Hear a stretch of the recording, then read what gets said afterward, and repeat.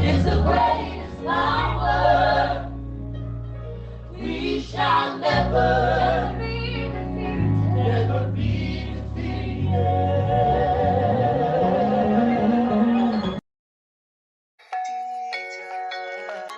Drink up to my jabber, herbs pouring on my cup. Bush with your bread and pick up. Yeah, that's a tea time with Lacey. It's the greatest power.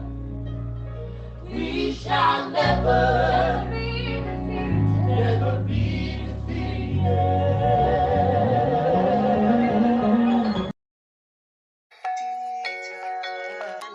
Drink up to my jabber, herbs pouring on my cup. Bush with your bread and pick up. Yeah, that's a tea time with Lacey. It's the greatest power. We shall never be defeated. Never be defeated.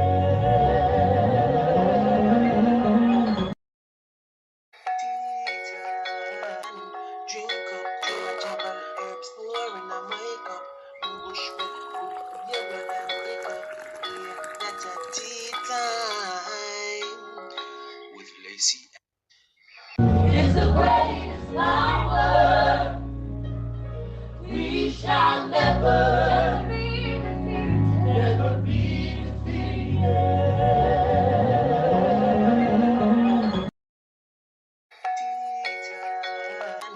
Drink up to my jabber, herbs pouring on my cup. Bush with your bread and pick up. Yeah, that's a tea time with Lacey. It's the greatest power. We shall never be defeated. Never be defeated.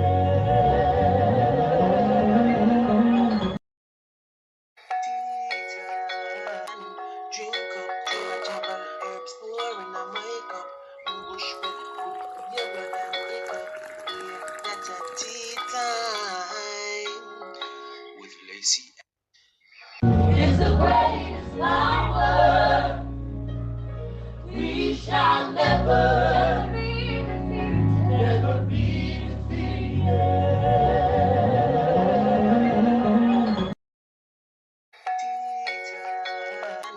Drink up to my jabber, herbs pouring on my cup. Bush with your bread and pick up. Yeah, that's a tea time with Lacey. It's the greatest power. We shall never be defeated. Never be defeated.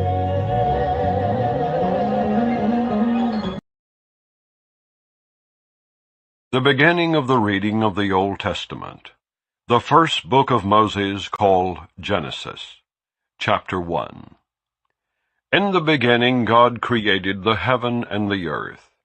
And the earth was without form and void, and darkness was upon the face of the deep. And the Spirit of God moved upon the face of the waters. And God said, Let there be light, and there was light. And God saw the light that it was good. And God divided the light from the darkness. And God called the light day, and the darkness he called night. And the evening and the morning were the first day. And God said, Let there be a firmament in the midst of the waters, and let it divide the waters from the waters. And God made the firmament, and divided the waters which were under the firmament from the waters which were above the firmament. And it was so. And God called the firmament heaven, and the evening and the morning were the second day. And God said, Let the waters under the heaven be gathered together unto one place, and let the dry land appear. And it was so. And God called the dry land earth, and the gathering together of the waters called he seas. And God saw that it was good. And God said, Let the earth bring forth grass, the herb yielding seed, and the fruit tree yielding fruit after his kind, whose seed is in itself upon the earth. And it was so. And the earth brought forth grass, and herb yielding seed after his kind, and the tree yielding fruit, whose seed was in itself after his kind. And God saw that it was good. And the evening and the morning were the third day. And God said, Let there be lights in the firmament of the heaven, to divide the day from the night, and let them be for signs, and for seasons, and for days and years. And let them be for lights in the firmament of the heaven, to give light upon the earth. And it was so. And God made 2 great lights, the greater light to rule the day, and the lesser light to rule the night. He made the stars also. And God set them in the firmament of the heaven, to give light upon the earth, and to rule over the day and over the night, and to divide the light from the darkness. And God saw that it was good. And the evening and the morning were the 4th day. And God said, Let the waters bring forth abundantly the moving creature that hath life, and fowl that may fly above the earth in the open firmament of heaven. And God created great whales, and every living creature that moveth, which the waters brought forth abundantly after their kind, and every winged fowl after his kind. And God saw that it was good. And God blessed them, saying, Be fruitful, and multiply, and fill the waters and the seas, and let fowl multiply in the earth. And the evening and the morning were the 5th day. And God said, Let the earth bring forth a living creature after his kind, cattle and creeping thing, and beast of the earth after his kind. And it was so. And God made the beast of the earth after his kind, and cattle after their kind, and everything that creepeth upon the earth after his kind. And God saw that it was good. And God said, Let us make man in our image, after our likeness, and let them have dominion over the fish of the sea, and over the fowl of the air, and over the cattle, and over all the earth, and over every creeping thing that creepeth upon the earth. So God created man in his own image. In the image of God created he him. Male and female created he them. And God blessed them, and God said unto them, Be fruitful, and multiply, and replenish the earth, and subdue it, and have dominion over the fish of the sea, and over the fowl of the air, and over every living thing that moveth upon the earth. And God said, Behold, I have given you every herb bearing seed, which is upon the face of all the earth, and every tree, in the which is the fruit of a tree yielding seed. To you it shall be for meat. And to every beast of the earth, and to every fowl of the air, and to everything that creepeth upon the earth, wherein there is life, I have given every green herb for meat. And it was so. And God saw everything that he had made, and behold, it was very good. And the evening and the morning were the 6th day. Chapter 2. Thus the heavens and the earth were finished, and all the host of them. And on the 7th day God ended his work which he had made, and he rested on the 7th day from all his work which he had made. And God blessed the 7th day, and sanctified it, because that in it he had rested from all his work, which God created and made. These are the generations of the heavens and of the earth when they were created, in the day that the Lord God made the earth and the heavens. And every plant of the field before it was in the earth, and every herb of the field before it grew. For the Lord God had not caused it to rain upon the earth, and there was not a man to till the ground. But there went up a mist from the earth, and watered the whole face of the ground. And the Lord God formed man of the dust of the ground, and breathed into his nostrils the breath of life, and man became a living soul. And the Lord God planted a garden eastward in Eden, and there he put the man whom he had formed. And out of the ground made the Lord God to grow every tree that is pleasant to the sight, and good for food. The tree of life also in the midst of the garden, and the tree of knowledge of good and evil. And a river went out of Eden to water the garden, and from thence it was parted, and became into 4 heads. The name of the first is Pison, that is it which compasseth the whole land of Havilah, where there is gold. And the gold of that land is good. There is bdellium and the onyx stone. And the name of the second river is Gihon, the same is it that compasseth the whole land of Ethiopia. And the name of the third river is Hiddekel, that is it which goeth toward the east of Assyria. And the fourth river is Euphrates. And the Lord God took the man, and put him into the garden of Eden to dress it and to keep it. And the Lord God commanded the man, saying, Of every tree of the garden thou mayest freely eat, but of the tree of the knowledge of good and evil thou shalt not eat of it. For in the day that thou eatest thereof, thou shalt surely die. And the Lord God said, It is not good that the man should be alone. I will make him an helpmeet for him. And out of the ground the Lord God formed every beast of the field, and every fowl of the air, and brought them unto Adam to see what he would call them. And whatsoever Adam called every living creature, that was the name thereof. And Adam gave names to all cattle, and to the fowl of the air, and to every beast of the field. But for Adam there was not found an helpmeet for him. And the Lord God caused a deep sleep to fall upon Adam, and he slept. And he took one of his ribs, and closed up the flesh instead thereof. And the rib which the Lord God had taken from man made he a woman, and brought her unto the man. And Adam said, This is now bone of my bones, and flesh of my flesh. She shall be called woman, because she was taken out of man. Therefore shall a man leave his father and his mother, and shall cleave unto his wife, and they shall be one flesh. And they were both naked, the man and his wife, and were not ashamed.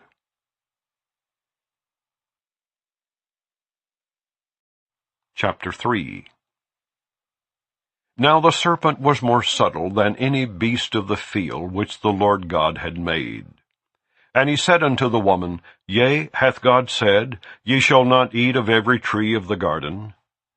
And the woman said unto the serpent, We may eat of the fruit of the trees of the garden, but of the fruit of the tree which is in the midst of the garden God hath said, Ye shall not eat of it, neither shall ye touch it, lest ye die. And the serpent said unto the woman, Ye shall not surely die. For God doth know that in the day ye eat thereof, then your eyes shall be opened, and ye shall be as gods, knowing good and evil. And when the woman saw that the tree was good for food, and that it was pleasant to the eyes, and a tree to be desired to make one wise, she took of the fruit thereof, and did eat, and gave also unto her husband with her, and he did eat. And the eyes of them both were opened, and they knew that they were naked. And they sewed fig leaves together, and made themselves aprons. And they heard the voice of the Lord God walking in the garden in the cool of the day. And Adam and his wife hid themselves from the presence of the Lord God amongst the trees of the garden. And the Lord God called unto Adam, and said unto him, Where art thou? And he said, I heard thy voice in the garden, and I was afraid, because I was naked, and I hid myself. And he said, Who told thee that thou wast naked? Hast thou eaten of the tree whereof I commanded thee that thou shouldest not eat? And the man said, The woman whom thou gavest to be with me, she gave me of the tree, and I did eat. And the Lord God said unto the woman, What is this that thou hast done? And the woman said, The serpent beguiled me, and I did eat. And the Lord God said unto the serpent, Because thou hast done this, thou art cursed above all cattle, and above every beast of the field. Upon thy belly shalt thou go, and dust shalt thou eat all the days of thy life. And I will put enmity between thee and the woman, and between thy seed and her seed. It shall bruise thy head, and thou shalt bruise his heel. Unto the woman he said, I will greatly multiply thy sorrow and thy conception. In sorrow thou shalt bring forth children, and thy desire shall be to thy husband, and he shall rule over thee. And unto Adam he said, Because thou hast hearkened unto the voice of thy wife, and hast eaten of the tree of which I commanded thee, saying, Thou shalt not eat of it. Cursed is the ground for thy sake. In sorrow shalt thou eat of it all the days of thy life. Thorns also and thistles shall it bring forth to thee, and thou shalt eat the herb of the field. In the sweat of thy face shalt thou eat bread, till thou return unto the ground. For out of it wast thou taken, for dust thou art, and unto dust shalt thou return. And Adam called his wife's name Eve, because she was the mother of all living. Unto Adam also and to his wife did the Lord God make coats of skins, and clothe them. And the Lord God said, Behold, the man is become as one of us, to know good and evil. And now lest he put forth his hand, and take also of the tree of life, and eat, and live forever. Therefore the Lord God sent him forth from the Garden of Eden, to till the ground from whence he was taken. So he drove out the man, and he placed at the east of the Garden of Eden cherubims, and a flaming sword which turned every way, to keep the way of the tree of life. Chapter 4. And Adam knew Eve his wife, and she conceived and bare Cain, and said, I have gotten a man from the Lord. And she again bare his brother Abel. And Abel was a keeper of sheep, but Cain was a tiller of the ground. And in process of time it came to pass that Cain brought of the fruit of the ground an offering unto the Lord. And Abel he also brought of the firstlings of his flock, and of the fat thereof. And the Lord had respect unto Abel and to his offering, but unto Cain and to his offering he had not respect. And Cain was very wroth, and his countenance fell. And the Lord said unto Cain, Why art thou wroth, and why is thy countenance fallen? If thou doest well, shalt thou not be accepted? And if thou doest not well, sin lieth at the door, and unto thee shall be his desire, and thou shalt rule over him. And Cain talked with Abel his brother, and it came to pass, when they were in the field, that Cain rose up against Abel his brother, and slew him. And the Lord said unto Cain, Where is Abel thy brother?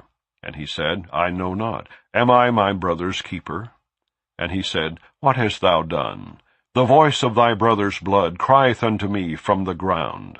And now art thou cursed from the earth, which hath opened her mouth to receive thy brother's blood from thy hand. When thou tillest the ground, it shall not henceforth yield unto thee her strength. A fugitive and a vagabond shalt thou be in the earth. And Cain said unto the Lord, My punishment is greater than I can bear.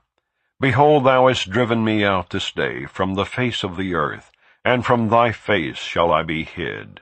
And I shall be a fugitive and a vagabond in the earth. And it shall come to pass that every one that findeth me shall slay me. And the Lord said unto him, Therefore whosoever slayeth Cain, vengeance shall be taken on him sevenfold. And the Lord set a mark upon Cain, lest any finding him should kill him. And Cain went out from the presence of the Lord, and dwelt in the land of Nod on the east of Eden. And Cain knew his wife, and she conceived, and bare Enoch. And he builded a city, and called the name of the city after the name of his son Enoch. And unto Enoch was born Ired, and Ired begat Mehujael, and Mehujael begat Methusael, and Methusael begat Lamech. And Lamech took unto him 2 wives. The name of one was Adah, and the name of the other was Zillah. And Adah bare Jabal. He was the father of such as dwell in tents, and of such as have cattle. And his brother's name was Jubal. He was the father of all such as handle the harp and organ. And Zillah she also bare Tubal-Cain, an instructor of every artificer in brass and iron. And the sister of Tubal-Cain was Naamah. And Lamech said unto his wives, Adah and Zillah, Hear my voice, ye wives of Lamech, hearken unto my speech. For I have slain a man to my wounding, and a young man to my hurt. If Cain shall be avenged sevenfold, truly Lamech 70 and sevenfold. And Adam knew his wife again, and she bare a son, and called his name Seth. For God, said she, hath appointed me another seed instead of Abel, whom Cain slew. And to Seth, to him also there was born a son, and he called his name Enos. Then began men to call upon the name of the Lord.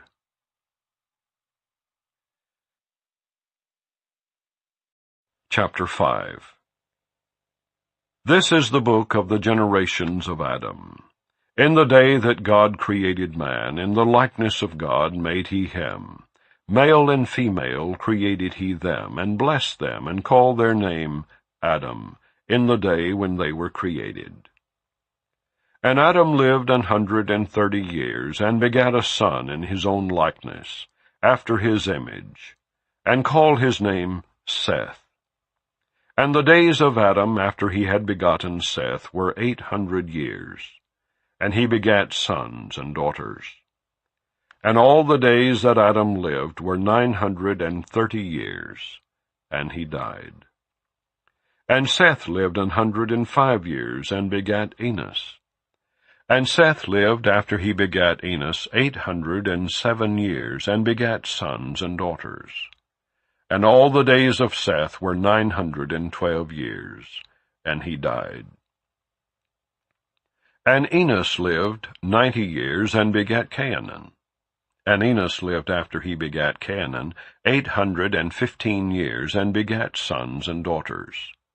And all the days of Enos were 905 years, and he died. And Cainan lived 70 years, and begat Mahalaleel. And Cainan lived after he begat Mahalaleel 840 years, and begat sons and daughters. And all the days of Cainan were 910 years, and he died. And Mahalaleel lived 65 years, and begat Jared. And Mahalaleel lived after he begat Jared 830 years, and begat sons and daughters. And all the days of Mahalaleel were 895 years, and he died. And Jared lived 162 years, and he begat Enoch. And Jared lived after he begat Enoch 800 years, and begat sons and daughters. And all the days of Jared were 962 years, and he died. And Enoch lived 65 years, and begat Methuselah. And Enoch walked with God after he begat Methuselah 300 years, and begat sons and daughters. And all the days of Enoch were 365 years.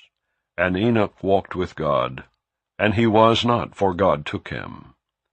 And Methuselah lived 187 years, and begat Lamech. And Methuselah lived after he begat Lamech 782 years, and begat sons and daughters. And all the days of Methuselah were 969 years, and he died. And Lamech lived 182 years, and begat a son. And he called his name Noah, saying, This same shall comfort us concerning our work, and toil of our hands, because of the ground which the Lord hath cursed. And Lamech lived after he begat Noah 595 years, and begat sons and daughters. And all the days of Lamech were 777 years, and he died. And Noah was 500 years old. And Noah begat Shem, Ham, and Japheth. Chapter 6. And it came to pass, when men began to multiply on the face of the earth, and daughters were born unto them, that the sons of God saw the daughters of men that they were fair, and they took them wives of all which they chose. And the Lord said, My spirit shall not always strive with man, for that he also is flesh, yet his days shall be 120 years. There were giants in the earth in those days, and also after that, when the sons of God came in unto the daughters of men, and they bare children to them, the same became mighty men which were of old, men of renown. And God saw that the wickedness of man was great in the earth, and that every imagination of the thoughts of his heart was only evil continually. And it repented the Lord that he had made man on the earth, and it grieved him at his heart. And the Lord said, I will destroy man whom I have created from the face of the earth, both man and beast, and the creeping thing, and the fowls of the air, for it repenteth me that I have made them. But Noah found grace in the eyes of the Lord. These are the generations of Noah. Noah was a just man and perfect in his generations, and Noah walked with God. And Noah begat 3 sons, Shem, Ham, and Japheth. The earth also was corrupt before God, and the earth was filled with violence. And God looked upon the earth, and behold, it was corrupt, for all flesh had corrupted his way upon the earth.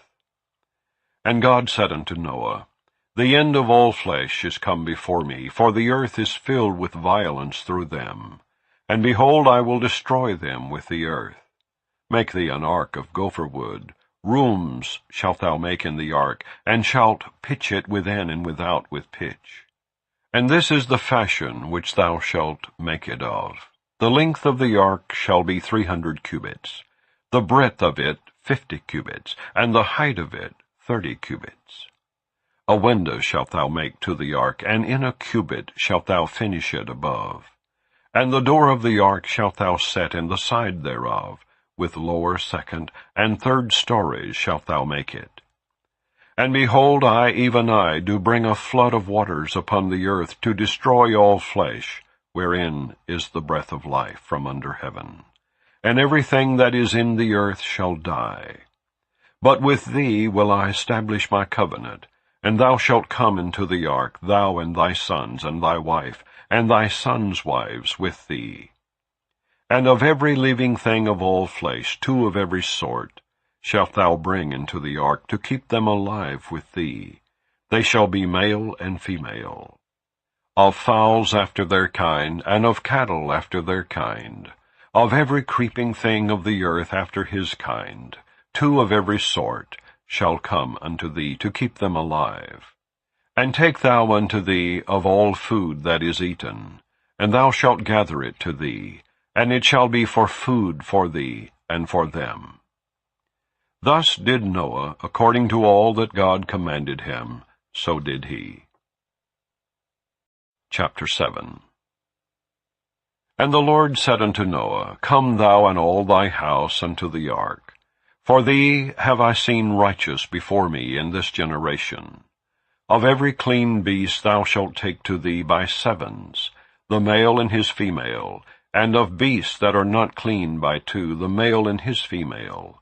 Of fowls also of the air by 7s, the male and the female, to keep seed alive upon the face of all the earth.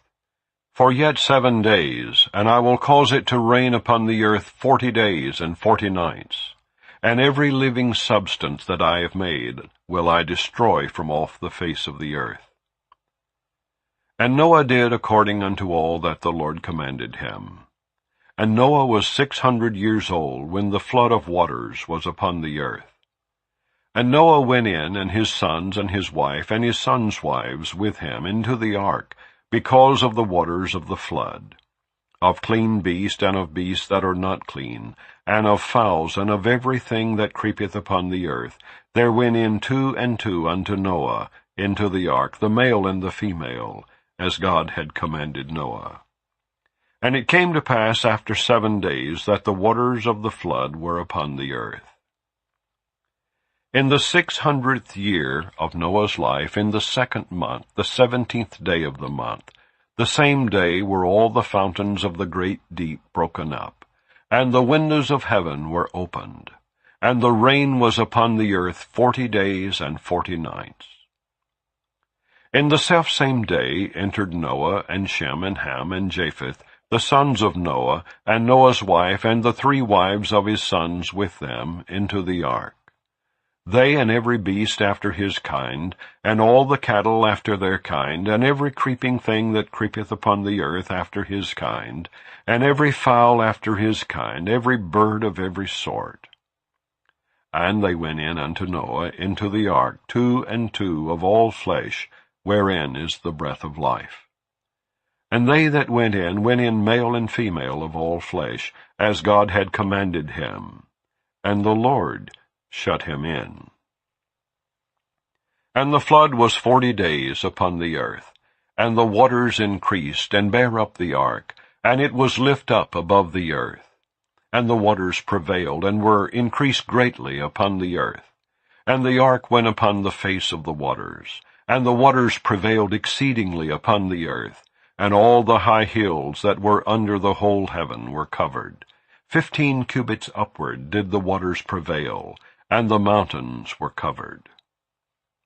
And all flesh died that moved upon the earth, both of fowl, and of cattle, and of beast, and of every creeping thing that creepeth upon the earth, and every man, all in whose nostrils was the breath of life, of all that was in the dry land, died. And every living substance was destroyed, which was upon the face of the ground, both man and cattle, and the creeping things, and the fowl of the heaven, and they were destroyed from the earth. And Noah only remained alive, and they that were with him in the ark. And the waters prevailed upon the earth 150 days. Chapter 8. And God remembered Noah and every living thing, and all the cattle that was with him in the ark. And God made a wind to pass over the earth, and the waters assuaged. The fountains also of the deep and the windows of heaven were stopped, and the rain from heaven was restrained. And the waters returned from off the earth continually. And after the end of the 150 days the waters were abated. And the ark rested in the 7th month, on the 17th day of the month, upon the mountains of Ararat. And the waters decreased continually until the 10th month. In the 10th month, on the 1st day of the month, were the tops of the mountains seen. And it came to pass at the end of 40 days that Noah opened the window of the ark which he had made, and he sent forth a raven which went forth to and fro until the waters were dried up from off the earth. Also he sent forth a dove from him to see if the waters were abated from off the face of the ground. But the dove found no rest for the sole of her foot, and she returned unto him into the ark, for the waters were on the face of the whole earth. Then he put forth his hand, and took her, and pulled her in unto him into the ark. And he stayed yet other 7 days, and again he set forth the dove out of the ark. And the dove came in to him in the evening, and lo, in her mouth was an olive leaf plucked off. So Noah knew that the waters were abated from off the earth. And he stayed yet other 7 days, and sent forth the dove, which returned not again unto him any more. And it came to pass in the 601st year, in the 1st month, the 1st day of the month, the waters were dried up from off the earth. And Noah removed the covering of the ark, and looked, and behold, the face of the ground was dry. And in the 2nd month, on the 27th day of the month, was the earth dried. And God spake unto Noah, saying, Go forth of the ark, thou and thy wife, and thy sons and thy sons' wives with thee. Bring forth with thee every living thing that is with thee of all flesh, both of fowl and of cattle, and of every creeping thing that creepeth upon the earth, that they may breed abundantly in the earth, and be fruitful, and multiply upon the earth. And Noah went forth, and his sons, and his wife, and his sons' wives with him, every beast, every creeping thing, and every fowl, and whatsoever creepeth upon the earth after their kinds, went forth out of the ark. And Noah builded an altar unto the Lord, and took of every clean beast, and of every clean fowl, and offered burnt offerings on the altar. And the Lord smelled a sweet savour. And the Lord said in his heart, I will not again curse the ground any more for man's sake. For the imagination of man's heart is evil from his youth. Neither will I again smite any more every living thing as I have done. While the earth remaineth, seedtime and harvest, and cold and heat, and summer and winter, and day and night shall not cease. Chapter 9. And God blessed Noah and his sons, and said unto them, Be fruitful, and multiply, and replenish the earth. And the fear of you and the dread of you shall be upon every beast of the earth, and upon every fowl of the air, upon all that moveth upon the earth, and upon all the fishes of the sea. Into your hand are they delivered. Every moving thing that liveth shall be meat for you, even as the green herb have I given you all things. But flesh with the life thereof, which is the blood thereof, shall ye not eat. And surely your blood of your lives will I require. At the hand of every beast will I require it, and at the hand of man. At the hand of every man's brother will I require the life of man. Whoso sheddeth man's blood, by man shall his blood be shed, for in the image of God made he man. And you, be ye fruitful and multiply, bring forth abundantly in the earth, and multiply therein. And God spake unto Noah and to his sons with him, saying, And I, behold, I establish my covenant with you, and with your seed after you, and with every living creature that is with you, of the fowl, of the cattle, and of every beast of the earth with you, from all that go out of the ark to every beast of the earth. And I will establish my covenant with you. Neither shall all flesh be cut off any more by the waters of a flood. Neither shall there any more be a flood to destroy the earth.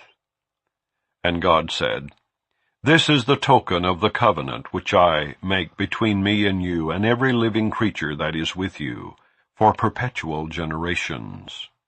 I do set my bow in the cloud, and it shall be for a token of a covenant between me and the earth.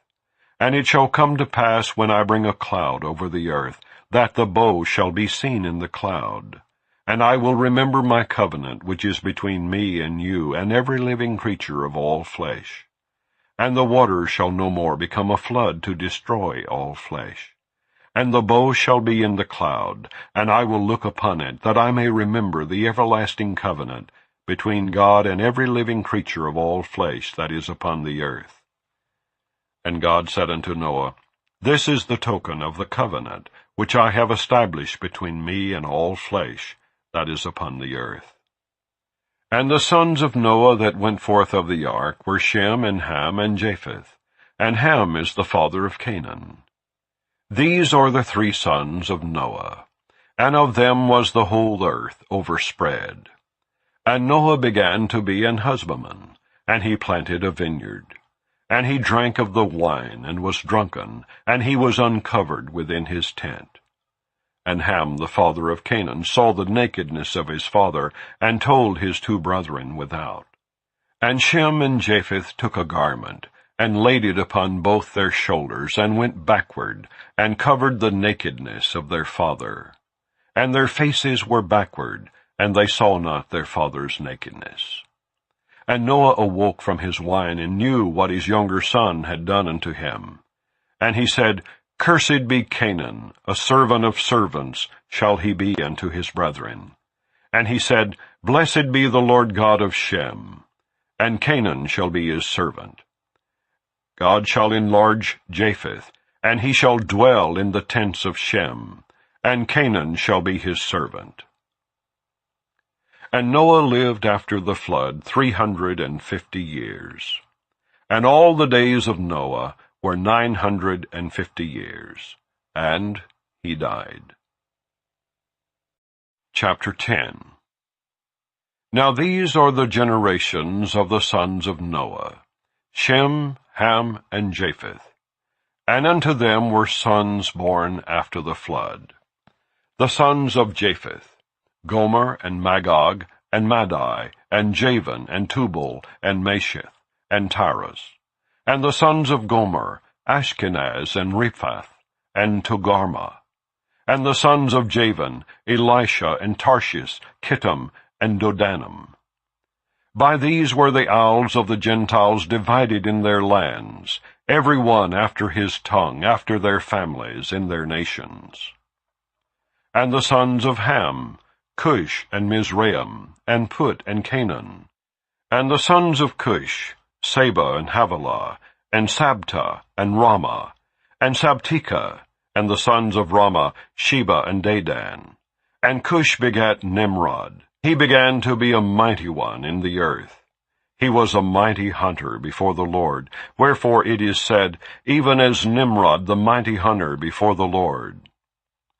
And the beginning of his kingdom was Babel, and Erech, and Akkad, and Calneh, in the land of Shinar. Out of that land went forth Asshur, and builded Nineveh, and the city of Rehoboth, and Calah. And Rezin between Nineveh and Calah, the same is a great city. And Mizraim begat Ludum, and Anamim, and Lahabim, and Naphtuhim, and Pathrusim, and Casluhim, out of whom came Philistim, and Caphtorim. And Canaan begat Sidon his firstborn, and Heth, and the Jebusite, and the Amorite, and the Girgasite, and the Hivite, and the Archite, and the Sinite, and the Arvadite, and the Zemarite, and the Hamathite. And afterward were the families of the Canaanites spread abroad. And the border of the Canaanites was from Sidon, as thou comest to Gerar unto Gaza, as thou goest unto Sodom and Gomorrah, and Admah and Zeboam, even unto Lasha. These are the sons of Ham, after their families, after their tongues, in their countries, and in their nations. Unto Shem also, the father of all the children of Eber, the brother of Japheth the elder, even to him were children born. The children of Shem: Elam, and Asshur, and Arphaxad, and Lud, and Aram. And the children of Aram: Uz, and Hul, and Gether, and Mash. And Arphaxad begat Salah, and Salah begat Eber. And unto Eber were born 2 sons. The name of one was Peleg, for in his days was the earth divided. And his brother's name was Joktan. And Joktan begat Almodad, and Sheleph, and Hazar Maveth, and Jerah, and Hadoram, and Uzal, and Diklah, and Obal, and Abimael, and Sheba, and Ophir, and Havilah, and Jobab. All these were the sons of Joktan. And their dwelling was from Mesha, as thou goest unto Sephar, a mount of the east. These are the sons of Shem, after their families, after their tongues, in their lands, after their nations. These are the families of the sons of Noah, after their generations, in their nations. And by these were the nations divided in the earth after the flood. Chapter 11. And the whole earth was of one language, and of one speech. And it came to pass, as they journeyed from the east, that they found a plain in the land of Shinar, and they dwelt there. And they said one to another, Go to, let us make brick, and burn them thoroughly. And they had brick for stone, and slime had they for mortar. And they said, Go to, let us build us a city and a tower, whose top may reach unto heaven. And let us make us a name, lest we be scattered abroad upon the face of the whole earth. And the Lord came down to see the city and the tower which the children of men builded. And the Lord said, Behold, the people is one, and they have all one language, and this they began to do. And now nothing will be restrained from them which they have imagined to do.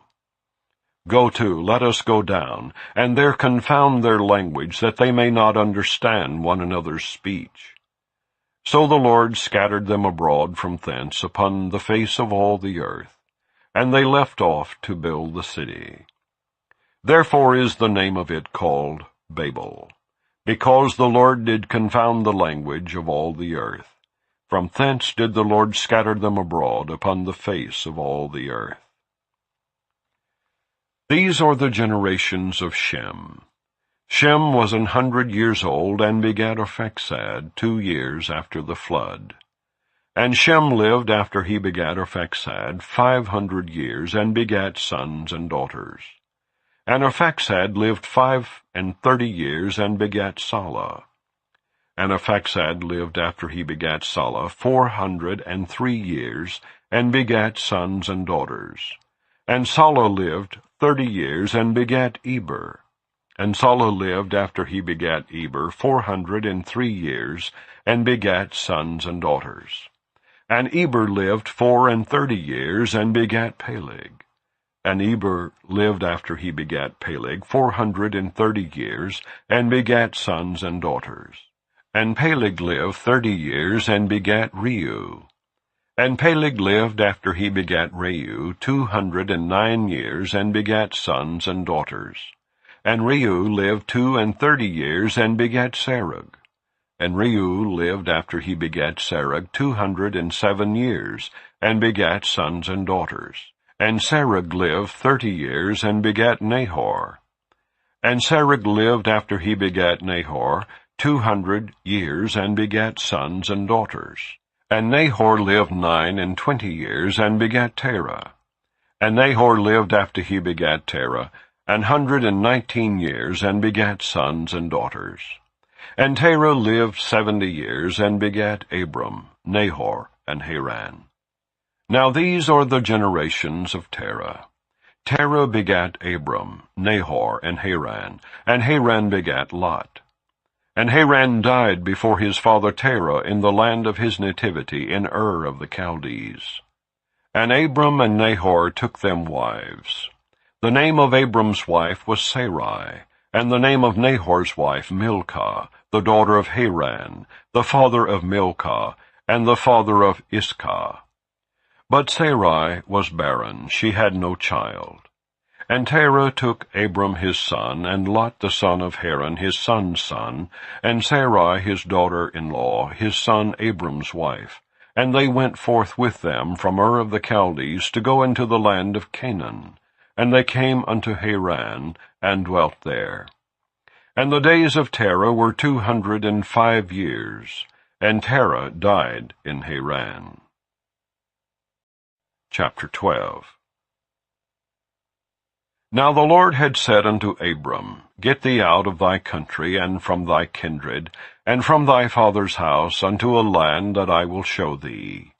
And I will make of thee a great nation, and I will bless thee, and make thy name great, and thou shalt be a blessing. And I will bless them that bless thee, and curse him that curseth thee, and in thee shall all families of the earth be blessed. So Abram departed as the Lord had spoken unto him, and Lot went with him. And Abram was 75 years old when he departed out of Haran. And Abram took Sarai his wife, and Lot his brother's son, and all their substance that they had gathered, and the souls that they had gotten in Haran.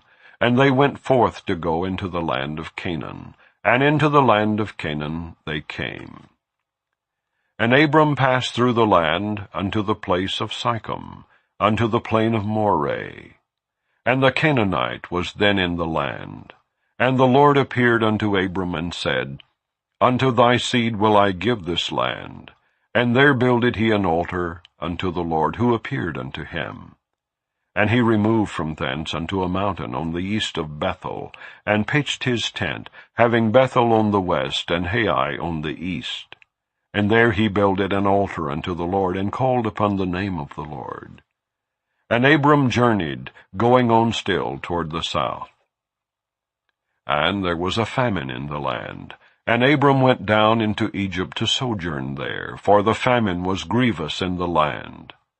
And it came to pass, when he was come near to enter into Egypt, that he said unto Sarai his wife, Behold now, I know that thou art a fair woman to look upon. Therefore it shall come to pass, when the Egyptians shall see thee, that they shall say, This is his wife, and they will kill me, but they will save thee alive. Say, I pray thee, thou art my sister, that it may be well with me for thy sake, and my soul shall live because of thee. And it came to pass that when Abram was come into Egypt, the Egyptians beheld the woman, that she was very fair. The princes also of Pharaoh saw her, and commended her before Pharaoh. And the woman was taken into Pharaoh's house. And he entreated Abram well for her sake. And he had sheep and oxen, and he-asses, and men-servants, and maidservants, and she-asses, and camels. And the Lord plagued Pharaoh and his house with great plagues because of Sarai, Abram's wife. And Pharaoh called Abram and said, What is this that thou hast done unto me? Why didst thou not tell me that she was thy wife? Why saidst thou, She is my sister? So I might have taken her to me to wife. Now therefore, behold thy wife, take her, and go thy way.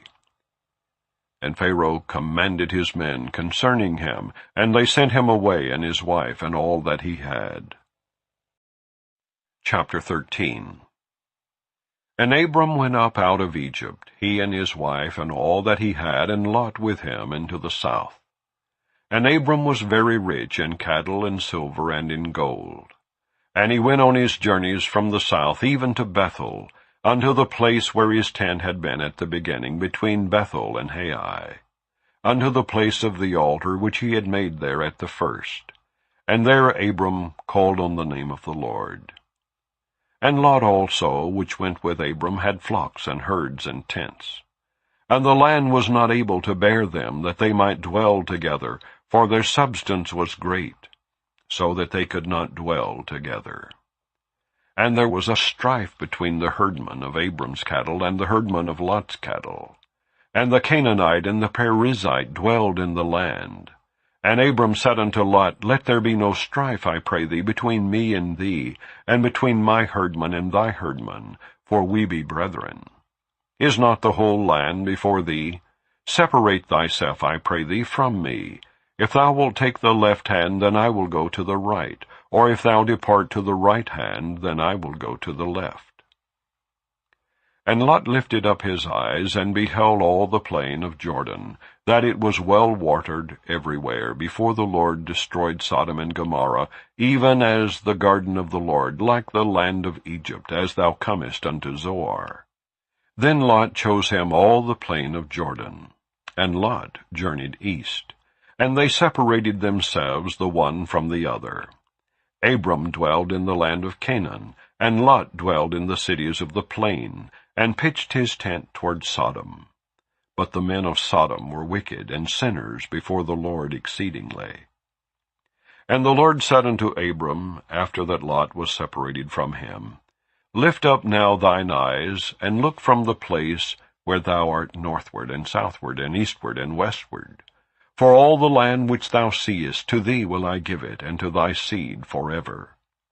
And I will make thy seed as the dust of the earth, so that if a man can number the dust of the earth, then shall thy seed also be numbered. Arise, walk through the land, in the length of it, and in the breadth of it, for I will give it unto thee. Then Abram removed his tent, and came and dwelt in the plain of Mamre, which is in Hebron, and built there an altar unto the Lord. Chapter 14.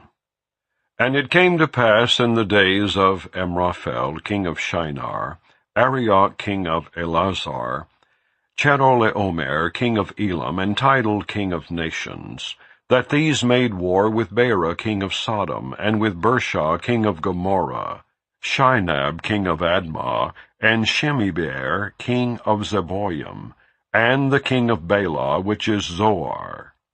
All these were joined together in the vale of Siddim, which is the salt sea.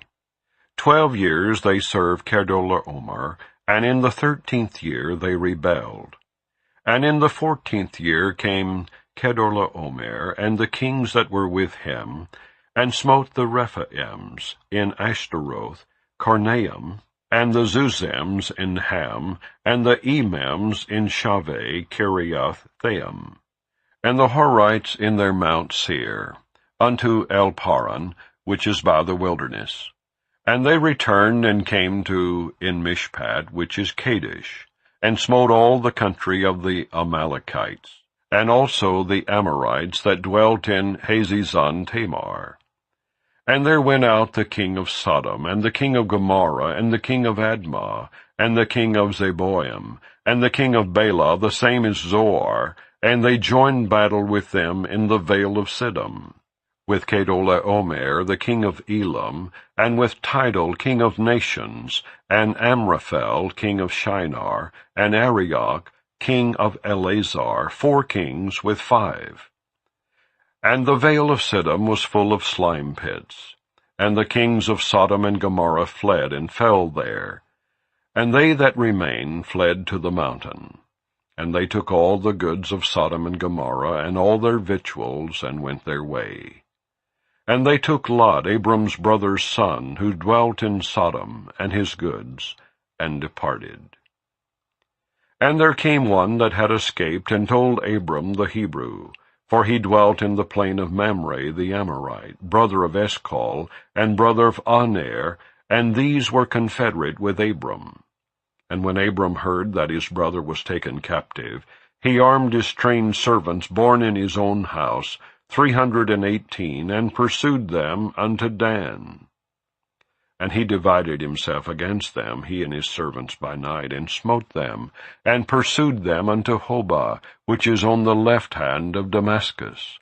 And he brought back all the goods, and also brought again his brother Lot and his goods, and the women also, and the people. And the king of Sodom went out to meet him after his return from the slaughter of Kedorlaomer, and of the kings that were with him at the valley of Shaveh, which is the king's dale. And Melchizedek king of Salem brought forth bread and wine, and he was the priest of the Most High God. And he blessed him and said, Blessed be Abram of the Most High God, possessor of heaven and earth. And blessed be the Most High God, which hath delivered thine enemies into thy hand. And he gave him tithes of all. And the king of Sodom said unto Abram, Give me the persons, and take the goods to thyself. And Abram said to the king of Sodom, I have lifted up mine hand unto the Lord, the Most High God, the possessor of heaven and earth, that I will not take from a thread even to a shoe latchet, and that I will not take anything that is thine, lest thou shouldest say, I have made Abram rich. Save only that which the young men have eaten, and the portion of the men which went with me, Aner, Eshcol, and Mamre. Let them take their portion. Chapter 15. After these things the word of the Lord came unto Abram in a vision, saying, Fear not, Abram, I am thy shield, and thy exceeding great reward. And Abram said, Lord God, what wilt thou give me, seeing I go childless, and the steward of my house is this Eliezer of Damascus? And Abram said, Behold, to me thou hast given no seed, and lo, one born in my house is mine heir. And behold, the word of the Lord came unto him, saying, This shall not be thine heir, but he that shall come forth out of thine own bowels shall be thine heir. And he brought him forth abroad, and said, Look now toward heaven, and tell the stars, if thou be able to number them. And he said unto him, So shall thy seed be. And he believed in the Lord, and he counted it to him for righteousness. And he said unto him, I am the Lord that brought thee out of Ur of the Chaldees, to give thee this land to inherit it. And he said, Lord God, whereby shall I know that I shall inherit it? And he said unto him, Take me an heifer of 3 years old, and a she-goat of 3 years old, and a ram of 3 years old, and a turtle-dove, and a young pigeon. And he took unto him all these, and divided them in the midst, and laid each piece one against another. But the birds divided he not. And when the fowls came down upon the carcasses, Abram drove them away. And when the sun was going down, a deep sleep fell upon Abram, and lo, an horror of great darkness fell upon him. And he said unto Abram, Know of a surety that thy seed shall be a stranger in a land that is not theirs, and shall serve them, and they shall afflict them 400 years. And also that nation whom they shall serve will I judge. And afterward shall they come out with great substance. And thou shalt go to thy fathers in peace. Thou shalt be buried in a good old age. But in the 4th generation they shall come hither again, for the iniquity of the Amorites is not yet full. And it came to pass that when the sun went down, and it was dark, behold, a smoking furnace, and a burning lamp that passed between those pieces. In the same day the Lord made a covenant with Abram, saying, Unto thy seed have I given this land, from the river of Egypt unto the great river, the river Euphrates, the Kenites, and the Kenizzites, and the Kadmonites, and the Hittites, and the Perizzites, and the Rephaims, and the Amorites, and the Canaanites, and the Girgashites, and the Jebusites.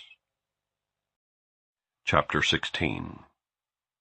Now Sarai, Abram's wife, bare him no children. And she had an handmaid, an Egyptian, whose name was Hagar. And Sarai said unto Abram, Behold, now the Lord hath restrained me from bearing. I pray thee, go in unto my maid. It may be that I may obtain children by her. And Abram hearkened to the voice of Sarai.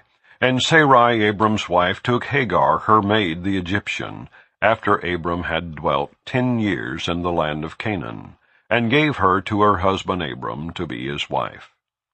And he went in unto Hagar, and she conceived.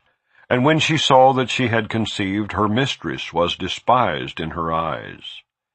And Sarai said unto Abram, My wrong be upon thee. I have given my maid into thy bosom.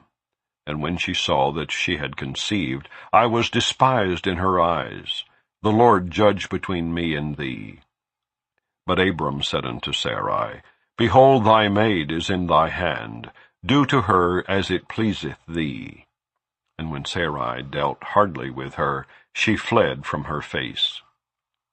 And the angel of the Lord found her by a fountain of water in the wilderness, by the fountain in the way to Shur. And he said, Hagar, Sarai's maid, whence camest thou? And whither wilt thou go? And she said, I flee from the face of my mistress Sarai. And the angel of the Lord said unto her, Return to thy mistress, and submit thyself under her hands. And the angel of the Lord said unto her, I will multiply thy seed exceedingly, that it shall not be numbered for multitude. And the angel of the Lord said unto her, Behold, thou art with child, and shalt bear a son, and shalt call his name Ishmael, because the Lord hath heard thy affliction. And he will be a wild man. His hand will be against every man, and every man's hand against him. And he shall dwell in the presence of all his brethren. And she called the name of the Lord that spake unto her, Thou God seest me. For she said, Have I also here looked after him that seeth me? Wherefore the well was called Beer-lahai-roi. Behold, it is between Kadesh and Bered. And Hagar bare Abram a son, and Abram called his son's name which Hagar bare Ishmael. And Abram was 86 years old when Hagar bare Ishmael to Abram.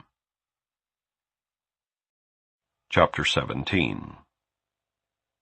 And when Abram was 90 years old and 9, the Lord appeared to Abram, and said unto him, I am the Almighty God. Walk before me, and be thou perfect. And I will make my covenant between me and thee, and will multiply thee exceedingly.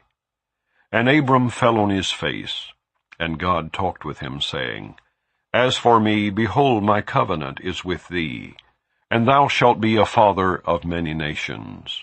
Neither shall thy name any more be called Abram, but thy name shall be Abraham, for a father of many nations have I made thee. And I will make thee exceeding fruitful, and I will make nations of thee, and kings shall come out of thee. And I will establish my covenant between me and thee, and thy seed after thee in their generations for an everlasting covenant, to be a God unto thee and to thy seed after thee. And I will give unto thee and to thy seed after thee the land wherein thou art a stranger, all the land of Canaan, for an everlasting possession, and I will be their God. And God said unto Abraham, Thou shalt keep my covenant, therefore, thou and thy seed after thee in their generations. This is my covenant which ye shall keep between me and you and thy seed after thee. Every man-child among you shall be circumcised, and ye shall circumcise the flesh of your foreskin, and it shall be a token of the covenant betwixt me and you. And he that is 8 days old shall be circumcised among you, every man-child in your generations, he that is born in the house or bought with money of any stranger which is not of thy seed. He that is born in thy house, and he that is bought with thy money, must needs be circumcised. And my covenant shall be in your flesh for an everlasting covenant. And the uncircumcised man-child, whose flesh of his foreskin is not circumcised, that soul shall be cut off from his people. He hath broken my covenant. And God said unto Abraham, As for Sarai thy wife, thou shalt not call her name Sarai, but Sarah shall her name be. And I will bless her, and give thee a son also of her. Yea, I will bless her, and she shall be a mother of nations. Kings of people shall be of her. Then Abraham fell upon his face, and laughed, and said in his heart, Shall a child be born unto him that is 100 years old? And shall Sarah that is 90 years old bear? And Abraham said unto God, O that Ishmael might live before thee. And God said, Sarah thy wife shall bear thee a son indeed, and thou shalt call his name Isaac. And I will establish my covenant with him for an everlasting covenant, and with his seed after him. And as for Ishmael, I have heard thee. Behold, I have blessed him, and will make him fruitful, and will multiply him exceedingly. 12 princes shall he beget, and I will make him a great nation. But my covenant will I establish with Isaac, which Sarah shall bear unto thee at this set time in the next year. And he left off talking with him, and God went up from Abraham. And Abraham took Ishmael his son, and all that were born in his house, and all that were bought with his money, every male among the men of Abraham's house, and circumcised the flesh of their foreskin in the selfsame day, as God had said unto him. And Abraham was 90 years old and 9, when he was circumcised in the flesh of his foreskin. And Ishmael his son was 13 years old, when he was circumcised in the flesh of his foreskin. In the selfsame day was Abraham circumcised, and Ishmael his son. And all the men of his house, born in the house, and bought with money of the stranger, were circumcised with him. Chapter 18. And the Lord appeared unto him in the plains of Mamre, and he sat in the tent door in the heat of the day. And he lifted up his eyes, and looked, and lo, 3 men stood by him. And when he saw them, he ran to meet them from the tent door, and bowed himself toward the ground, and said, My Lord, if now I have found favor in thy sight, pass not away, I pray thee, from thy servant. Let a little water, I pray you, be fetched, and wash your feet, and rest yourselves under the tree. And I will fetch a morsel of bread, and comfort ye your hearts. After that ye shall pass on, for therefore are ye come to your servant. And they said, So do as thou hast said. And Abraham hastened into the tent unto Sarah, and said, Make ready quickly 3 measures of fine meal, knead it, and make cakes upon the hearth. And Abraham ran unto the herd, and fetched a calf tender and good, and gave it unto a young man, and he hasted to dress it. And he took butter and milk, and the calf which he had dressed, and set it before them. And he stood by them under the tree, and they did eat. And they said unto him, Where is Sarah thy wife? And he said, Behold, in the tent. And he said, I will certainly return unto thee according to the time of life, and lo, Sarah thy wife shall have a son. And Sarah heard it in the tent door which was behind him. Now Abraham and Sarah were old and well stricken in age, and it ceased to be with Sarah after the manner of women. Therefore Sarah laughed within herself, saying, After I am waxed old, shall I have pleasure, my Lord being old also? And the Lord said unto Abraham, Wherefore did Sarah laugh, saying, Shall I of a surety bear a child which am old? Is anything too hard for the Lord? At the time appointed I will return unto thee according to the time of life, and Sarah shall have a son. Then Sarah denied, saying, I laughed not, for she was afraid. And he said, Nay, but thou didst laugh. And the men rose up from thence, and looked toward Sodom. And Abraham went with them to bring them on the way.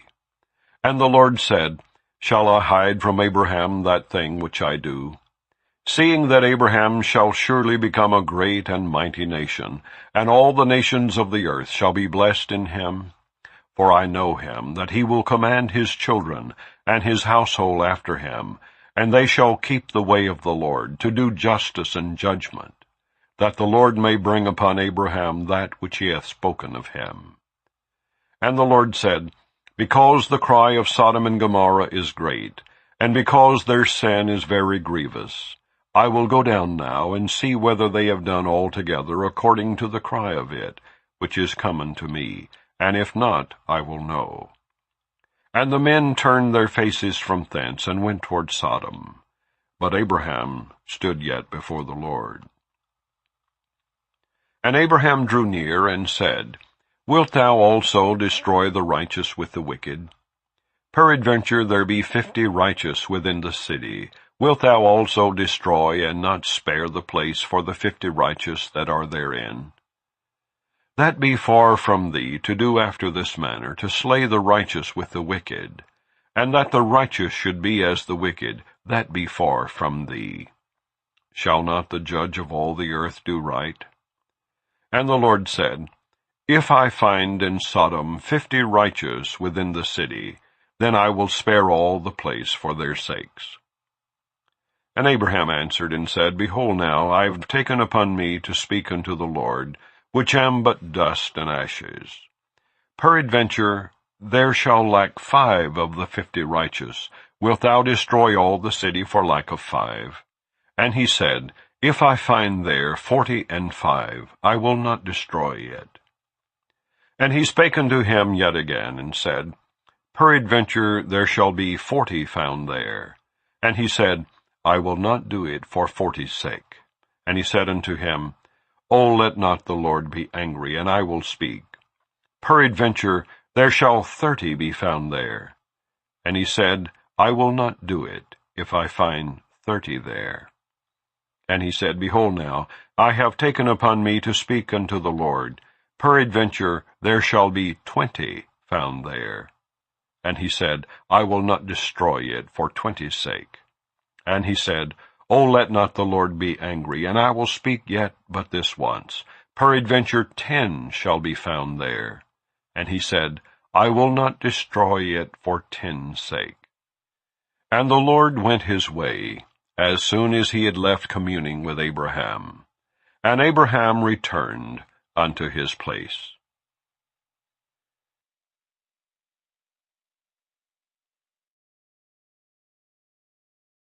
Chapter 19.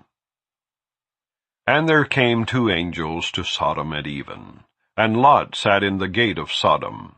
And Lot, seeing them, rose up to meet them. And he bowed himself with his face toward the ground. And he said, Behold now, my lords, turn in, I pray you, into your servant's house, and tarry all night, and wash your feet, and ye shall rise up early, and go on your ways. And they said, Nay, but we will abide in the street all night. And he pressed upon them greatly, and they turned in unto him, and entered into his house. And he made them a feast, and did bake unleavened bread, and they did eat. But before they lay down, the men of the city, even the men of Sodom, compassed the house round, both old and young, all the people from every quarter.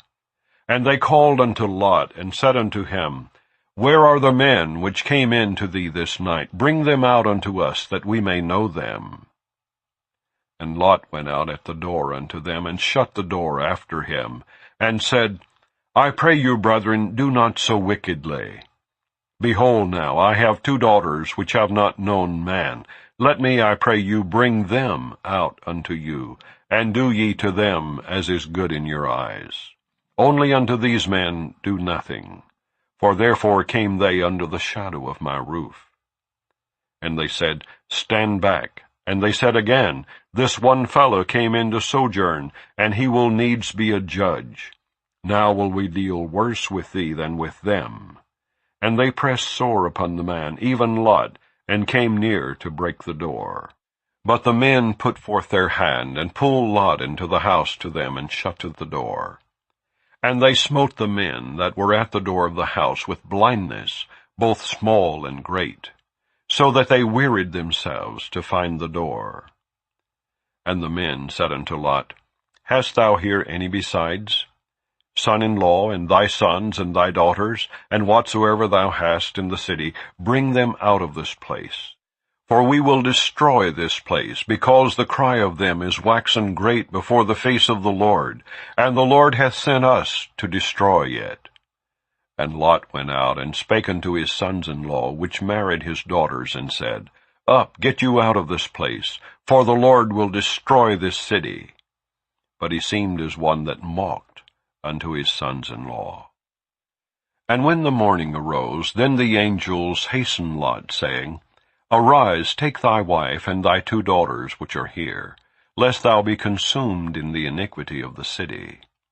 And while he lingered, the men laid hold upon his hand, and upon the hand of his wife, and upon the hand of his 2 daughters, the Lord being merciful unto him, and they brought him forth, and set him without the city.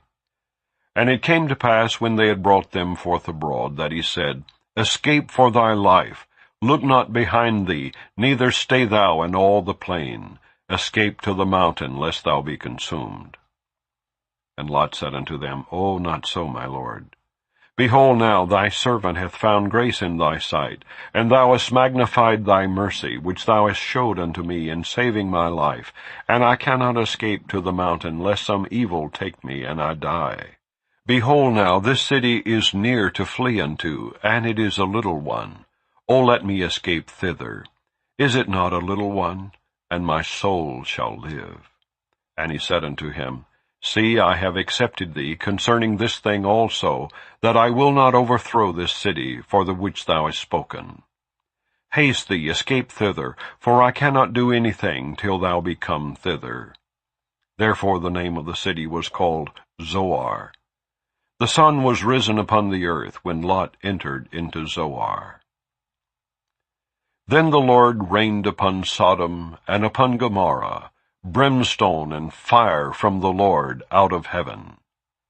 And he overthrew those cities, and all the plain, and all the inhabitants of the cities, and that which grew upon the ground. But his wife looked back from behind him, and she became a pillar of salt. And Abraham got up early in the morning to the place where he stood before the Lord. And he looked toward Sodom and Gomorrah, and toward all the land of the plain, and beheld, and lo, the smoke of the country went up as the smoke of a furnace. And it came to pass, when God destroyed the cities of the plain, that God remembered Abraham, and sent Lot out of the midst of the overthrow, when he overthrew the cities in the which Lot dwelt. And Lot went up out of Zoar, and dwelt in the mountain, and his 2 daughters with him. For he feared to dwell in Zoar. And he dwelt in a cave, he and his 2 daughters. And the firstborn said unto the younger, Our father is old, and there is not a man in the earth to come in unto us after the manner of all the earth. Come, let us make our father drink wine, and we will lie with him, that we may preserve seed of our father. And they made their father drink wine that night. And the firstborn went in and lay with her father, and he perceived not when she lay down, nor when she arose. And it came to pass on the morrow that the firstborn said unto the younger, Behold, I lay yesternight with my father. Let us make him drink wine this night also, and go thou in and lie with him, that we may preserve seed of our father. And they made their father drink wine that night also. And the younger arose and lay with him. And he perceived not when she lay down, nor when she arose. Thus were both the daughters of Lot with child by their father. And the firstborn bare a son, and called his name Moab. The same is the father of the Moabites unto this day. And the younger, she also bare a son, and called his name Ben-Ammi. The same is the father of the children of Ammon unto this day. Chapter 20. And Abraham journeyed from thence toward the south country, and dwelled between Kadesh and Shur, and sojourned in Gerar. And Abraham said of Sarah his wife, She is my sister. And Abimelech king of Gerar sent, and took Sarah. But God came to Abimelech in a dream by night, and said to him, Behold, thou art but a dead man, for the woman which thou hast taken, for she is a man's wife. But Abimelech had not come near her. And he said, Lord, wilt thou slay also a righteous nation? Said he not unto me, She is my sister? And she, even she herself, said, He is my brother. In the integrity of my heart and innocency of my hands have I done this. And God said unto him in a dream, Yea, I know that thou didst this in the integrity of thy heart, for I also withheld thee from sinning against me. Therefore suffered I thee not to touch her. Now therefore restore the man his wife, for he is a prophet, and he shall pray for thee, and thou shalt live. And if thou restore her not, know thou that thou shalt surely die, thou and all that are thine. Therefore Abimelech rose early in the morning, and called all his servants, and told all these things in their ears. And the men were sore afraid. Then Abimelech called Abraham, and said unto him, What hast thou done unto us? And what have I offended thee, that thou hast brought on me and on my kingdom a great sin? Thou hast done deeds unto me that ought not to be done. And Abimelech said unto Abraham, What sawest thou, that thou hast done this thing? And Abraham said, Because I thought, Surely the fear of God is not in this place, and they will slay me for my wife's sake. And yet indeed she is my sister. She is the daughter of my father, but not the daughter of my mother. And she became my wife. And it came to pass, when God caused me to wander from my father's house, that I said unto her, This is thy kindness which thou shalt show unto me. At every place whither we shall come, say of me, He is my brother. And Abimelech took sheep and oxen and men servants and women servants, and gave them unto Abraham, and restored him Sarah his wife. And Abimelech said, Behold, my land is before thee. Dwell where it pleaseth thee. And unto Sarah he said, Behold, I have given thy brother 1,000 pieces of silver. Behold, he is to thee a covering of the eyes, unto all that are with thee, and with all other. Thus she was reproved. So Abraham prayed unto God, and God healed Abimelech and his wife and his maidservants, and they bare children. For the Lord had fast closed up all the wombs of the house of Abimelech, because of Sarah Abraham's wife. Chapter 21. And the Lord visited Sarah as he had said, and the Lord did unto Sarah as he had spoken. For Sarah conceived, and bare Abraham a son in his old age, at the set time of which God had spoken to him. And Abraham called the name of his son that was born unto him, whom Sarah bare to him, Isaac. And Abraham circumcised his son Isaac, being 8 days old, as God had commanded him. And Abraham was 100 years old when his son Isaac was born unto him. And Sarah said, God hath made me to laugh, so that all that hear will laugh with me. And she said, Who would have said unto Abraham that Sarah should have given children suck?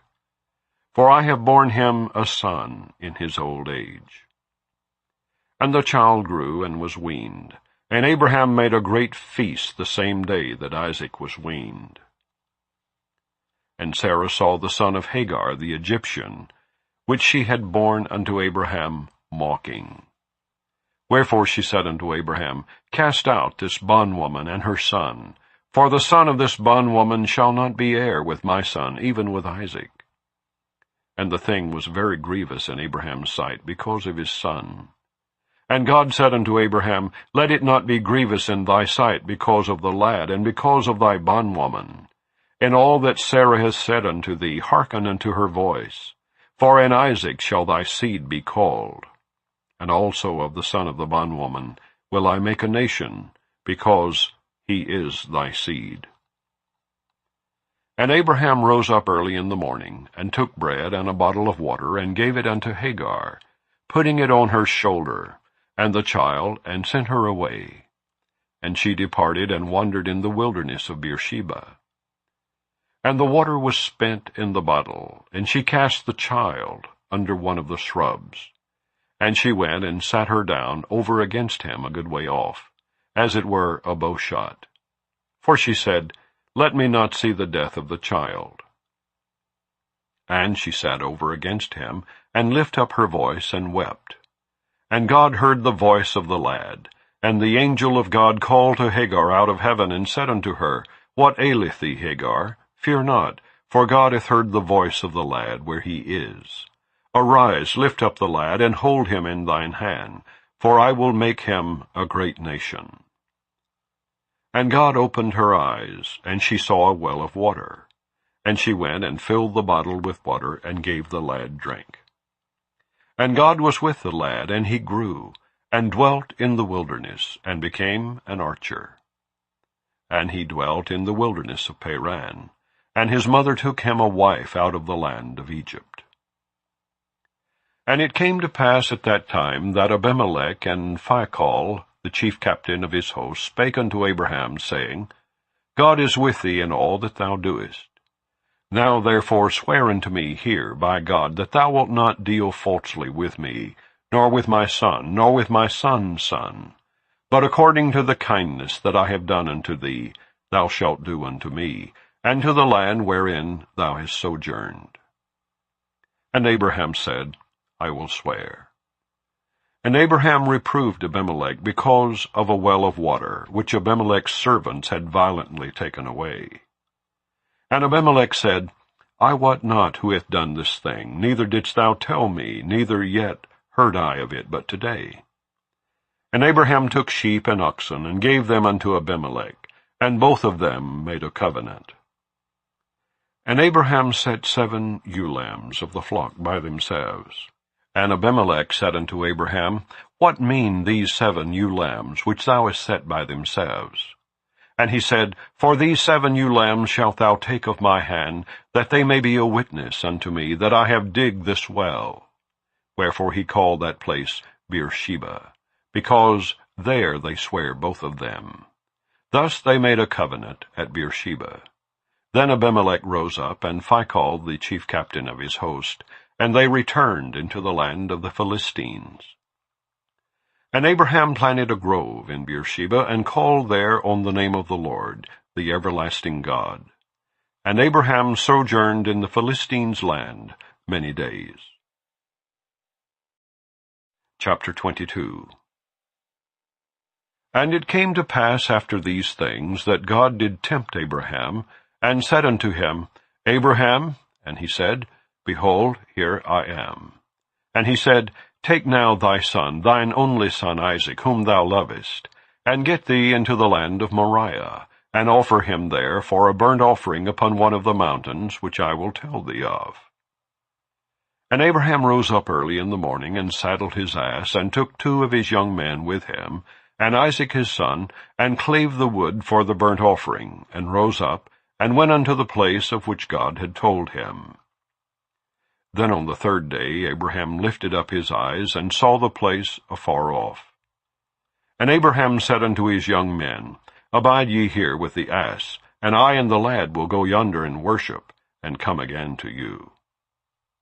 And Abraham took the wood of the burnt offering, and laid it upon Isaac his son. And he took the fire in his hand, and a knife, and they went both of them together. And Isaac spake unto Abraham his father, and said, My father? And he said, Here am I, my son. And he said, Behold the fire and the wood, but where is the lamb for a burnt offering? And Abraham said, My son, God will provide himself a lamb for a burnt offering. So they went both of them together. And they came to the place which God had told him of. And Abraham built an altar there, and laid the wood in order, and bound Isaac his son, and laid him on the altar upon the wood. And Abraham stretched forth his hand, and took the knife to slay his son. And the angel of the Lord called unto him out of heaven, and said, Abraham, Abraham. And he said, Here am I. And he said, Lay not thine hand upon the lad, neither do thou anything unto him. For now I know that thou fearest God, seeing thou hast not withheld thy son, thine only son, from me. And Abraham lifted up his eyes, and looked, and behold, behind him a ram caught in a thicket by his horns. And Abraham went and took the ram, and offered him up for a burnt offering in the stead of his son. And Abraham called the name of that place Jehovah-Jireh, as it is said to this day, In the mount of the Lord it shall be seen.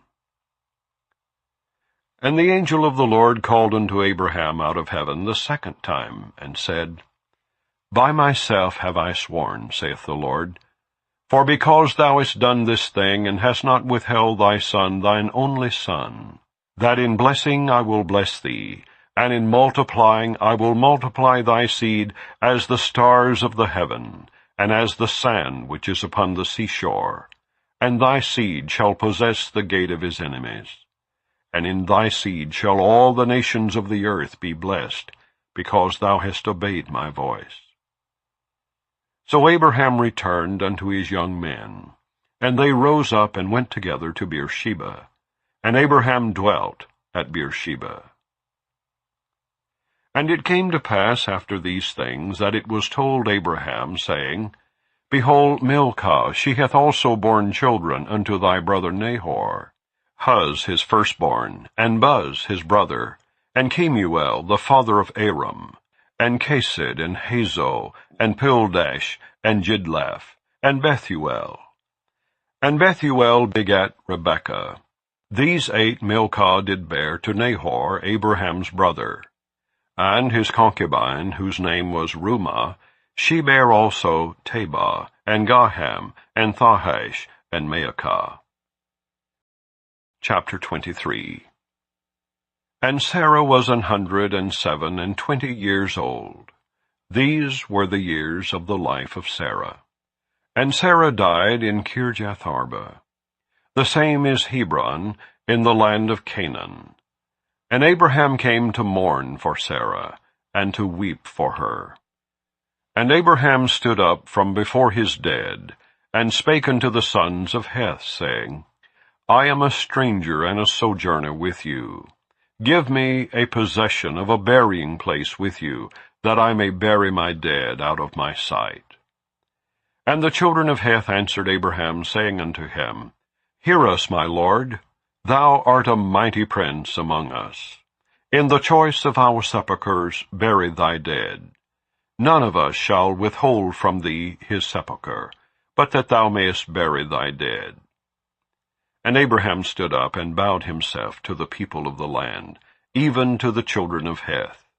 And he communed with them, saying, If it be your mind that I should bury my dead out of my sight, hear me, and entreat for me to Ephron the son of Zohar, that he may give me the cave of Machpelah, which he hath, which is in the end of his field. For as much money as it is worth, he shall give it me for a possession of a burying place amongst you. And Ephron dwelt among the children of Heth. And Ephron the Hittite answered Abraham in the audience of the children of Heth, even of all that went in at the gate of his cities, saying, Nay, my lord, hear me. The field give I thee, and the cave that is therein, I give it thee. In the presence of the sons of my people give I it thee. Bury thy dead. And Abraham bowed down himself before the people of the land. And he spake unto Ephron in the audience of the people of the land, saying, But if thou wilt give it, I pray thee, hear me. I will give thee money for the field. Take it of me, and I will bury my dead there. And Ephron answered Abraham, saying unto him, My lord, hearken unto me. The land is worth 400 shekels of silver. What is that betwixt me and thee? Bury therefore thy dead. And Abraham hearkened unto Ephron. And Abraham weighed to Ephron the silver which he had named in the audience of the sons of Heth, 400 shekels of silver, current money with the merchant. And the field of Ephron which was in Machpelah, which was before Mamre the field, and the cave which was therein, and all the trees that were in the field, that were in all the borders round about, were made sure unto Abraham, for a possession in the presence of the children of Heth, before all that went in at the gate of his city. And after this Abraham buried Sarah his wife in the cave of the field of Machpelah before Mamre. The same is Hebron in the land of Canaan. And the field and the cave that is therein were made sure unto Abraham for a possession of a burying place by the sons of Heth. Chapter 24. And Abraham was old and well stricken in age, and the Lord had blessed Abraham in all things. And Abraham said unto his eldest servant of his house, that ruled over all that he had, Put, I pray thee, thy hand under my thigh, and I will make thee swear by the Lord, the God of heaven, and the God of the earth, that thou shalt not take a wife unto my son of the daughters of the Canaanites, among whom I dwell. But thou shalt go unto my country and to my kindred, and take a wife unto my son Isaac. And the servant said unto him, Peradventure the woman will not be willing to follow me unto this land. Must I needs bring thy son again unto the land from whence thou camest? And Abraham said unto him, Beware that thou bring not my son thither again. The Lord God of heaven, which took me from my father's house, and from the land of my kindred, and which spake unto me, and that sware unto me, saying, Unto thy seed will I give this land, he shall send his angel before thee, and thou shalt take a wife unto my son from thence. And if the woman will not be willing to follow thee, then thou shalt be clear from this my oath. Only bring not my son thither again. And the servant put his hand under the thigh of Abraham his master, and sware to him concerning that matter. And the servant took 10 camels of the camels of his master, and departed. For all the goods of his master were in his hand. And he arose and went to Mesopotamia, unto the city of Nahor. And he made his camels to kneel down without the city by a well of water at the time of the evening, even the time that women go out to draw water. And he said, O Lord God of my master Abraham, I pray thee, send me good speed this day, and show kindness unto my master Abraham. Behold, I stand here by the well of water, and the daughters of the men of the city come out to draw water.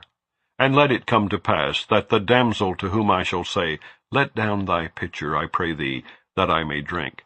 And she shall say, Drink, and I will give thy camels drink also. Let the same be she that thou hast appointed for thy servant Isaac. And thereby shall I know that thou hast showed kindness unto my master.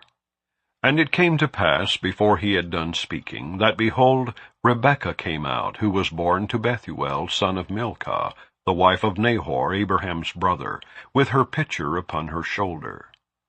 And the damsel was very fair to look upon, a virgin, neither had any man known her. And she went down to the well, and filled her pitcher, and came up. And the servant ran to meet her, and said, Let me, I pray thee, drink a little water of thy pitcher. And she said, Drink, my lord. And she hasted and let down her pitcher upon her hand, and gave him drink. And when she had done giving him drink, she said, I will draw water for thy camels also, until they have done drinking. And she hasted and emptied her pitcher into the trough, and ran again unto the well to draw water, and drew for all his camels. And the man, wondering at her, held his peace, to wit whether the Lord had made his journey prosperous or not. And it came to pass, as the camels had done drinking, that the man took a golden earring of 1/2 shekel weight, and 2 bracelets for her hands of 10 shekels weight of gold, and said, Whose daughter art thou? Tell me, I pray thee, is there room in thy father's house for us to lodge in? And she said unto him, I am the daughter of Bethuel, the son of Milcah, which she bare unto Nahor. She said moreover unto him, We have both straw and provender enough, and room to lodge in. And the man bowed down his head, and worshipped the Lord. And he said, Blessed be the Lord God of my master Abraham, who hath not left destitute my master of his mercy and his truth. I being in the way, the Lord led me to the house of my master's brethren. And the damsel ran, and told them of her mother's house these things. And Rebekah had a brother, and his name was Laban. And Laban ran out unto the man unto the well. And it came to pass, when he saw the earring and bracelets upon his sister's hands, and when he heard the words of Rebekah his sister, saying, Thus spake the man unto me, that he came unto the man, and behold, he stood by the camels at the well. And he said, Come in, thou blessed of the Lord. Wherefore standest thou without? For I have prepared the house, and room for the camels. And the man came into the house, and he ungirded his camels, and gave straw and provender for the camels, and water to wash his feet, and the men's feet that were with him. And there was set meat before him to eat. But he said, I will not eat until I have told mine errand. And he said, Speak on. And he said, I am Abraham's servant. And the Lord hath blessed my master greatly, and he is become great. And he hath given him flocks and herds, and silver and gold, and men servants and maidservants, and camels and asses.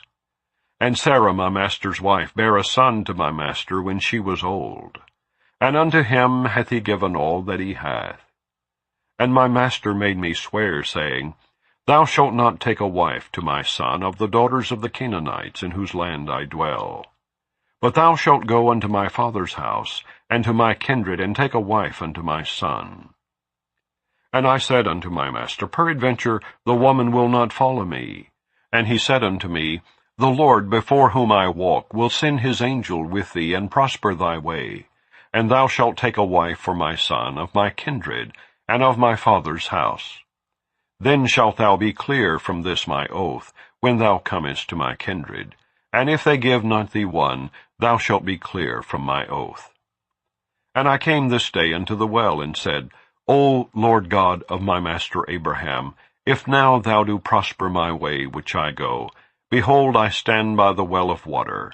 And it shall come to pass, that when the virgin cometh forth to draw water, and I say to her, Give me, I pray thee, a little water of thy pitcher to drink, and she say to me, Both drink thou, and I will also draw for thy camels. Let the same be the woman whom the Lord hath appointed out for my master's son. And before I had done speaking in mine heart, behold, Rebekah came forth with her pitcher on her shoulder, and she went down unto the well, and drew water. And I said unto her, Let me drink, I pray thee. And she made haste, and let down her pitcher from her shoulder, and said, Drink, and I will give thy camels drink also. So I drank, and she made the camels drink also. And I asked her, and said, Whose daughter art thou? And she said, The daughter of Bethuel, Nahor's son, whom Milcah bare unto him. And I put the earring upon her face, and the bracelets upon her hands. And I bowed down my head, and worshipped the Lord, and blessed the Lord God of my master Abraham, which had led me in the right way to take my master's brother's daughter unto his son. And now if ye will deal kindly and truly with my master, tell me, and if not, tell me, that I may turn to the right hand or to the left.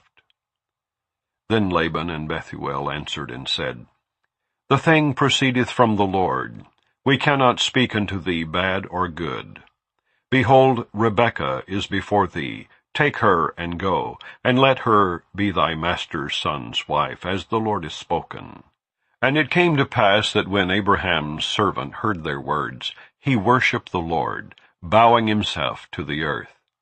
And the servant brought forth jewels of silver, and jewels of gold and raiment, and gave them to Rebekah. He gave also to her brother and to her mother precious things. And they did eat and drink, he and the men that were with him, and tarried all night. And they rose up in the morning, and he said, Send me away unto my master. And her brother and her mother said, Let the damsel abide with us a few days, at the least 10. After that she shall go. And he said unto them, Hinder me not, seeing the Lord hath prospered my way. Send me away, that I may go to my master. And they said, We will call the damsel, and inquire at her mouth. And they called Rebekah, and said unto her, Wilt thou go with this man? And she said, I will go. And they sent away Rebekah their sister, and her nurse, and Abraham's servant, and his men. And they blessed Rebekah, and said unto her, Thou art our sister, be thou the mother of thousands of millions, and let thy seed possess the gate of those which hate them. And Rebekah arose, and her damsels, and they rode upon the camels, and followed the man. And the servant took Rebekah, and went his way. And Isaac came from the way of the well Lahairoi, for he dwelt in the south country. And Isaac went out to meditate in the field at the eventide. And he lifted up his eyes, and saw, and behold, the camels were coming. And Rebekah lifted up her eyes, and when she saw Isaac, she lighted off the camel. For she had said unto the servant, What man is this that walketh in the field to meet us? And the servant had said, It is my master. Therefore she took a veil, and covered herself. And the servant told Isaac all things that he had done.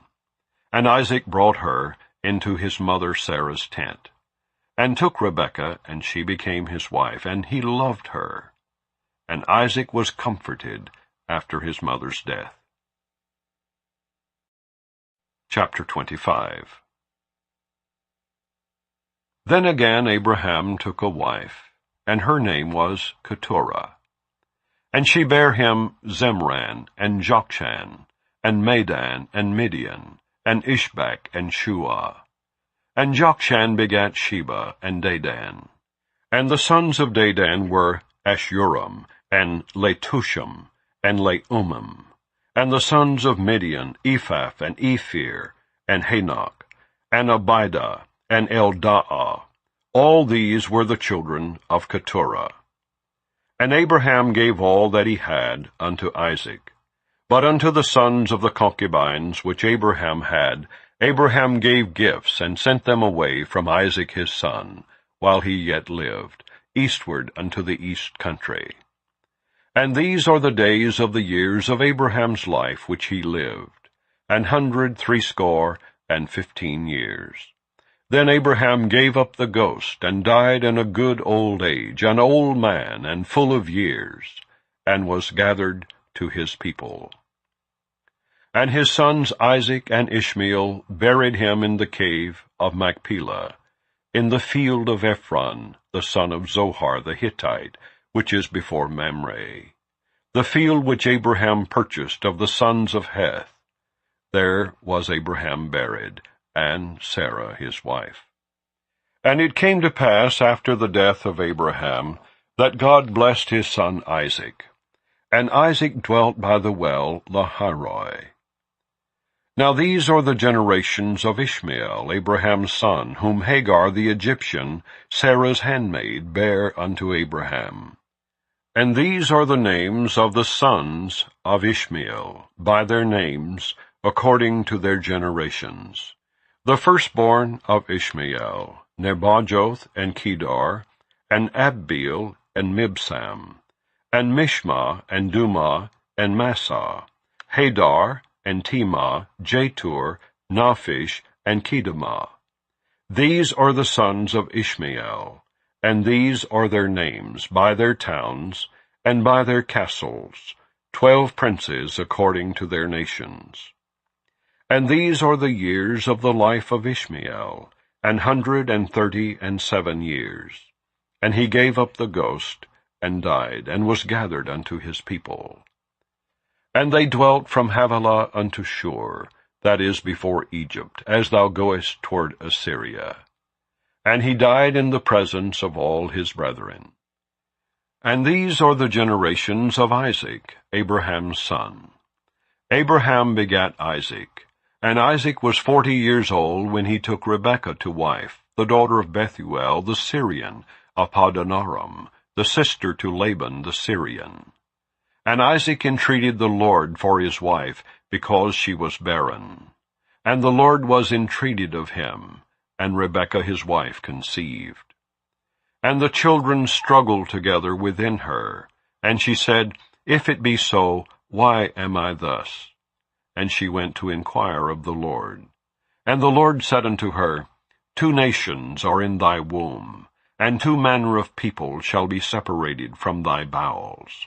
And the one people shall be stronger than the other people, and the elder shall serve the younger. And when her days to be delivered were fulfilled, behold, there were twins in her womb. And the first came out red, all over like an hairy garment. And they called his name Esau. And after that came his brother out, and his hand took hold on Esau's heel, and his name was called Jacob. And Isaac was 80 years old when she bare them. And the boys grew, and Esau was a cunning hunter, a man of the field, and Jacob was a plain man, dwelling in tents. And Isaac loved Esau, because he did eat of his venison, but Rebekah loved Jacob. And Jacob sawed pottage, and Esau came from the field, and he was faint. And Esau said to Jacob, Feed me, I pray thee, with that same red pottage, for I am faint. Therefore was his name called Edom. And Jacob said, Sell me this day thy birthright. And Esau said, Behold, I am at the point to die, and what profit shall this birthright do to me? And Jacob said, Swear to me this day. And he sware unto him, and he sold his birthright unto Jacob. Then Jacob gave Esau bread and pottage of lentils, and he did eat and drink, and rose up, and went his way. Thus Esau despised his birthright. Chapter 26. And there was a famine in the land, beside the first famine that was in the days of Abraham. And Isaac went unto Abimelech, king of the Philistines, unto Gerar. And the Lord appeared unto him, and said, Go not down into Egypt, dwell in the land which I shall tell thee of. Sojourn in this land, and I will be with thee, and will bless thee. For unto thee and unto thy seed I will give all these countries, and I will perform the oath which I sware unto Abraham thy father. And I will make thy seed to multiply as the stars of heaven, and will give unto thy seed all these countries. And in thy seed shall all the nations of the earth be blessed, because that Abraham obeyed my voice, and kept my charge, my commandments, my statutes, and my laws. And Isaac dwelt in Gerar. And the men of the place asked him of his wife, and he said, She is my sister. For he feared to say, She is my wife, lest, said he, the men of the place should kill me for Rebekah, because she was fair to look upon. And it came to pass, when he had been there a long time, that Abimelech king of the Philistines looked out at a window, and saw, and behold, Isaac was sporting with Rebekah his wife. And Abimelech called Isaac, and said, Behold, of a surety she is thy wife, and how saidst thou, She is my sister? And Isaac said unto him, Because I said, Lest I die for her. And Abimelech said, What is this thou hast done unto us? One of the people might lightly have lain with thy wife, and thou shouldest have brought guiltiness upon us. And Abimelech charged all his people, saying, He that toucheth this man or his wife shall surely be put to death. Then Isaac sowed in that land, and received in the same year 100-fold, and the Lord blessed him. And the man waxed great, and went forward, and grew until he became very great. For he had possession of flocks, and possession of herds, and great store of servants.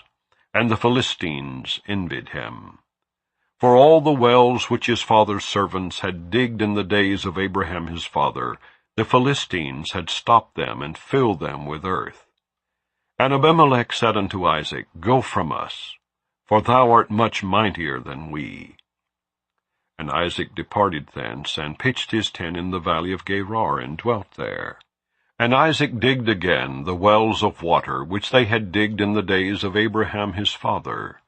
For the Philistines had stopped them after the death of Abraham. And he called their names after the names by which his father had called them. And Isaac's servants digged in the valley, and found there a well of springing water. And the herdmen of Gerar did strive with Isaac's herdmen, saying, The water is ours. And he called the name of the well Esek, because they strove with him. And they digged another well, and strove for that also. And he called the name of it Sitnah.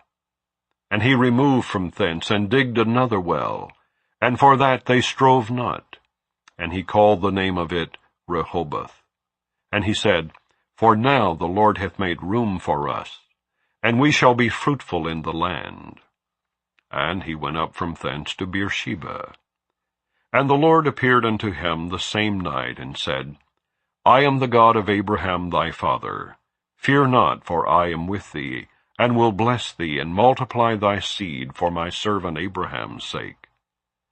And he builded an altar there, and called upon the name of the Lord, and pitched his tent there, and there Isaac's servants digged a well. Then Abimelech went to him from Gerar, and Ahuzath, one of his friends, and Phicol, the chief captain of his army. And Isaac said unto them, Wherefore come ye to me, seeing ye hate me, and have sent me away from you? And they said, We saw certainly that the Lord was with thee, and we said, Let there be now an oath betwixt us, even betwixt us and thee, and let us make a covenant with thee, that thou wilt do us no hurt, as we have not touched thee, and as we have done unto thee nothing but good, and have sent thee away in peace. Thou art now the blessed of the Lord. And he made them a feast, and they did eat and drink. And they rose up betimes in the morning, and sware one to another.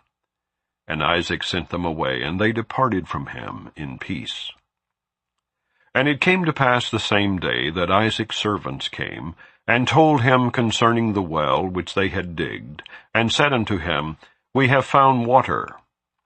And he called it Sheba. Therefore the name of the city is Beersheba unto this day.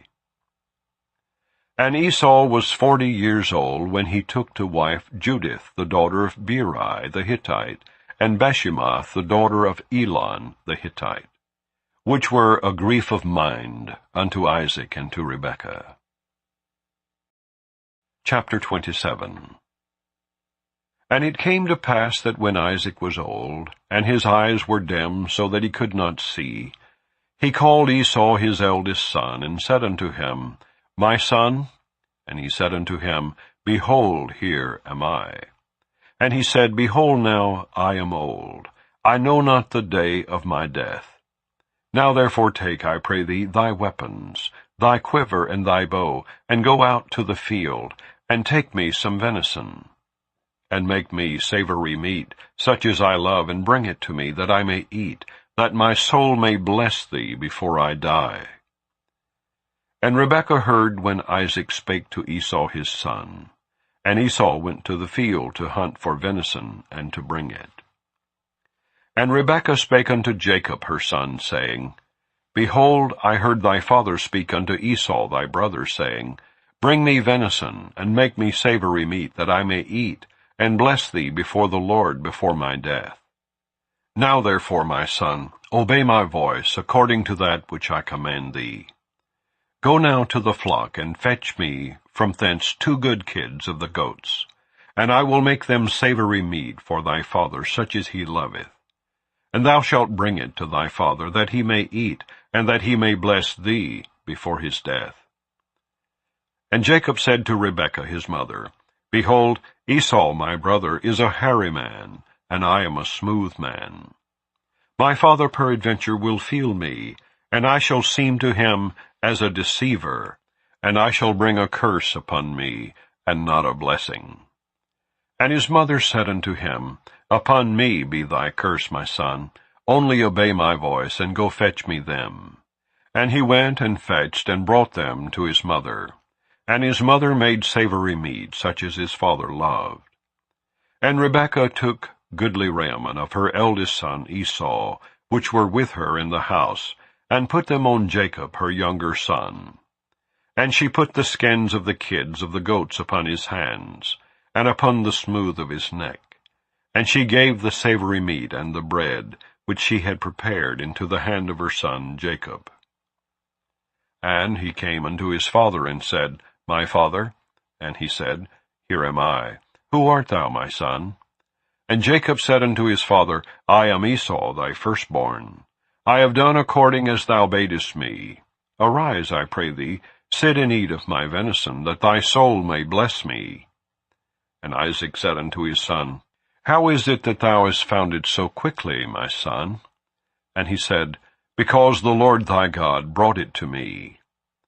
And Isaac said unto Jacob, Come near, I pray thee, that I may feel thee, my son, whether thou be my very son Esau or not. And Jacob went near unto Isaac his father, and he felt him, and said, The voice is Jacob's voice, but the hands are the hands of Esau. And he discerned him not, because his hands were hairy, as his brother Esau's hands. So he blessed him. And he said, Art thou my very son Esau? And he said, I am. And he said, Bring it near to me, and I will eat of my son's venison, that my soul may bless thee. And he brought it near to him, and he did eat. And he brought him wine, and he drank. And his father Isaac said unto him, Come near now, and kiss me, my son. And he came near and kissed him. And he smelled the smell of his raiment, and blessed him, and said, See, the smell of my son is as the smell of a field, which the Lord hath blessed. Therefore God give thee of the dew of heaven, and the fatness of the earth, and plenty of corn and wine. Let people serve thee, and nations bow down to thee. Be Lord over thy brethren, and let thy mother's sons bow down to thee. Cursed be every one that curseth thee, and blessed be he that blesseth thee. And it came to pass, as soon as Isaac had made an end of blessing Jacob, and Jacob was yet scarce gone out from the presence of Isaac his father, that Esau his brother came in from his hunting. And he also had made savory meat, and brought it unto his father, and said unto his father, Let my father arise, and eat of his son's venison, that thy soul may bless me. And Isaac his father said unto him, Who art thou? And he said, I am thy son, thy firstborn Esau. And Isaac trembled very exceedingly, and said, Who? Where is he that hath taken venison, and brought it me? And I have eaten of all before thou camest, and have blessed him.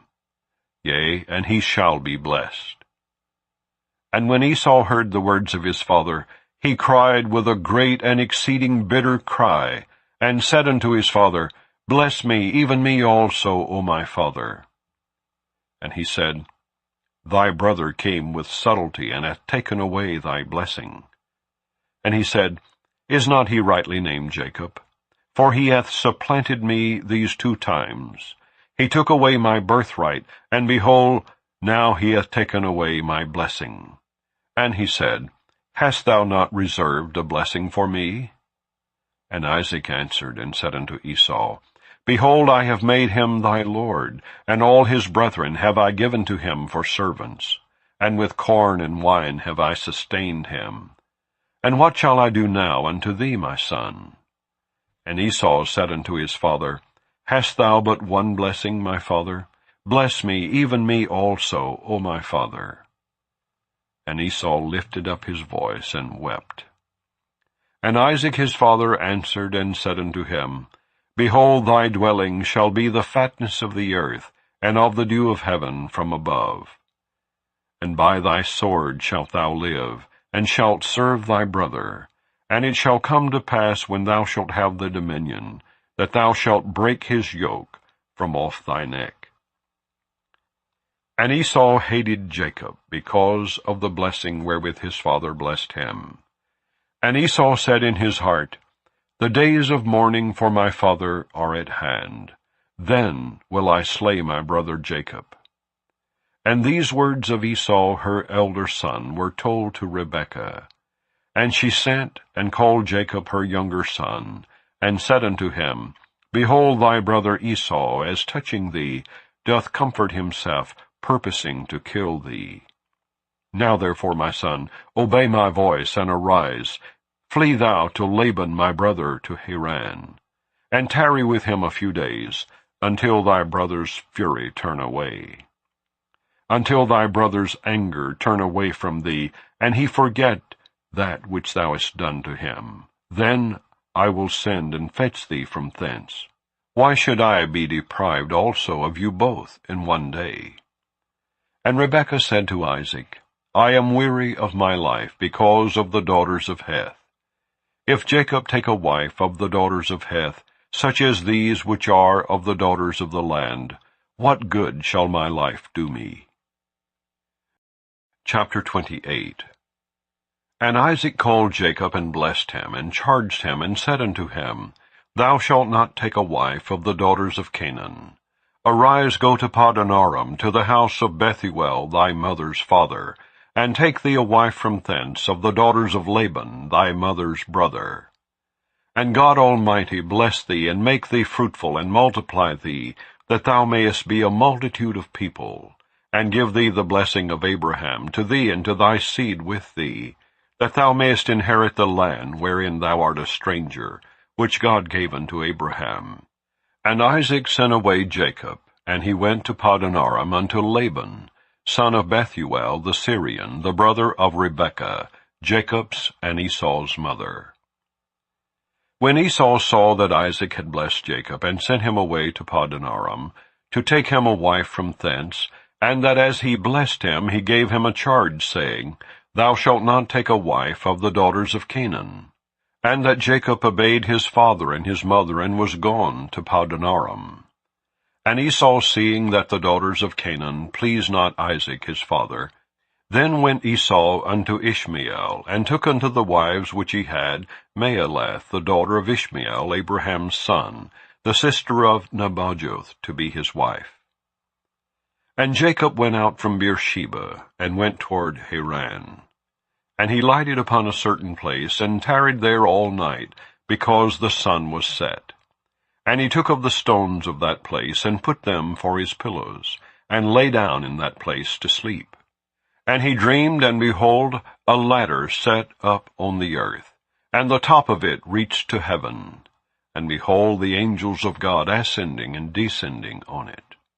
And behold, the Lord stood above it, and said, I am the Lord, God of Abraham thy father, and the God of Isaac. The land whereon thou liest, to thee will I give it, and to thy seed. And thy seed shall be as the dust of the earth, and thou shalt spread abroad to the west, and to the east, and to the north, and to the south. And in thee and in thy seed shall all the families of the earth be blessed. And behold, I am with thee, and will keep thee in all places whither thou goest, and will bring thee again into this land. For I will not leave thee, until I have done that which I have spoken to thee of. And Jacob awaked out of his sleep, and he said, Surely the Lord is in this place, and I knew it not. And he was afraid, and said, How dreadful is this place! This is none other but the house of God, and this is the gate of heaven. And Jacob rose up early in the morning, and took the stone that he had put for his pillows, and set it up for a pillar, and poured oil upon the top of it. And he called the name of that place Bethel. but the name of that city was called Luz at the first. And Jacob vowed a vow, saying, If God will be with me, and will keep me in this way that I go, and will give me bread to eat and raiment to put on, so that I come again to my father's house in peace, then shall the Lord be my God. And this stone which I have set for a pillar shall be God's house. And of all that thou shalt give me, I will surely give the 10th unto thee. Chapter 29. Then Jacob went on his journey, and came into the land of the people of the east. And he looked, and behold, a well in the field, and lo, there were 3 flocks of sheep lying by it. For out of that well they watered the flocks, and a great stone was upon the well's mouth. And thither were all the flocks gathered, and they rolled the stone from the well's mouth, and watered the sheep, and put the stone again upon the well's mouth in his place. And Jacob said unto them, My brethren, whence be ye?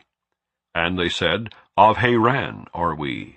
And he said unto them, Know ye Laban the son of Nahor? And they said, We know him. And he said unto them, Is he well? And they said, He is well. And behold, Rachel his daughter cometh with the sheep.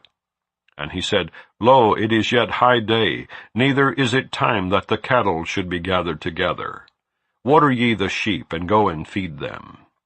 And they said, We cannot, until all the flocks be gathered together, until they roll the stone from the well's mouth. Then we water the sheep. And while he yet spake with them, Rachel came with her father's sheep, for she kept them. And it came to pass, when Jacob saw Rachel the daughter of Laban his mother's brother, and the sheep of Laban his mother's brother, that Jacob went near, and rolled the stone from the well's mouth, and watered the flock of Laban his mother's brother. And Jacob kissed Rachel, and lifted up his voice, and wept. And Jacob told Rachel that he was her father's brother, and that he was Rebekah's son. And she ran and told her father. And it came to pass, when Laban heard the tidings of Jacob his sister's son, that he ran to meet him, and embraced him, and kissed him, and brought him to his house. And he told Laban all these things. And Laban said to him, Surely thou art my bone and my flesh. And he abode with him the space of a month. And Laban said unto Jacob, Because thou art my brother, shouldest thou therefore serve me for naught? Tell me, what shall thy wages be? And Laban had 2 daughters. The name of the elder was Leah, and the name of the younger was Rachel. Leah was tender-eyed, but Rachel was beautiful and well-favored. And Jacob loved Rachel, and said, I will serve thee 7 years for Rachel thy younger daughter. And Laban said, It is better that I give her to thee, than that I should give her to another man. Abide with me. And Jacob served 7 years for Rachel, and they seemed unto him but a few days, for the love he had to her. And Jacob said unto Laban, Give me my wife, for my days are fulfilled, that I may go in unto her. And Laban gathered together all the men of the place, and made a feast. And it came to pass in the evening that he took Leah his daughter, and brought her to him, and he went in unto her. And Laban gave unto his daughter Leah Zilpah his maid for an handmaid. And it came to pass that in the morning, behold, it was Leah. And he said to Laban, What is this thou hast done unto me? Did not I serve with thee for Rachel? Wherefore then hast thou beguiled me? And Laban said, It must not be so done in our country, to give the younger before the firstborn. Fulfill her week, and we will give thee this also for the service which thou shalt serve with me yet 7 other years. And Jacob did so, and fulfilled her week. And he gave him Rachel his daughter to wife also. And Laban gave to Rachel his daughter Bilhah his handmaid to be her maid. And he went in also unto Rachel. And he loved also Rachel more than Leah, and served with him yet 7 other years. And when the Lord saw that Leah was hated, he opened her womb, but Rachel was barren. And Leah conceived and bare a son, and she called his name Reuben. For she said, Surely the Lord hath looked upon my affliction. Now therefore my husband will love me. And she conceived again and bare a son, and said, Because the Lord hath heard that I was hated, he hath therefore given me this son also. And she called his name Simeon. And she conceived again and bare a son, and said, Now this time will my husband be joined unto me, because I have borne him 3 sons. Therefore was his name called Levi. And she conceived again and bare a son, and she said, Now will I praise the Lord. Therefore she called his name Judah, and left bearing. Chapter 30. And when Rachel saw that she bare Jacob no children, Rachel envied her sister, and said unto Jacob, Give me children, or else I die. And Jacob's anger was kindled against Rachel, and he said, Am I in God's stead, who hath withheld from thee the fruit of the womb? And she said, Behold my maid Bilhah, go in unto her, and she shall bear upon my knees, that I may also have children by her. And she gave him Bilhah her handmaid to wife, and Jacob went in unto her. And Bilhah conceived, and bare Jacob a son. And Rachel said, God hath judged me, and hath also heard my voice, and hath given me a son. Therefore called she his name Dan. And Bilhah Rachel's maid conceived again, and bare Jacob a second son. And Rachel said, With great wrestlings have I wrestled with my sister, and I have prevailed. And she called his name Naphtali. When Leah saw that she had left bearing, she took Zilpah her maid, and gave her Jacob to wife. And Zilpah Leah's maid bare Jacob a son. And Leah said, A troop cometh. And she called his name Gad. And Zilpah Leah's maid bare Jacob a second son. And Leah said, Happy am I, for the daughters will call me blessed. And she called his name Asher. And Reuben went in the days of wheat harvest, and found mandrakes in the field, and brought them unto his mother Leah. Then Rachel said to Leah, Give me, I pray thee, of thy son's mandrakes. And she said unto her, Is it a small matter that thou hast taken my husband? And wouldest thou take away my son's mandrakes also? And Rachel said, Therefore he shall lie with thee tonight for thy son's mandrakes.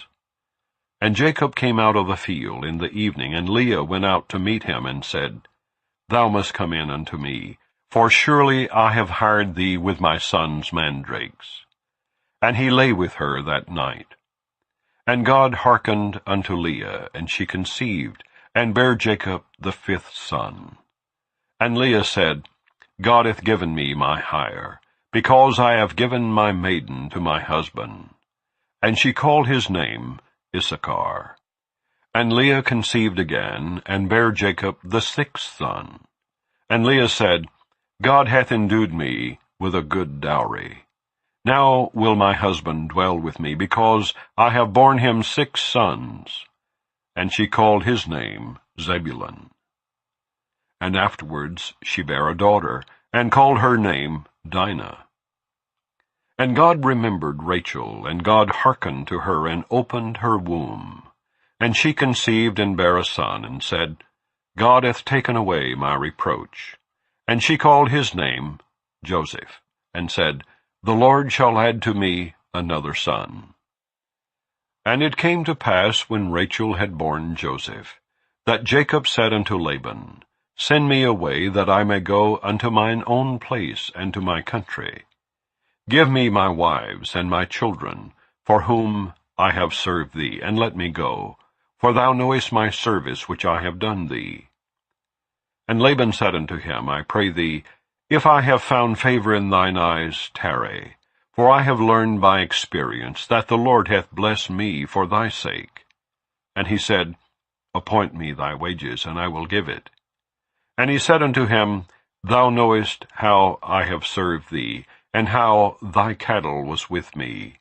For it was little which thou hadst before I came, and it is now increased unto a multitude. And the Lord hath blessed thee since my coming.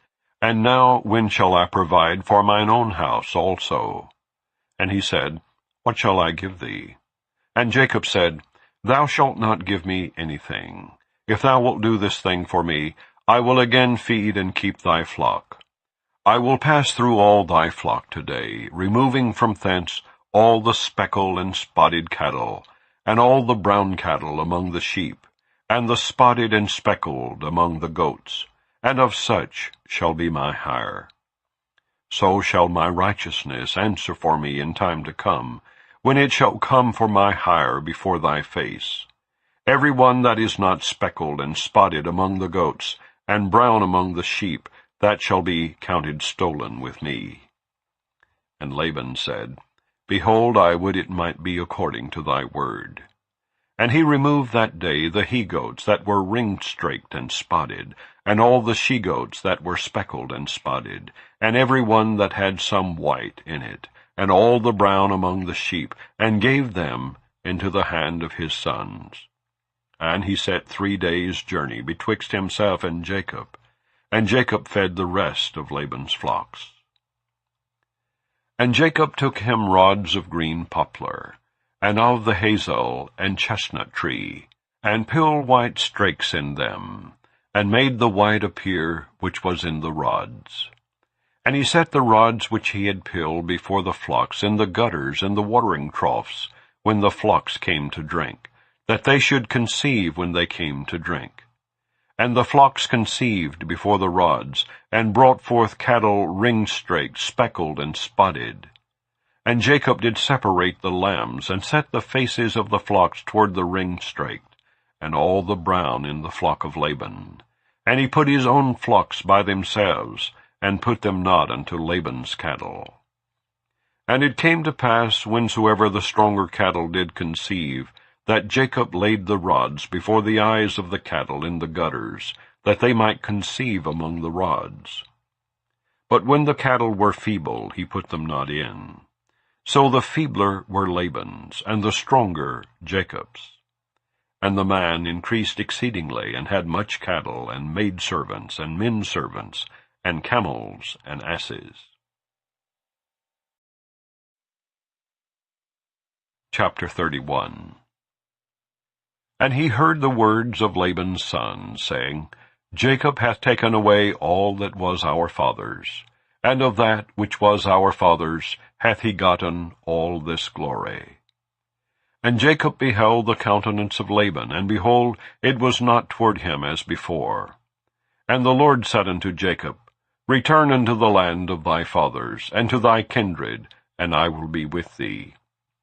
And Jacob sent and called Rachel and Leah to the field unto his flock, and said unto them, I see your father's countenance, that it is not toward me as before. But the God of my father hath been with me. And ye know that with all my power I have served your father, and your father hath deceived me, and changed my wages 10 times. But God suffered him not to hurt me. If he said thus, The speckled shall be thy wages, then all the cattle bear speckled. And if he said thus, The ring-straked shall be thy hire, then bear all the cattle ring-straked. Thus God hath taken away the cattle of your father, and given them to me. And it came to pass at the time that the cattle conceived, that I lifted up mine eyes, and saw in a dream, and behold, the rams which leaped upon the cattle were ring-straked, speckled, and grizzled. And the angel of God spake unto me in a dream, saying, Jacob? And I said, Here am I. And he said, Lift up now thine eyes, and see, all the rams which leap upon the cattle are ring-straked, speckled, and grizzled. For I have seen all that Laban doeth unto thee. I am the God of Bethel, where thou anointest the pillar, and where thou vowedst a vow unto me. Now arise, get thee out from this land, and return unto the land of thy kindred. And Rachel and Leah answered and said unto him, Is there yet any portion or inheritance for us in our father's house? Are we not counted of him strangers? For he hath sold us, and hath quite devoured also our money. For all the riches which God hath taken from our father, that is ours, and our children's. Now then, whatsoever God hath said unto thee, do. Then Jacob rose up, and set his sons and his wives upon camels. And he carried away all his cattle, and all his goods which he had gotten, the cattle of his getting which he had gotten in Padanaram, for to go to Isaac his father in the land of Canaan. And Laban went to shear his sheep, and Rachel had stolen the images that were her father's. And Jacob stole away unawares to Laban the Syrian, in that he told him not that he fled. So he fled with all that he had, and he rose up and passed over the river, and set his face toward the Mount Gilead. And it was told Laban on the third day that Jacob was fled. And he took his brethren with him, and pursued after him 7 days' journey, and they overtook him in the Mount Gilead. And God came to Laban the Syrian in a dream by night, and said unto him, Take heed that thou speak not to Jacob either good or bad. Then Laban overtook Jacob. Now Jacob had pitched his tent in the mount, and Laban with his brethren pitched in the mount of Gilead. And Laban said to Jacob, What hast thou done, that thou hast stolen away unawares to me, and carried away my daughters as captives taken with the sword? Wherefore didst thou flee away secretly, and steal away from me, and didst not tell me that I might have sent thee away with mirth, and with songs, with tabret, and with harp? And hast not suffered me to kiss my sons and my daughters? Thou hast now done foolishly in so doing. It is in the power of my hand to do you hurt. But the God of your fathers spake unto me yesternight, saying, Take thou heed that thou speak not to Jacob either good or bad. And now, though thou wouldest needs be gone, because thou sore longest after thy father's house, yet wherefore hast thou stolen my gods? And Jacob answered and said to Laban, Because I was afraid, for I said, Peradventure thou wouldest take by force thy daughters from me. With whomsoever thou findest thy gods, let him not live. Before our brethren discern thou what is thine with me, and take it to thee. For Jacob knew not that Rachel had stolen them. And Laban went into Jacob's tent, and into Leah's tent, and into the 2 maidservants' tents. But he found them not. Then went he out of Leah's tent, and entered into Rachel's tent. Now Rachel had taken the images, and put them in the camel's furniture, and sat upon them. And Laban searched all the tent, but found them not. And she said to her father, Let it not displease my lord, that I cannot rise up before thee, for the custom of women is upon me. And he searched, but found not the images. And Jacob was wroth, and chode with Laban. And Jacob answered and said to Laban, What is my trespass? What is my sin, that thou hast so hotly pursued after me? Whereas thou hast searched all my stuff, what hast thou found of all thy household stuff? Set it here before my brethren and thy brethren, that they may judge betwixt us both. This 20 years have I been with thee. Thy ewes and thy she-goats have not cast their young, and the rams of thy flock have I not eaten. That which was torn of beast I brought not unto thee. I bear the loss of it. Of my hand didst thou require it, whether stolen by day or stolen by night. Thus I was. In the day the drought consumed me, and the frost by night, and my sleep departed from mine eyes. Thus have I been 20 years in thy house. I served thee 14 years for thy 2 daughters, and 6 years for thy cattle, and thou hast changed my wages 10 times. Except the God of my father, the God of Abraham, and the fear of Isaac had been with me, surely thou hadst sent me away now empty. God hath seen mine affliction, and the labor of my hands, and rebuked thee yesternight. And Laban answered and said unto Jacob, These daughters are my daughters, and these children are my children, and these cattle are my cattle, and all that thou seest is mine. And what can I do this day unto these my daughters, or unto their children which they have borne? Now therefore come thou, let us make a covenant, I and thou, and let it be for a witness between me and thee. And Jacob took a stone, and set it up for a pillar. And Jacob said unto his brethren, Gather stones. And they took stones, and made an heap. And they did eat there upon the heap. And Laban called it Jegar-sahadutha. But Jacob called it Gilead. And Laban said, This heap is a witness between me and thee this day. Therefore was the name of it called Gilead. And Mizpah, for he said, The Lord watch between me and thee when we are absent one from another. If thou shalt afflict my daughters, or if thou shalt take other wives beside my daughters, no man is with us. See, God is witness betwixt me and thee. And Laban said to Jacob, Behold this heap, and behold this pillar, which I have cast betwixt me and thee. This heap be witness, and this pillar be witness, that I will not pass over this heap to thee, and that thou shalt not pass over this heap and this pillar unto me for harm. The God of Abraham and the God of Nahor, the God of their father, judge betwixt us. And Jacob sware by the fear of his father Isaac. Then Jacob offered sacrifice upon the mount, and called his brethren to eat bread. And they did eat bread, and tarried all night in the mount. And early in the morning Laban rose up, and kissed his sons and his daughters, and blessed them. And Laban departed, and returned unto his place. Chapter 32. And Jacob went on his way, and the angels of God met him. And when Jacob saw them, he said, This is God's host. And he called the name of that place Mahanaim.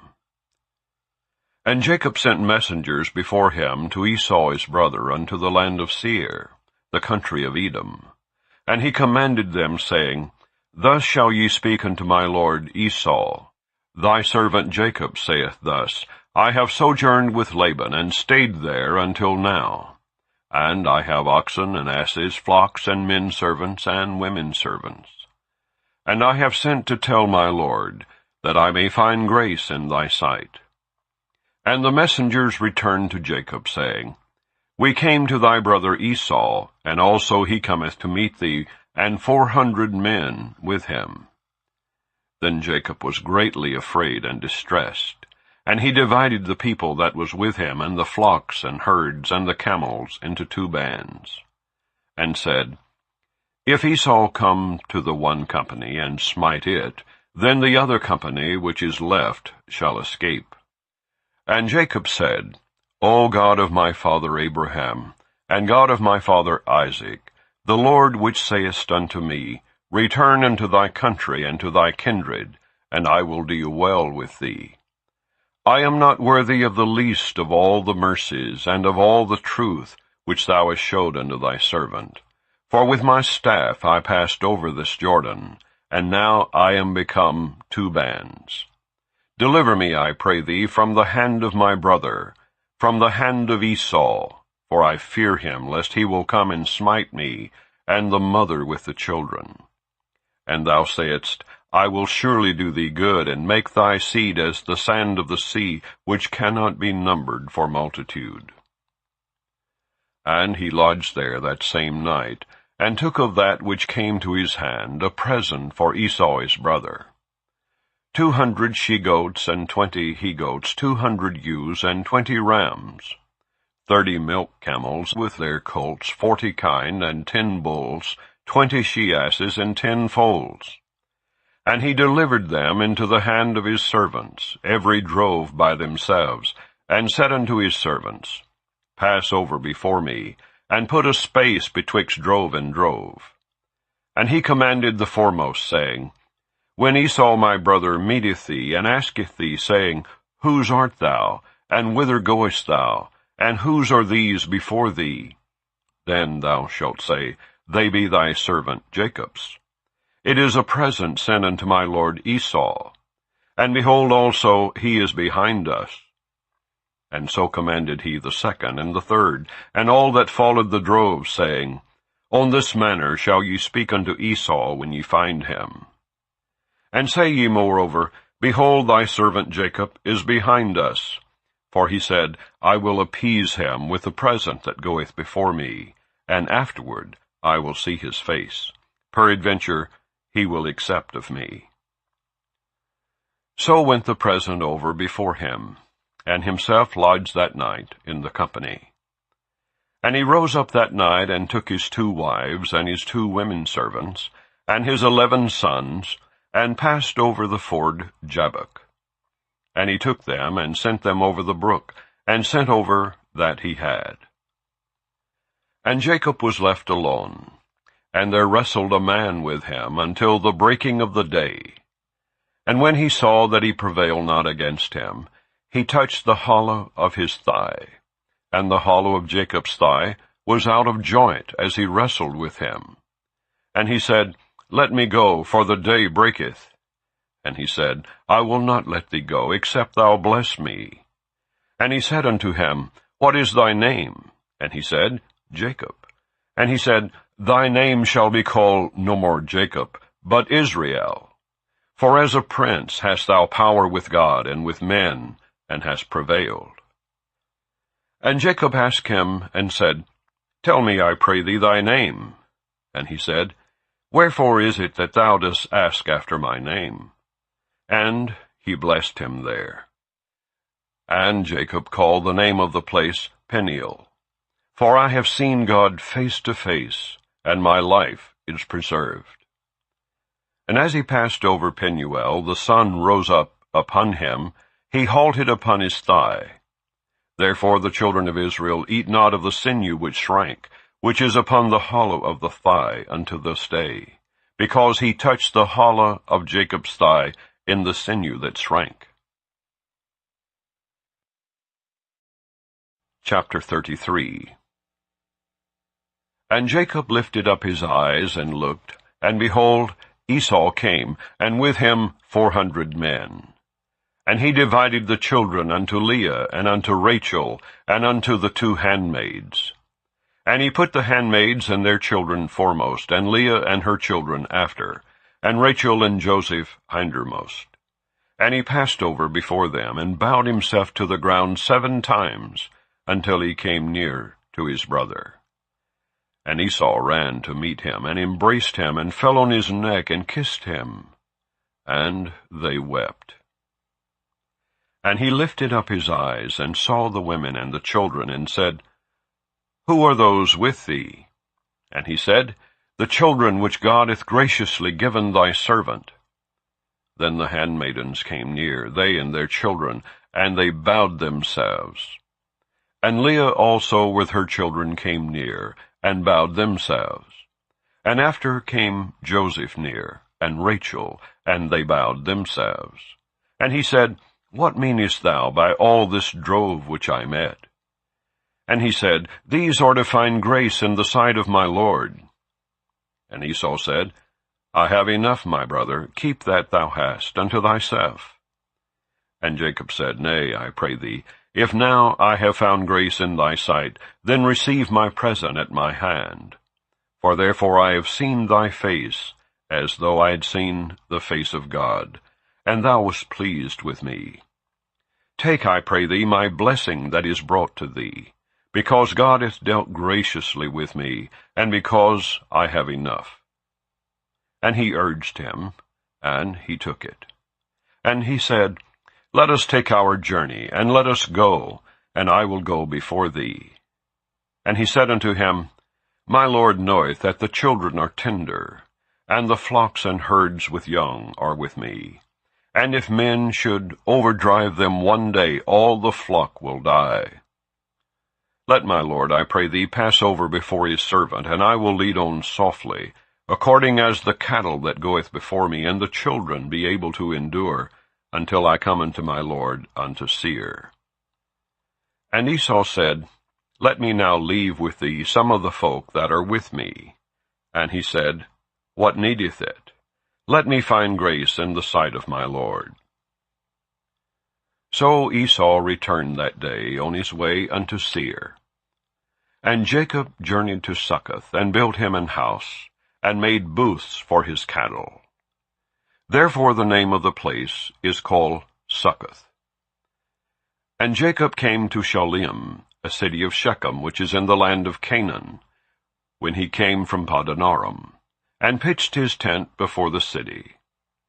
And he bought a parcel of a field, where he had spread his tent at the hand of the children of Hamor, Shechem's father, for 100 pieces of money. And he erected there an altar, and called it El Elohe Israel. Chapter 34. And Dinah the daughter of Leah, which she bare unto Jacob, went out to see the daughters of the land.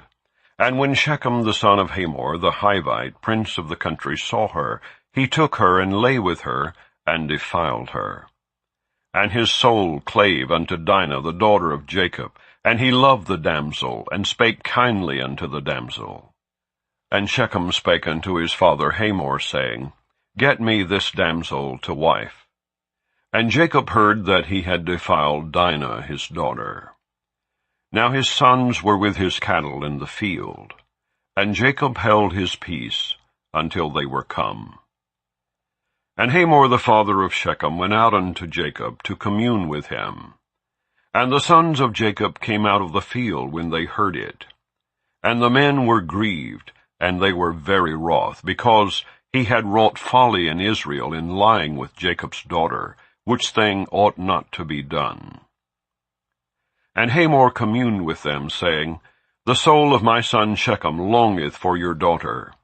I pray you give her him to wife, and make ye marriages with us, and give your daughters unto us, and take our daughters unto you. And ye shall dwell with us, and the land shall be before you. Dwell and trade ye therein, and get you possessions therein. And Shechem said unto her father, and unto her brethren, Let me find grace in your eyes, and what ye shall say unto me I will give. Ask me never so much dowry and gift, and I will give according as ye shall say unto me. But give me the damsel to wife. And the sons of Jacob answered Shechem and Hamor his father deceitfully, and said, Because he had defiled Dinah their sister. And they said unto them, We cannot do this thing, to give our sister to one that is uncircumcised, for that were a reproach unto us.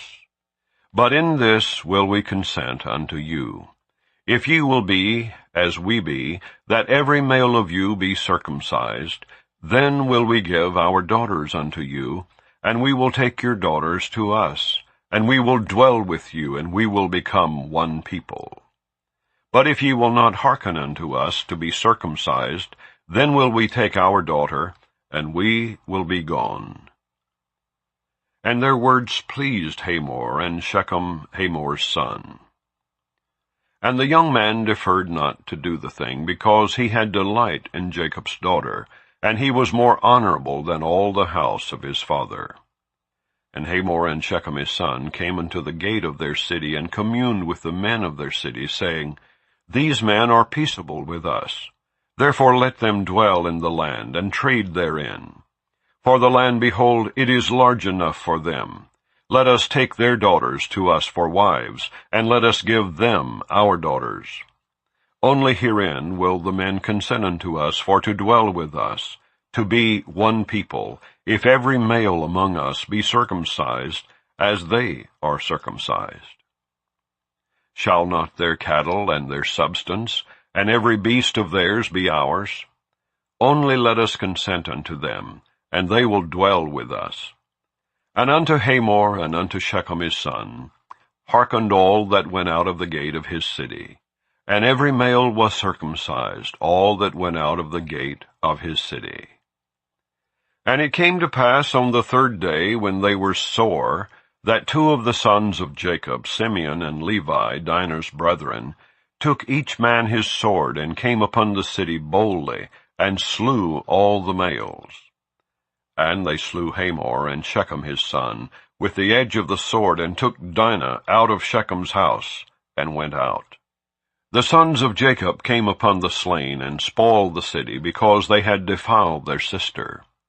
They took their sheep and their oxen, and their asses, and that which was in the city, and that which was in the field, and all their wealth, and all their little ones, and their wives took they captive, and spoiled even all that was in the house. And Jacob said to Simeon and Levi, Ye have troubled me to make me to stink among the inhabitants of the land, among the Canaanites and the Perizzites. And I being few in number, they shall gather themselves together against me, and slay me, and I shall be destroyed, I and my house. And they said, Should he deal with our sister as with an harlot? Chapter 35. And God said unto Jacob, Arise, go up to Bethel, and dwell there, and make there an altar unto God, that appeared unto thee when thou fleddest from the face of Esau thy brother. Then Jacob said unto his household and to all that were with him, Put away the strange gods that are among you, and be clean, and change your garments, and let us arise and go up to Bethel. And I will make there an altar unto God, who answered me in the day of my distress, and was with me in the way which I went. And they gave unto Jacob all the strange gods which were in their hand, and all their earrings which were in their ears. And Jacob hid them under the yoke which was by Shechem. And they journeyed. And the terror of God was upon the cities that were round about them, and they did not pursue after the sons of Jacob. So Jacob came to Luz, which is in the land of Canaan, that is, Bethel, he and all the people that were with him. And he built there an altar, and called the place El-Bethel, because there God appeared unto him, when he fled from the face of his brother. But Deborah, Rebekah's nurse, died, and she was buried beneath Bethel under an oak. And the name of it was called Allon-Bacuth. And God appeared unto Jacob again, when he came out of Padanaram, and blessed him. And God said unto him, Thy name is Jacob. Thy name shall not be called any more Jacob, but Israel shall be thy name. And he called his name Israel. And God said unto him, I am God Almighty. Be fruitful and multiply. A nation and a company of nations shall be of thee, and kings shall come out of thy loins. And the land which I gave Abraham and Isaac, to thee I will give it, and to thy seed after thee will I give the land. And God went up from him in the place where he talked with him. And Jacob set up a pillar in the place where he talked with him, even a pillar of stone. And he poured a drink offering thereon, and he poured oil thereon. And Jacob called the name of the place where God spake with him, Bethel. And they journeyed from Bethel, and there was but a little way to come to Ephrath. And Rachel travailed, and she had hard labor. And it came to pass, when she was in hard labor, that the midwife said unto her, Fear not, thou shalt have this son also. And it came to pass, as her soul was in departing, for she died, that she called his name Benoni, but his father called him Benjamin. And Rachel died, and was buried in the way to Ephrath, which is Bethlehem. And Jacob set a pillar upon her grave, that is the pillar of Rachel's grave unto this day. And Israel journeyed and spread his tent beyond the tower of Edar. And it came to pass, when Israel dwelt in that land, that Reuben went and lay with Bilhah his father's concubine. And Israel heard it. Now the sons of Jacob were 12, the sons of Leah, Reuben Jacob's firstborn, and Simeon, and Levi, and Judah, and Issachar, and Zebulun. The sons of Rachel, Joseph and Benjamin, and the sons of Bilhah, Rachel's handmaid, Dan and Naphtali. And the sons of Zilpah, Leah's handmaid, Gad and Asher. These are the sons of Jacob, which were born to him in Padanaram. And Jacob came unto Isaac his father, unto Mamre, unto the city of Arba, which is Hebron, where Abraham and Isaac sojourned. And the days of Isaac were 180 years. And Isaac gave up the ghost, and died, and was gathered unto his people, being old and full of days. And his sons Esau and Jacob buried him. Chapter 36. Now these are the generations of Esau, who is Edom. Esau took his wives of the daughters of Canaan, Adah the daughter of Elon the Hittite, and Aholibamah the daughter of Anah the daughter of Zibeon the Hivite, and Bashemath Ishmael's daughter, sister of Nebajoth. And Adah bare Esau Eliphaz, and Bashemath bare Reuel, and Aholibamah bare Jeush and Jaalam, and Korah. These are the sons of Esau, which were born unto him in the land of Canaan. And Esau took his wives, and his sons, and his daughters, and all the persons of his house, and his cattle, and all his beast, and all his substance which he had got in the land of Canaan, and went into the country from the face of his brother Jacob. For their riches were more than that they might dwell together. And the land wherein they were strangers could not bear them because of their cattle. Thus dwelt Esau in Mount Seir. Esau is Edom. And these are the generations of Esau, the father of the Edomites, in Mount Seir. These are the names of Esau's sons: Eliphaz the son of Adah, the wife of Esau, Reuel the son of Bashemath, the wife of Esau. And the sons of Eliphaz were Teman, Omar, Zepho, and Gatam, and Kenaz. And Timnah was concubine to Eliphaz, Esau's son. And she bare to Eliphaz Amalek. These were the sons of Adah, Esau's wife. And these are the sons of Reuel, Nahath, and Zerah, Shammah, and Mizah. These were the sons of Bashemath, Esau's wife.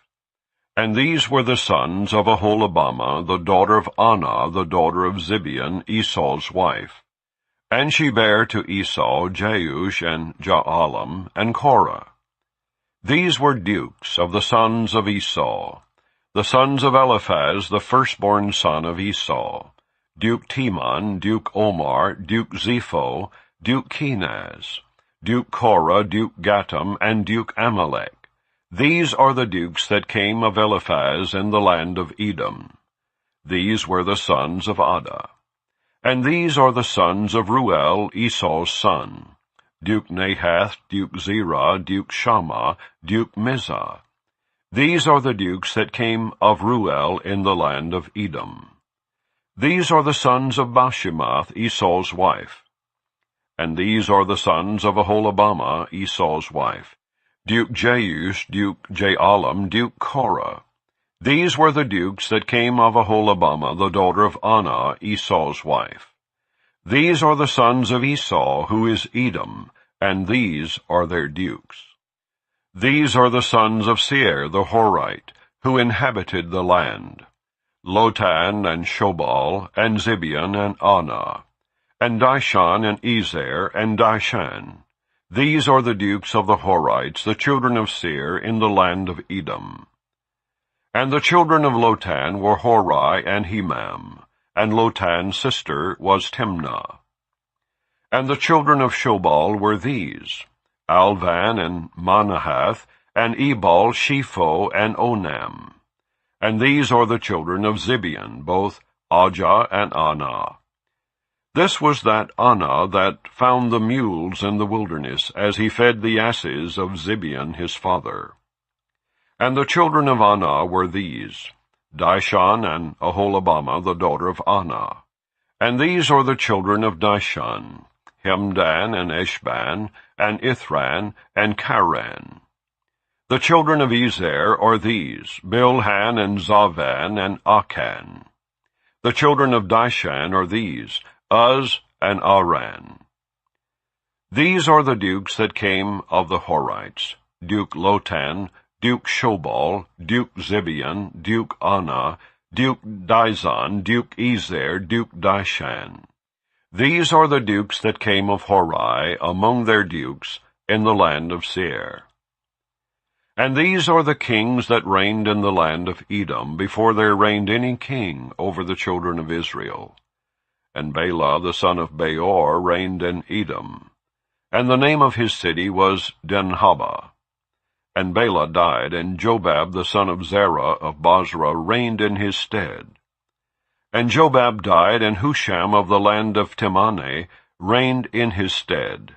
And Husham died, and Hadad the son of Bedad, who smote Midian in the field of Moab, reigned in his stead. And the name of his city was Avith. And Hadad died, and Samlah of Masrekah reigned in his stead. And Samlah died, and Saul of Rehoboth by the river reigned in his stead. And Saul died, and Baal-Hanan the son of Achbor reigned in his stead. And Baal-Hanan the son of Achbor died, and Hadar reigned in his stead. And the name of his city was Peu, and his wife's name was Mehetabel, the daughter of Matred, the daughter of Mezahab. And these are the names of the dukes that came of Esau, according to their families, after their places, by their names: Duke Timnah, Duke Alva, Duke Jetheth, Duke Aholibamah, Duke Elah, Duke Pinon, Duke Kenaz, Duke Taman, Duke Mizbar, Duke Magdiel, Duke Iram. These be the dukes of Edom, according to their habitations, in the land of their possession. He is Esau, the father of the Edomites. Chapter 37. And Jacob dwelt in the land wherein his father was a stranger in the land of Canaan. These are the generations of Jacob. Joseph, being 17 years old, was feeding the flock with his brethren. And the lad was with the sons of Bilhah, and with the sons of Zilpah his father's wives. And Joseph brought unto his father their evil report. Now Israel loved Joseph more than all his children, because he was the son of his old age. And he made him a coat of many colors. And when his brethren saw that their father loved him more than all his brethren, they hated him, and could not speak peaceably unto him. And Joseph dreamed a dream, and he told it his brethren, and they hated him yet the more. And he said unto them, Hear, I pray you, this dream which I have dreamed. For behold, we were binding sheaves in the field, and lo, my sheaf arose, and also stood upright. And behold, your sheaves stood round about, and made obeisance to my sheaf. And his brethren said to him, Shalt thou indeed reign over us, or shalt thou indeed have dominion over us? And they hated him yet the more for his dreams and for his words. And he dreamed yet another dream, and told it his brethren, and said, Behold, I have dreamed a dream more. And behold, the sun and the moon and the 11 stars made obeisance to me. And he told it to his father and to his brethren. And his father rebuked him, and said unto him, What is this dream that thou hast dreamed? Shall I and thy mother and thy brethren indeed come to bow down ourselves to thee, to the earth? And his brother envied him, but his father observed the saying. And his brethren went to feed their father's flock in Shechem. And Israel said unto Joseph, Do not thy brethren feed the flock in Shechem? Come, and I will send thee unto them. And he said to him, Here am I. And he said to him, Go, I pray thee, see whether it be well with thy brethren, and well with the flocks, and bring me word again. So he sent him out of the vale of Hebron, and he came to Shechem. And a certain man found him, and behold, he was wandering in the field. And the man asked him, saying, What seekest thou? And he said, I seek my brethren. Tell me, I pray thee, where they feed their flocks. And the man said, They are departed hence, for I heard them say, Let us go to Dothan. And Joseph went after his brethren, and found them in Dothan. And when they saw him afar off, even before he came near unto them, they conspired against him to slay him. And they said one to another, Behold, this dreamer cometh. Come now, therefore, and let us slay him, and cast him into some pit. And we will say, Some evil beast hath devoured him. And we shall see what will become of his dreams. And Reuben heard it, and he delivered him out of their hands, and said, Let us not kill him. And Reuben said unto them, Shed no blood, but cast him into this pit that is in the wilderness, and lay no hand upon him, that he might rid him out of their hands, to deliver him to his father again. And it came to pass, when Joseph was come unto his brethren, that they stripped Joseph out of his coat of many colors that was on him. And they took him and cast him into a pit. And the pit was empty, there was no water in it. And they sat down to eat bread. And they lifted up their eyes and looked, and behold, a company of Ishmaelites came from Gilead with their camels, bearing spicery and balm and myrrh, going to carry it down to Egypt. And Judah said unto his brethren, What profit is it if we slay our brother and conceal his blood? Come, and let us sell him to the Ishmaelites, and let not our hand be upon him, for he is our brother and our flesh. And his brethren were content.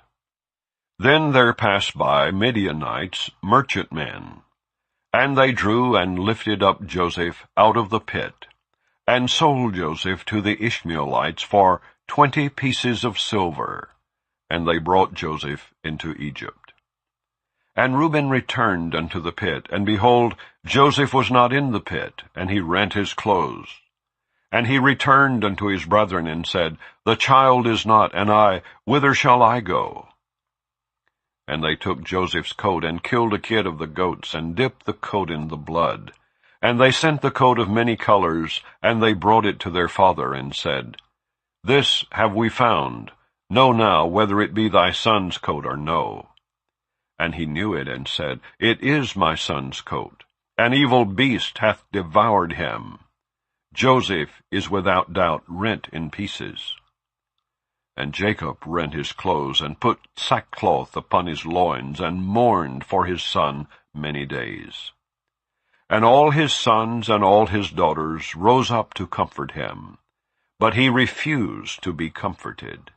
And he said, For I will go down into the grave unto my son mourning. Thus his father wept for him.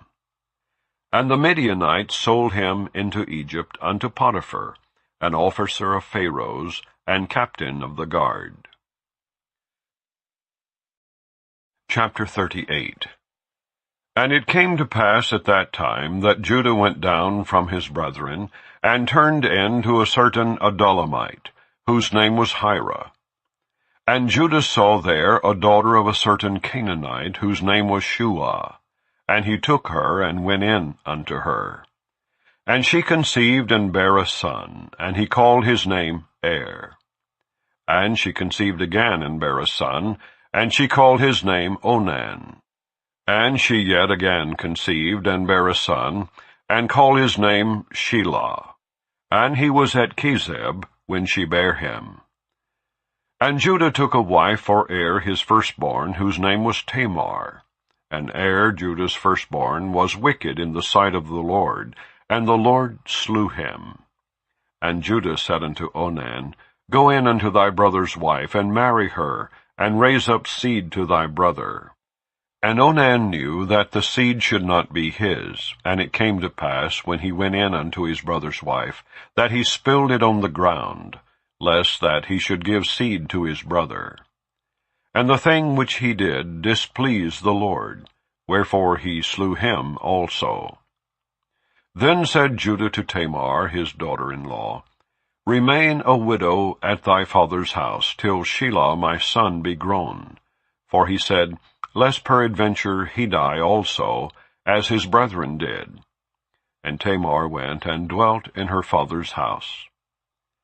And in process of time the daughter of Shua, Judah's wife, died.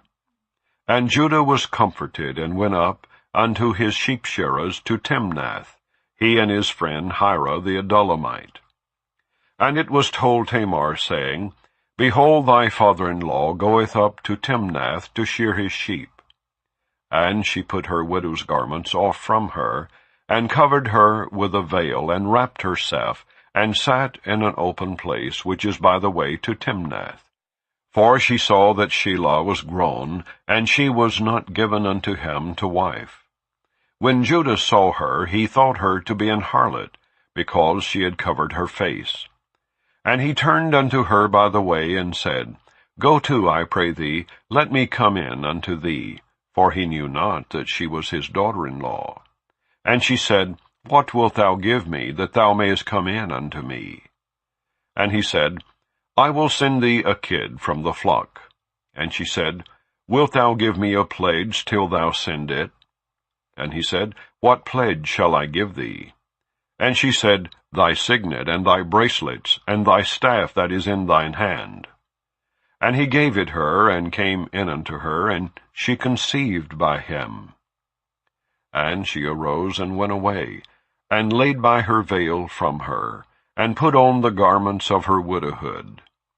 And Judah sent the kid by the hand of his friend the Adullamite to receive his pledge from the woman's hand, but he found her not. Then he asked the men of that place, saying, Where is the harlot that was openly by the wayside? And they said, There was no harlot in this place. And he returned to Judah and said, I cannot find her. And also the men of the place said, that there was no harlot in this place. And Judah said, Let her take it to her, lest we be shamed. Behold, I sent this kid, and thou hast not found her. And it came to pass about 3 months after, that it was told Judah, saying, Tamar thy daughter-in-law hath played the harlot, and also, behold, she is with child by whoredom. And Judah said, Bring her forth, and let her be burnt. When she was brought forth, she sent to her father-in-law, saying, By the man whose these are, am I with child. And she said, Discern, I pray thee, whose are these, the signet, and bracelets, and staff?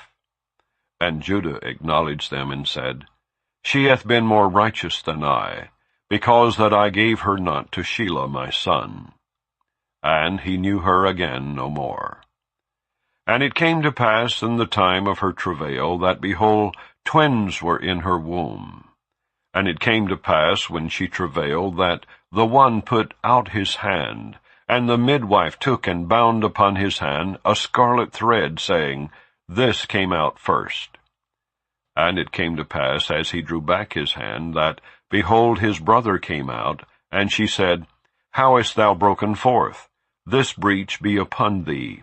Therefore his name was called Pharez. And afterward came out his brother, that had the scarlet thread upon his hand, and his name was called Zara. Chapter 39. And Joseph was brought down to Egypt, and Potiphar, an officer of Pharaoh, captain of the guard, an Egyptian, bought him of the hands of the Ishmaelites, which had brought him down thither. And the Lord was with Joseph, and he was a prosperous man, and he was in the house of his master the Egyptian. And his master saw that the Lord was with him, and that the Lord made all that he did to prosper in his hand. And Joseph found grace in his sight, and he served him, and he made him overseer over his house, and all that he had he put into his hand. And it came to pass, from the time that he had made him overseer in his house, and over all that he had, that the Lord blessed the Egyptian's house for Joseph's sake. And the blessing of the Lord was upon all that he had in the house and in the field. And he left all that he had in Joseph's hand, and he knew not aught he had, save the bread which he did eat. And Joseph was a goodly person, and well favored. And it came to pass after these things, that his master's wife cast her eyes upon Joseph, and she said, Lie with me. But he refused, and said unto his master's wife, Behold, my master wotteth not what is with me in the house, and he hath committed all that he hath to my hand. there is none greater in this house than I, neither hath he kept back anything from me but thee, because thou art his wife. How then can I do this great wickedness, and sin against God? And it came to pass, as she spake to Joseph day by day, that he hearkened not unto her, to lie by her, or to be with her. And it came to pass about this time that Joseph went into the house to do his business, and there was none of the men of the house there within. And she caught him by his garment, saying, Lie with me.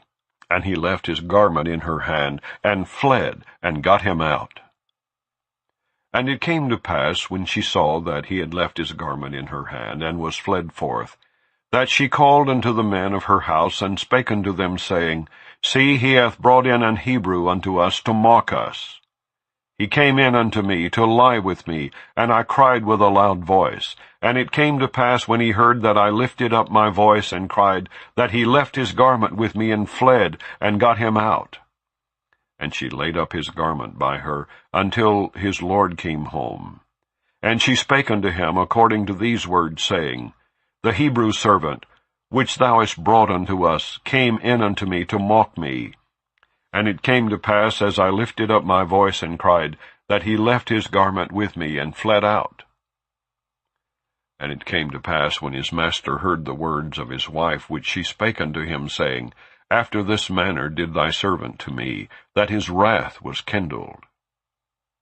And Joseph's master took him, and put him into the prison, a place where the king's prisoners were bound. And he was there in the prison. But the Lord was with Joseph, and showed him mercy, and gave him favor in the sight of the keeper of the prison. And the keeper of the prison committed to Joseph's hand all the prisoners that were in the prison, and whatsoever they did there, he was the doer of it. The keeper of the prison looked not to anything that was under his hand, because the Lord was with him, and that which he did, the Lord made it to prosper.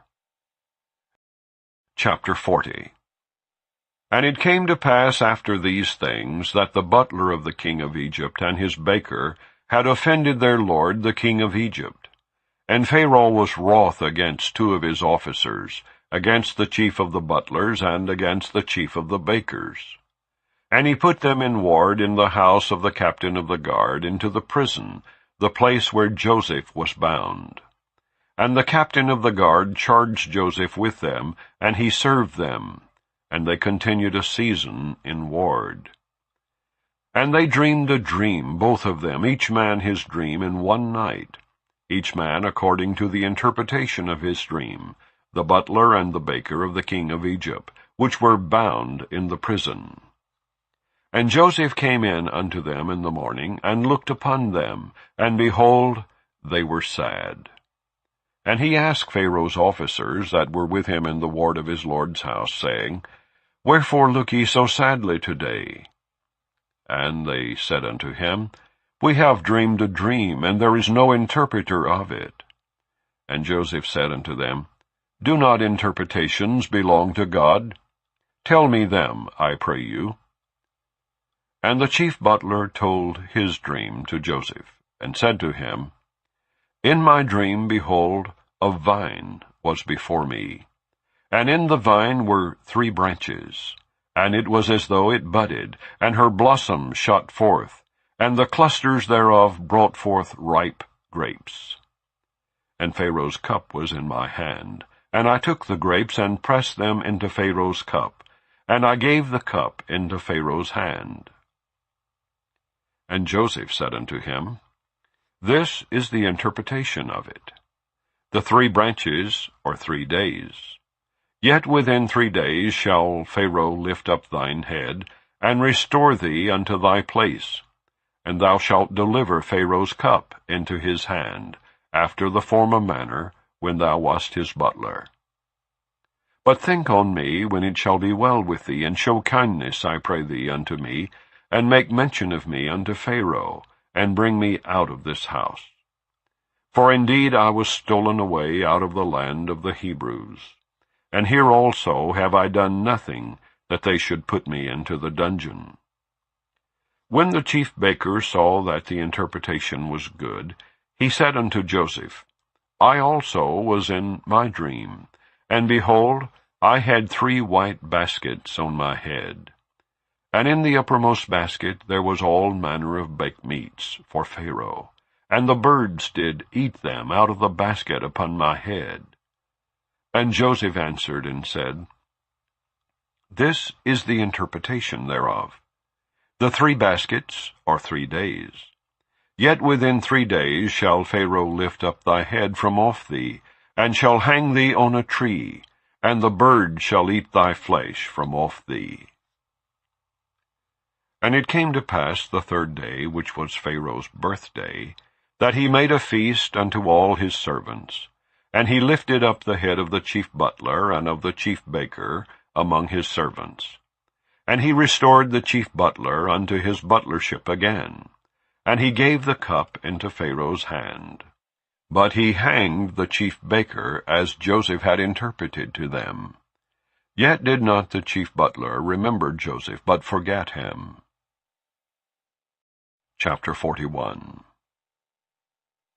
And it came to pass at the end of 2 full years, that Pharaoh dreamed, and behold, he stood by the river. And behold, there came up out of the river 7 well-favored kine, and fat-fleshed, and they fed in a meadow. And behold, 7 other kine came up after them out of the river, ill-favored and lean-fleshed, and stood by the other kine upon the brink of the river. And the ill-favored and lean-fleshed kine did eat up the 7 well-favored and fat kine.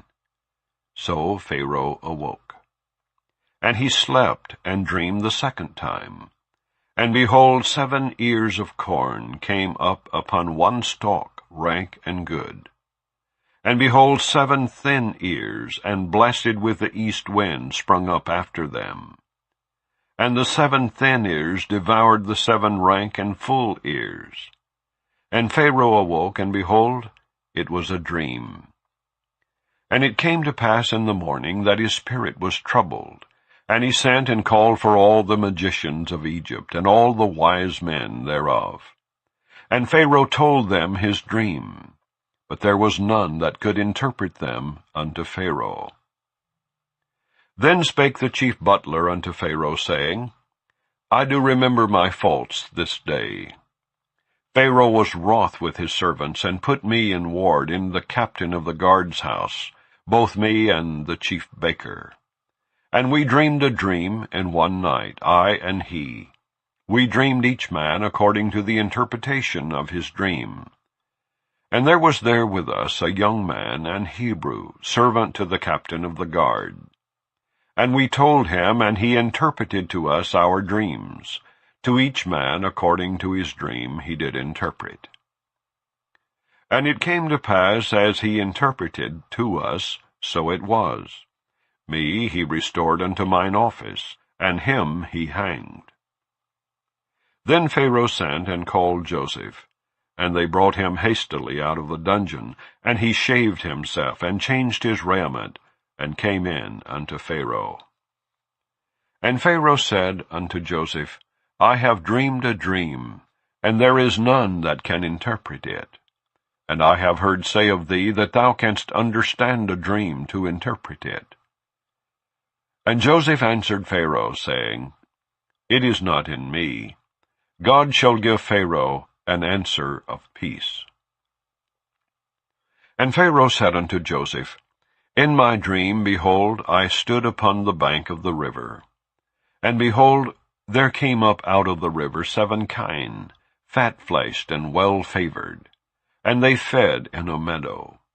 And behold, 7 other kine came up after them, poor and very ill-favored, and lean-fleshed, such as I never saw in all the land of Egypt, for badness. And the lean and the ill-favored kine did eat up the first 7 fat kine. And when they had eaten them up, it could not be known that they had eaten them. But they were still ill-favored as at the beginning. So I awoke. And I saw in my dream, and behold, 7 ears came up in one stalk, full and good. And behold, 7 ears, withered, thin, and blasted with the east wind, sprung up after them. And the thin ears devoured the 7 good ears. And I told this unto the magicians, but there was none that could declare it to me. And Joseph said unto Pharaoh, The dream of Pharaoh is one. God hath showed Pharaoh what he is about to do. The 7 good kine are 7 years, and the 7 good ears are 7 years. The dream is one. And the 7 thin and ill-favored kine that came up after them are 7 years. And the 7 empty ears, blasted with the east wind, shall be 7 years of famine. This is the thing which I have spoken unto Pharaoh. What God is about to do he showeth unto Pharaoh. Behold, there come 7 years of great plenty throughout all the land of Egypt. And there shall arise after them 7 years of famine, and all the plenty shall be forgotten in the land of Egypt, and the famine shall consume the land. And the plenty shall not be known in the land by reason of that famine following, for it shall be very grievous. And for that the dream was doubled unto Pharaoh twice. It is because the thing is established by God, and God will shortly bring it to pass. Now therefore let Pharaoh look out a man discreet and wise, and set him over the land of Egypt. Let Pharaoh do this, and let him appoint officers over the land, and take up the 5th part of the land of Egypt, in the 7 plenteous years. And let them gather all the food of those good years that come, and lay up corn under the hand of Pharaoh, and let them keep food in the cities. And that food shall be for store to the land against the 7 years of famine, which shall be in the land of Egypt, that the land perish not through the famine. And the thing was good in the eyes of Pharaoh, and in the eyes of all his servants. And Pharaoh said unto his servants, Can we find such a one as this is, a man in whom the Spirit of God is? And Pharaoh said unto Joseph, Forasmuch as God hath showed thee all this, there is none so discreet and wise as thou art. Thou shalt be over my house, and according unto thy word shall all my people be ruled. Only in the throne will I be greater than thou. And Pharaoh said unto Joseph, See, I have set thee over all the land of Egypt. And Pharaoh took off his ring from his hand, and put it upon Joseph's hand, and arrayed him in vestures of fine linen, and put a gold chain about his neck. And he made him to ride in the 2nd chariot which he had. And they cried before him, Bow the knee. And he made him ruler over all the land of Egypt. And Pharaoh said unto Joseph, I am Pharaoh, and without thee shall no man lift up his hand or foot in all the land of Egypt. And Pharaoh called Joseph's name Zephnath-Paaneah, and he gave him to wife Asenath, the daughter of Potiphera, priest of On. And Joseph went out over all the land of Egypt. And Joseph was 30 years old when he stood before Pharaoh, king of Egypt. And Joseph went out from the presence of Pharaoh, and went throughout all the land of Egypt. And in the 7 plenteous years the earth brought forth by handfuls. And he gathered up all the food of the 7 years which were in the land of Egypt, and laid up the food in the cities. The food of the field which was round about every city laid he up in the same. And Joseph gathered corn as the sand of the sea very much, until he left numbering, for it was without number. And unto Joseph were born 2 sons before the years of famine came, which Asenath the daughter of Potiphera priest of On bare unto him. And Joseph called the name of the firstborn Manasseh. For God, said he, hath made me forget all my toil, and all my father's house. And the name of the second called he Ephraim, for God hath caused me to be fruitful in the land of my affliction. And the 7 years of plenteousness that was in the land of Egypt were ended. And the 7 years of dearth began to come, according as Joseph had said. And the dearth was in all lands, but in all the land of Egypt there was bread. And when all the land of Egypt was famished, the people cried to Pharaoh for bread. And Pharaoh said unto all the Egyptians, Go unto Joseph, what he saith to you, do. And the famine was over all the face of the earth. And Joseph opened all the storehouses, and sold unto the Egyptians, and the famine waxed sore in the land of Egypt. And all countries came into Egypt to Joseph for to buy corn, because that the famine was so sore in all lands. Chapter 42. Now when Jacob saw that there was corn in Egypt, Jacob said unto his sons, Why do ye look one upon another? And he said, Behold, I have heard that there is corn in Egypt. Get you down thither, and buy for us from thence, that we may live and not die. And Joseph's 10 brethren went down to buy corn in Egypt. But Benjamin, Joseph's brother, Jacob sent not with his brethren, for he said, Lest peradventure mischief befall him. And the sons of Israel came to buy corn among those that came, for the famine was in the land of Canaan. And Joseph was the governor over the land, and he it was that sold to all the people of the land. And Joseph's brethren came, and bowed down themselves before him with their faces to the earth.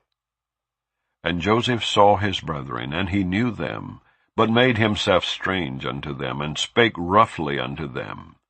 And he said unto them, Whence come ye? And they said, From the land of Canaan to buy food. And Joseph knew his brethren, but they knew not him. And Joseph remembered the dreams which he dreamed of them, and said unto them, Ye are spies. To see the nakedness of the land ye are come. And they said unto him, Nay, my lord, but to buy food are thy servants come. We are all one man's sons. We are true men. Thy servants are no spies. And he said unto them, Nay, but to see the nakedness of the land ye are come. And they said, Thy servants are 12 brethren, the sons of one man, in the land of Canaan. And behold, the youngest is this day with our father, and one is not. And Joseph said unto them, That is it that I spake unto you, saying, Ye are spies. Hereby ye shall be proved. By the life of Pharaoh ye shall not go forth hence, except your youngest brother come hither. Send one of you, and let him fetch your brother, and ye shall be kept in prison, that your words may be proved, whether there be any truth in you, or else by the life of Pharaoh, surely ye are spies. And he put them all together into ward 3 days. And Joseph said unto them the 3rd day, This do, and live, for I fear God. If ye be true men, let one of your brethren be bound in the house of your prison. Go ye, carry corn for the famine of your houses. But bring your youngest brother unto me. So shall your words be verified, and ye shall not die. And they did so. And they said one to another, We are verily guilty concerning our brother, in that we saw the anguish of his soul when he besought us, and we would not hear. Therefore is this distress come upon us. And Reuben answered them, saying, Spake I not unto you, saying, Do not sin against the child, and ye would not hear? Therefore, behold, also his blood is required.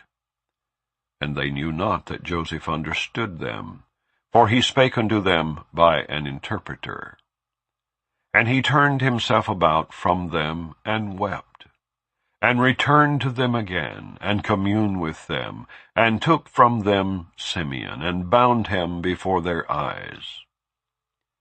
Then Joseph commanded to fill their sacks with corn, and to restore every man's money into his sack, and to give them provision for the way.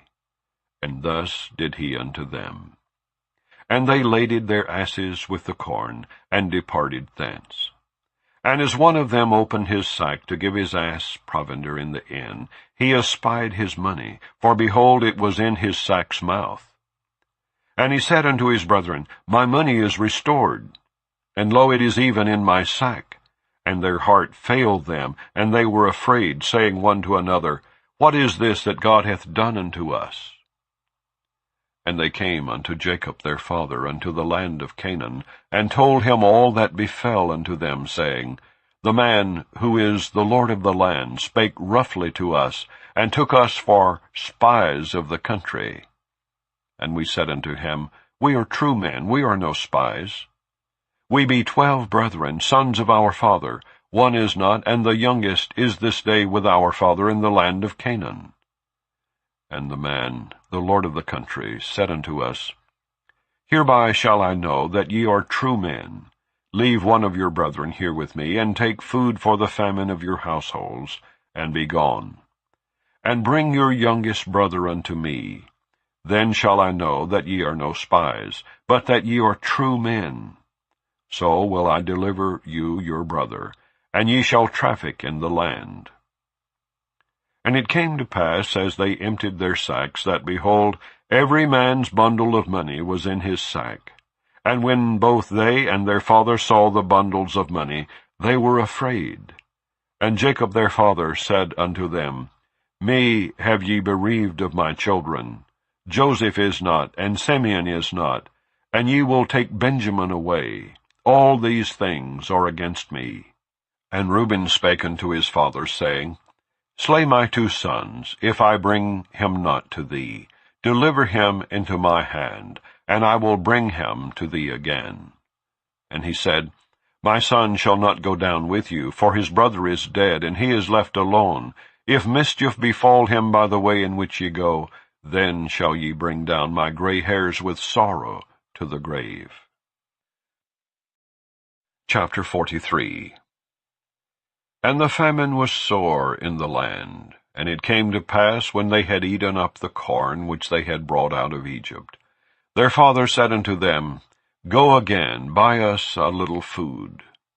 And Judah spake unto him, saying, The man did solemnly protest unto us, saying, Ye shall not see my face, except your brother be with you. If thou wilt send our brother with us, we will go down and buy thee food.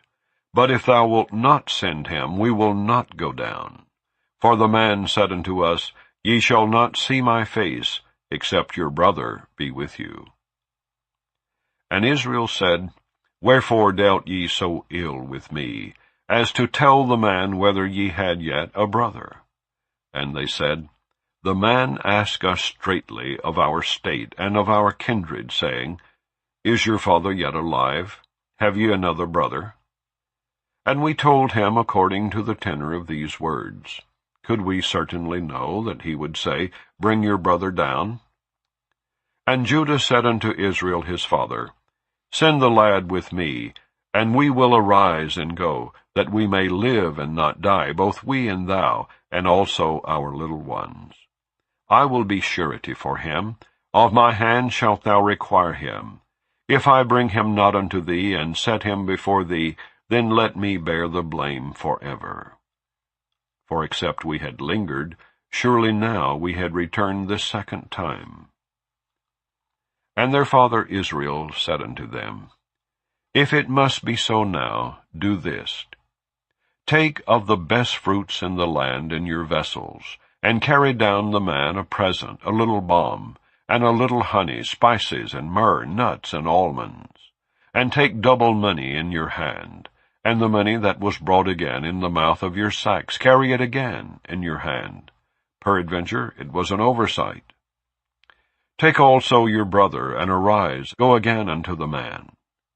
And God Almighty give you mercy before the man, that he may send away your other brother and Benjamin.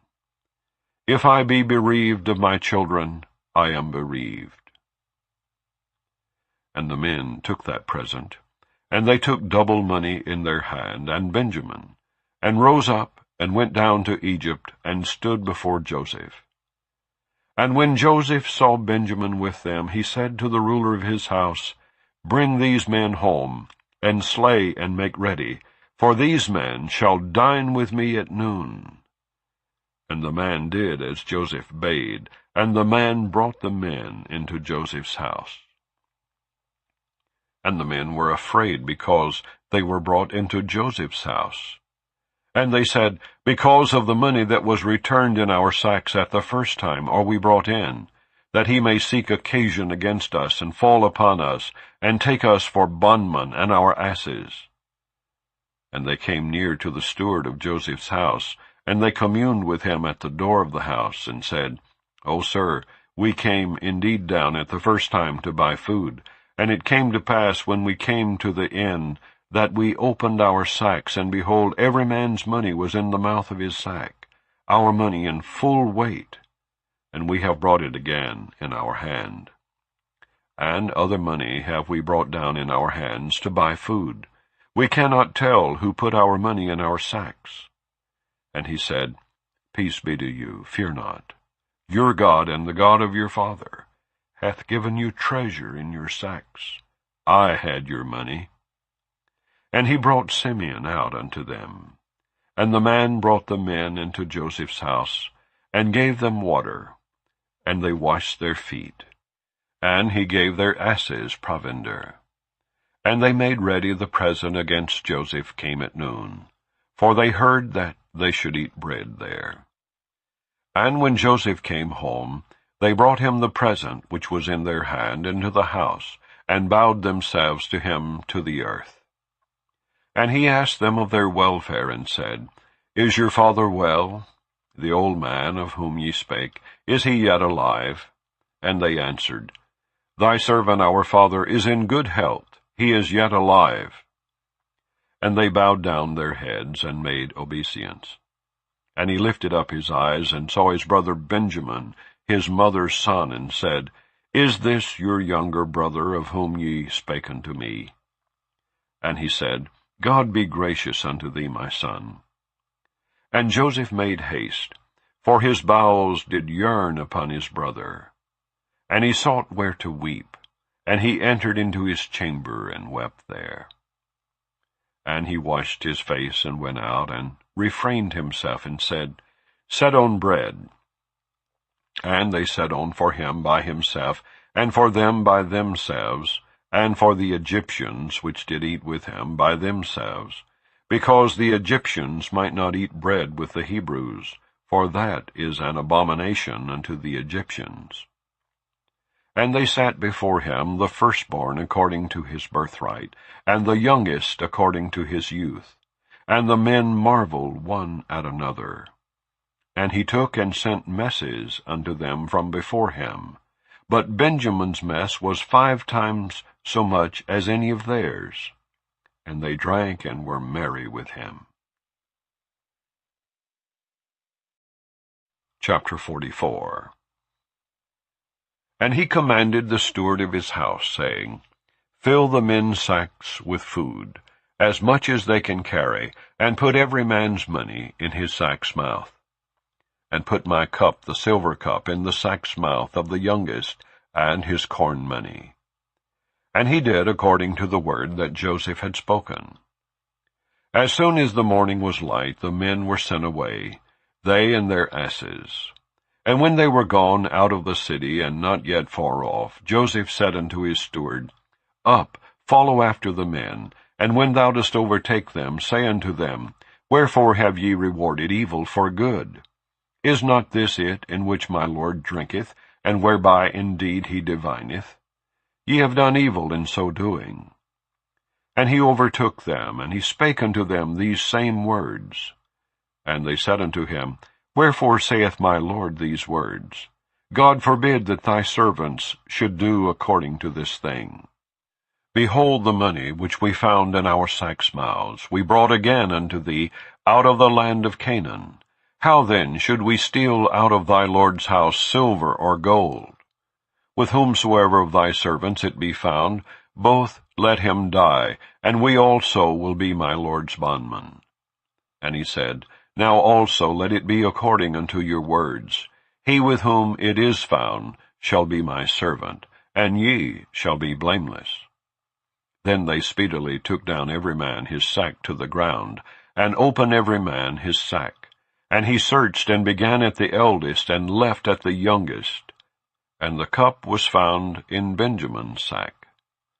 Then they rent their clothes, and laded every man his ass, and returned to the city. And Judah and his brethren came to Joseph's house, for he was yet there. And they fell before him on the ground. And Joseph said unto them, What deed is this that ye have done? Wot ye not that such a man as I can certainly divine? And Judah said, What shall we say unto my lord? What shall we speak, or how shall we clear ourselves? God hath found out the iniquity of thy servants. Behold, we are my Lord's servants, both we and he also with whom the cup is found. And he said, God forbid that I should do so. But the man in whose hand the cup is found, he shall be my servant. And as for you, get you up in peace unto your father. Then Judah came near unto him, and said, O my lord, let thy servant, I pray thee, speak a word in my lord's ears, and let not thine anger burn against thy servant, for thou art even as Pharaoh. My lord asked his servants, saying, Have ye a father or a brother? And we said unto my lord, We have a father, an old man, and a child of his old age, a little one, and his brother is dead, and he alone is left of his mother, and his father loveth him. And thou saidst unto thy servants, Bring him down unto me, that I may set mine eyes upon him. And we said unto my lord, The lad cannot leave his father, for if he should leave his father would die. And thou saidst unto thy servants, Except your youngest brother come down with you, ye shall see my face no more. And it came to pass, when we came up unto thy servant my father, we told him the words of my lord. And our father said, Go again, and buy us a little food. And we said, We cannot go down. If our youngest brother be with us, then will we go down. For we may not see the man's face, except our youngest brother be with us. And thy servant my father said unto us, Ye know that my wife bare me 2 sons. And the one went out from me, and I said, Surely he is torn in pieces, and I saw him not since. And if ye take this also from me, and mischief befall him, ye shall bring down my gray hairs with sorrow to the grave. Now therefore, when I come to thy servant my father, and the lad be not with us, seeing that his life is bound up in the lad's life, it shall come to pass, when he seeth that the lad is not with us, that he will die. And thy servant shall bring down the gray hairs of thy servant our father with sorrow to the grave. For thy servant became surety for the lad unto my father, saying, If I bring him not unto thee, then I shall bear the blame to my father forever. Now therefore, I pray thee, let thy servant abide instead of the lad, a bondman to my lord, and let the lad go up with his brethren. For how shall I go up to my father, and the lad be not with me, lest peradventure I see the evil that shall come on my father? Chapter 45. Then Joseph could not refrain himself before all them that stood by him. And he cried, Cause every man to go out from me. And there stood no man with him, while Joseph made himself known unto his brethren. And he wept aloud. And the Egyptians and the house of Pharaoh heard. And Joseph said unto his brethren, I am Joseph. Doth my father yet live? And his brethren could not answer him, for they were troubled at his presence. And Joseph said unto his brethren, Come near to me, I pray you. And they came near. And he said, I am Joseph your brother, whom ye sold into Egypt. Now therefore be not grieved, nor angry with yourselves, that ye sold me hither. For God did send me before you to preserve life. For these 2 years hath the famine been in the land, and yet there are 5 years in the which there shall neither be earing nor harvest. And God sent me before you to preserve you a posterity in the earth, and to save your lives by a great deliverance. So now it was not you that sent me hither, but God. And he hath made me a father to Pharaoh, and lord of all his house, and a ruler throughout all the land of Egypt. Haste ye, and go up to my father, and say unto him, Thus saith thy son Joseph, God hath made me lord of all Egypt. Come down unto me, tarry not. And thou shalt dwell in the land of Goshen, and thou shalt be near unto me, thou and thy children and thy children's children, and thy flocks and thy herds, and all that thou hast. And there will I nourish thee, for yet there are 5 years of famine, lest thou and thy household and all that thou hast come to poverty. And behold, your eyes see, and the eyes of my brother Benjamin, that it is my mouth that speaketh unto you. And ye shall tell my father of all my glory in Egypt, and of all that ye have seen, and ye shall haste and bring down my father hither. And he fell upon his brother Benjamin's neck, and wept.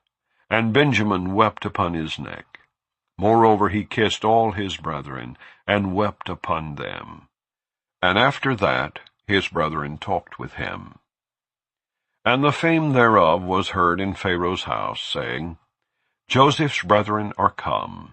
And it pleased Pharaoh well, and his servants. And Pharaoh said unto Joseph, Say unto thy brethren, This do ye, lade your beast, and go, get you unto the land of Canaan. And take your father and your households, and come unto me. And I will give you the good of the land of Egypt, and ye shall eat the fat of the land. Now thou art commanded, this do ye, take you wagons out of the land of Egypt for your little ones, and for your wives, and bring your father, and come. Also regard not your stuff, for the good of all the land of Egypt is yours. And the children of Israel did so, and Joseph gave them wagons, according to the commandment of Pharaoh, and gave them provision for the way. To all of them he gave each man changes of raiment, but to Benjamin he gave 300 pieces of silver, and 5 changes of raiment. And to his father he sent after this manner, 10 asses laden with the good things of Egypt, and 10 she-asses laden with corn and bread and meat for his father by the way. So he sent his brethren away, and they departed. And he said unto them, See that ye fall not out by the way. And they went up out of Egypt, and came into the land of Canaan unto Jacob their father, and told him, saying, Joseph is yet alive, and he is governor over all the land of Egypt. And Jacob's heart fainted, for he believed them not. And they told him all the words of Joseph, which he had said unto them. And when he saw the wagons, which Joseph had sent to carry him, the spirit of Jacob their father revived. And Israel said, It is enough. Joseph my son is yet alive. I will go and see him before I die. Chapter 46. And Israel took his journey with all that he had, and came to Beersheba, and offered sacrifices unto the God of his father Isaac. And God spake unto Israel in the visions of the night, and said, Jacob, Jacob. And he said, Here am I. And he said, I am God, the God of thy father. Fear not to go down into Egypt, for I will there make of thee a great nation.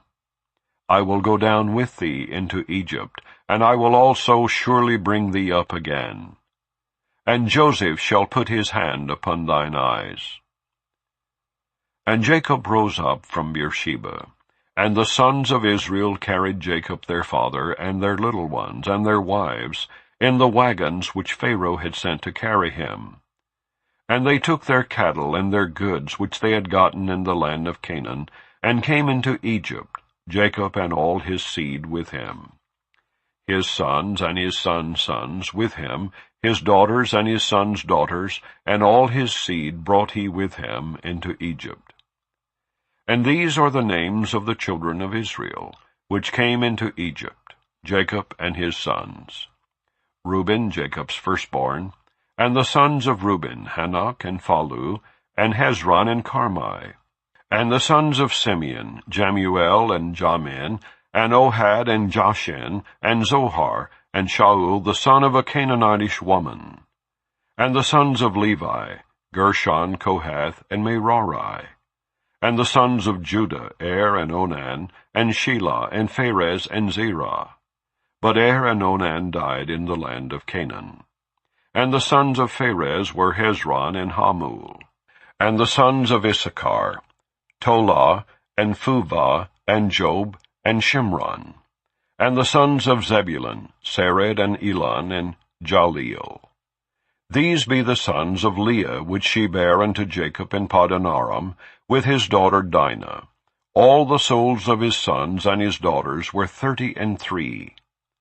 And the sons of Gad, Ziphion, and Hagi, Shunai, and Esbron, Eri, and Arodai, and Areli. And the sons of Asher, Jemnah, and Ishua, and Ishui, and Beriah, and Zerah their sister. And the sons of Beriah, Heber, and Michael. These are the sons of Zilpah, whom Laban gave to Leah his daughter. And these she bare unto Jacob, even 16 souls. The sons of Rachel, Jacob's wife, Joseph and Benjamin. And unto Joseph in the land of Egypt were born Manasseh and Ephraim, which Asenath, the daughter of Potipherah, priest of On, bare unto him. And the sons of Benjamin were Bela, Becher, and Ashbel, Gerah, and Naaman, Ehi, and Rosh, Mupim, and Hupim, and Ard. These are the sons of Rachel, which were born to Jacob. All the souls were 14. And the sons of Dan, Hushem. And the sons of Naphtali, Jaziel, and Guni, and Jezer, and Shillem. These are the sons of Bilhah, which Laban gave unto Rachel his daughter, and she bare these unto Jacob. All the souls were 7. All the souls that came with Jacob into Egypt, which came out of his loins, besides Jacob's sons' wives, all the souls were 66. And the sons of Joseph, which were born him in Egypt, were 2 souls. All the souls of the house of Jacob, which came into Egypt, were 70. And he sent Judah before him unto Joseph, to direct his face unto Goshen. And they came into the land of Goshen. And Joseph made ready his chariot, and went up to meet Israel his father to Goshen, and presented himself unto him. And he fell on his neck, and wept on his neck a good while. And Israel said unto Joseph, Now let me die, since I have seen thy face, because thou art yet alive. And Joseph said unto his brethren, and unto his father's house, I will go up and show Pharaoh, and say unto him, My brethren and my father's house, which were in the land of Canaan, are come unto me. And the men are shepherds, for their trade hath been to feed cattle. And they have brought their flocks and their herds, and all that they have. And it shall come to pass, when Pharaoh shall call you, and shall say, What is your occupation? That ye shall say, Thy servant's trade hath been about cattle from our youth even until now, both we and also our fathers, that ye may dwell in the land of Goshen. For every shepherd is an abomination unto the Egyptians. Chapter 47. Then Joseph came and told Pharaoh, and said, My father and my brethren and their flocks and their herds, and all that they have, are come out of the land of Canaan. And behold, they are in the land of Goshen. And he took some of his brethren, even 5 men, and presented them unto Pharaoh. And Pharaoh said unto his brethren, What is your occupation? And they said unto Pharaoh, Thy servants are shepherds, both we and also our fathers. They said moreover unto Pharaoh, For to sojourn in the land are we come. For thy servants have no pasture for their flocks. For the famine is sore in the land of Canaan. Now therefore we pray thee, let thy servants dwell in the land of Goshen. And Pharaoh spake unto Joseph, saying, Thy father and thy brethren are come unto thee. The land of Egypt is before thee. In the best of the land make thy father and brethren to dwell. In the land of Goshen let them dwell. And if thou knowest any men of activity among them, then make them rulers over my cattle. And Joseph brought in Jacob his father, and set him before Pharaoh. And Jacob blessed Pharaoh. And Pharaoh said unto Jacob, How old art thou? And Jacob said unto Pharaoh, The days of the years of my pilgrimage are 130 years. Few and evil have the days of the years of my life been, and have not attained unto the days of the years of the life of my fathers in the days of their pilgrimage. And Jacob blessed Pharaoh, and went out from before Pharaoh.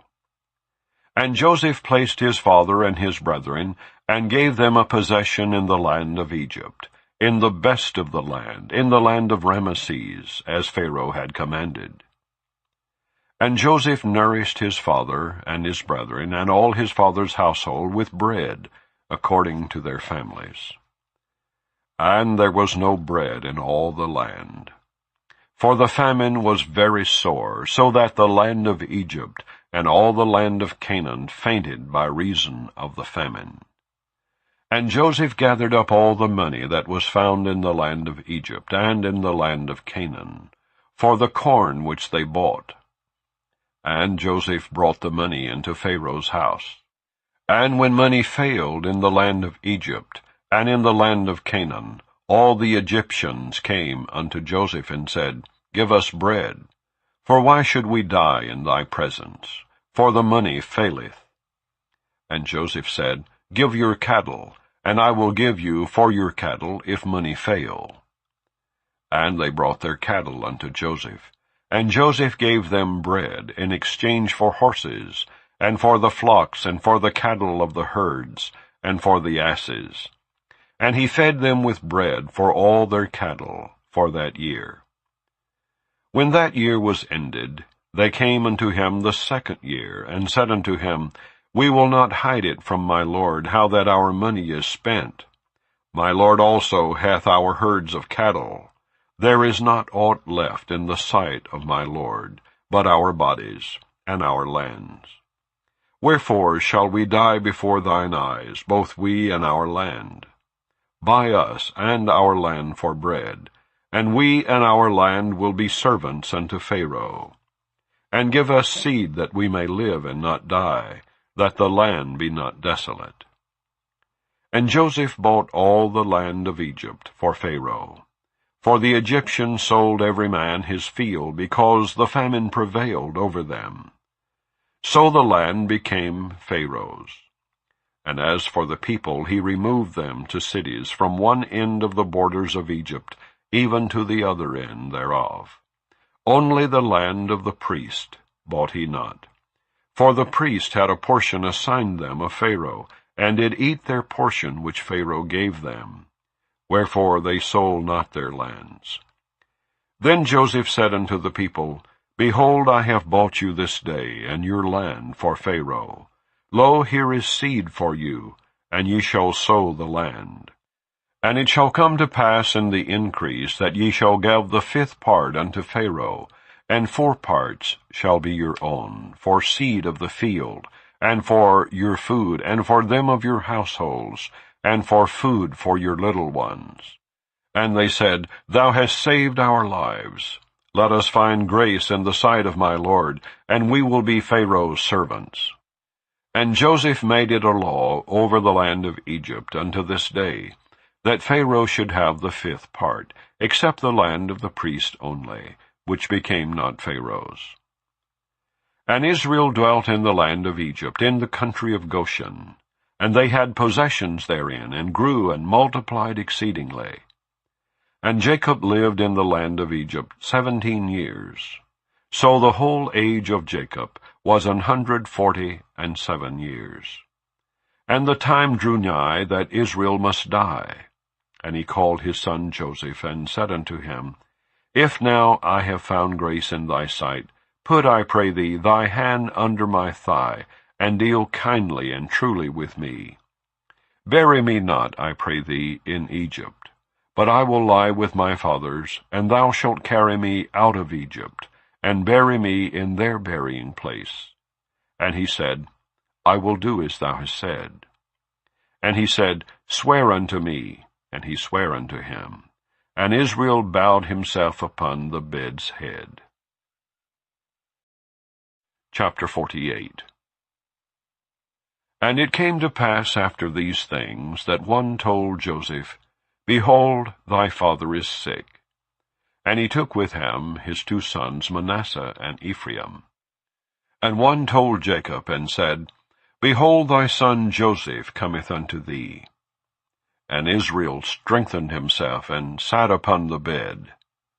And Jacob said unto Joseph, God Almighty appeared unto me at Luz in the land of Canaan, and blessed me, and said unto me, Behold, I will make thee fruitful, and multiply thee, and I will make of thee a multitude of people, and will give this land to thy seed after thee for an everlasting possession. And now thy 2 sons, Ephraim and Manasseh, which were born unto thee in the land of Egypt before I came unto thee into Egypt, are mine. As Reuben and Simeon, they shall be mine. And thy issue, which thou begettest after them, shall be thine, and shall be called after the name of their brethren in their inheritance. And as for me, when I came from Paddan, Rachel died by me in the land of Canaan in the way, when yet there was but a little way to come unto Ephrath. And I buried her there in the way of Ephrath. The same is Bethlehem. And Israel beheld Joseph's sons, and said, Who are these? And Joseph said unto his father, They are my sons, whom God hath given me in this place. And he said, Bring them, I pray thee, unto me, and I will bless them. Now the eyes of Israel were dim for age, so that he could not see. And he brought them near unto him, and he kissed them, and embraced them. And Israel said unto Joseph, I had not thought to see thy face, and lo, God hath showed me also thy seed. And Joseph brought them out from between his knees, and he bowed himself with his face to the earth. And Joseph took them both, Ephraim in his right hand toward Israel's left hand, and Manasseh in his left hand toward Israel's right hand, and brought them near unto him. And Israel stretched out his right hand, and laid it upon Ephraim's head, who was the younger, and his left hand upon Manasseh's head, guiding his hands wittingly. For Manasseh was the firstborn. And he blessed Joseph, and said, God before whom my fathers Abraham and Isaac did walk, the God which fed me all my life long unto this day, the angel which redeemed me from all evil, bless the lads, and let my name be named on them, and the name of my fathers Abraham and Isaac, and let them grow into a multitude in the midst of the earth. And when Joseph saw that his father laid his right hand upon the head of Ephraim, it displeased him, and he held up his father's hand to remove it from Ephraim's head unto Manasseh's head. And Joseph said unto his father, Not so, my father, for this is the firstborn. Put thy right hand upon his head. And his father refused, and said, I know it, my son, I know it. He also shall become a people, and he also shall be great. But truly his younger brother shall be greater than he, and his seed shall become a multitude of nations. And he blessed them that day, saying, In thee shall Israel bless, saying, God make thee as Ephraim, and as Manasseh. And he set Ephraim before Manasseh. And Israel said unto Joseph, Behold, I die, but God shall be with you, and bring you again unto the land of your fathers. Moreover, I have given to thee one portion above thy brethren, which I took out of the hand of the Amorite with my sword and with my bow. Chapter 49. And Jacob called unto his sons, and said, Gather yourselves together, that I may tell you that which shall befall you in the last days. Gather yourselves together, and hear, ye sons of Jacob, and hearken unto Israel your father. Reuben, thou art my firstborn, my might, and the beginning of my strength, the excellency of dignity, and the excellency of power. Unstable as water, thou shalt not excel, because thou wentest up to thy father's bed. Then defilest thou it. He went up to my couch. Simeon and Levi are brethren. Instruments of cruelty are in their habitations. O my soul, come not thou into their secret, unto their assembly, mine honor, be not thou united. For in their anger they slew a man, and in their self-will they digged down a wall. Curse be their anger, for it was fierce, and their wrath, for it was cruel. I will divide them in Jacob, and scatter them in Israel. Judah, thou art he whom thy brethren shall praise. Thy hand shall be in the neck of thine enemies.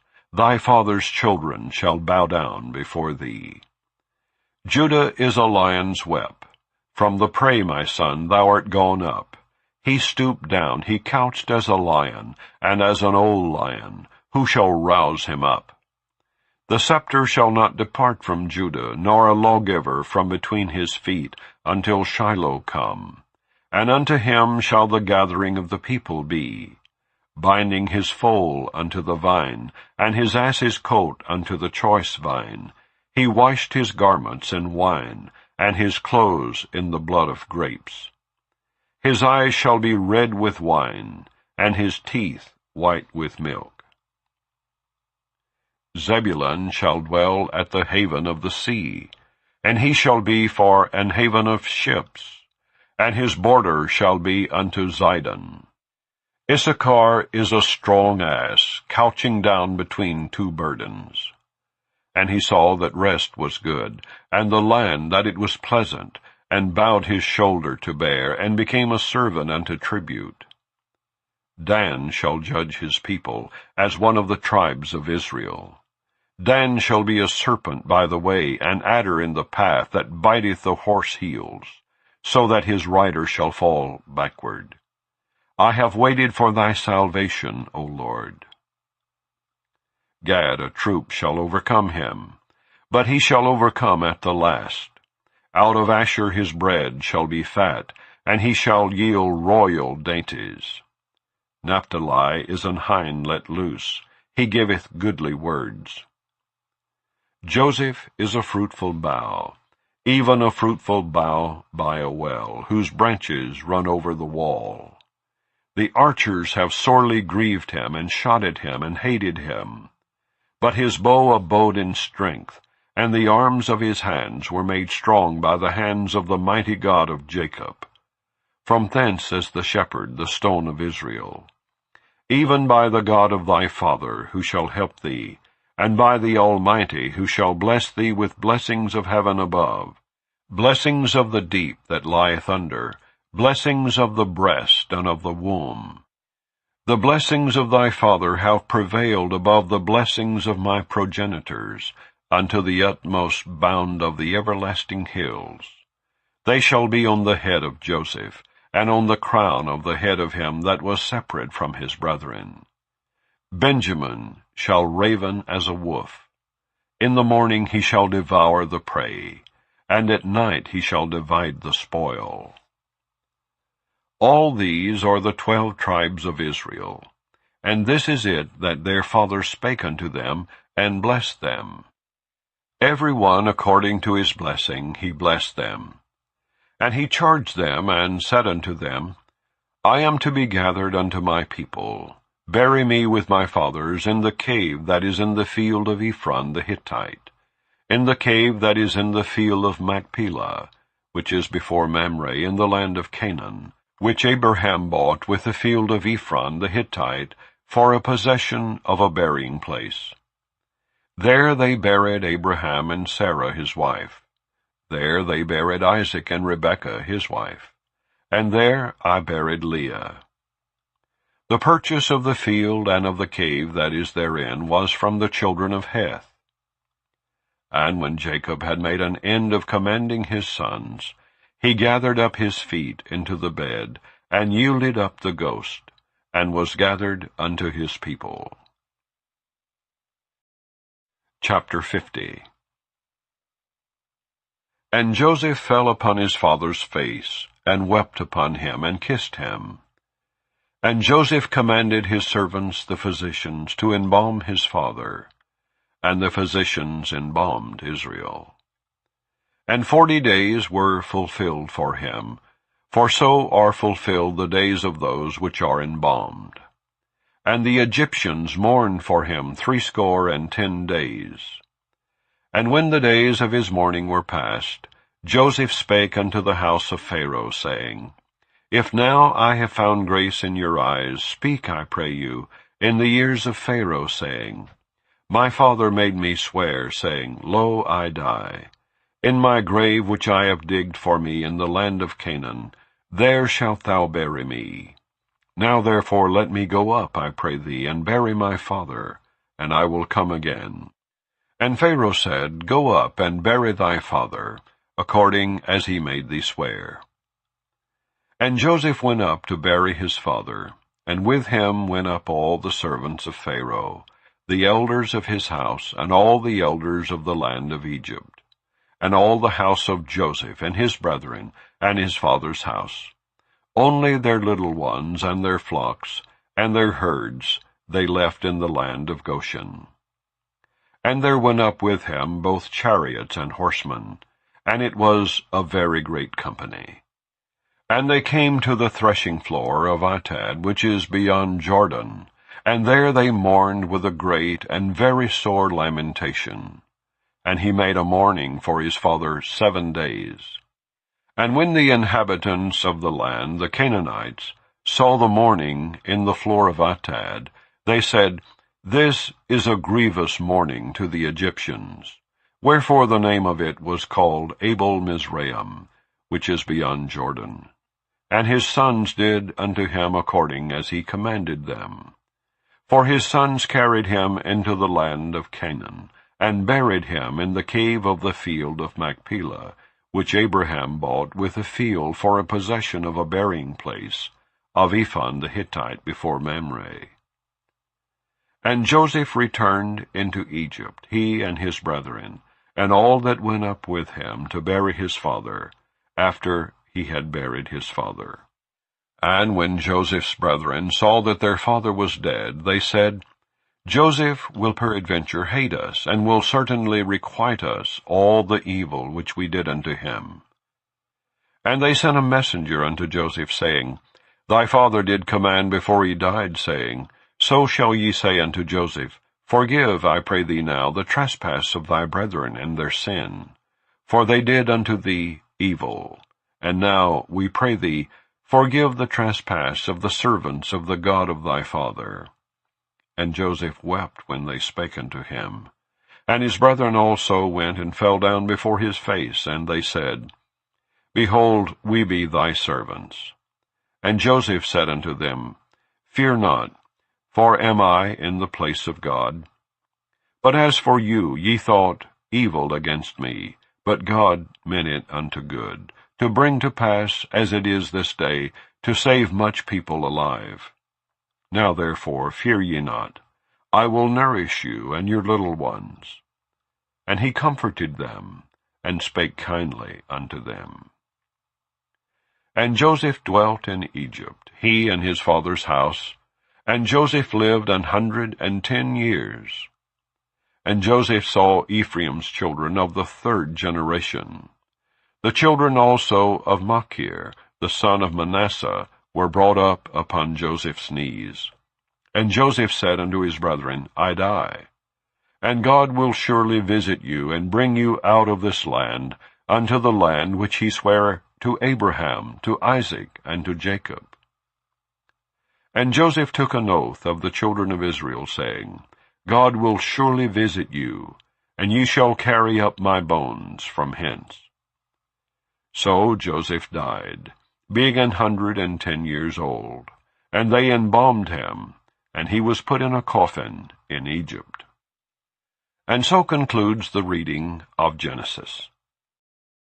The second book of Moses, called Exodus, chapter 1.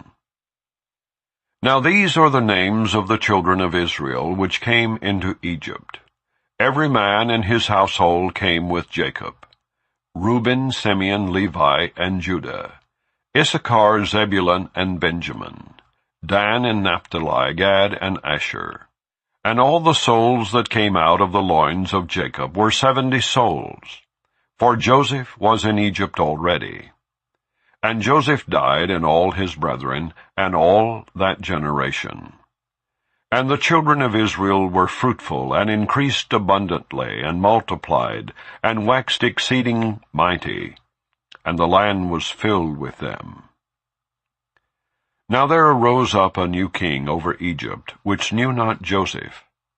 And he said unto his people, Behold, the people of the children of Israel are more and mightier than we. Come on, let us deal wisely with them, lest they multiply, and it come to pass that, when there falleth out any war, they join also unto our enemies, and fight against us, and so get them up out of the land. Therefore they did set over them taskmasters, to afflict them with their burdens. And they built for Pharaoh treasure cities, Pithom and Ramesses. But the more they afflicted them, the more they multiplied and grew. And they were grieved because of the children of Israel. And the Egyptians made the children of Israel to serve with rigor.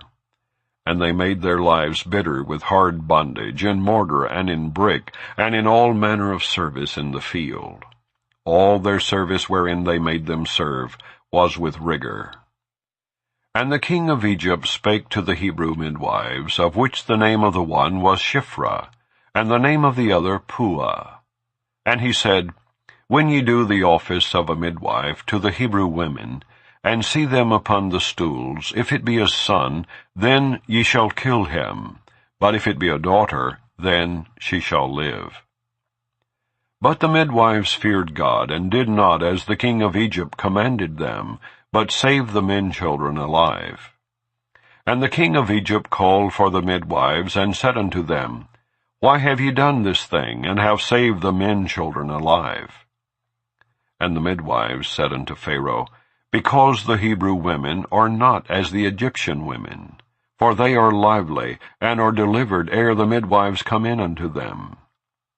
Therefore God dealt well with the midwives, and the people multiplied, and waxed very mighty. And it came to pass, because the midwives feared God, that he made them houses. And Pharaoh charged all his people, saying, Every son that is born ye shall cast into the river, and every daughter ye shall save alive. Chapter 2. And there went a man of the house of Levi, and took to wife a daughter of Levi. And the woman conceived, and bare a son. And when she saw him that he was a goodly child, she hid him 3 months. And when she could not longer hide him, she took for him an ark of bulrushes, and daubed it with slime and with pitch, and put the child therein. And she laid it in the flags by the river's brink. And his sister stood afar off, to wit what would be done to him. And the daughter of Pharaoh came down to wash herself at the river. And her maidens walked along by the river's side, and when she saw the ark among the flags, she sent her maid to fetch it. And when she had opened it, she saw the child. And behold, the babe wept.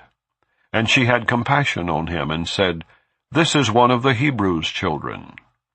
Then said his sister to Pharaoh's daughter, Shall I go and call to thee a nurse of the Hebrew women, that she may nurse the child for thee? And Pharaoh's daughter said unto her, Go. And the maid went and called the child's mother. And Pharaoh's daughter said unto her, Take this child away, and nurse it for me, and I will give thee thy wages. And the woman took the child, and nursed it. And the child grew, and she brought him unto Pharaoh's daughter, and he became her son. And she called his name Moses. And she said, Because I drew him out of the water. And it came to pass in those days, when Moses was grown, that he went out unto his brethren, and looked on their burdens. And he spied an Egyptian smiting an Hebrew, one of his brethren. And he looked this way and that way, and when he saw that there was no man, he slew the Egyptian, and hid him in the sand. And when he went out the second day, behold, 2 men of the Hebrews strove together. And he said to him that did the wrong, Wherefore smitest thou thy fellow? And he said, Who made thee a prince and a judge over us? Intendest thou to kill me as thou killedst the Egyptian? And Moses feared, and said, Surely this thing is known. Now when Pharaoh heard this thing, he sought to slay Moses. But Moses fled from the face of Pharaoh, and dwelt in the land of Midian, and he sat down by a well. Now the priest of Midian had 7 daughters, and they came and drew water, and filled the troughs to water their father's flock. And the shepherds came and drove them away. But Moses stood up and helped them, and watered their flock. And when they came to Reuel their father, he said, How is it that ye are come so soon today? And they said, An Egyptian delivered us out of the hand of the shepherds, and also drew water enough for us, and watered the flock. And he said unto his daughters, And where is he? Why is it that ye have left the man? Call him, that he may eat bread. And Moses was content to dwell with the man. And he gave Moses Zipporah his daughter. And she bare him a son. And he called his name Gershom. For he said, I have been a stranger in a strange land. And it came to pass in process of time, that the king of Egypt died. And the children of Israel sighed by reason of the bondage, and they cried, and their cry came up unto God by reason of the bondage. And God heard their groaning, and God remembered his covenant with Abraham, with Isaac, and with Jacob. And God looked upon the children of Israel, and God had respect unto them. Chapter 3. Now Moses kept the flock of Jethro, his father-in-law, the priest of Midian. And he led the flock to the backside of the desert, and came to the mountain of God, even to Horeb. And the angel of the Lord appeared unto him in a flame of fire out of the midst of a bush. And he looked, and behold, the bush burned with fire, and the bush was not consumed. And Moses said, I will now turn aside and see this great sight, why the bush is not burnt. And when the Lord saw that he turned aside to see, God called unto him out of the midst of the bush, and said, Moses, Moses. And he said, Here am I. And he said, Draw not nigh hither, put off thy shoes from off thy feet, for the place whereon thou standest is holy ground. Moreover he said, I am the God of thy father, the God of Abraham, the God of Isaac, and the God of Jacob. And Moses hid his face, for he was afraid to look upon God. And the Lord said, I have surely seen the affliction of my people which are in Egypt, and have heard their cry by reason of their taskmasters, for I know their sorrows. And I am come down to deliver them out of the hand of the Egyptians, and to bring them up out of that land unto a good land and a large, unto a land flowing with milk and honey, unto the place of the Canaanites, and the Hittites, and the Amorites, and the Perizzites, and the Hivites, and the Jebusites. Now therefore, behold, the cry of the children of Israel is come unto me, and I have also seen the oppression wherewith the Egyptians oppress them. Come now therefore, and I will send thee unto Pharaoh, that thou mayest bring forth my people, the children of Israel, out of Egypt. And Moses said unto God, Who am I, that I should go unto Pharaoh, and that I should bring forth the children of Israel out of Egypt? And he said, Certainly I will be with thee, and this shall be a token unto thee that I have sent thee. When thou hast brought forth the people out of Egypt, ye shall serve God upon this mountain. And Moses said unto God, Behold, when I come unto the children of Israel, and shall say unto them, The God of your fathers hath sent me unto you, and they shall say to me, What is his name? What shall I say unto them? And God said unto Moses, I am that I am. And he said, Thus shalt thou say unto the children of Israel, I am hath sent me unto you. And God said moreover unto Moses, Thus shalt thou say unto the children of Israel, The Lord God of your fathers, the God of Abraham, the God of Isaac, and the God of Jacob, hath sent me unto you. This is my name forever, and this is my memorial unto all generations. Go and gather the elders of Israel together, and say unto them, The Lord God of your fathers, the God of Abraham, of Isaac, and of Jacob, appeared unto me, saying, I have surely visited you, and seen that which is done to you in Egypt. And I have said, I will bring you up out of the affliction of Egypt unto the land of the Canaanites, and the Hittites, and the Amorites, and the Perizzites, and the Hivites, and the Jebusites, unto a land flowing with milk and honey. And they shall hearken to thy voice, and thou shalt come, thou and the elders of Israel, unto the king of Egypt, and ye shall say unto him, The Lord God of the Hebrews hath met with us.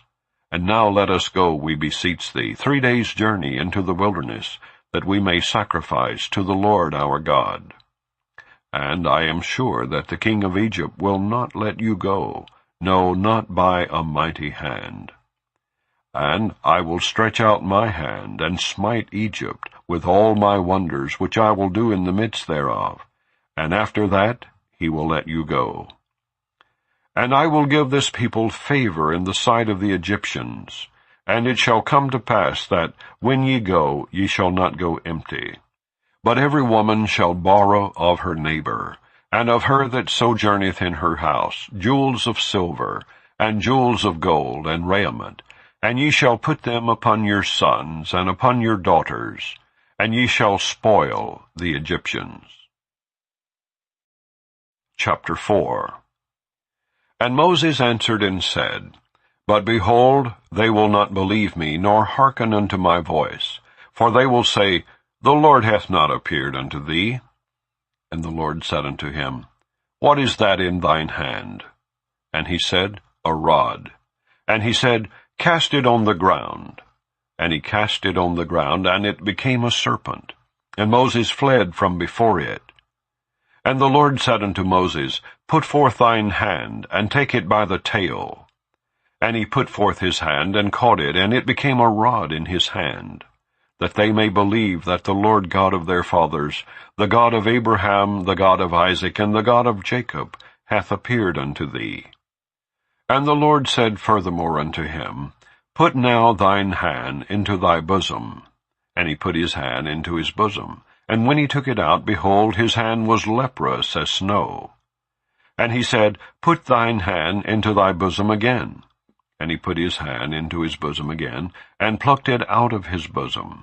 And behold, it was turned again as his other flesh. And it shall come to pass, if they will not believe thee, neither hearken to the voice of the first sign, that they will believe the voice of the latter sign. And it shall come to pass, if they will not believe also these 2 signs, neither hearken unto thy voice, that thou shalt take of the water of the river, and pour it upon the dry land. And the water which thou takest out of the river shall become blood upon the dry land. And Moses said unto the Lord, O my Lord, I am not eloquent, neither heretofore nor since thou hast spoken unto thy servant, but I am slow of speech, and of a slow tongue. And the Lord said unto him, Who hath made man's mouth? Or who maketh the dumb, or deaf, or the seeing, or the blind? Have not I the Lord? Now therefore go, and I will be with thy mouth, and teach thee what thou shalt say. And he said, O my Lord, send, I pray thee, by the hand of him whom thou wilt send. And the anger of the Lord was kindled against Moses, and he said, Is not Aaron the Levite thy brother? I know that he can speak well. And also, behold, he cometh forth to meet thee. And when he seeth thee, he will be glad in his heart. And thou shalt speak unto him, and put words in his mouth. And I will be with thy mouth, and with his mouth, and will teach you what ye shall do. And he shall be thy spokesman unto the people, and he shall be to thee instead of a mouth, and thou shalt be to him instead of God. And thou shalt take this rod in thine hand, wherewith thou shalt do signs. And Moses went and returned to Jethro his father-in-law, and said unto him, Let me go, I pray thee, and return unto my brethren which are in Egypt, and see whether they be yet alive. And Jethro said to Moses, Go in peace. And the Lord said unto Moses in Midian, Go, return into Egypt, for all the men are dead which sought thy life. And Moses took his wife and his sons, and set them upon an ass, and he returned to the land of Egypt. And Moses took the rod of God in his hand. And the Lord said unto Moses, When thou goest to return into Egypt, see that thou do all those wonders before Pharaoh, which I have put in thine hand. But I will harden his heart, that he shall not let the people go. And thou shalt say unto Pharaoh, Thus saith the Lord, Israel is my son, even my firstborn. And I say unto thee, Let my son go, that he may serve me. And if thou refuse to let him go, behold, I will slay thy son, even thy firstborn. And it came to pass by the way in the inn, that the Lord met him, and sought to kill him. Then Zipporah took a sharp stone, and cut off the foreskin of her son, and cast it at his feet, and said, Surely a bloody husband art thou to me. So he let him go. Then she said, A bloody husband thou art, because of the circumcision. And the Lord said to Aaron, Go into the wilderness to meet Moses. And he went and met him in the mount of God, and kissed him.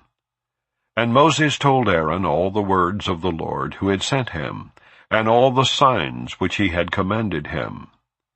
And Moses and Aaron went and gathered together all the elders of the children of Israel. And Aaron spake all the words which the Lord had spoken unto Moses, and did the signs in the sight of the people. And the people believed. And when they heard that the Lord had visited the children of Israel, and that he had looked upon their affliction, then they bowed their heads and worshipped. Chapter 5. And afterward Moses and Aaron went in and told Pharaoh, Thus saith the Lord God of Israel, Let my people go, that they may hold a feast unto me in the wilderness. And Pharaoh said, Who is the Lord, that I should obey his voice, to let Israel go? I know not the Lord, neither will I let Israel go. And they said, The God of the Hebrews hath met with us. Let us go, we pray thee, 3 days' journey into the desert, and sacrifice unto the Lord our God, lest he fall upon us with pestilence, or with the sword. And the king of Egypt said unto them, Wherefore do ye, Moses and Aaron, let the people from their works? Get you unto your burdens. And Pharaoh said, Behold, the people of the land now are many, and ye make them rest from their burdens. And Pharaoh commanded the same day the taskmasters of the people, and their officers, saying, Ye shall no more give the people straw to make brick, as heretofore. Let them go and gather straw for themselves. And the tale of the bricks which they did make heretofore, ye shall lay upon them. Ye shall not diminish aught thereof, for they be idle. Therefore they cry, saying, Let us go and sacrifice to our God. Let their more work be laid upon the men, that they may labor therein, and let them not regard vain words. And the taskmasters of the people went out, and their officers, and they spake to the people, saying, Thus saith Pharaoh, I will not give you straw. Go ye, get you straw where ye can find it, yet not aught of your work shall be diminished. So the people were scattered abroad throughout all the land of Egypt, to gather stubble instead of straw. And the taskmasters hasted them, saying, Fulfill your works, your daily task, as when there was straw. And the officers of the children of Israel, which Pharaoh's taskmasters had set over them, were beaten, and demanded, Wherefore have ye not fulfilled your task in making brick both yesterday and today, as heretofore? Then the officers of the children of Israel came, and cried unto Pharaoh, saying, Wherefore dealest thou thus with thy servants? There is no straw given unto thy servants, and they say to us, Make brick. And behold, thy servants are beaten, but the fault is in thine own people. But he said, Ye are idle, ye are idle. Therefore ye say, Let us go and do sacrifice to the Lord. Go therefore now and work, for there shall no straw be given you, yet shall ye deliver the tale of bricks.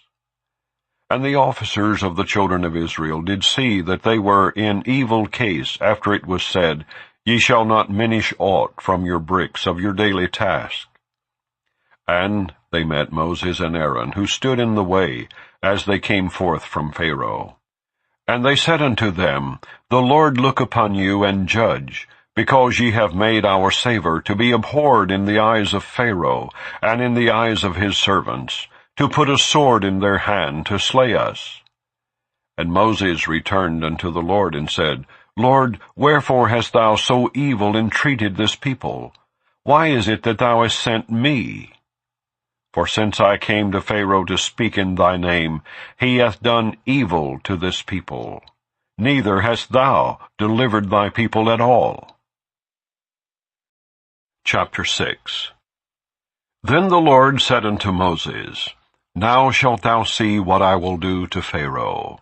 For with a strong hand shall he let them go, and with a strong hand shall he drive them out of his land.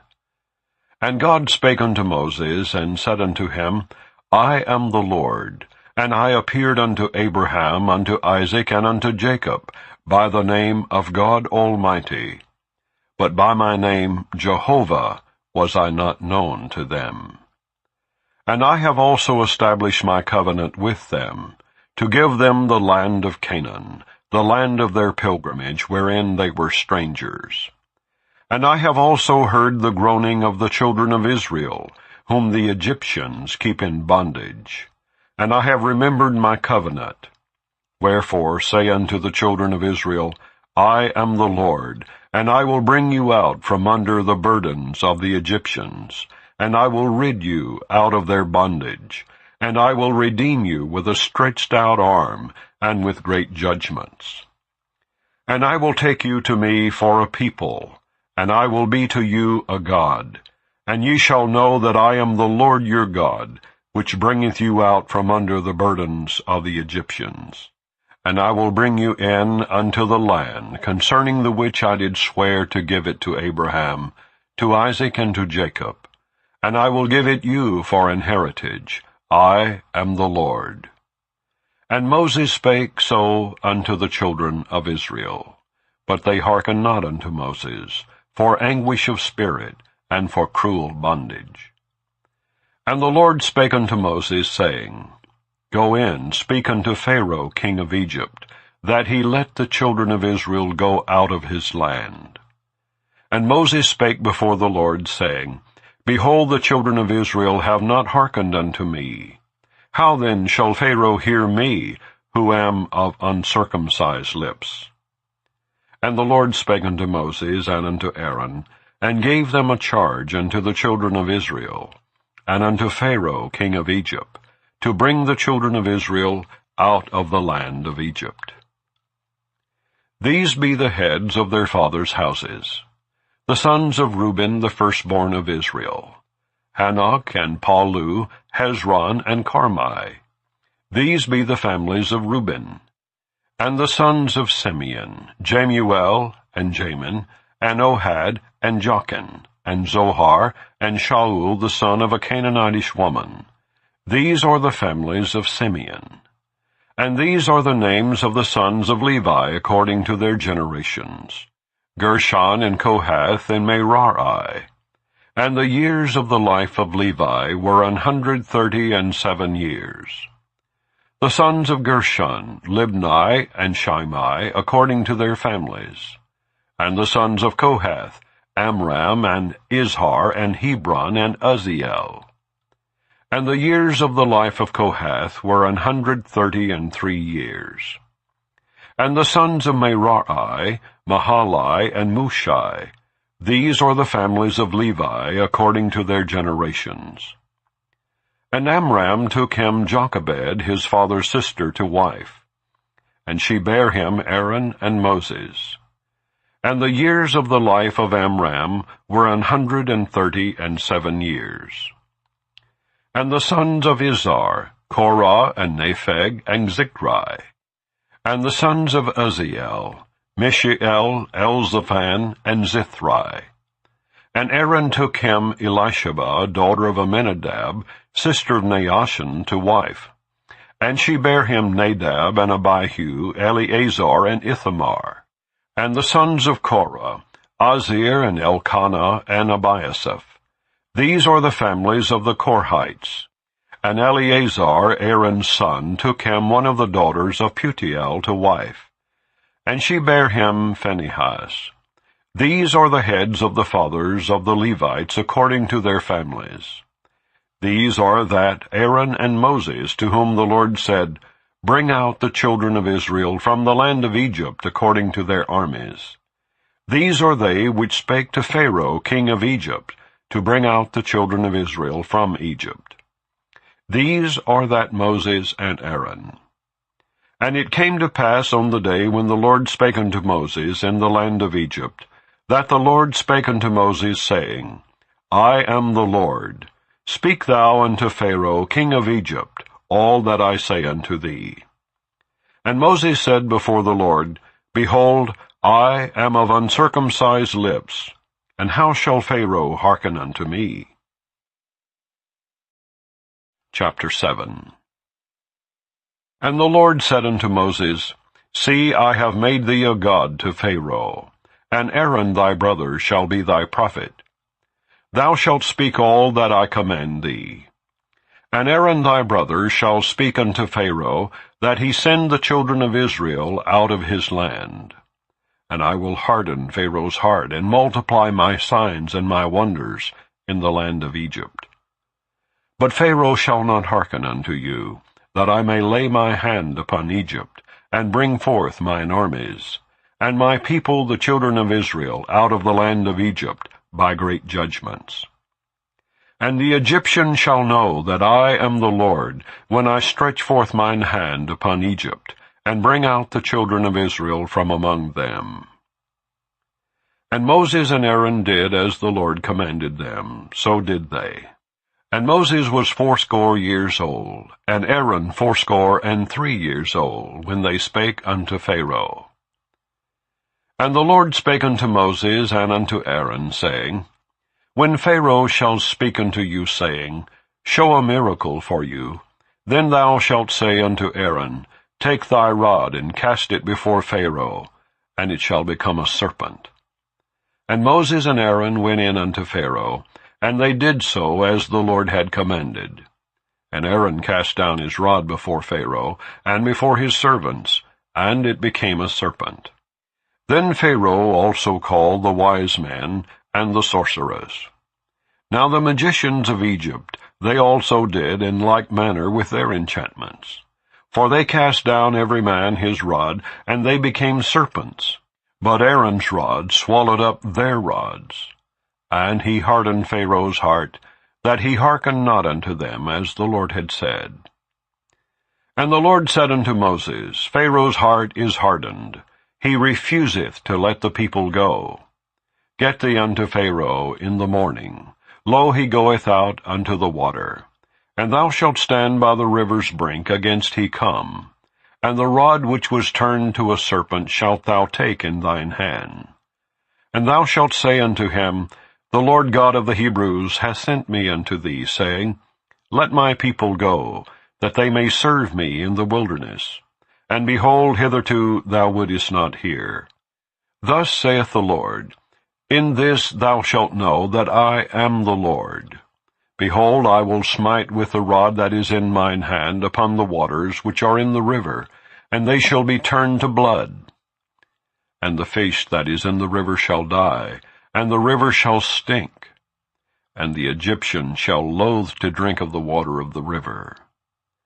And the Lord spake unto Moses, Say unto Aaron, Take thy rod, and stretch out thine hand upon the waters of Egypt, upon their streams, upon their rivers, and upon their ponds, and upon all their pools of water, that they may become blood. And that there may be blood throughout all the land of Egypt, both in vessels of wood and in vessels of stone. And Moses and Aaron did so, as the Lord commanded. And he lifted up the rod, and smote the waters that were in the river, in the sight of Pharaoh, and in the sight of his servants. And all the waters that were in the river were turned to blood. And the fish that was in the river died, and the river stank, and the Egyptians could not drink of the water of the river. And there was blood throughout all the land of Egypt. And the magicians of Egypt did so with their enchantments. And Pharaoh's heart was hardened, neither did he hearken unto them, as the Lord had said. And Pharaoh turned and went into his house, neither did he set his heart to this also. And all the Egyptians digged round about the river for water to drink, for they could not drink of the water of the river. And 7 days were fulfilled after that the Lord had smitten the river. Chapter 8. And the Lord spake unto Moses, Go unto Pharaoh, and say unto him, Thus saith the Lord, Let my people go, that they may serve me. And if thou refuse to let them go, behold, I will smite all thy borders with frogs. And the river shall bring forth frogs abundantly, which shall go up and come into thine house, and into thy bedchamber, and upon thy bed, and into the house of thy servants, and upon thy people, and into thine ovens, and into thy kneading troughs. And the frogs shall come up both on thee, and upon thy people, and upon all thy servants. And the Lord spake unto Moses, Say unto Aaron, Stretch forth thine hand with thy rod over the streams, over the rivers, and over the ponds, and cause frogs to come up upon the land of Egypt. And Aaron stretched out his hand over the waters of Egypt, and the frogs came up and covered the land of Egypt. And the magicians did so with their enchantments, and brought up frogs upon the land of Egypt.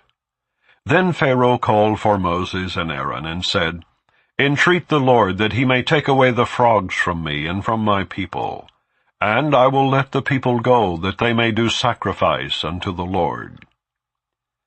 And Moses said unto Pharaoh, Glory over me. When shall I entreat for thee, and for thy servants, and for thy people, to destroy the frogs from thee and thy houses, that they may remain in the river only? And he said, Tomorrow. And he said, Be it according to thy word, that thou mayest know that there is none like unto the Lord our God. And the frogs shall depart from thee, and from thy houses, and from thy servants, and from thy people. They shall remain in the river only. And Moses and Aaron went out from Pharaoh. And Moses cried unto the Lord because of the frogs which he had brought against Pharaoh. And the Lord did according to the word of Moses. And the frogs died out of the houses, out of the villages, and out of the fields. And they gathered them together upon heaps, and the land stank. But when Pharaoh saw that there was respite, he hardened his heart, and hearkened not unto them, as the Lord had said. And the Lord said unto Moses, Say unto Aaron, Stretch out thy rod, and smite the dust of the land, that it may become lice throughout all the land of Egypt. And they did so. For Aaron stretched out his hand with his rod, and smote the dust of the earth, and it became lice in man and in beast. All the dust of the land became lice throughout all the land of Egypt. And the magicians did so with their enchantments, to bring forth lice, but they could not. So there were lice upon man and upon beast. Then the magician said unto Pharaoh, This is the finger of God. And Pharaoh's heart was hardened, and he hearkened not unto them, as the Lord had said. And the Lord said unto Moses, Rise up early in the morning, and stand before Pharaoh. Lo, he cometh forth to the water. And say unto him, Thus saith the Lord, Let my people go, that they may serve me. Else, if thou wilt not let my people go, behold, I will send swarms of flies upon thee, and upon thy servants, and upon thy people, and into thy houses. And the houses of the Egyptians shall be full of swarms of flies, and also the ground whereon they are. And I will sever in that day the land of Goshen, in which my people dwell, that no swarms of flies shall be there, to the end thou mayest know that I am the Lord in the midst of the earth. And I will put a division between my people and thy people. Tomorrow shall this sign be. And the Lord did so. And there came a grievous swarm of flies into the house of Pharaoh, and into his servants' houses, and into all the land of Egypt. The land was corrupted by reason of the swarm of flies. And Pharaoh called for Moses and for Aaron, and said, Go ye, sacrifice to your God in the land. And Moses said, It is not meet so to do, for we shall sacrifice the abomination of the Egyptians to the Lord our God. Lo, shall we sacrifice the abomination of the Egyptians before their eyes, and will they not stone us? We will go 3 days' journey into the wilderness, and sacrifice to the Lord our God, as he shall command us. And Pharaoh said, I will let you go, that ye may sacrifice to the Lord your God in the wilderness. Only ye shall not go very far away. Entreat for me. And Moses said, Behold, I go out from thee, and I will entreat the Lord, that the swarms of flies may depart from Pharaoh, from his servants, and from his people tomorrow. But let not Pharaoh deal deceitfully any more in not letting the people go to sacrifice to the Lord. And Moses went out from Pharaoh, and entreated the Lord. And the Lord did according to the word of Moses. And he removed the swarms of flies from Pharaoh, from his servants, and from his people. There remained not one. And Pharaoh hardened his heart at this time also, neither would he let the people go. Chapter 9. Then the Lord said unto Moses, Go in unto Pharaoh, and tell him, Thus saith the Lord God of the Hebrews, Let my people go, that they may serve me. For if thou refuse to let them go, and wilt hold them still, behold, the hand of the Lord is upon thy cattle which is in the field, upon the horses, upon the asses, upon the camels, upon the oxen, and upon the sheep. There shall be a very grievous murrain. And the Lord shall sever between the cattle of Israel and the cattle of Egypt. And there shall nothing die of all that is the children of Israel. And the Lord appointed a set time, saying, Tomorrow the Lord shall do this thing in the land. And the Lord did that thing on the morrow, and all the cattle of Egypt died. But of the cattle of the children of Israel died not one. And Pharaoh sent, and behold, there was not one of the cattle of the Israelites dead. And the heart of Pharaoh was hardened, and he did not let the people go. And the Lord said unto Moses and unto Aaron, Take to you handfuls of ashes of the furnace, and let Moses sprinkle it toward the heaven in the sight of Pharaoh. And it shall become small dust in all the land of Egypt, and shall be a boil breaking forth with blains upon man, and upon beast throughout all the land of Egypt. And they took ashes of the furnace, and stood before Pharaoh. And Moses sprinkled it up toward heaven, and it became a boil.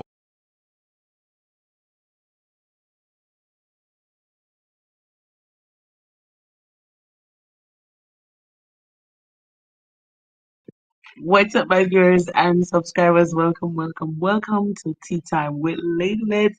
Thank you, Simone, for the raid. Blessings. Hope and trusting that you guys are hearing me loud and clear. Blessings, cares. I see you in the building. Simone, Wagwan. Blessings, blessings, blessings. Miss TikTok mix vlog. Wagwan 20. Blessings, blessings, blessings. Classic is in the building. Oh, blessings, blessings, blessings. I'm just in that. I'm not really talking on the vein. Like, you guys are literally hearing what I'm saying. On the do. Just in that you all are doing well. Blessings. Oh yeah, 5 minutes. Oh my gosh. Woo wee. Oh wow. I always having issues with this. Oh my gosh. Oh my god. I can't change it.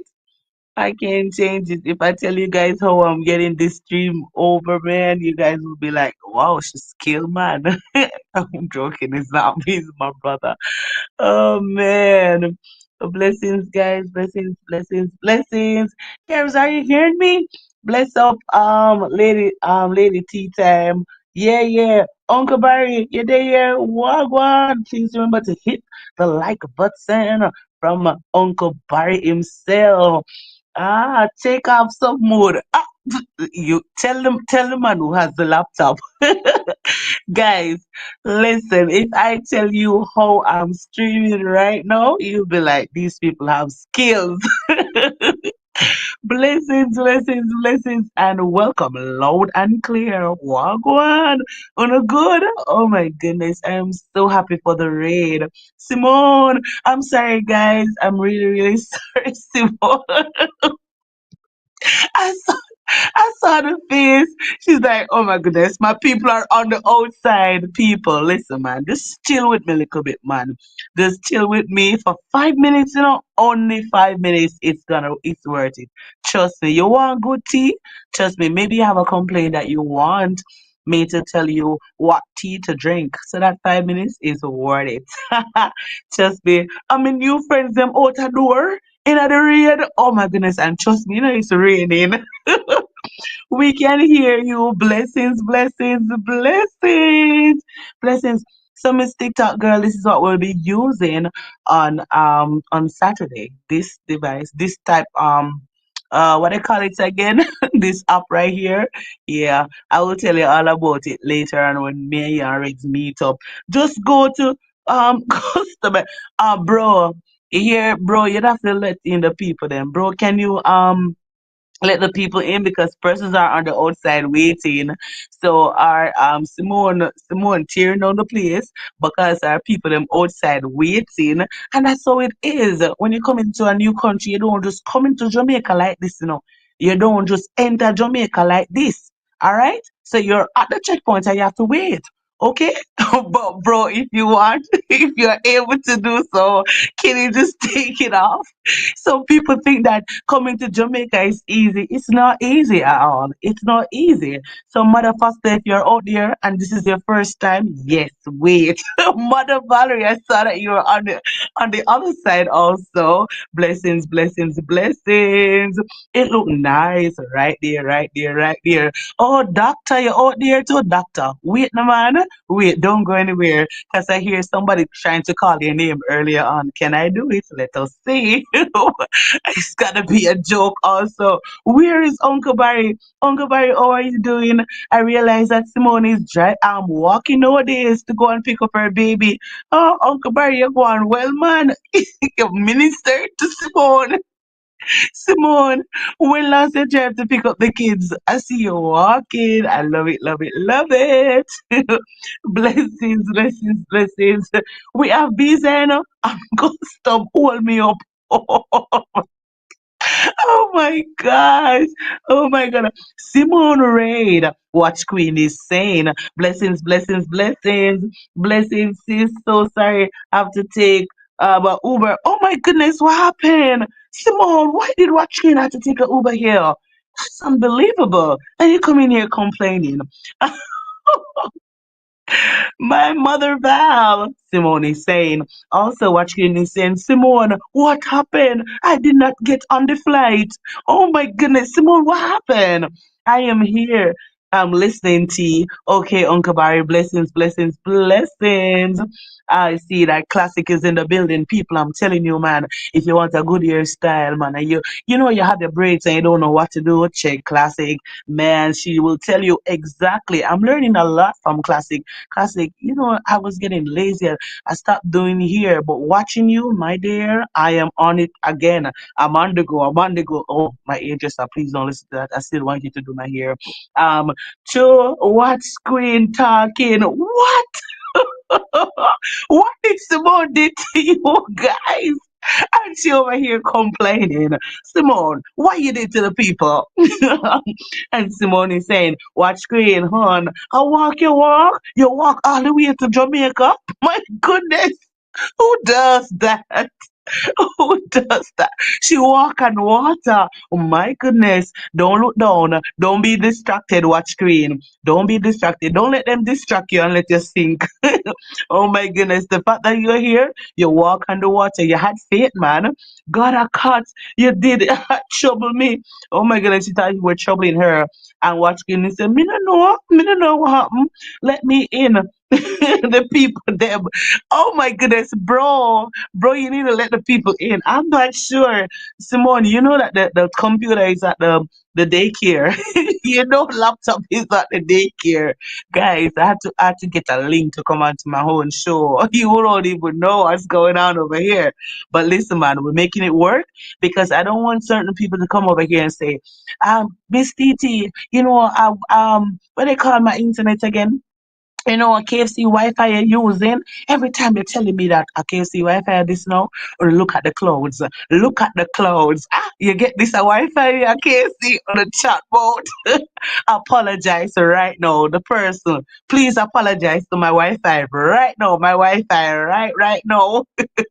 Hello, everyone from Watch Queen. Blessings, blessings, blessings. And Simone still am at nice about the let the people them in. Miss Titi, oh my goodness, don't let her hear about this, you know, because when me go over film side and I'm gonna let the people them in, me have problem. But I'm literally following these big shot YT YouTubers, classic. I see them doing it, so I start to follow too. I used to put it at one and I realized that my thing not going up. The people them just coming in, walking up and down in the place and them not sober. So I'm like, you know what? I need these people to sub to me. So I just did something. I just follow Simone and the others and Blessed Life. I saw them put up five. So I'm doing it too. And Uncle Barry is saying, bro, sis, I'm sorry. The people them out a door. Oh my goodness, Simone is still complaining. And Miss TT said, I cannot. I guarantee you. It's Winnie. You need to apologize. Let my people go. Oh my gosh. Oh my gosh. I can't control that. I can't control it. There's a master controller and he's the one that is doing it. So if you want, bro, you hear the cry of the people them. You hear the cry of the people them. So you must know. You must know. Sim is a brother. Sim our brother. The brother of the people them outside waiting. You know what to do. You know him. Let my people go. Sim railing for the people. Me I go call him, No. No. And Simone is saying, me, I go call him. And watch him is saying, Simone. Yeah. And somebody saying, Reds, I feel hear that about the one here, man. What? About this one? And Simone is saying, poor thing them. Oh my goodness. And Simone is saying, yes, TT, we're gonna tell Reds. What? I think, sir, some adjustment is making from the fact that you see the Lord advertisement. hardened No. Pharaoh's heart, and he would not let Okay, them go. okay, And okay, Pharaoh said okay, unto him, okay, Get thee from me, take okay. heed to thyself, see my face no more. For in that day thou seest my face, thou shalt Blessings, die. blessings, blessings. I'm And coming Moses said, a minute. Thou hast spoken well, I Okay, will so see thy everything face is showing up again on no my screen more. because of the people. Then you see that, Simone? No, you Chapter have my skin 11. show. And the Lord said unto Moses, Are you guys Yet will I okay now? bring one plague Are you more guys upon okay Pharaoh. now? Are you guys in? Welcome in, welcome in, welcome in, welcome in, everybody. Welcome in. Finally, Simone is saying, "Oh no, come here, Mother Val, come." So you mean to tell me that Mother Val has never? Mother Val is a no man, unless she has a different account. But because Mother Val should have. She should have been one of me. She should have been a tea timer a long time ago. Mother Valerie, come to the front of the class. Oh my goodness. And Simone is saying, "We're doctor there." Doctor, you couldn't wait. Oh my goodness. And when we got to the hospital, we have to wait, Praise the Lord. Oh my soul. That's Simone's favorite, one of her favorite songs. Praise the Lord. Oh my soul. Simone, and this is everybody comfortable. Classic is saying, "Me I laugh, Cause Simone really go hard for your people, and watch the big man in the building saying, "You want 5 minutes? You get 5 minutes. Listen, Sissy Pooh, brother is talking. Guys, please, I'm asking you, please to check out Robert Nida. Robert, Robert is Reborn Media Production. Please, I'm saying, check him out. And Simone is saying, Reborn, are you that? And laughing. And classic. Simone is saying, classic. Blessings, blessings, guys. Thank you so much, Simone, for the raid. I really appreciate it. I was not able to say thanks also to Chana today. She raided my channel. I was not even able to say nothing because I was locked out of my own house. Couldn't say nothing more than say in the chat, more than type up in the chat. But indeed, I am grateful to all of you, all of you wonderful, wonderful people for making it tea time with Lady Let's TT. Go on call Reds. You better tell her to hang up the call. Don't the people are in now. Reds can't say no. Reds agreed to this. I'm telling you, Reds love this. I was the one who said, "No man, let my people them in and bust the gate." The only person you can complain to right now about this is Goga. I'm telling you, Reds is all for this. Oh my goodness. So Reborn Media Production is saying, "Hello, Simone TV." And Simone is saying, "Reborn, bro." Yes, people, please check out Reborn Media Production. Man, the man of scale. The man of scale, scale, scale. I'm telling you, he's my brother, people. You gotta check him out, man. If you want your thing to look like this, looks so nice and cloud and every single thing we are going feet. You gotta just put your reborn to call me so I want fly the gate and let in the pilot the what that the what that me let in the people them already realize this. I did. I did. Miss TikTok lady. I mean you come over here so bad up my twin. And me really I do that too. No man.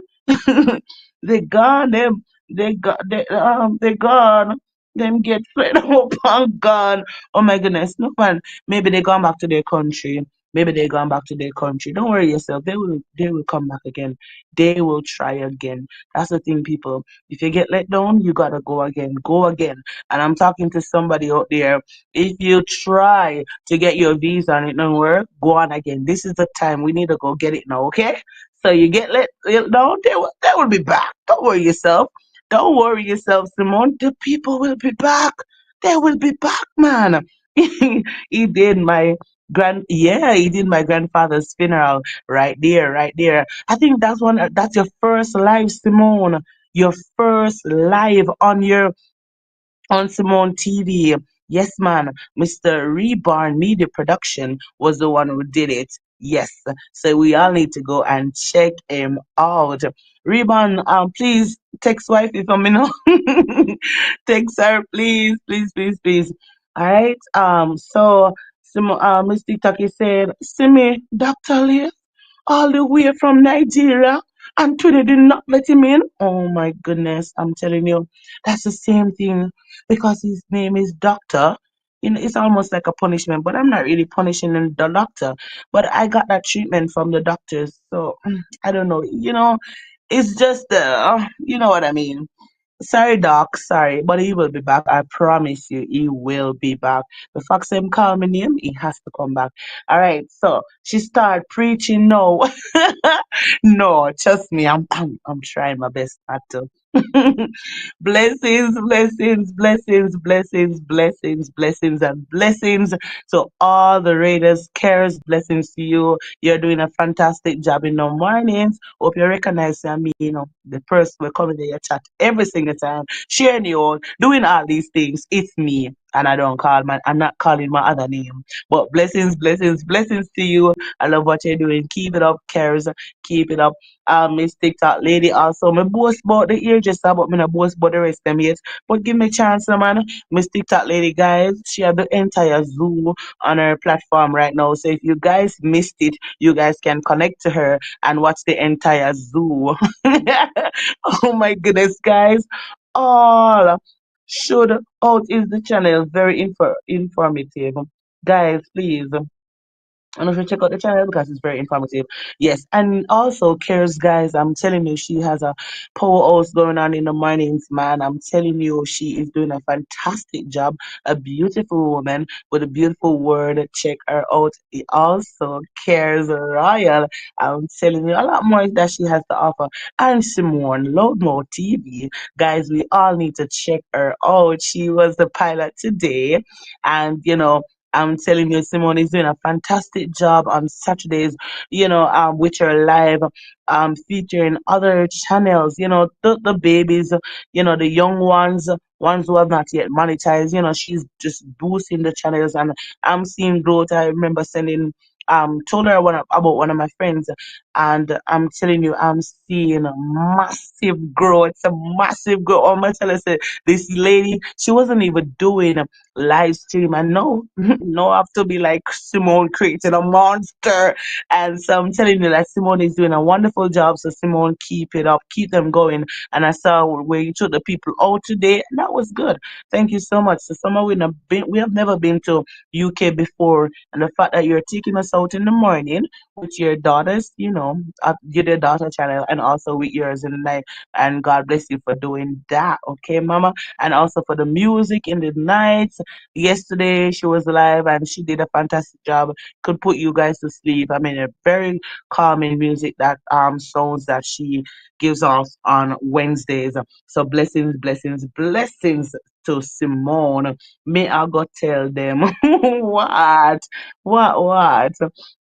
All right. So TikTok lady come put the doctor name right here. So when me hear someone I talk about over there. So but we just as a doctor channel and talking to me because I'm still working and doing one job when okay, so you're saying that well check out Doctor Channel because it's very informative. Well in the days, you know. So when him come back we talk about him. All right. So me I go tell them your ninja name. No, Loudmouth. No, no, you can't do that.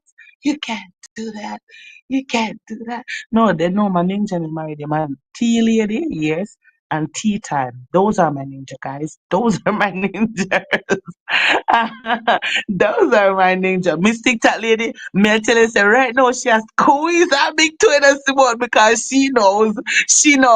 She's like right now she's literally squeezing her big toes and she's like, I can't let down my twinny, but me want to talk, you know. But she's like, I cannot. You better squeeze your big toe and stop the noise around there. Okay? All right. So she said, only Saturdays? No, man. I said Wednesdays also. Carmen Music on Wednesdays. Blessings, blessings, blessings. So all of these persons are here. They are content creators that are in today and they are doing a fantastic job. Classic is no, she not normal. Me I tell her, the woman are normal at all. So I want you to check her out, especially the ladies, especially those who have girls, because a lot of persons have girls, and I don't know if TikTok lady knows how to come here. Please watch um classic and learn. All right, Miss TikTok lady. All right. Stick that lady laughing. The one that you go on bestie with. Yeah, yeah, yeah. Don't call the name. Simone. Simone. How many times should I call your name? And Watch Queen cooking herself, people. Let me tell you about this woman. And talk about fantastic. When you talk about what am something the name again? I remember my mommy cooked it for me once and I've not tried it since. Those meatball. That's the thing that I want to try. Watch Queen. The meatballs. It's been a while. A long time. I eat meatball, you know, me I tell you. And I need to eat those meatballs. So I need to, observe what you did again. I need to watch that again.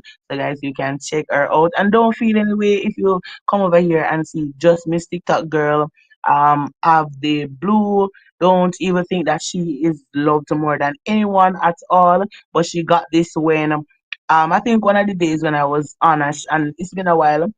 So you guys have Simone. Me don't understand how Simone. Wait, Simone TV one. That's the reason why I think you don't have on the jacket, right? So I kind of like shifted up a bit, and it's been a while. I don't know how she have it on still.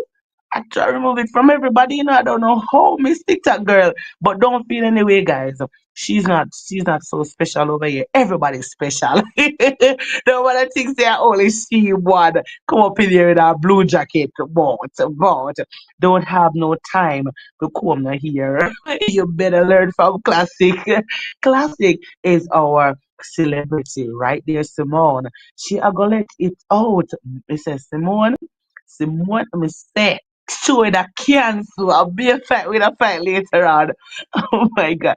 Miss TikTok girl, you know that we're gonna meet later on with Reds. I told him that I was gonna call you so yesterday so we can have the a setup of whatever a test run of things to see how we'll flow on Saturday. All right, bro? Right, bro? We can do that, right? Yeah, so we're gonna have a test run later on, I think at 7:30 to see how things can go. All right, so Miss TikTok lady said, guys, I demand the things tea time out of order. We, we no business with no blue. All right, wonderful. Thank you, Simone. Good, good. Stay with it. All right, and also, Watch Queen is laughing. Also, guys, Watch Queen loves something that I don't really like, but she look cute and she loves cat. So for persons who are in cat, I'm telling you, this lady has a entire gym. Who builds a gym for a cat? Like I will talk about that like every single day. Like who builds a gym for a cat? Watch Queen. Watch Queen for sure. And she also has some dance move over there. So if you want to learn dance, you can check out Watch Queen cooking. She does cooking, but she can dance. I said that she's very important. She's a big deal. Right there, she too. Mm, alright, classic. Me will fight, What's the more? What happened? So you remember, when you read back to yourself, me I call the other one. Go, hello, stop it. And with you, and me stay with you. All yeah, yeah, yeah. That's the reason why you have this. Yeah, guys, they were on my raid, right? And I told them, please, sorry, I'm calling you tea timers.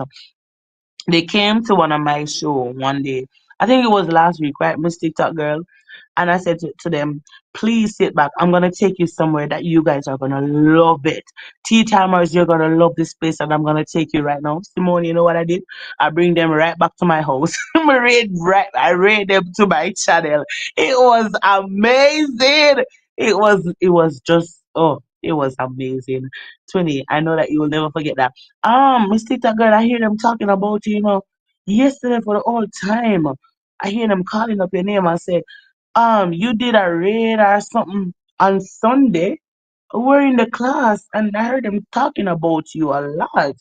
It wasn't even nothing good. All right, Watch Queen, hi from Classic herself. Let me see. Simone is laughing. Watch Queen looking at her cat. A cat that Watch Queen. And Classic is saying games over. Me did come a TT. You stay bad. Me afraid, Me afraid of person. I told you that me a twin. Them say we are twin. I don't like cats. I don't. I'm a dog. I'm a doggy person. We love cat. We don't, Simone. We don't. See me, you drop asleep. Yeah, Simone was sleeping.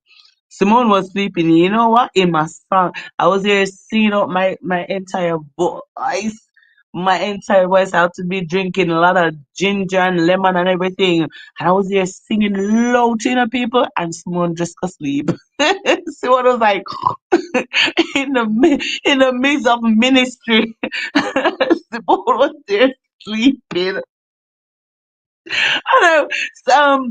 Titi, was I dedicating a song to Simone too? I think I dedicated a song to Simone. I think I did. I was like, this one is for Simone, and I was like putting on my voice on it too. I did extra, and Simone text me the next time. I was like, was she? Did she woke up and like, I was sleeping, guys. What happened? It was so funny. It was so funny. Someone said I was there, but I was sleeping. Sleeping, sleeping. So did I say that I'm grateful for the raid? I am indeed grateful for the raid, and thank you all for being here. For all the silent listeners who are here with me, thank you so much. New name for Simi is Drop Asleep. I cannot. I'm not laughing. Look at my face. I am not laughing. I am not. Someone is living in the UK. Just we have to bear with that. Cause Miss DT, that's not fair. That's not fair and Simone. Oh no. That's not fair, right, Sim Sim?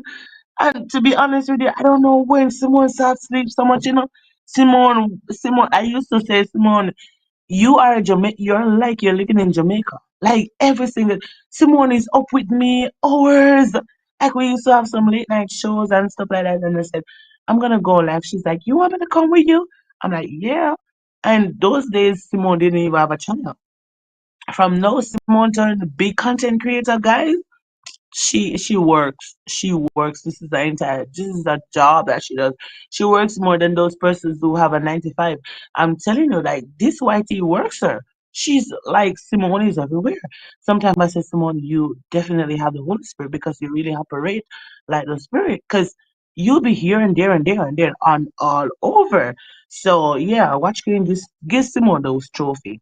Simone take those trophy that Watch Green is giving out. Yeah, man. She deserve it, man. She deserve it. Yeah. And so yeah. Watch me.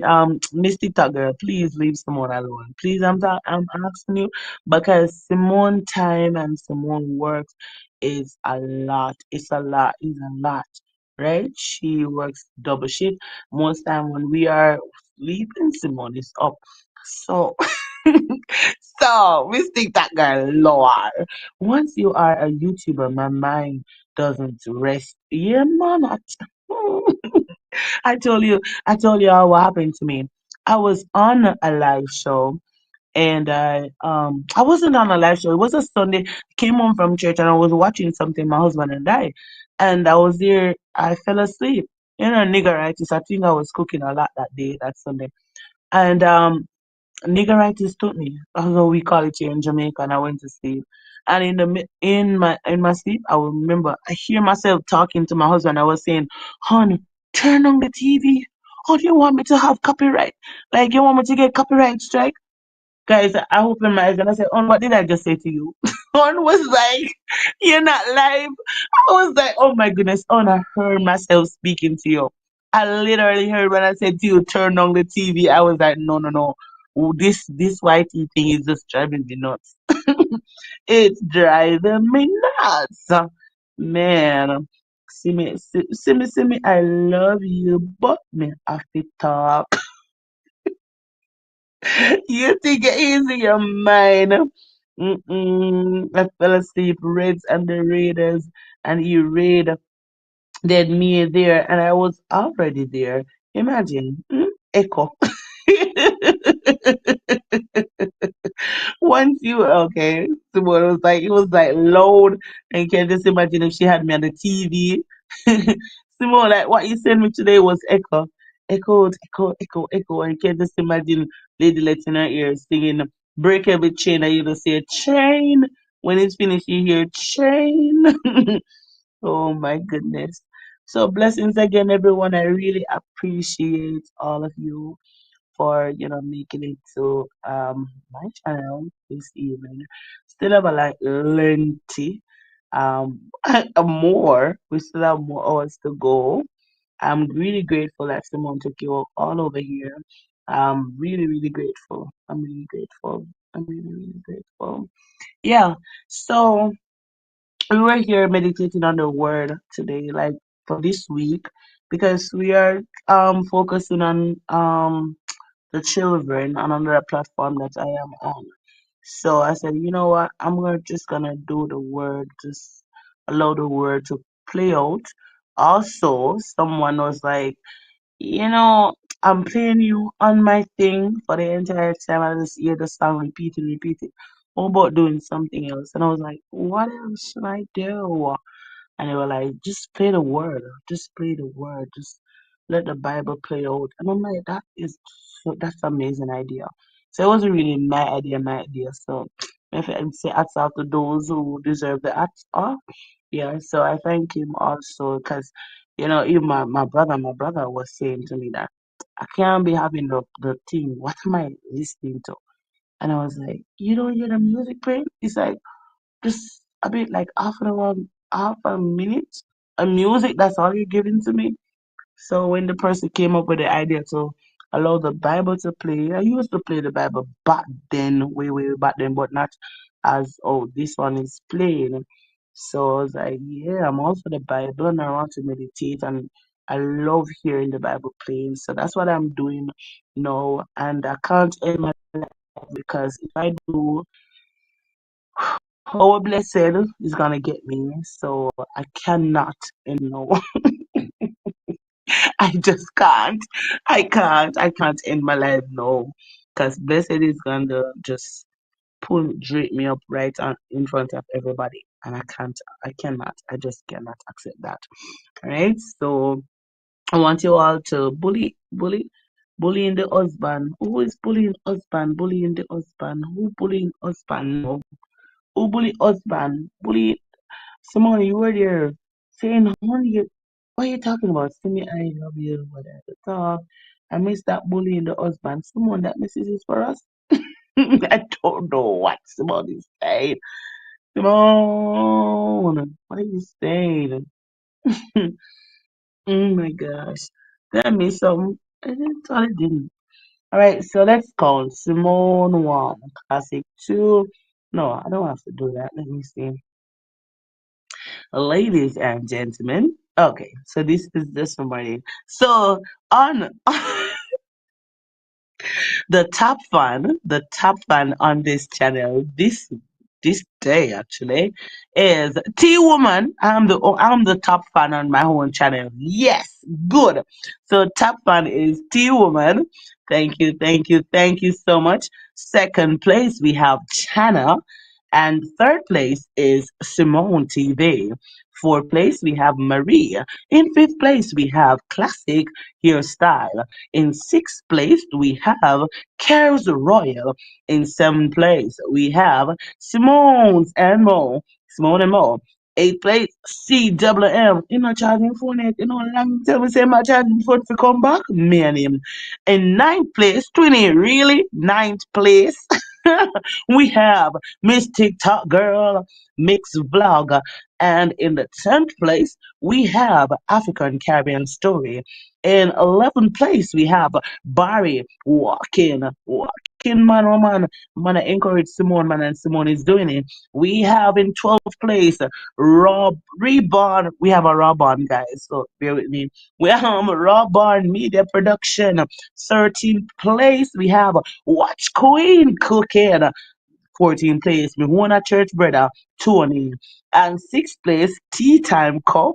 16th place, Faith Connection, and 17 place that goes to Joshua. So blessings, blessings, blessings, tea timers.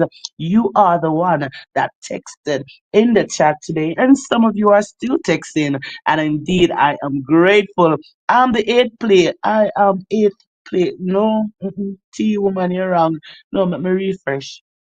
On my thing in now show me say you have no more eighth place, nothing like that.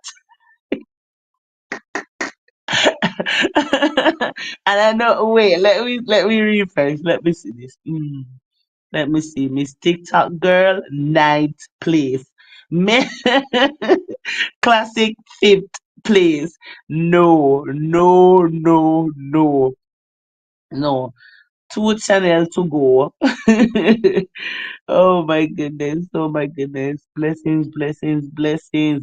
First place. Oh my goodness. Simone get third. Oh my goodness. And this and classic is the watch screen. Where is watch screen?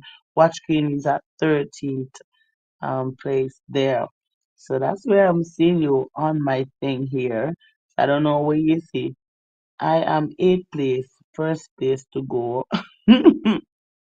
You were chat, Simone. I'm telling you, Miss TikTok lady came into my chat the other day, right? And I don't know. I think you were first place. This lady tried every single thing. Oh my goodness. Twinny tried everything to take the crown from you. I was talking to her and she ignored me because she was saying a lot of stuff in the chat and I was like, Twinny, I'm talking to you, Twinny. She was there texting away.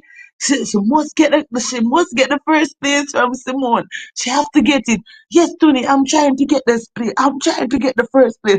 I'm like, Twin, but I'm talking to you. She was like, I have to beat Simone. Don't even know. Don't even know. Twinny, you are number one. Oh my gosh. Oh my goodness. Simone, she tried so hard. I don't think she got it. She did not.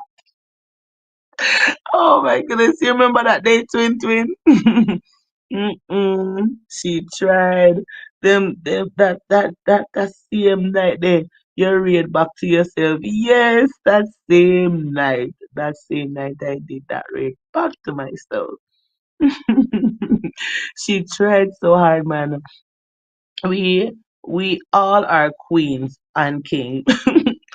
Watch Queen, you are like the special grandmother amongst us. You telling all of your grandkids that listen, guys, you are my favorite, and we know say you have one favorite. We know you have one favorite, but you don't want to tell them. You're like my grandmother.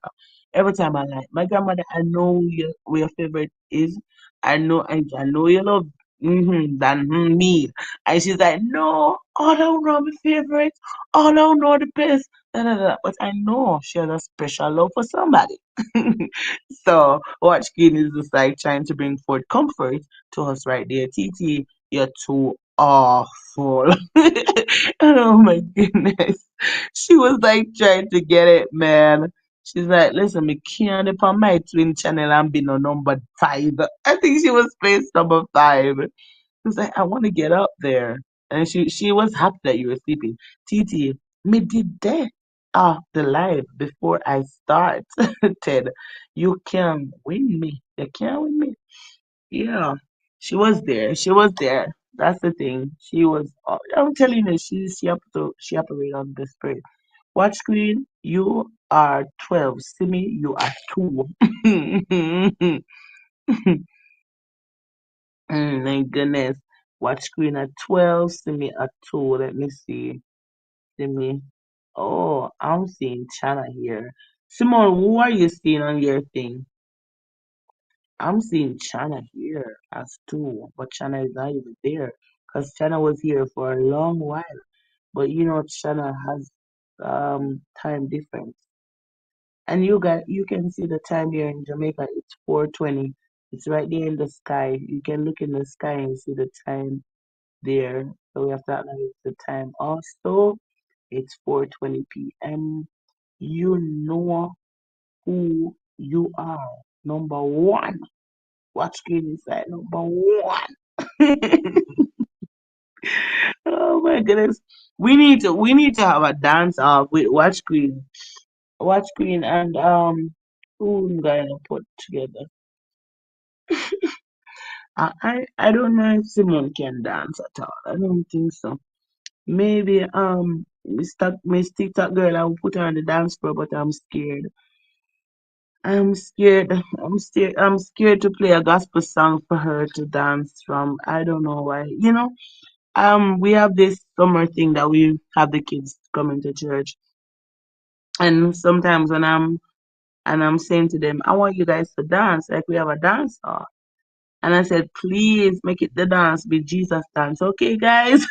So Jesus dance. I will have Miss Watch Queen and oh, classic. Classic. Can you dance? I want somebody to dance off, a challenge with Miss Watch Queen. But I'm scared to put Miss TikTok girl to it because I would have to say, Miss Watch Queen, Jesus dance here. Jesus dance. Tea time, tea woman is not a part of the call. What are you saying? Oh no, because tea woman was here. Tea woman was here. Mhm. Tea woman was here. No starting another client on just leaving. Bye bye everyone. Blessings, blessings, blessings, my dear. See you tomorrow. See you tomorrow. Where is Karis? I'm not sure why Karis gone leave me already. Later classic bestie boo. Oh my goodness, how many besties can this one person has? Simone the Queen is not here. So Simone has to take that place. Watch Queen. Are you the Queen? The Queen is here. Me, I can't dance. I'm trying. I really see you trying. I really see you trying. What you mean? You're not think so? I don't know. I've never seen you dance before, Simone. I've never ever. I saw you put up something weird, but you were just looking cute. So I don't know what you were doing there. So I don't know if you can dance.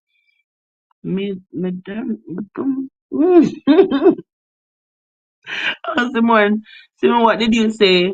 I love you so much, Lady Let's remember this is my channel. I say what I want to say.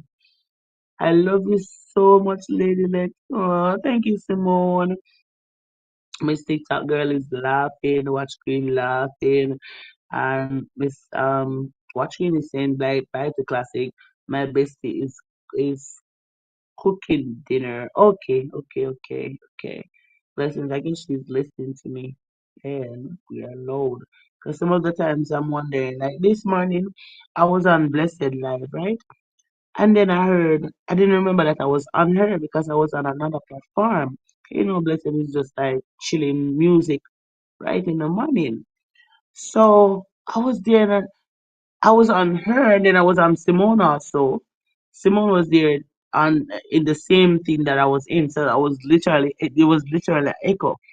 All of a sudden, I heard somebody was like a lady's voice, and I was like a woman voice. I was like, who is that? Because everything wasn't showing up on my laptop. I was like, who is that talking in the house?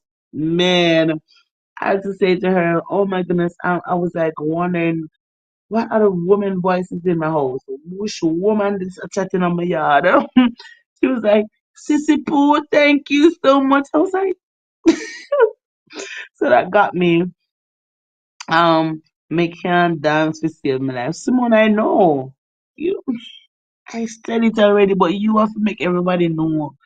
I said it. I was like, I would not put Simone in a dancing competition, and I would try TikTok girl, but I would have to give her the rules. Yeah. I will give her the rules. I will tell her what to do. I will tell her how to dance. Yeah. I will give her the rules, and also I will tell her, say, listen, this is what I want you to do. This is how I want you to move your leg. This is how I want you to move your hands and your head. I'm scared of her. I don't know why. Just feel like she'll just get away. 21, you did not sneeze your know all is well.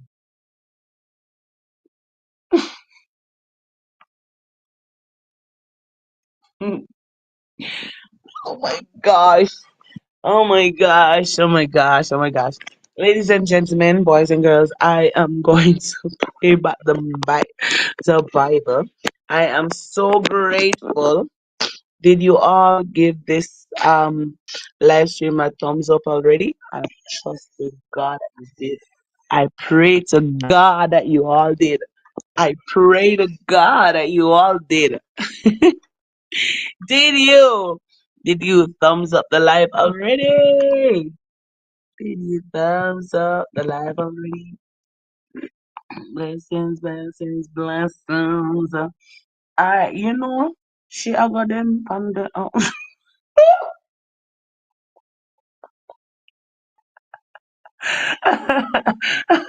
Yes, Lord, and we don't want that in church.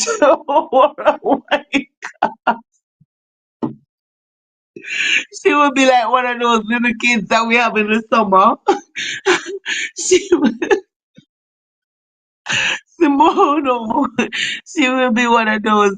When some child come and holiday, them come stay at them auntie house where auntie got church, her grandmother house, her grandmother got church, and then they bring them out on what they call that thing, VBS. So the last day of VBS, you have a little activity going on.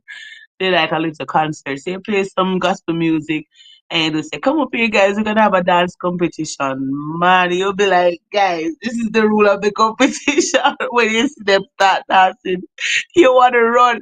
You're like, please, Jesus dance here. So that will be my TikTok girl for me. I just feel like she will just start moving.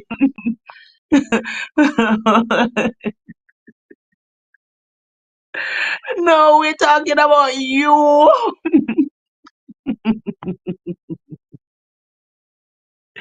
Go by your head, mixing no mad.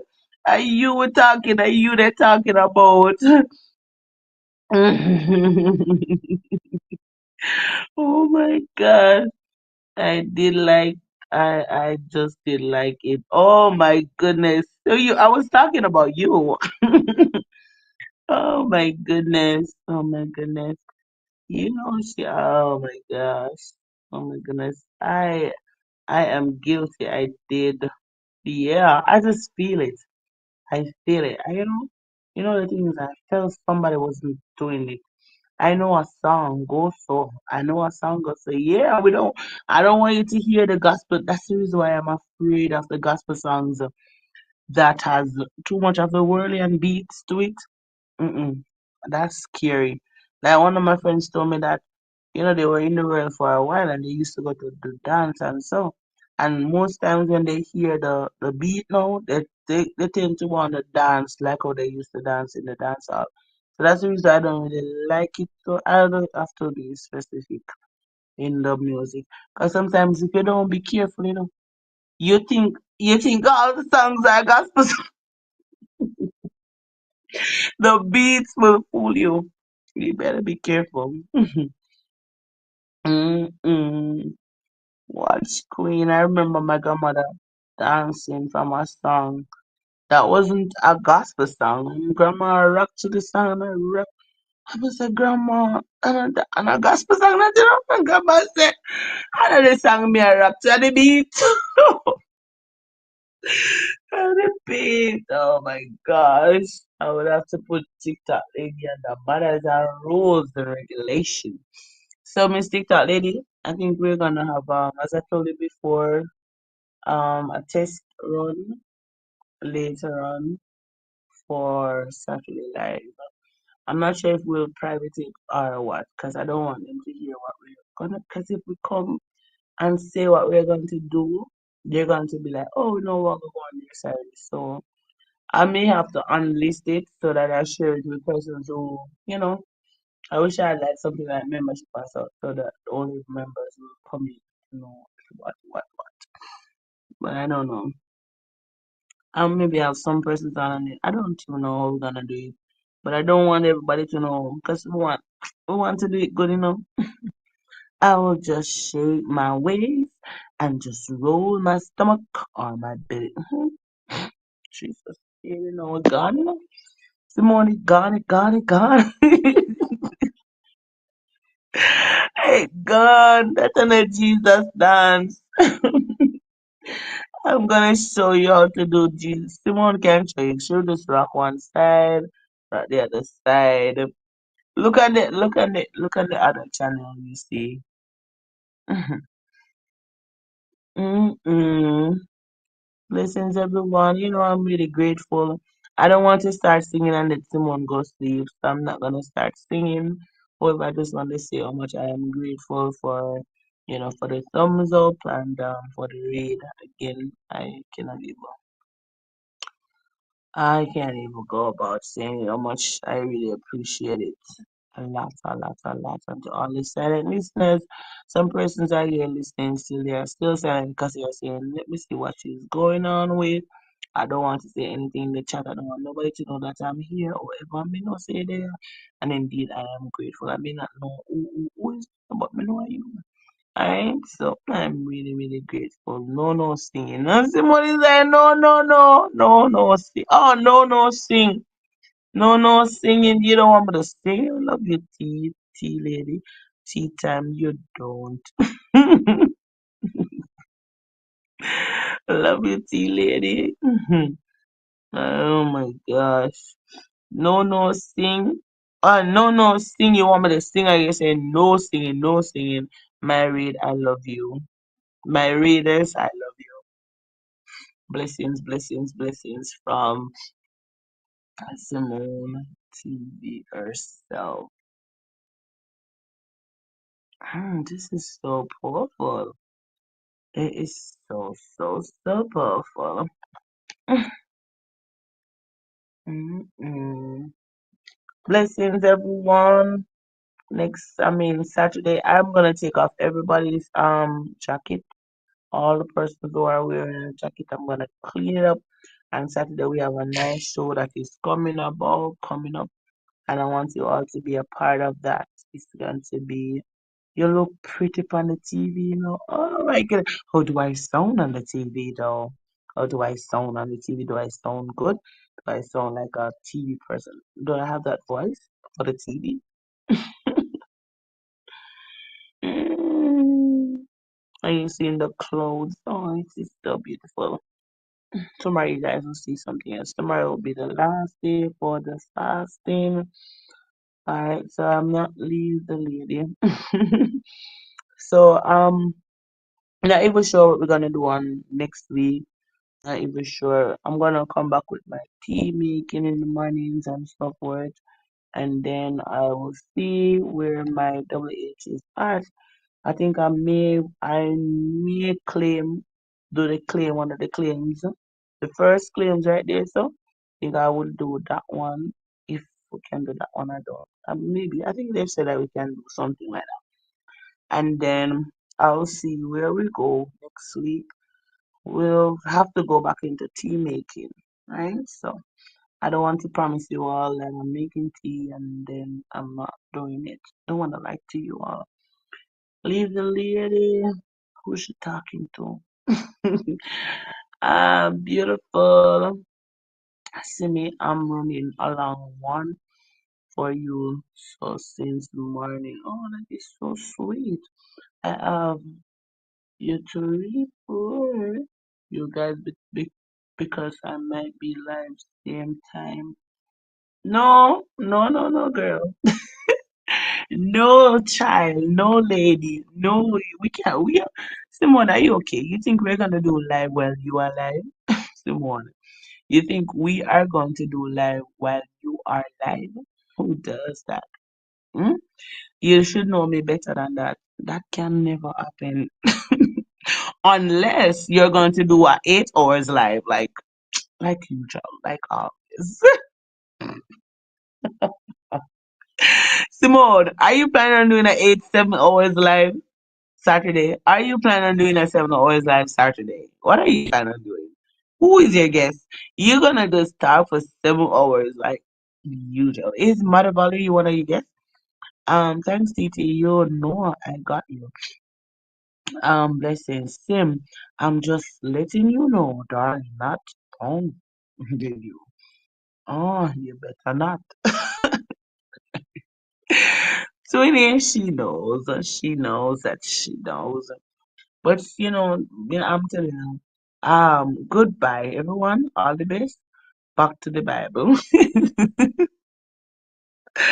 Alrighty, guys, the big man talks. So enjoy the word, everyone. Blessings and blessings and blessings. Thank you guys so much again for being a part of this. I was waiting for you to say it. I was like, please come in. All right, so blessings and blessings and blessings. The man of God said, back to the Bible, and back to the Bible we go. So take care, everyone. Stay in the chat a little bit, and let's chat, no man. Let's chat in the chat. No, sis, you can go live same time. No, no, no. I'm not going live 4 o'clock. Moreover, no man. Those times I went TikTok lady just to go supermarket. Or she just go buy her what they call it, her pizza. No, no, no, no, no. Mm-mm. My life starting about 7:38, and moreover, somebody has to do something for me, so I can't start it so early. No, same. I can't. I don't know. I don't know about that one. I can't do that one. I can't do that one, Simone. Don't care what you do, I will just say. We ain't gonna go like that. Oh, all right? Nope. We ain't gonna do no 4:30 live. Them time them just my mind just a come alive. Twinny, you a troublemaker, you know? Me? Mm-mm. As Simone always a draw me out. I don't know. Those kids will always pinch and act like they don't do nothing. That is Simone.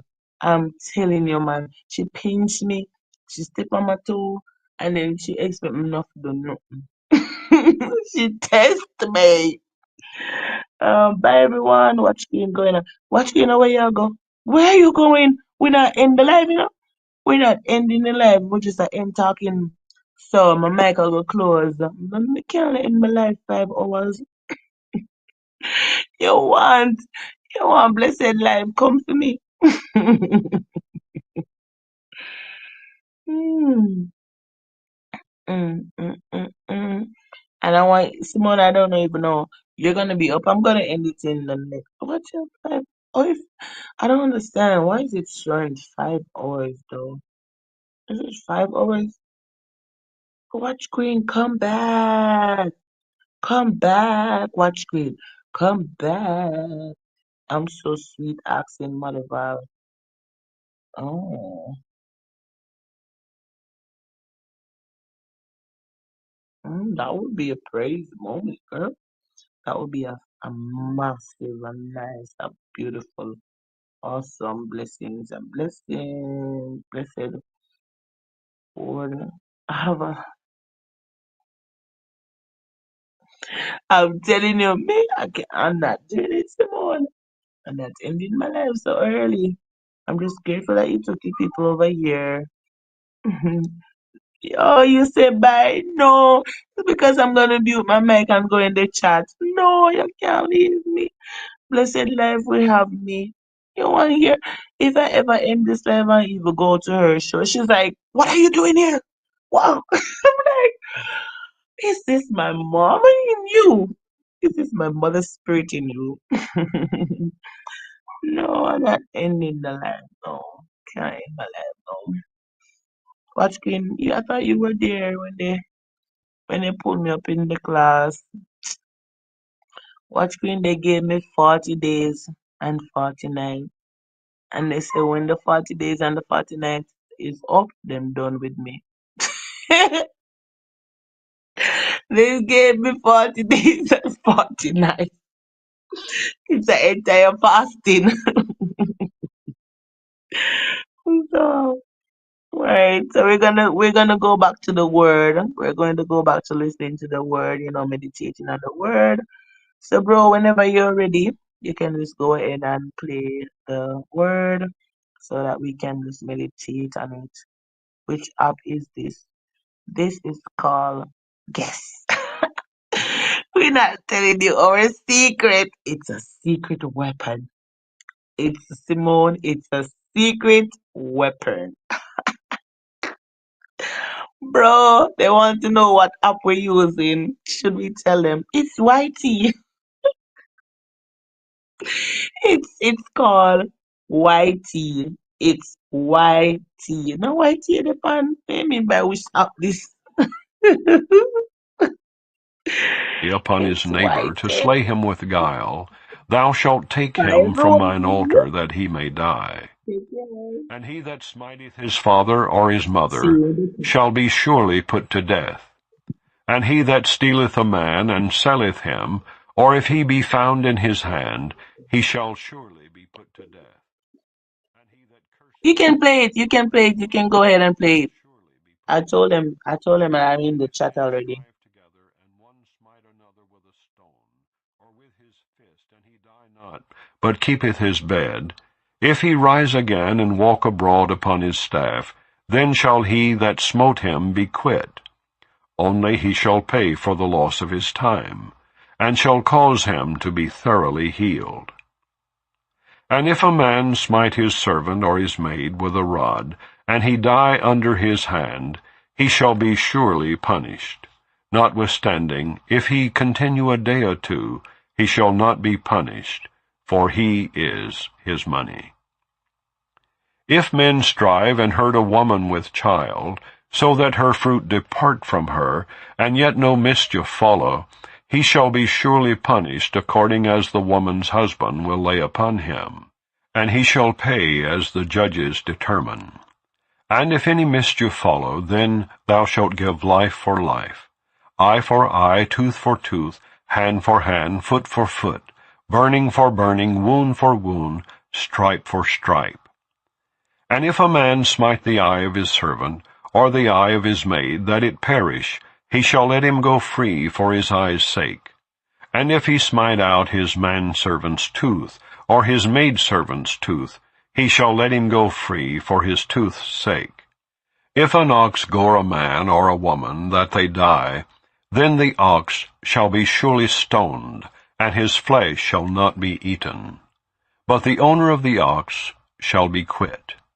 But if the ox were wont to push with his horn in time past, and it hath been testified to his owner, and he hath not kept him in, but that he hath killed a man or a woman, the ox shall be stoned, and his owner also shall be put to death. If there be laid on him a sum of money, then he shall give for the ransom of his life whatsoever is laid upon him. Whether he have gored a son, or have gored a daughter, according to this judgment shall it be done unto him. If the ox shall push a manservant or a maidservant, he shall give unto their master 30 shekels of silver, and the ox shall be stoned. And if a man shall open a pit, or if a man shall dig a pit and not cover it, and an ox or an ass fall therein, the owner of the pit shall make it good, and give money unto the owner of them. And the dead beast shall be his. And if one man's ox hurt another's that he die, then they shall sell the live ox and divide the money of it, and the dead ox also they shall divide.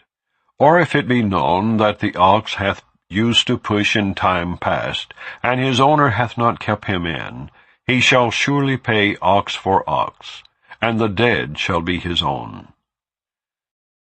Chapter 22. If a man shall steal an ox or a sheep, and kill it or sell it, he shall restore 5 oxen for an ox, and 4 sheep for a sheep. If a thief be found breaking up, and be smitten that he die, there shall no blood be shed for him. If the sun be risen upon him, there shall be blood shed for him, for he should make full restitution. If he have nothing, then he shall be sold for his theft. If the theft be certainly found in his hand alive, whether it be ox or ass or sheep, he shall restore double. If a man shall cause a field or vineyard to be eaten, and shall put in his beast, and shall feed in another man's field, of the best of his own field, and of the best of his own vineyard, shall he make restitution. If fire break out and catch in thorns, so that the stacks of corn, or the standing corn, or the field be consumed therewith, he that kindled the fire shall surely make restitution. If a man shall deliver unto his neighbor money or stuff to keep, and it be stolen out of the man's house, if the thief be found, let him pay double. If the thief be not found, then the master of the house shall be brought unto the judges, to see whether he have put his hand unto his neighbor's goods. For all manner of trespass, whether it be for ox, for ass, for sheep, for raiment, or for any manner of lost thing, which another challengeth to be his, the cause of both parties shall come before the judges, and whom the judges shall condemn, he shall pay double unto his neighbor. If a man deliver unto his neighbor an ass, or an ox, or a sheep, or any beast to keep, and it die, or be hurt, or driven away, no man seeing it, then shall an oath of the Lord be between them both, that he hath not put his hand unto his neighbor's goods. And the owner of it shall accept thereof, and he shall not make it good. And if it be stolen from him, he shall make restitution unto the owner thereof. If it be torn in pieces, then let him bring it for witness, and he shall not make good that which was torn. And if a man borrow aught of his neighbor, and it be hurt or die, the owner thereof being not with it, he shall surely make it good.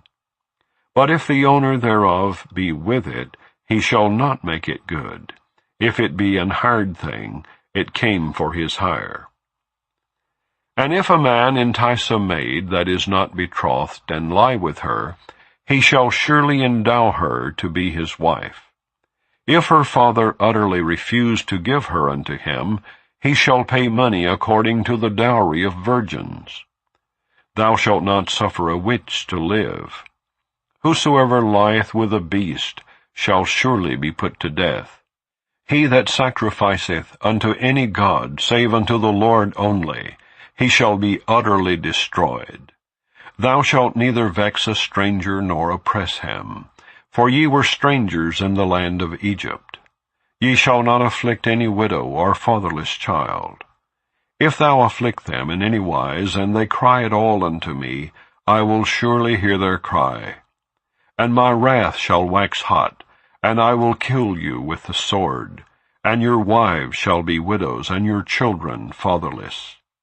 If thou lend money to any of my people that is poor by thee, thou shalt not be to him as an usurer, neither shalt thou lay upon him usury. If thou at all take thy neighbor's raiment to pledge, thou shalt deliver it unto him, by that the sun goeth down. For that is his covering only, it is his raiment for his skin, wherein shall he sleep. And it shall come to pass, when he crieth unto me, that I will hear, for I am gracious. Thou shalt not revile the gods, nor curse the ruler of thy people. Thou shalt not delay to offer the first of thy ripe fruits, and of thy liquors. The firstborn of thy sons shalt thou give unto me. Likewise shalt thou do with thine oxen, and with thy sheep. 7 days it shall be with his dam. On the 8th day thou shalt give it me.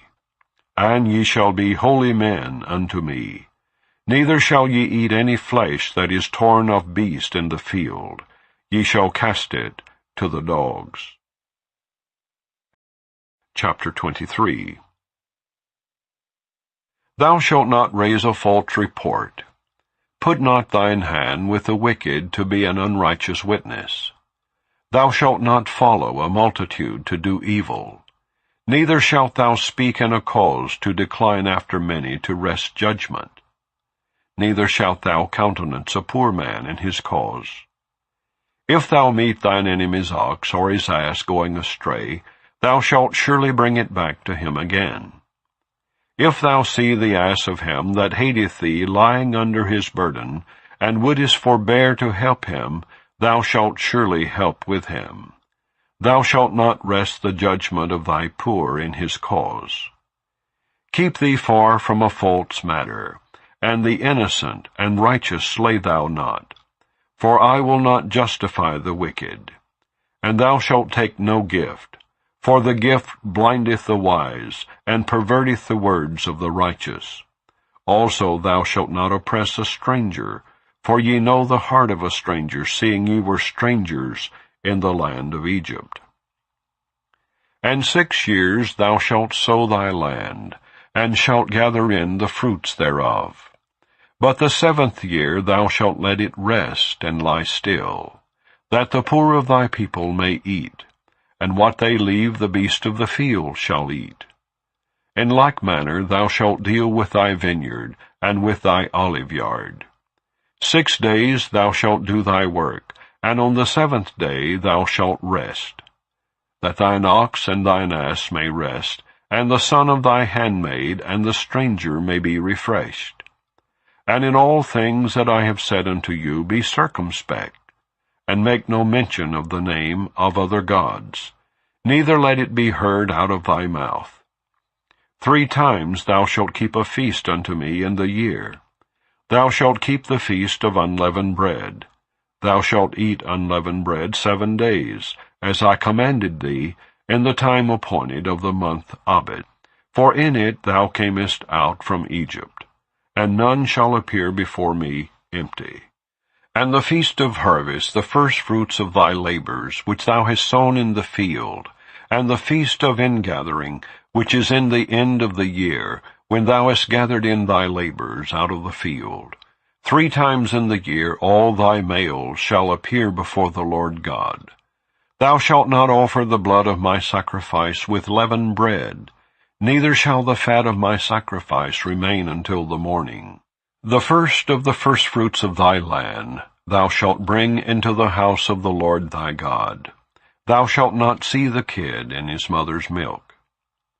Behold, I send an angel before thee to keep thee in the way, and to bring thee into the place which I have prepared. Beware of him, and obey his voice. Provoke him not, for he will not pardon your transgressions, for my name is in him.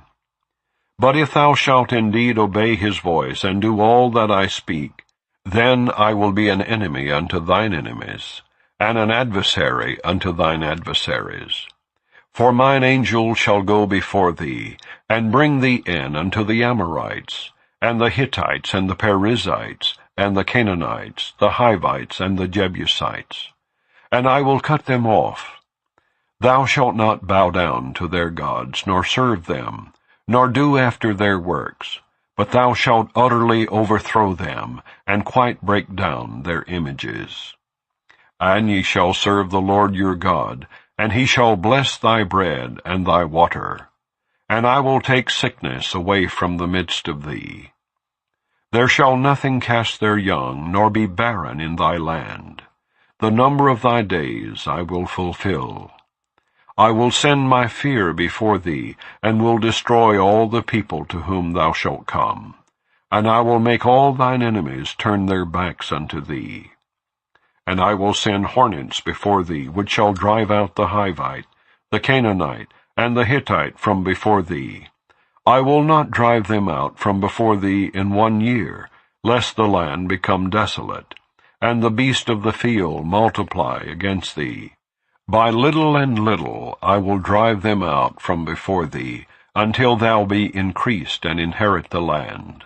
And I will set thy bounds from the Red Sea even unto the sea of the Philistines, and from the desert unto the river. For I will deliver the inhabitants of the land into your hand, and thou shalt drive them out before thee. Thou shalt make no covenant with them, nor with their gods. They shall not dwell in thy land, lest they make thee sin against me. For if thou serve their gods, it will surely be a snare unto thee. Chapter 24.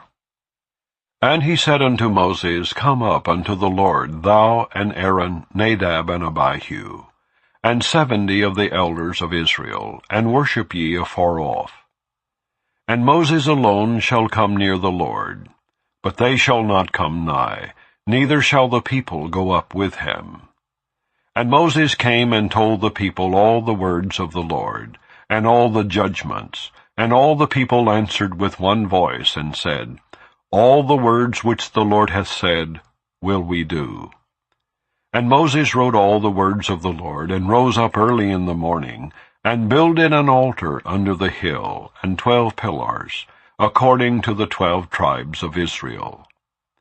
And he sent young men of the children of Israel, which offered burnt offerings, and sacrificed peace offerings of oxen unto the Lord. And Moses took half of the blood, and put it in basins, and half of the blood he sprinkled on the altar. And he took the book of the covenant, and read in the audience of the people, and they said, All that the Lord hath said will we do, and be obedient. And Moses took the blood, and sprinkled it on the people, and said, Behold the blood of the covenant, which the Lord hath made with you, concerning all these words. Then went up Moses and Aaron, Nadab and Abihu, and 70 of the elders of Israel. And they saw the God of Israel, and there was under his feet as it were a paved work of a sapphire stone, and as it were the body of heaven in his clearness. And upon the nobles of the children of Israel he laid not his hand. Also they saw God, and did eat and drink. And the Lord said unto Moses, Come up to me into the mount, and be there. And I will give thee tables of stone, and a law, and commandments which I have written, that thou mayest teach them. And Moses rose up, and his minister Joshua. And Moses went up into the mount of God. And he said unto the elders, Tarry ye here for us, until we come again unto you. And behold, Aaron and Hur are with you. If any man have any matters to do, let him come unto them. And Moses went up into the mount, and a cloud covered the mount. And the glory of the Lord abode upon Mount Sinai, and the cloud covered it 6 days. And the 7th day he called unto Moses out of the midst of the cloud. And the sight of the glory of the Lord was like devouring fire on the top of the mount in the eyes of the children of Israel. And Moses went into the midst of the cloud, and gat him up into the mount. And Moses was in the mount 40 days and 40 nights. Chapter 25. And the Lord spake unto Moses, saying, Speak unto the children of Israel, that they bring me an offering. Of every man that giveth it willingly with his heart ye shall take my offering.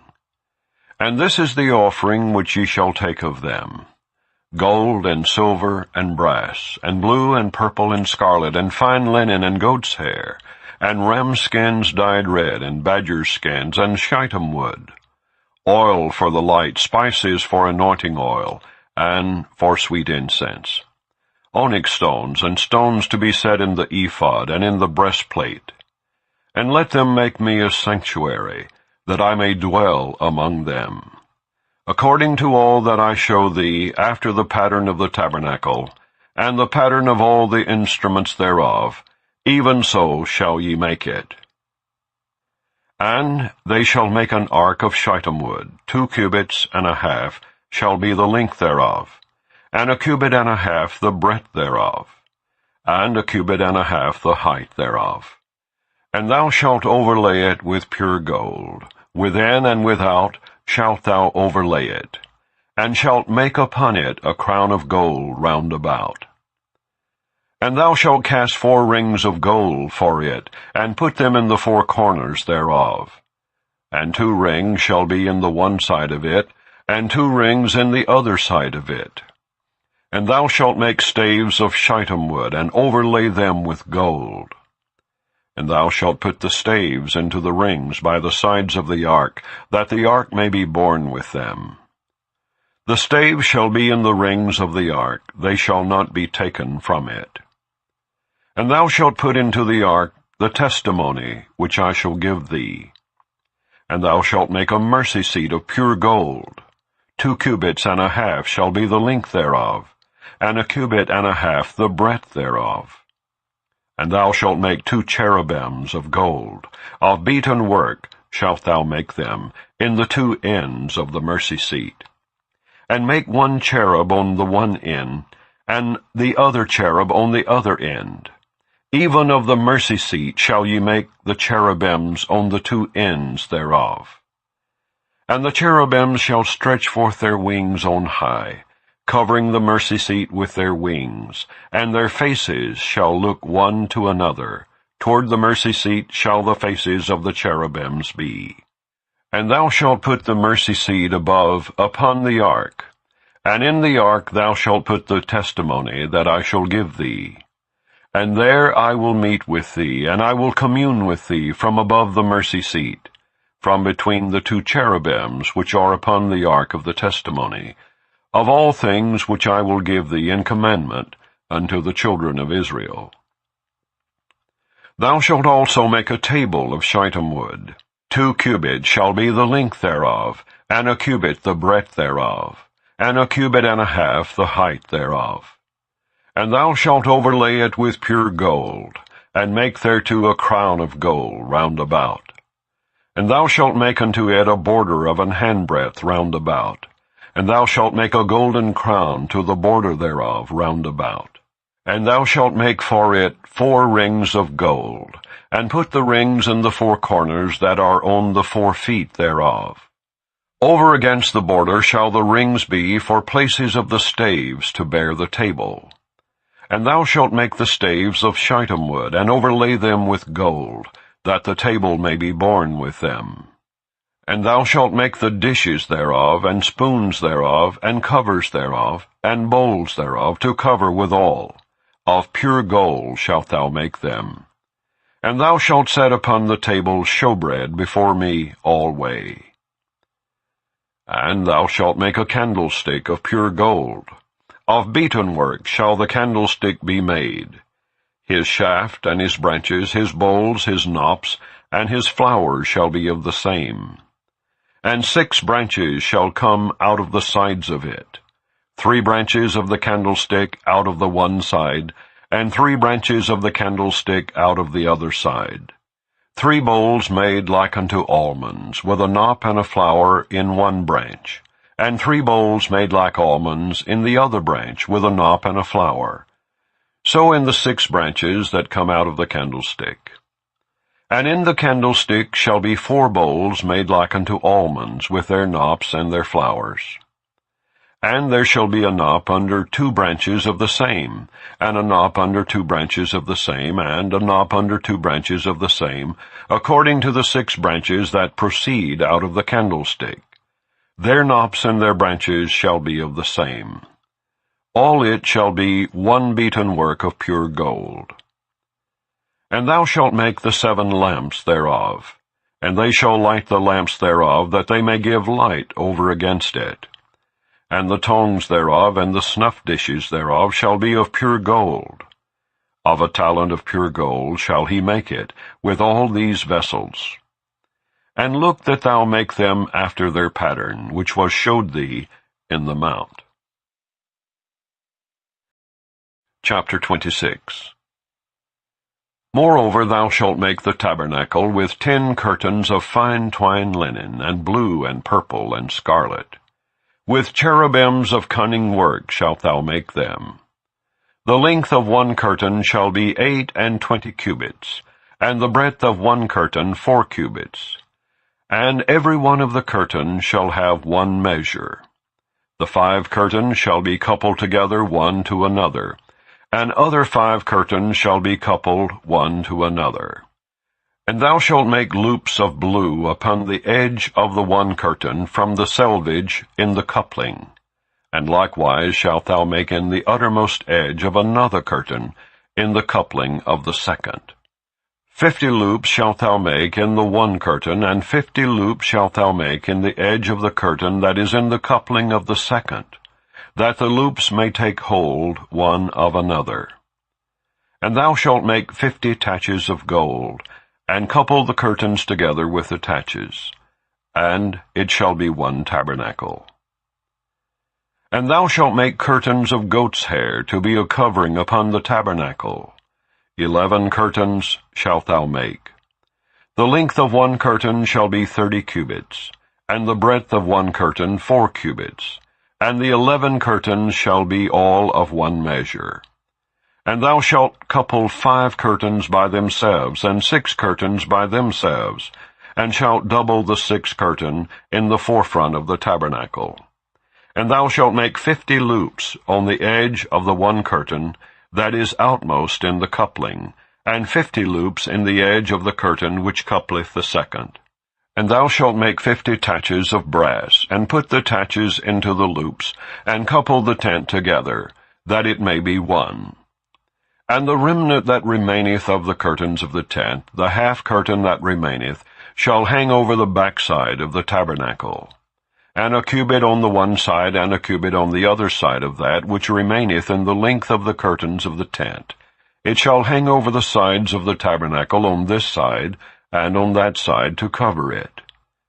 And thou shalt make a covering for the tent of ram skins dyed red, and a covering above of badger skins. And thou shalt make boards for the tabernacle of shittim wood, standing up. 10 cubits shall be the length of a board, and a cubit and a half shall be the breadth of one board. 2 tenons shall there be in one board, set in order one against another. Thus shalt thou make for all the boards of the tabernacle. And thou shalt make the boards for the tabernacle, 20 boards on the south side southward. And thou shalt make 40 sockets of silver under the 20 boards, 2 sockets under one board for his 2 tenons, and 2 sockets under another board for his 2 tenons. And for the second side of the tabernacle on the north side there shall be 20 boards, and there 40 sockets of silver, 2 sockets under one board, and 2 sockets under another board.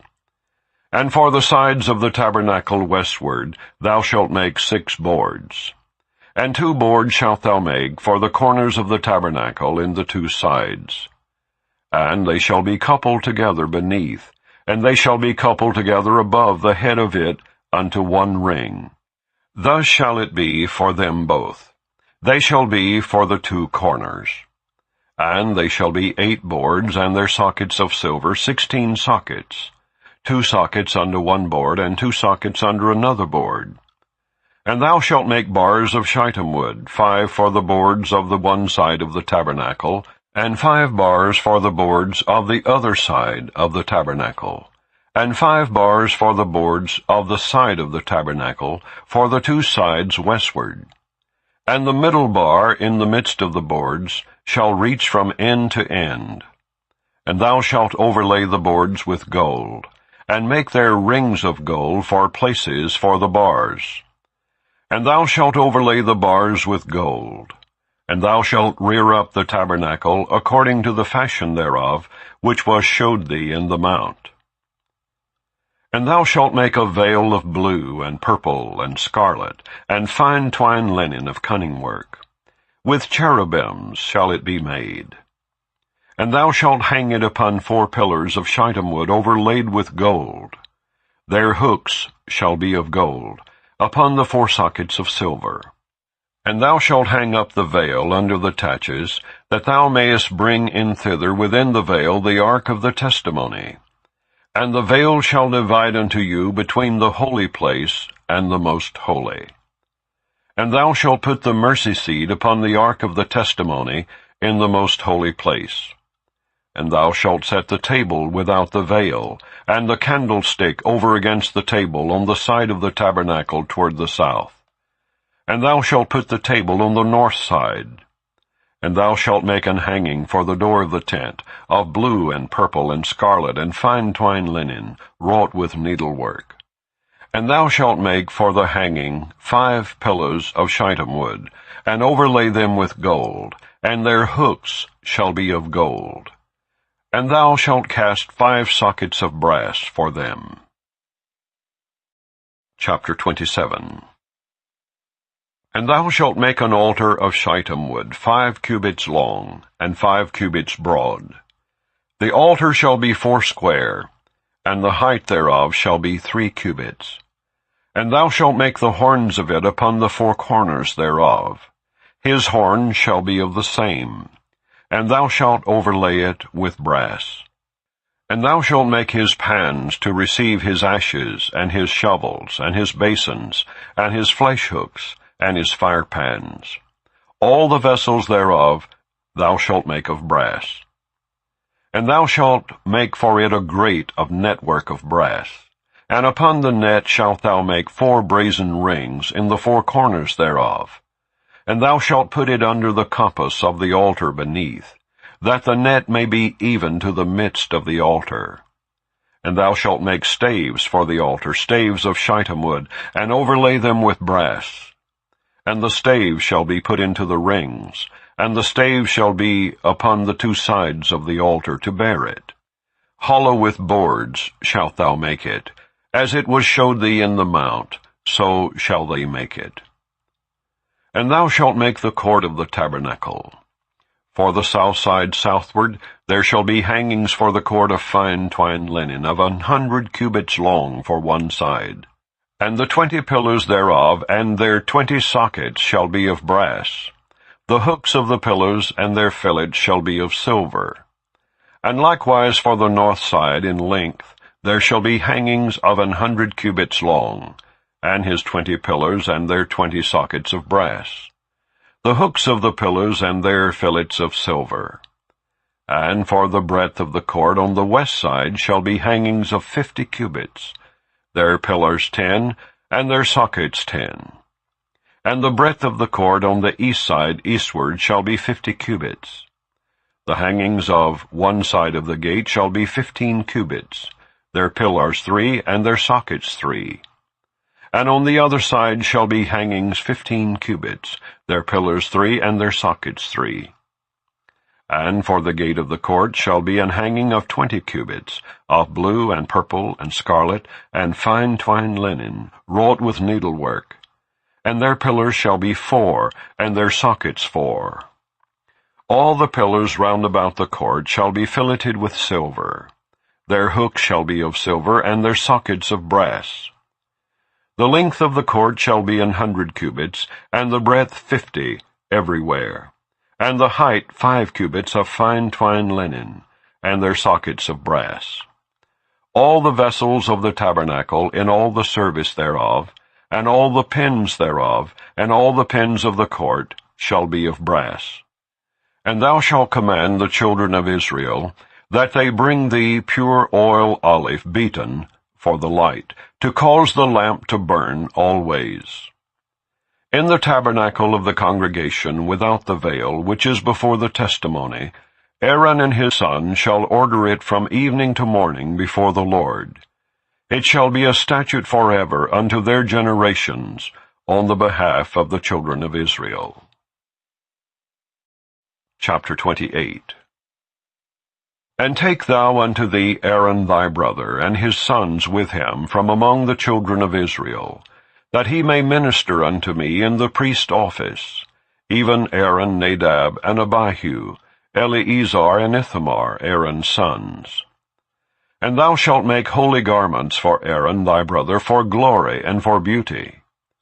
And thou shalt speak unto all that are wise-hearted, whom I have filled with the spirit of wisdom, that they may make Aaron's garments to consecrate him, that he may minister unto me in the priest office.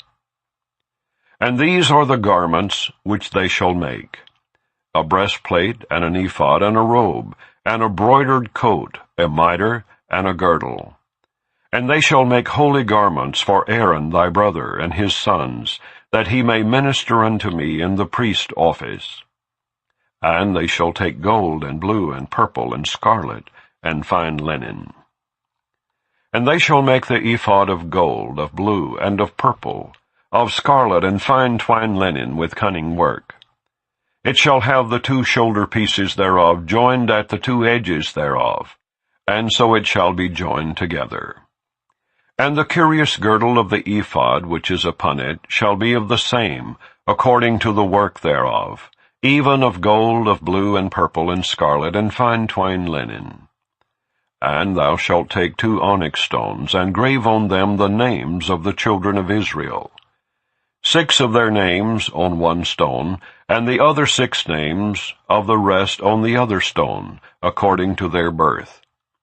With the work of an engraver in stone, like the engravings of a signet, shalt thou engrave the 2 stones with the names of the children of Israel. Thou shalt make them to be set in ouches of gold.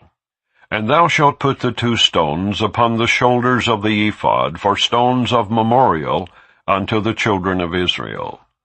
And Aaron shall bear their names before the Lord upon his 2 shoulders for a memorial. And thou shalt make ouches of gold, and 2 chains of pure gold at the ends. Of wreathen work shalt thou make them, and fasten the wreathen chains to the ouches. And thou shalt make the breastplate of judgment with cunning work. After the work of the ephod thou shalt make it. Of gold, of blue, and of purple, and of scarlet, and of fine twined linen shalt thou make it. 4 it shall be, being doubled. A span shall be the length thereof, and a span shall be the breadth thereof. And thou shalt set in it settings of stones, even 4 rows of stones. The first row shall be a sardius, a topaz, and a carbuncle. This shall be the first row. And the second row shall be an emerald, a sapphire, and a diamond. And the third row a ligure, an agate, and an amethyst.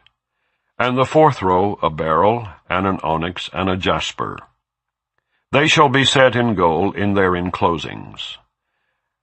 And the stones shall be with the names of the children of Israel, 12 according to their names, like the engravings of a signet. Every one with his name shall they be according to the 12 tribes. And thou shalt make upon the breastplate chains at the ends of wreathen work of pure gold.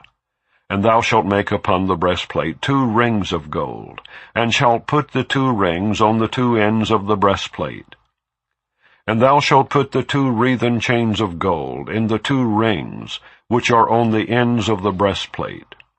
And the other 2 ends of the 2 wreathen chains thou shalt fasten in the 2 ouches, and put them on the shoulder pieces of the ephod before it.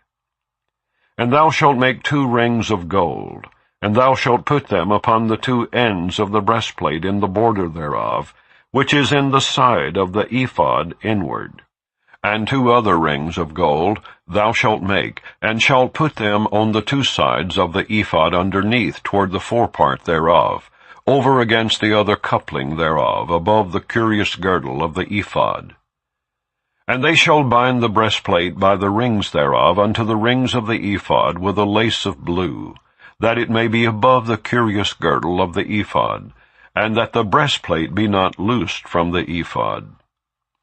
And Aaron shall bear the names of the children of Israel in the breastplate of judgment upon his heart, when he goeth in unto the holy place for a memorial before the Lord continually.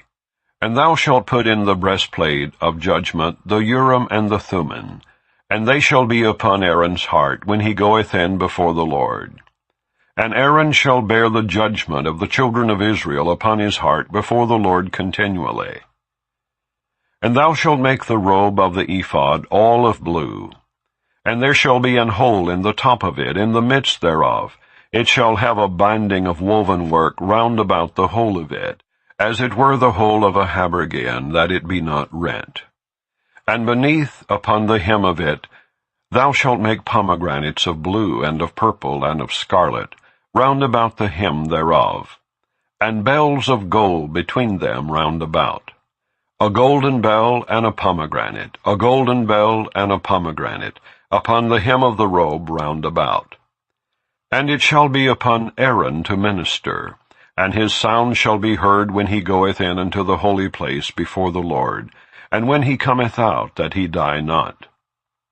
And thou shalt make a plate of pure gold, and grave upon it, like the engravings of a signet, Holiness to the Lord. And thou shalt put it on a blue lace, that it may be upon the mitre.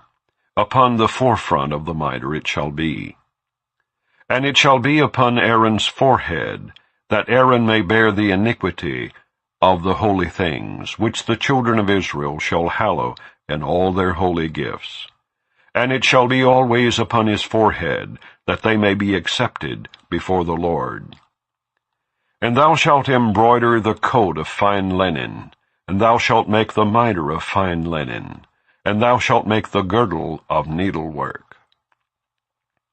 And for Aaron's sons thou shalt make coats, and thou shalt make for them girdles, and bonnets shalt thou make for them, for glory and for beauty. And thou shalt put them upon Aaron thy brother, and his sons with him, and shalt anoint them, and consecrate them, and sanctify them, that they may minister unto me in the priest office. And thou shalt make them linen breeches to cover their nakedness. From the loins even unto the thighs they shall reach. And they shall be upon Aaron and upon his sons, when they come in unto the tabernacle of the congregation, or when they come near unto the altar to minister in the holy place, that they bear not iniquity and die. It shall be a statute forever unto him and his seed after him. Chapter 29. And this is the thing that thou shalt do unto them to hallow them, to minister unto me in the priest office. Take 1 young bullock and 2 rams without blemish, and unleavened bread and cakes unleavened, tempered with oil, and wafers unleavened, anointed with oil. Of wheaten flour shalt thou make them. And thou shalt put them into 1 basket, and bring them in the basket with the bullock and the 2 rams. And Aaron and his sons thou shalt bring unto the door of the tabernacle of the congregation, and shalt wash them with water. And thou shalt take the garments, and put upon Aaron the coat, and the robe of the ephod, and the breastplate, and gird him with the curious girdle of the ephod. And thou shalt put the mitre upon his head, and put the holy crown upon the mitre. Then shalt thou take the anointing oil, and pour it upon his head, and anoint him. And thou shalt bring his sons, and put coats upon them. And thou shalt gird them with girdles, Aaron and his sons, and put the bonnets on them. And the priest office shall be theirs for a perpetual statute. And thou shalt consecrate Aaron and his sons. And thou shalt cause a bullock to be brought before the tabernacle of the congregation. And Aaron and his sons shall put their hands upon the head of the bullock. And thou shalt kill the bullock before the Lord, by the door of the tabernacle of the congregation. And thou shalt take of the blood of the bullock, and put it upon the horns of the altar with thy finger, and pour all the blood beside the bottom of the altar. And thou shalt take all the fat that covereth the inwards, and the caul that is above the liver, and the 2 kidneys, and the fat that is upon them, and burn them upon the altar. But the flesh of the bullock, and his skin, and his dung, shalt thou burn with fire without the camp. It is a sin offering. Thou shalt also take 1 ram, and Aaron and his sons shall put their hands upon the head of the ram. And thou shalt slay the ram, and thou shalt take his blood, and sprinkle it round about upon the altar. And thou shalt cut the ram in pieces, and wash the inwards of him and his legs, and put them unto his pieces, and unto his head. And thou shalt burn the whole ram upon the altar. It is a burnt offering unto the Lord. It is a sweet savour, an offering made by fire unto the Lord. And thou shalt take the other ram, and Aaron and his sons shall put their hands upon the head of the ram. Then shalt thou kill the ram, and take of his blood, and put it upon the tip of the right ear of Aaron, and upon the tip of the right ear of his sons, and upon the thumb of their right hand, and upon the great toe of their right foot, and sprinkle the blood upon the altar round about. And thou shalt take of the blood that is upon the altar, and of the anointing oil, and sprinkle it upon Aaron, and upon his garments, and upon his sons, and upon the garments of his sons with him. And he shall be hallowed, and his garments, and his sons' garments with him.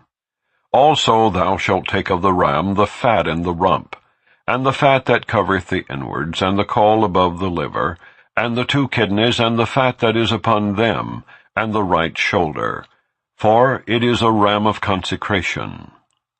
and 1 loaf of bread, and 1 cake of oil bread, and 1 wafer out of the basket of the unleavened bread that is before the Lord.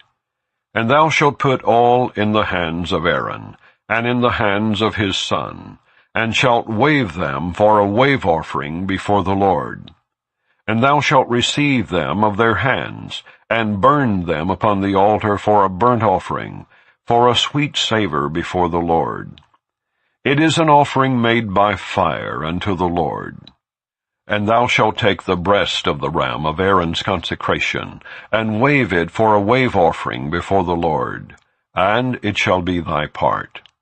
And thou shalt sanctify the breast of the wave offering, and the shoulder of the heave offering which is waved, and which is heaved up, of the ram of the consecration, even of that which is for Aaron, and of that which is for his sons.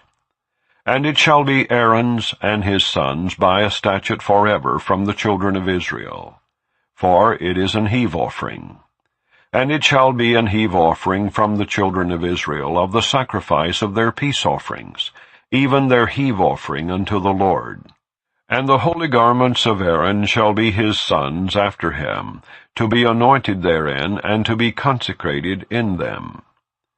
And that son that is priest in his stead shall put them on 7 days, when he cometh into the tabernacle of the congregation, to minister in the holy place. And thou shalt take the ram of the consecration, and seethe his flesh in the holy place. And Aaron and his sons shall eat the flesh of the ram, and the bread that is in the basket by the door of the tabernacle of the congregation. And they shall eat those things wherewith the atonement was made, to consecrate and to sanctify them. But a stranger shall not eat thereof, because they are holy. And if aught of the flesh of the consecrations or of the bread remain unto the morning, then thou shalt burn the remainder with fire. It shall not be eaten, because it is holy. And thus shalt thou do unto Aaron and to his sons according to all things which I have commanded thee. 7 days shalt thou consecrate them. And thou shalt offer every day a bullock for a sin offering for atonement. And thou shalt cleanse the altar when thou hast made an atonement for it, and thou shalt anoint it to sanctify it. 7 days thou shalt make an atonement for the altar, and sanctify it. And it shall be an altar most holy. Whatsoever toucheth the altar shall be holy.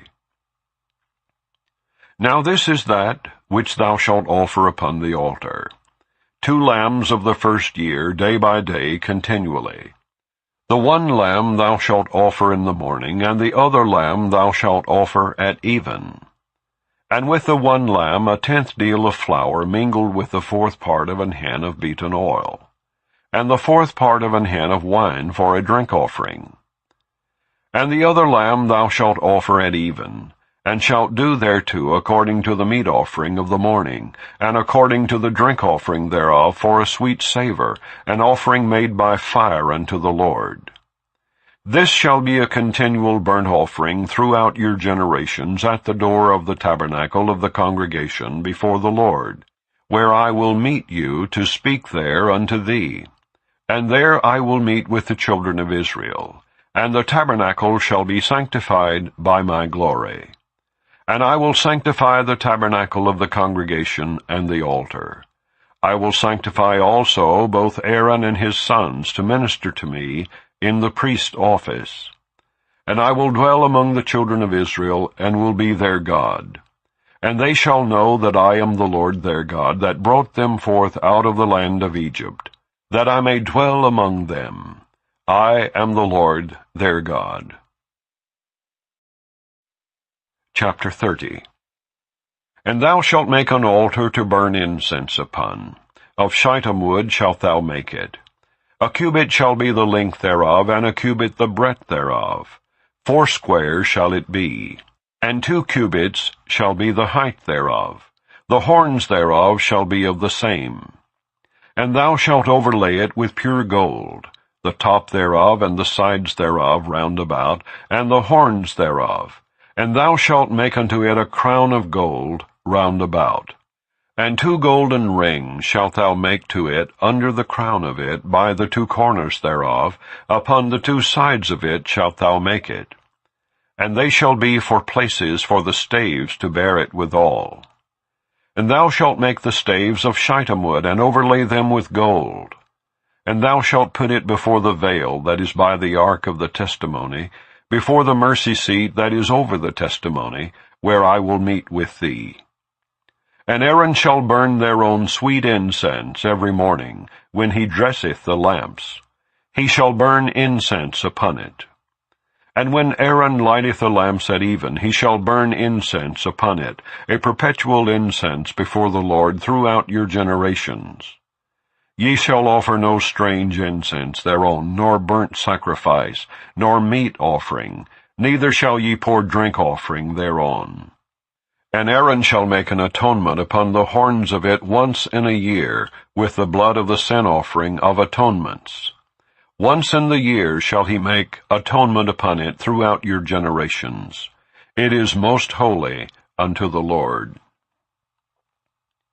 And the Lord spake unto Moses, saying, When thou takest the sum of the children of Israel after their number, then shall they give every man a ransom for his soul unto the Lord, when thou numberest them, that there be no plague among them when thou numberest them.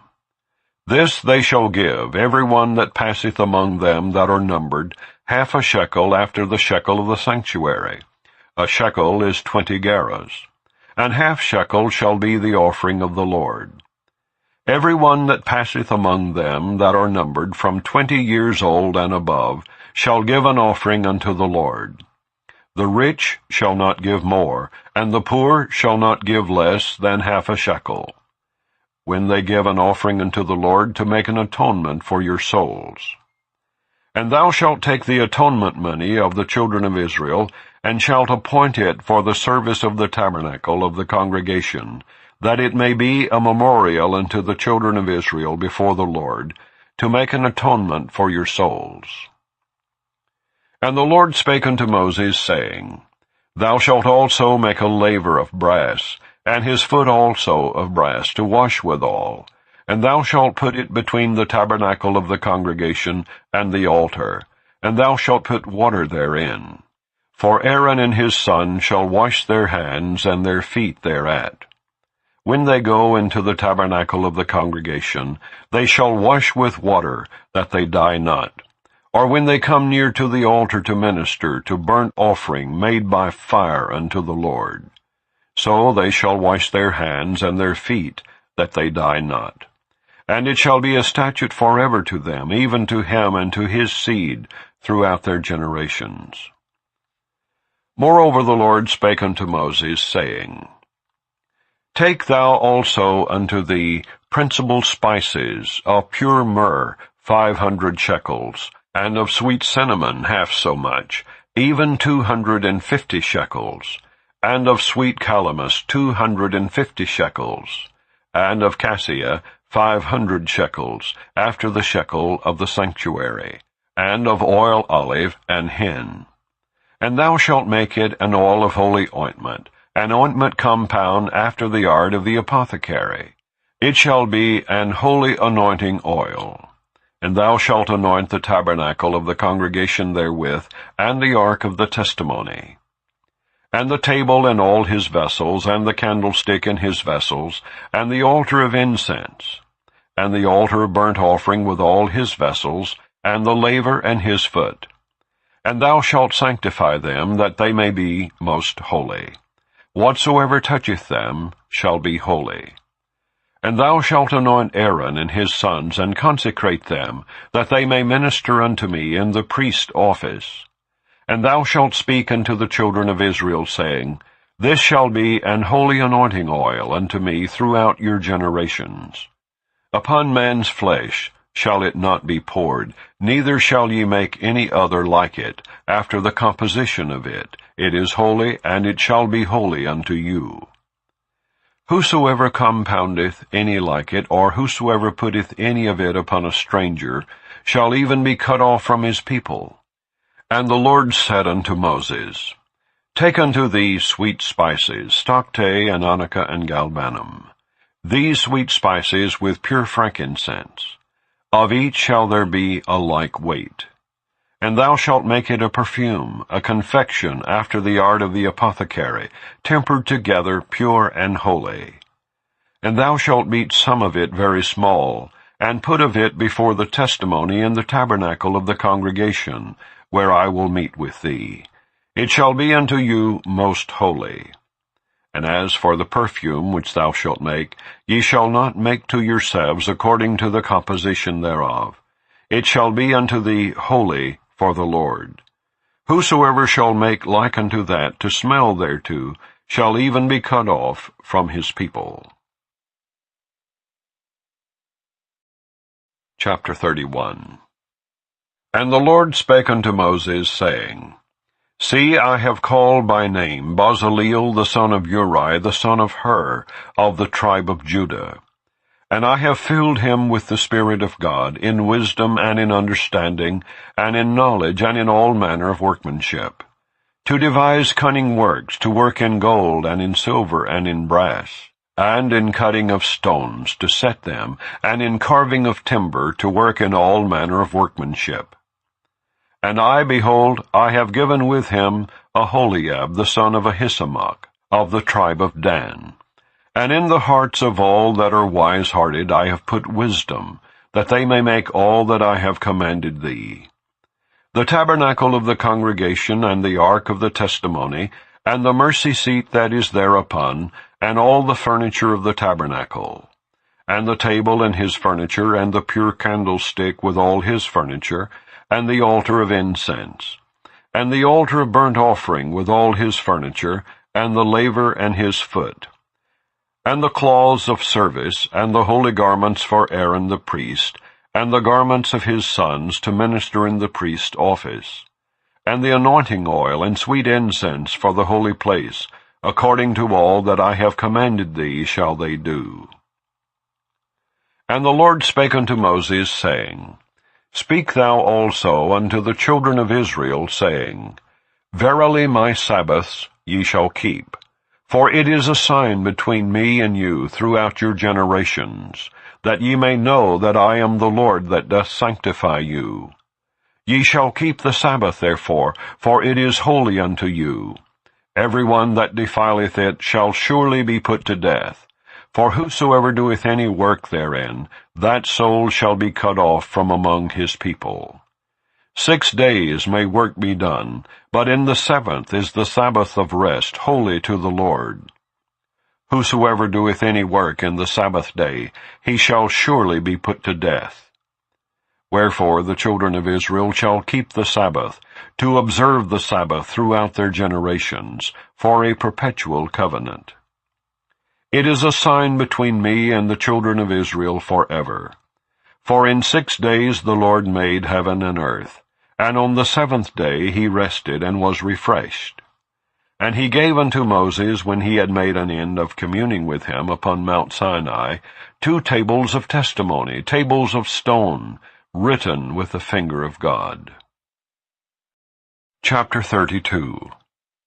And when the people saw that Moses delayed to come down out of the mount, the people gathered themselves together unto Aaron, and said unto him, Up, make us gods, which shall go before us. For as for this Moses, the man that brought us up out of the land of Egypt, we wot not what is become of him. And Aaron said unto them, Break off the golden earrings which are in the ears of your wives, of your sons, and of your daughters, and bring them unto me. And all the people brake off the golden earrings which were in their ears, and brought them unto Aaron. And he received them at their hand, and fashioned it with a graving tool, after he had made it a molten calf. And they said, These be thy gods, O Israel, which brought thee up out of the land of Egypt. And when Aaron saw it, he built an altar before it. And Aaron made proclamation, and said, Tomorrow is a feast to the Lord. And they rose up early on the morrow, and offered burnt offerings, and brought peace offerings. And the people sat down to eat and to drink, and rose up to play. And the Lord said unto Moses, Go get thee down, for thy people which thou broughtest out of the land of Egypt have corrupted themselves. They have turned aside quickly out of the way which I commanded them. They have made them a molten calf, and have worshipped it, and have sacrificed thereunto, and said, These be thy gods, O Israel, which have brought thee up out of the land of Egypt. And the Lord said unto Moses, I have seen this people, and behold, it is a stiff-necked people. Now therefore let me alone, that my wrath may wax hot against them, and that I may consume them, and I will make of thee a great nation. And Moses besought the Lord his God, and said, Lord, why doth thy wrath wax hot against thy people, which thou hast brought forth out of the land of Egypt with great power, and with a mighty hand? Wherefore should the Egyptians speak and say, For mischief did he bring them out, to slay them in the mountains, and to consume them from the face of the earth? Turn from thy fierce wrath, and repent of this evil against thy people. Remember Abraham, Isaac, and Israel, thy servants, to whom thou swarest by thine own self, and saidst unto them, I will multiply your seed as the stars of heaven, and all this land that I have spoken of will I give unto your seed, and they shall inherit it forever. And the Lord repented of the evil which he thought to do unto his people. And Moses turned and went down from the mount, and the 2 tables of the testimony were in his hand. The tables were written on both their sides. On the one side and on the other were they written. And the tables were the work of God, and the writing was the writing of God graven upon the tables. And when Joshua heard the noise of the people as they shouted, he said unto Moses, There is a noise of war in the camp. And he said, It is not the voice of them that shout for mastery, neither is it the voice of them that cry for being overcome, but the noise of them that sing do I hear. And it came to pass, as soon as he came nigh unto the camp, that he saw the calf and the dancing, and Moses' anger waxed hot, and he cast the tables out of his hands, and brake them beneath the mount. And he took the calf which they had made, and burnt it in the fire, and ground it to powder, and strawed it upon the water, and made the children of Israel drink of it. And Moses said unto Aaron, What did this people unto thee, that thou hast brought so great a sin upon them? And Aaron said, Let not the anger of my Lord wax hot. Thou knowest the people, that they are set on mischief. For they said unto me, Make us gods, which shall go before us. For as for this Moses, the man that brought us up out of the land of Egypt, we wot not what is become of him. And I said unto them, Whosoever hath any gold, let them break it off. So they gave it me. Then I cast it into the fire, and there came out this calf. And when Moses saw that the people were naked, for Aaron had made them naked unto their shame among their enemies, then Moses stood in the gate of the camp and said, Who is on the Lord's side? Let him come unto me. And all the sons of Levi gathered themselves together unto him. And he said unto them, Thus saith the Lord God of Israel, Put every man his sword by his side, and go in and out from gate to gate throughout the camp, and slay every man his brother, and every man his companion, and every man his neighbor. And the children of Levi did according to the word of Moses. And there fell of the people that day about 3,000 men. For Moses had said, Consecrate yourselves today to the Lord, even every man upon his son and upon his brother, that he may bestow upon you a blessing this day. And it came to pass on the morrow that Moses said unto the people, Ye have sinned a great sin, and now I will go up unto the Lord. Peradventure I shall make an atonement for your sin. And Moses returned unto the Lord, and said, O this people have sinned a great sin, and have made them gods of gold. Yet now, if thou wilt forgive their sin, and if not, blot me, I pray thee, out of thy book which thou hast written. And the Lord said unto Moses, Whosoever hath sinned against me, him will I blot out of my book. Therefore now go, lead the people unto the place of which I have spoken unto thee. Behold, mine angel shall go before thee. Nevertheless, in the day when I will visit their sin upon them. And the Lord plagued the people, because they made the calf which Aaron made. Chapter 33.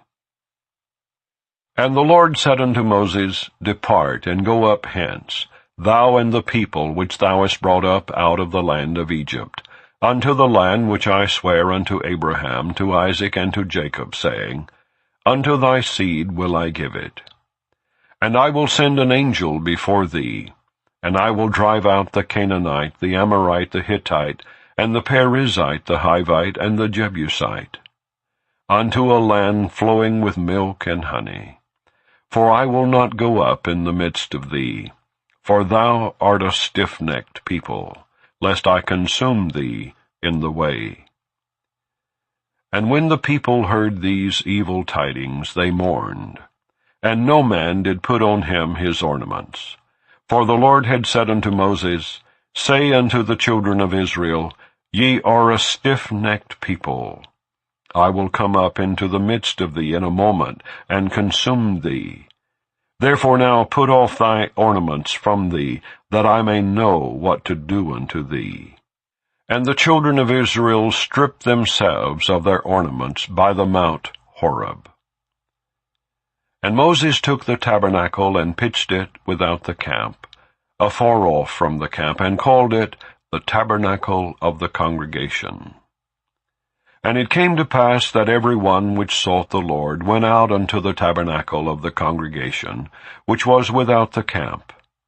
And it came to pass, when Moses went out unto the tabernacle, that all the people rose up, and stood every man at his tent door, and looked after Moses, until he was gone into the tabernacle.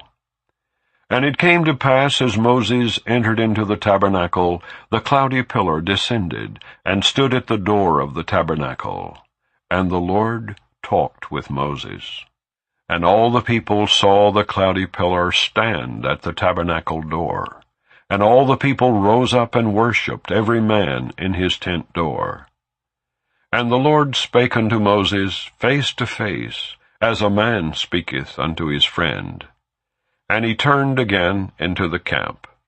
But his servant Joshua the son of Nun, a young man, departed not out of the tabernacle. And Moses said unto the Lord, See, thou sayest unto me, Bring up this people, and thou hast not let me know whom thou wilt send with me. Yet thou hast said, I know thee by name, and thou hast also found grace in my sight. Now therefore, I pray thee, if I have found grace in thy sight, show me now thy way, that I may know thee, that I may find grace in thy sight, and consider that this nation is thy people. And he said, My presence shall go with thee, and I will give thee rest. And he said unto him, If thy presence go not with me, carry us not up hence. For wherein shall it be known here that I and thy people have found grace in thy sight? Is it not in that thou goest with us? So shall we be separated, I and thy people, from all the people that are upon the face of the earth. And the Lord said unto Moses, I will do this thing also that thou hast spoken, for thou hast found grace in my sight, and I know thee by name. And he said, I beseech thee, show me thy glory. And he said, I will make all my goodness pass before thee, and I will proclaim the name of the Lord before thee, and will be gracious to whom I will be gracious, and will show mercy on whom I will show mercy. And he said, Thou canst not see my face, for there shall no man see me and live. And the Lord said, Behold, there is a place by me, and thou shalt stand upon a rock. And it shall come to pass, while my glory passeth by, that I will put thee in a cleft of the rock, and will cover thee with my hand while I pass by. And I will take away mine hand, and thou shalt see my back parts, but my face shall not be seen. Chapter 34. And the Lord said unto Moses, Hew thee 2 tables of stone, like unto the first. And I will write upon these tables the words that were in the first tables which thou breakest. And be ready in the morning, and come up in the morning unto Mount Sinai, and present thyself there to me in the top of the mount. And no man shall come up with thee, neither let any man be seen throughout all the mount, neither let the flocks nor herds feed before that mount. And he hewed 2 tables of stone, like unto the first. And Moses rose up early in the morning, and went up unto Mount Sinai, as the Lord had commanded him, and took in his hand the 2 tables of stone. And the Lord descended in the cloud, and stood with him there, and proclaimed the name of the Lord.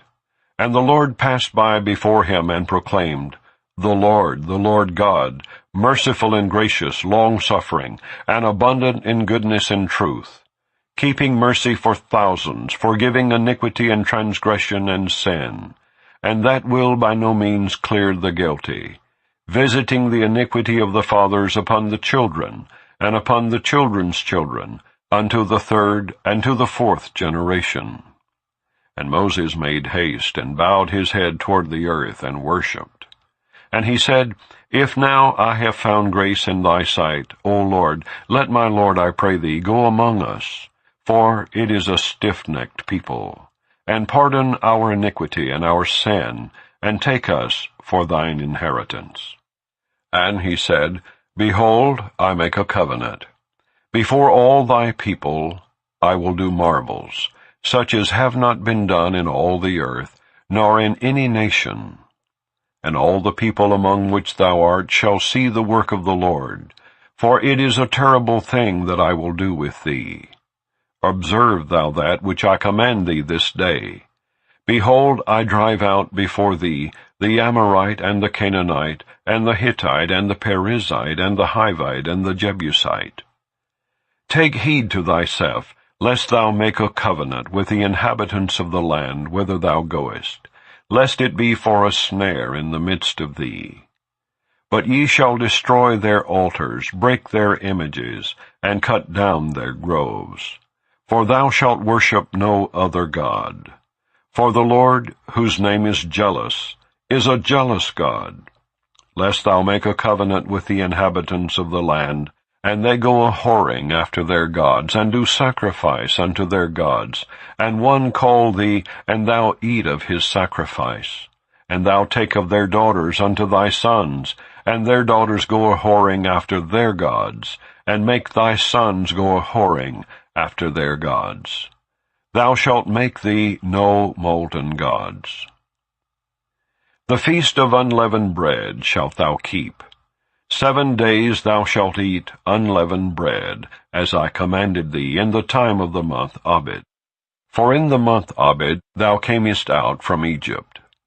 All that openeth a matrix is mine, and every firstling among thy cattle, whether ox or sheep, that is male. But the firstling of an ass thou shalt redeem with a lamb, and if thou redeem him not, then shalt thou break his neck. All the firstborn of thy sons thou shalt redeem, and none shall appear before me empty.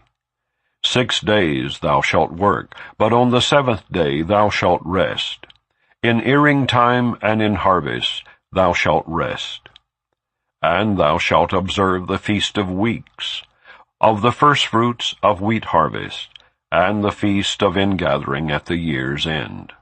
Thrice in the year shall all your men-children appear before the Lord God, the God of Israel. For I will cast out the nations before thee, and enlarge thy borders. Neither shall any man desire thy land, when thou shalt go up to appear before the Lord thy God thrice in the year.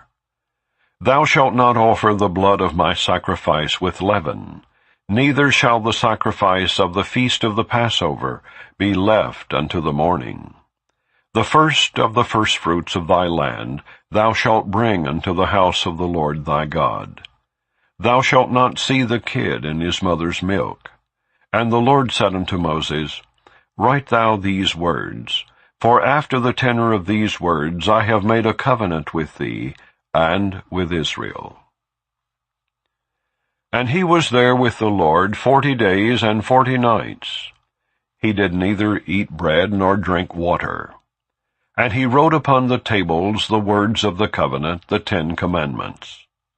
And it came to pass, when Moses came down from Mount Sinai with the 2 tables of testimony in Moses' hand, when he came down from the mount, that Moses wist not that the skin of his face shone while he talked with him.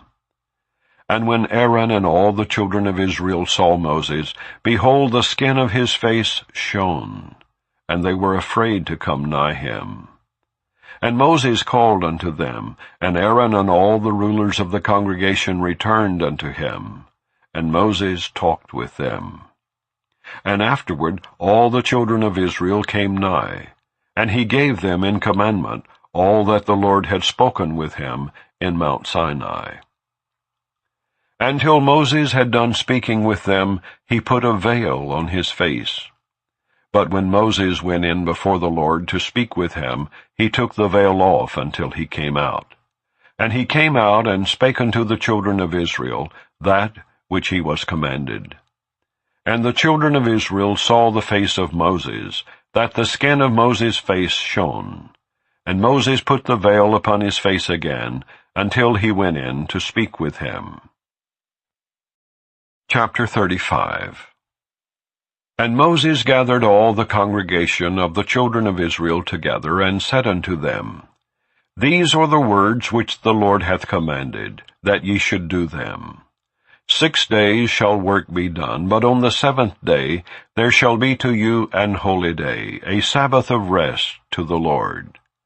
Whosoever doeth work therein shall be put to death. Ye shall kindle no fire throughout your habitations upon the Sabbath day. And Moses spake unto all the congregation of the children of Israel, saying, This is the thing which the Lord commanded, saying, Take ye from among you an offering unto the Lord.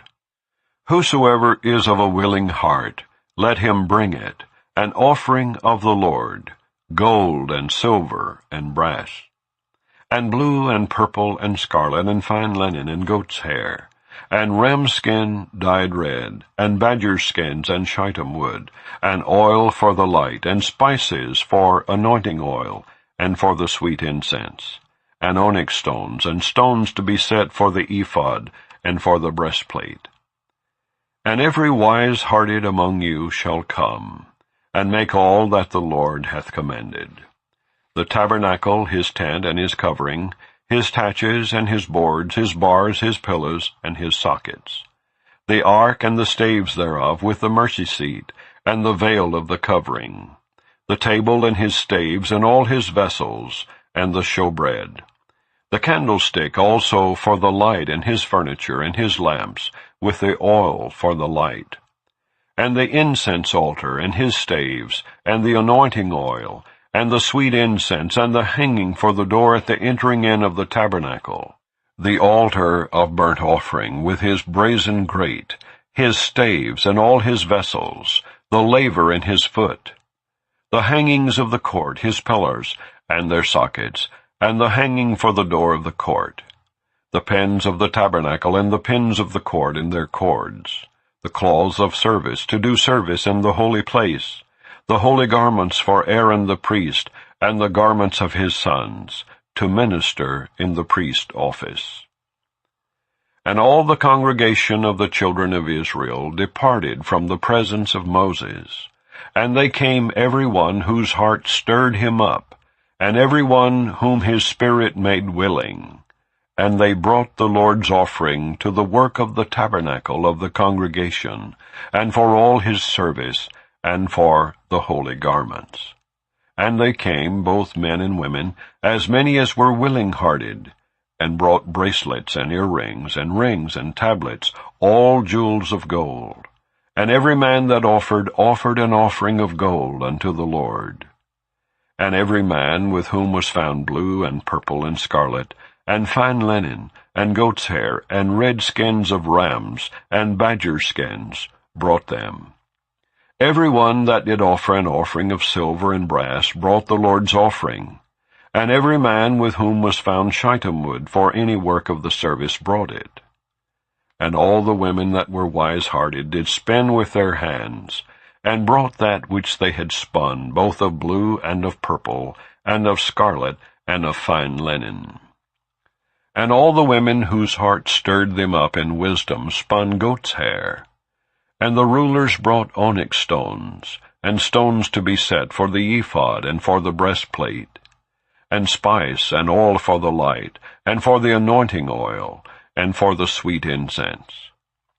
The children of Israel brought a willing offering unto the Lord, every man and woman whose heart made them willing to bring for all manner of work, which the Lord had commanded to be made by the hand of Moses. And Moses said unto the children of Israel, See, the Lord hath called by name Bezaleel the son of Uri the son of Hur, of the tribe of Judah. And he hath filled him with the Spirit of God, in wisdom, in understanding, and in knowledge, and in all manner of workmanship, and to devise curious works, to work in gold, and in silver, and in brass, and in the cutting of stones to set them, and in carving of wood to make any manner of cunning work. And he hath put in his heart that he may teach both he and Aholiab the son of Ahisamach of the tribe of Dan. Them hath he filled with wisdom of heart, to work all manner of work, of the engraver, and of the cunning workman, and of the embroiderer, in blue and in purple, in scarlet and in fine linen, and of the weaver, even of them that do any work, and of those that devise cunning work. Chapter 36. Then wrought Bezaleel and Aholiab, and every wise-hearted man, in whom the Lord put wisdom and understanding, to know how to work all manner of work for the service of the sanctuary, according to all that the Lord had commanded. And Moses called Bezaleel and Aholiab, and every wise-hearted man, in whose heart the Lord had put wisdom, even every one whose heart stirred him up, to come unto the work to do it. And they received of Moses all the offering which the children of Israel had brought for the work of the service of the sanctuary, to make it withal. And they brought yet unto him free offerings every morning. And all the wise men that wrought all the work of the sanctuary came every man from his work which they made. And they spake unto Moses, saying, The people bring much more than enough for the service of the work, which the Lord commanded to make. And Moses gave commandment, and they caused it to be proclaimed throughout the camp, saying, Let neither man nor woman make any more work for the offering of the sanctuary. So the people were restrained from bringing, for the stuff they had was sufficient for all the work to make it, and too much. And every wise-hearted man among them that wrought the work of the tabernacle made 10 curtains of fine twined linen, and blue and purple and scarlet, with cherubims of cunning work made he them. The length of one curtain was 28 cubits, and the breadth of one curtain 4 cubits. The curtains were all of one size. And he coupled the 5 curtains one unto another, and the other 5 curtains he coupled one unto another. And he made loops of blue on the edge of one curtain from the selvage in the coupling. Likewise he made in the uttermost side of another curtain in the coupling of the second. 50 loops made he in one curtain, and 50 loops made he in the edge of the curtain, which was in the coupling of the second. The loops held one curtain to another. And he made 50 taches of gold, and coupled the curtains one unto another with the taches. So it became one tabernacle. And he made curtains of goat's hair for the tent over the tabernacle. 11 curtains he made them. The length of one curtain was 30 cubits, and 4 cubits was the breadth of one curtain. The 11 curtains were of one size. And he coupled 5 curtains by themselves, and 6 curtains by themselves. And he made 50 loops upon the uttermost edge of the curtain in the coupling, and 50 loops made he upon the edge of the curtain which coupleth the second. And he made 50 taches of brass to couple the tent together, that it might be one. And he made a covering for the tent of ram skins dyed red, and a covering of badger skins above that. And he made boards for the tabernacle of shittim wood standing up. The length of a board was 10 cubits, and the breadth of a board 1 cubit and a half. One board had 2 tenons, equally distant one from another. Thus did he make for all the boards of the tabernacle. And he made boards for the tabernacle, 20 boards for the south side southward, and 40 sockets of silver he made under the 20 boards. 2 sockets under one board for his 2 tenons, and 2 sockets under another board for his 2 tenons. And for the other side of the tabernacle, which is toward the north corner, he made 20 boards. And there 40 sockets of silver, 2 sockets under one board, and 2 sockets under another board. And for the sides of the tabernacle westward he made 6 boards. And 2 boards made he for the corners of the tabernacle in the 2 sides. And they were coupled beneath, and coupled together at the head thereof to one ring. Thus he did to both of them in both the corners. And there were 8 boards, and their sockets were 16 sockets of silver, under every board 2 sockets. And he made bars of shittim wood, 5 for the boards of the one side of the tabernacle, and 5 bars for the boards of the other side of the tabernacle, and 5 bars for the boards of the tabernacle for the sides westward. And he made the middle bar to shoot through the boards from the one end to the other. And he overlaid the boards with gold, and made their rings of gold to be places for the bars, and overlaid the bars with gold. And he made a veil of blue, and purple, and scarlet, and fine twined linen. With cherubims made he it of cunning work. And he made thereunto 4 pillars of shittim wood, and overlaid them with gold. Their hooks were of gold, and he cast for them 4 sockets of silver. And he made an hanging for the tabernacle door, of blue, and purple, and scarlet, and fine twined linen of needlework. And the 5 pillars of it with their hooks. And he overlaid their chapiters and their fillets with gold, but their 5 sockets were of brass. Chapter 37. And Bezaleel made the ark of shittim wood. 2 cubits and a half was the length of it, and a cubit and a half the breadth of it, and a cubit and a half the height of it. And he overlaid it with pure gold within and without, and made a crown of gold to it round about. And he cast for it 4 rings of gold, to be set by the 4 corners of it, even 2 rings upon the one side of it, and 2 rings upon the other side of it. And he made staves of shittim wood, and overlaid them with gold. And he put the staves into the rings by the sides of the ark, to bear the ark. And he made the mercy seat of pure gold. 2 cubits and a half was the length thereof, and 1 cubit and a half the breadth thereof.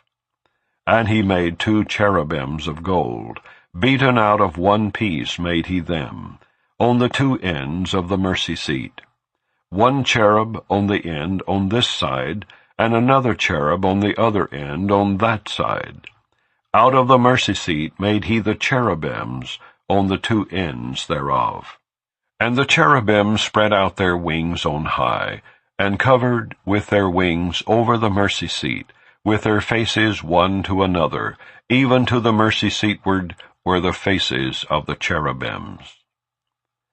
And he made the table of shittim wood.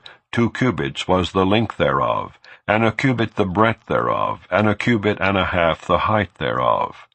And he overlaid it with pure gold, and made thereunto a crown of gold round about.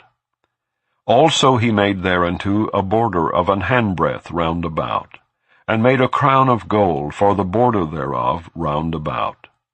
And he cast for it 4 rings of gold, and put the rings upon the 4 corners that were in the 4 feet thereof.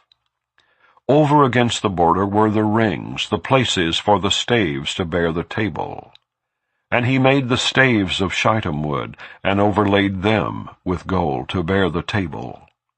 And he made the vessels which were upon the table, his dishes, and his spoons, and his bowls, and his covers to cover withal, of pure gold. And he made the candlestick of pure gold. Of beaten work made he the candlestick. His shaft, and his branch, his bowls, his knops, and his flowers were of the same. And 6 branches going out of the sides thereof, 3 branches of the candlestick out of the one side thereof, and 3 branches of the candlestick out of the other side thereof. 3 bowls made after the fashion of almonds in one branch, a knop and a flower, and 3 bowls made like almonds in another branch, a knop and a flower. So throughout the 6 branches going out of the candlestick. And in the candlestick were 4 bowls made like almonds, his knops and his flowers, and a knop under 2 branches of the same, and a knop under 2 branches of the same, and a knop under 2 branches of the same, according to the 6 branches going out of it. Their knops and their branches were of the same. All of it was one beaten work of pure gold. And he made his 7 lamps, and his snuffers, and his snuff dishes of pure gold. Of a talent of pure gold made he it, and all the vessels thereof. And he made the incense altar of shittim wood. The length of it was a cubit, and the breadth of it a cubit. It was 4 square. And 2 cubits was the height of it. The horns thereof were of the same. And he overlaid it with pure gold, both the top of it, and the sides thereof round about, and the horns of it. Also he made unto it a crown of gold round about. And he made 2 rings of gold for it under the crown thereof, by the 2 corners of it, upon the 2 sides thereof, to be places for the staves to bear it withal. And he made the staves of shittim wood, and overlaid them with gold. And he made the holy anointing oil, and the pure incense of sweet spices, according to the work of the apothecary. Chapter 38. And he made the altar of burnt offering of shittim wood. 5 cubits was the length thereof, and 5 cubits the breadth thereof. It was 4 square, and 3 cubits the height thereof. And he made the horns thereof on the 4 corners of it. The horns thereof were of the same. And he overlaid it with brass. And he made all the vessels of the altar, the pots and the shovels and the basins, and the flesh hooks and the firepans.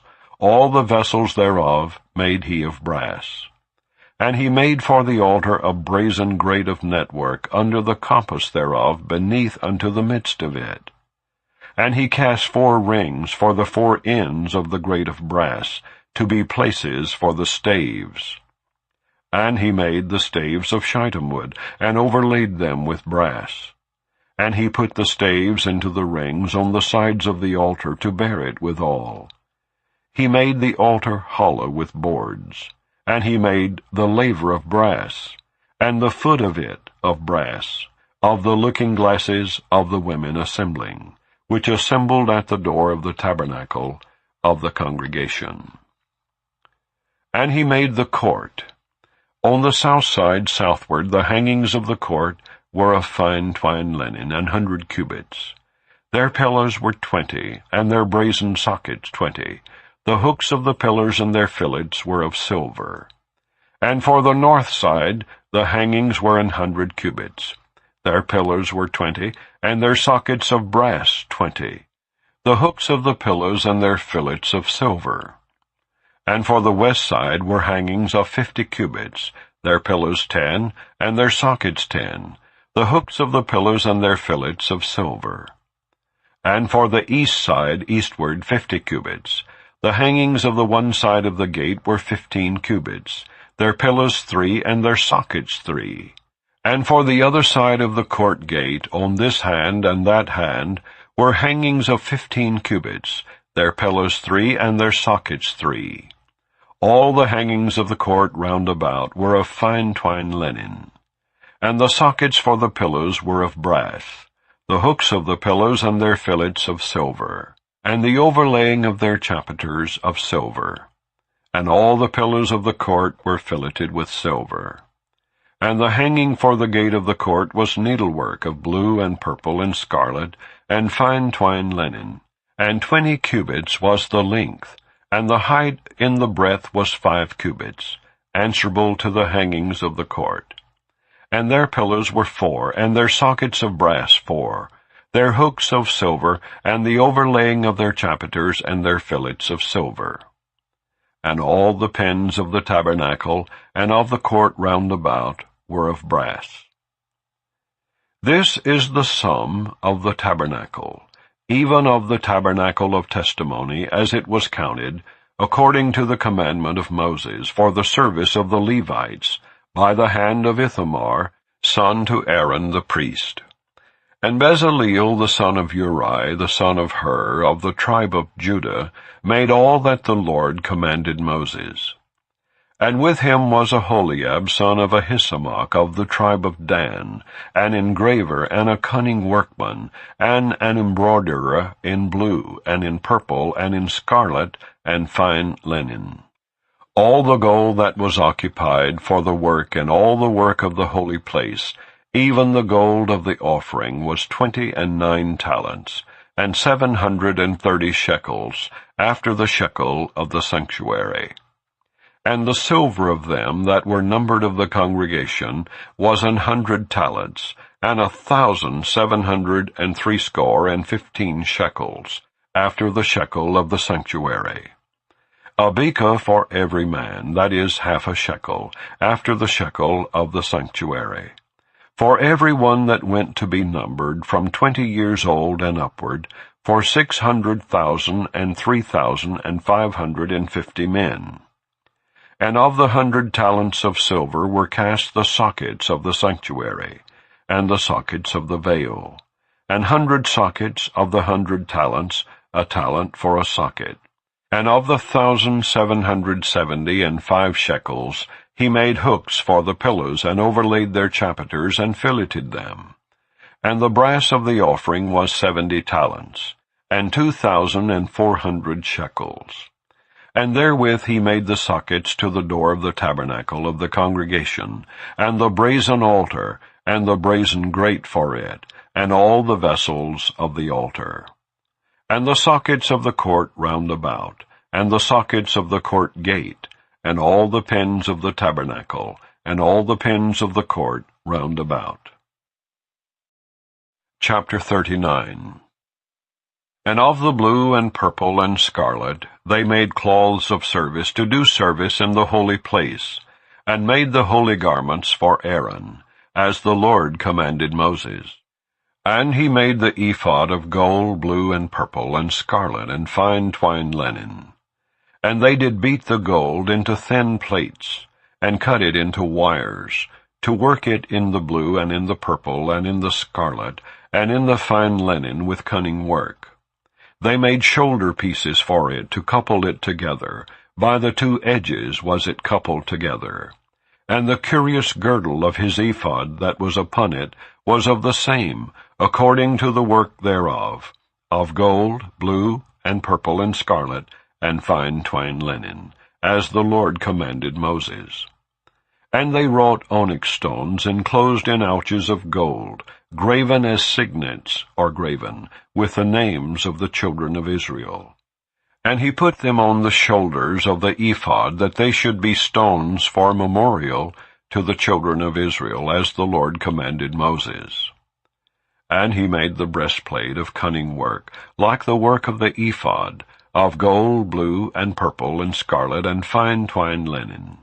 It was 4 They made the breastplate double. A span was the length thereof, and a span the breadth thereof, being doubled.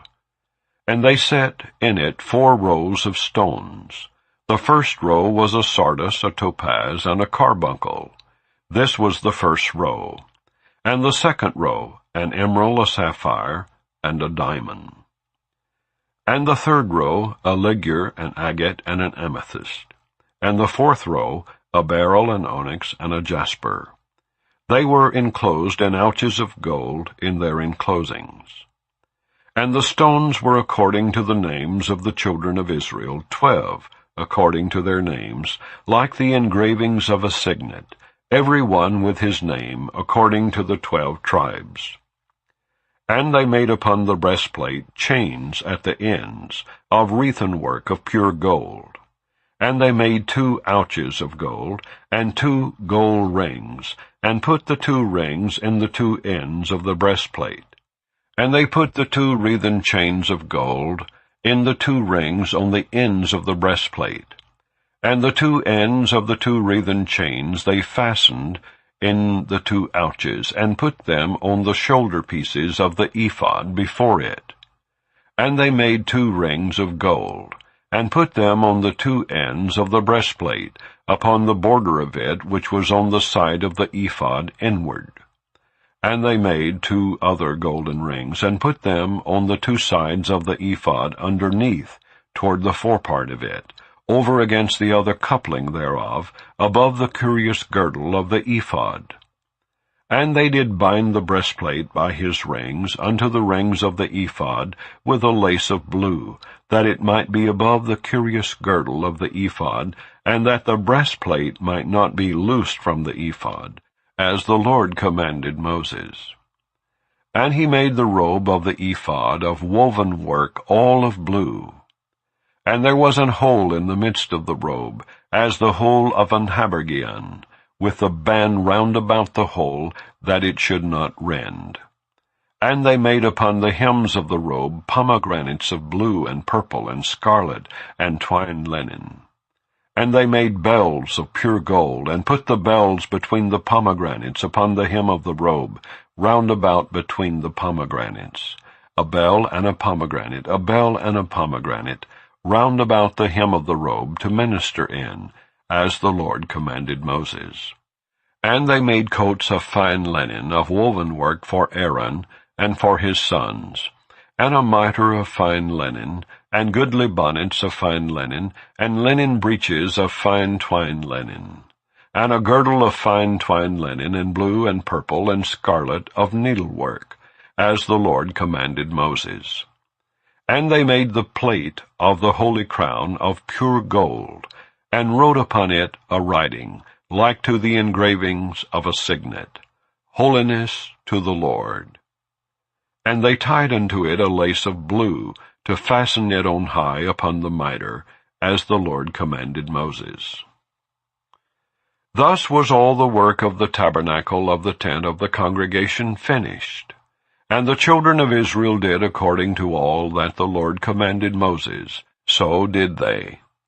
And they brought the tabernacle unto Moses, the tent and all his furniture, his taches, his boards, his bars, and his pillars, and his sockets, and the covering of ram skins dyed red, and the covering of badger skins, and the veil of the covering, the ark of the testimony, and the staves thereof, and the mercy seat, the table and all the vessels thereof, and the showbread, the pure candlestick with the lamps thereof, even with the lamps to be set in order, and all the vessels thereof, and the oil for light, and the golden altar, and the anointing oil, and the sweet incense, and the hanging for the tabernacle door, the brazen altar, and his grate of brass, his staves and all his vessels, the laver and his foot, the hangings of the court, his pillars and his sockets, and the hanging for the court gate, his cords and his pins, and all the vessels of the service of the tabernacle,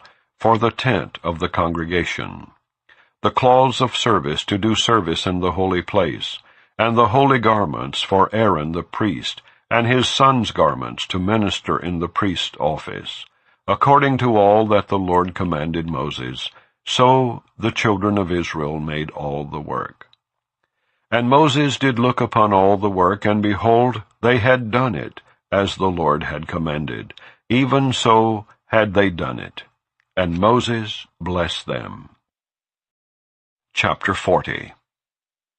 And the Lord spake unto Moses, saying, On the first day of the first month shalt thou set up the tabernacle of the tent of the congregation.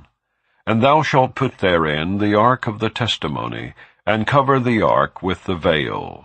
And thou shalt bring in the table, and set in order the things that are to be set in order upon it. And thou shalt bring in the candlestick, and light the lamps thereof. And thou shalt set the altar of gold for the incense before the ark of the testimony, and put the hanging of the door to the tabernacle. And thou shalt set the altar of the burnt offering before the door of the tabernacle of the tent of the congregation. And thou shalt set the laver between the tent of the congregation and the altar, and shalt put water therein. And thou shalt set up the court round about, and hang up the hanging at the court gate. And thou shalt take the anointing oil, and anoint the tabernacle, and all that is therein, and shalt hallow it, and all the vessels thereof, and it shall be holy. And thou shalt anoint the altar of the burnt offering, and all his vessels, and sanctify the altar, and it shall be an altar most holy. And thou shalt anoint the laver and his foot, and sanctify it. And thou shalt bring Aaron and his sons unto the door of the tabernacle of the congregation, and wash them with water. And thou shalt put upon Aaron the holy garments, and anoint him, and sanctify him, that he may minister unto me in the priest office. And thou shalt bring his sons, and clothe them with coats. And thou shalt anoint them, as thou didst anoint their father, that they may minister unto me in the priest office, for their anointing shall surely be an everlasting priesthood throughout their generations. Thus did Moses according to all that the Lord commanded him, so did he. And it came to pass in the first month, in the second year, on the first day of the month, that the tabernacle was reared up. And Moses reared up the tabernacle, and fastened his sockets, and set up the boards thereof, and put in the bars thereof, and reared up his pillars. And he spread abroad the tent over the tabernacle, and put the covering of the tent above upon it, as the Lord commanded Moses. And he took and put the testimony into the ark, and set the staves on the ark, and put the mercy seat above upon the ark. And he brought the ark into the tabernacle, and set up the veil of the covering, and covered the ark of the testimony, as the Lord commanded Moses. And he put the table in the tent of the congregation, upon the side of the tabernacle northward without the veil. And he set the bread in order upon it before the Lord, as the Lord had commanded Moses. And he put the candlestick in the tent of the congregation, over against the table, on the side of the tabernacle southward. And he lighted the lamps before the Lord, as the Lord commanded Moses. And he put the golden altar in the tent of the congregation before the veil. And he burnt sweet incense thereon, as the Lord commanded Moses. And he set up the hanging at the door of the tabernacle. And he put the altar of burnt offering by the door of the tabernacle of the tent of the congregation, and offered upon it the burnt offering and the meat offering, as the Lord commanded Moses. And he set the laver between the tent of the congregation and the altar, and put water there to wash withal.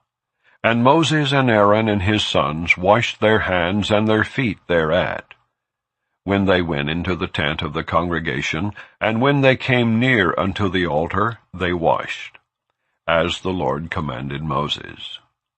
And he reared up the court round about the tabernacle and the altar, and set up the hanging of the court gate. So Moses finished the work. Then a cloud covered the tent of the congregation, and the glory of the Lord filled the tabernacle.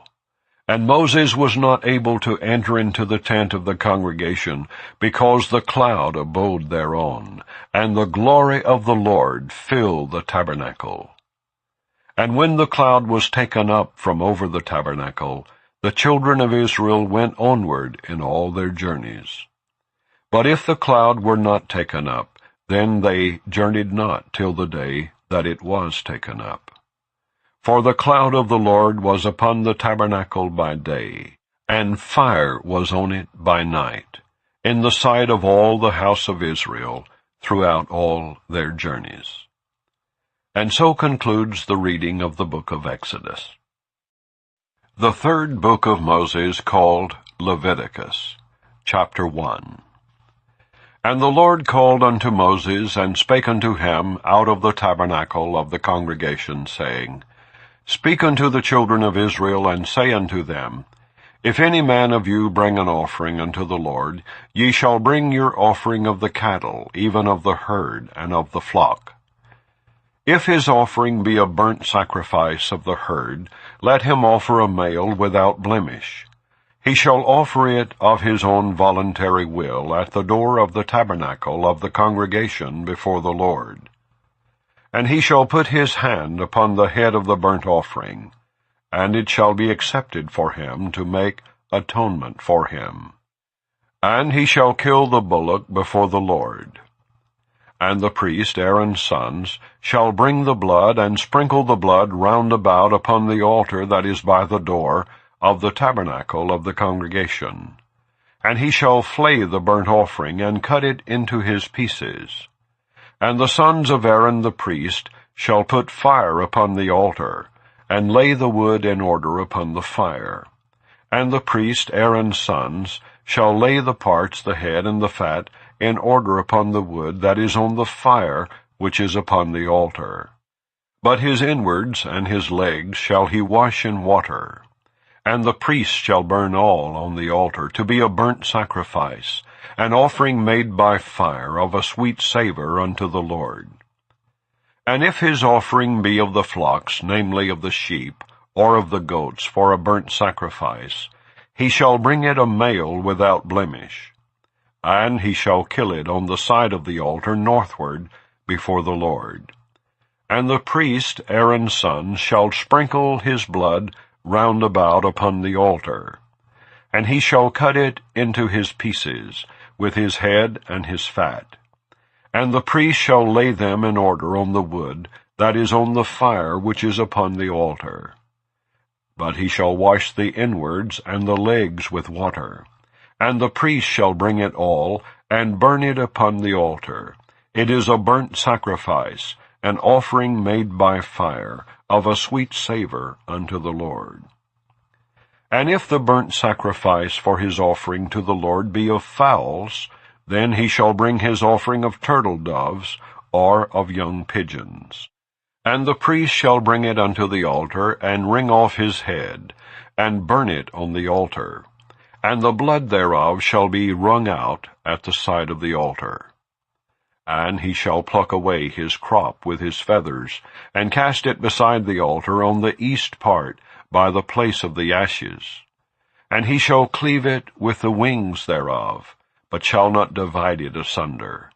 And the priest shall burn it upon the altar, upon the wood that is upon the fire. It is a burnt sacrifice, an offering made by fire, of a sweet savour unto the Lord.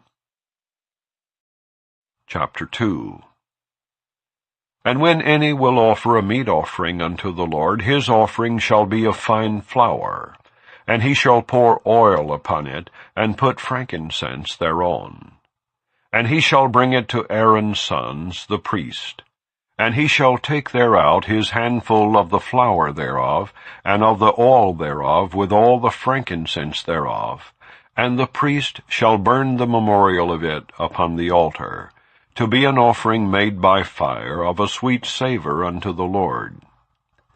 And the remnant of the meat offering shall be Aaron's and his sons. It is a thing most holy of the offerings of the Lord made by fire. And if thou bring an oblation of a meat offering baken in the oven, it shall be unleavened cakes of fine flour mingled with oil, or unleavened wafers anointed with oil. And if thy oblation be a meat offering baken in a pan, It shall be a fine flour, unleavened, mingled with oil. Thou shalt part it in pieces, and pour oil thereon. It is a meat offering. And if thy oblation be a meat offering, baken in the frying pan, it shall be made of fine flour with oil. And thou shalt bring the meat offering that is made of these things unto the Lord. And when it is presented unto the priest, he shall bring it unto the altar. And the priest shall take from the meat offering a memorial thereof, and shall burn it upon the altar. It is an offering made by fire, of a sweet savour unto the Lord. And that which is left of the meat offering shall be Aaron's and his sons. It is a thing most holy of the offerings of the Lord made by fire. No meat offering which ye shall bring unto the Lord shall be made with leaven. For ye shall burn no leaven, nor any honey, in any offering of the Lord made by fire. As for the oblation of the firstfruits, ye shall offer them unto the Lord. But they shall not be burnt on the altar for a sweet savour. And every oblation of thy meat offering shalt thou season with salt. Neither shalt thou suffer the salt of the covenant of thy God to be lacking from thy meat offering. With all thine offerings thou shalt offer salt. And if thou offer a meat offering of thy firstfruits unto the Lord, thou shalt offer for the meat offering of thy firstfruits green ears of corn, dried by the fire, even corn beaten out of full ears. And thou shalt put oil upon it, and lay frankincense thereon. It is a meat offering. And the priest shall burn the memorial of it, part of the beaten corn thereof, and part of the oil thereof, with all the frankincense thereof. It is an offering made by fire unto the Lord. Chapter 3. And if his oblation be a sacrifice of peace offering, if he offer it of the herd, whether it be a male or female, he shall offer it without blemish before the Lord. And he shall lay his hand upon the head of his offering, and kill it at the door of the tabernacle of the congregation. And Aaron's sons the priests shall sprinkle the blood upon the altar round about. And he shall offer of the sacrifice of the peace offering an offering made by fire unto the Lord, the fat that covereth the inwards, and all the fat that is upon the inwards, and the 2 kidneys, and the fat that is on them, which is by the flanks, and the caul above the liver, with the kidneys, it shall he take away. And Aaron's sons shall burn it on the altar upon the burnt sacrifice, which is upon the wood that is on the fire. It is an offering made by fire, of a sweet savour unto the Lord.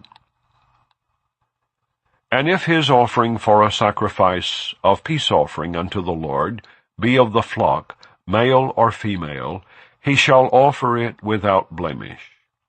If he offer a lamb for his offering, then shall he offer it before the Lord. And he shall lay his hand upon the head of his offering, and kill it before the tabernacle of the congregation. And Aaron's sons shall sprinkle the blood thereof round about upon the altar. And he shall offer of the sacrifice of the peace offering an offering made by fire unto the Lord, the fat thereof and the whole rump. It shall he take off hard by the backbone, and the fat that covereth the inwards, and all the fat that is upon the inwards, and the 2 kidneys, and the fat that is upon them, which is by the flanks, and the caul above the liver with the kidneys, it shall he take away. And the priest shall burn it upon the altar. It is the food of the offering made by fire unto the Lord. And if his offering be a goat, then he shall offer it before the Lord. And he shall lay his hand upon the head of it, and kill it before the tabernacle of the congregation. And the sons of Aaron shall sprinkle the blood thereof upon the altar round about. And he shall offer thereof his offering, even an offering made by fire unto the Lord, the fat that covereth the inwards, and all the fat that is upon the inwards, and the 2 kidneys, and the fat that is upon them, which is by the flanks, and the caul above the liver with the kidneys, it shall he take away. And the priest shall burn them upon the altar. It is the food of the offering made by fire for a sweet savor. All the fat is the Lord's. It shall be a perpetual statute for your generations throughout all your dwellings, that ye eat neither fat nor blood. Chapter 4. And the Lord spake unto Moses, saying, Speak unto the children of Israel, saying, If a soul shall sin through ignorance against any of the commandments of the Lord, concerning things which ought not to be done, and shall do against any of them, if the priest that is anointed do sin according to the sin of the people, then let him bring for his sin which he hath sinned a young bullock without blemish unto the Lord for a sin offering.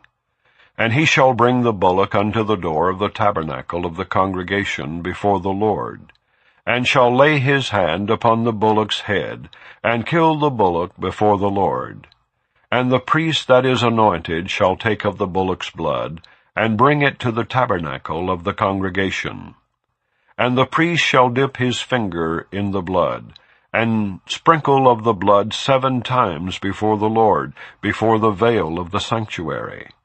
And the priest shall put some of the blood upon the horns of the altar of sweet incense before the Lord, which is in the tabernacle of the congregation, and shall pour all the blood of the bullock at the bottom of the altar of the burnt offering, which is at the door of the tabernacle of the congregation. And he shall take off from it all the fat of the bullock for the sin offering, the fat that covereth the inwards, and all the fat that is upon the inwards, and the 2 kidneys, and the fat that is upon them, which is by the flanks, and the caul above the liver with the kidneys, it shall he take away. As it was taken off from the bullock of the sacrifice of peace offerings, and the priest shall burn them upon the altar of the burnt offering. And the skin of the bullock, and all his flesh, with his head, and with his legs, and his inwards, and his dung.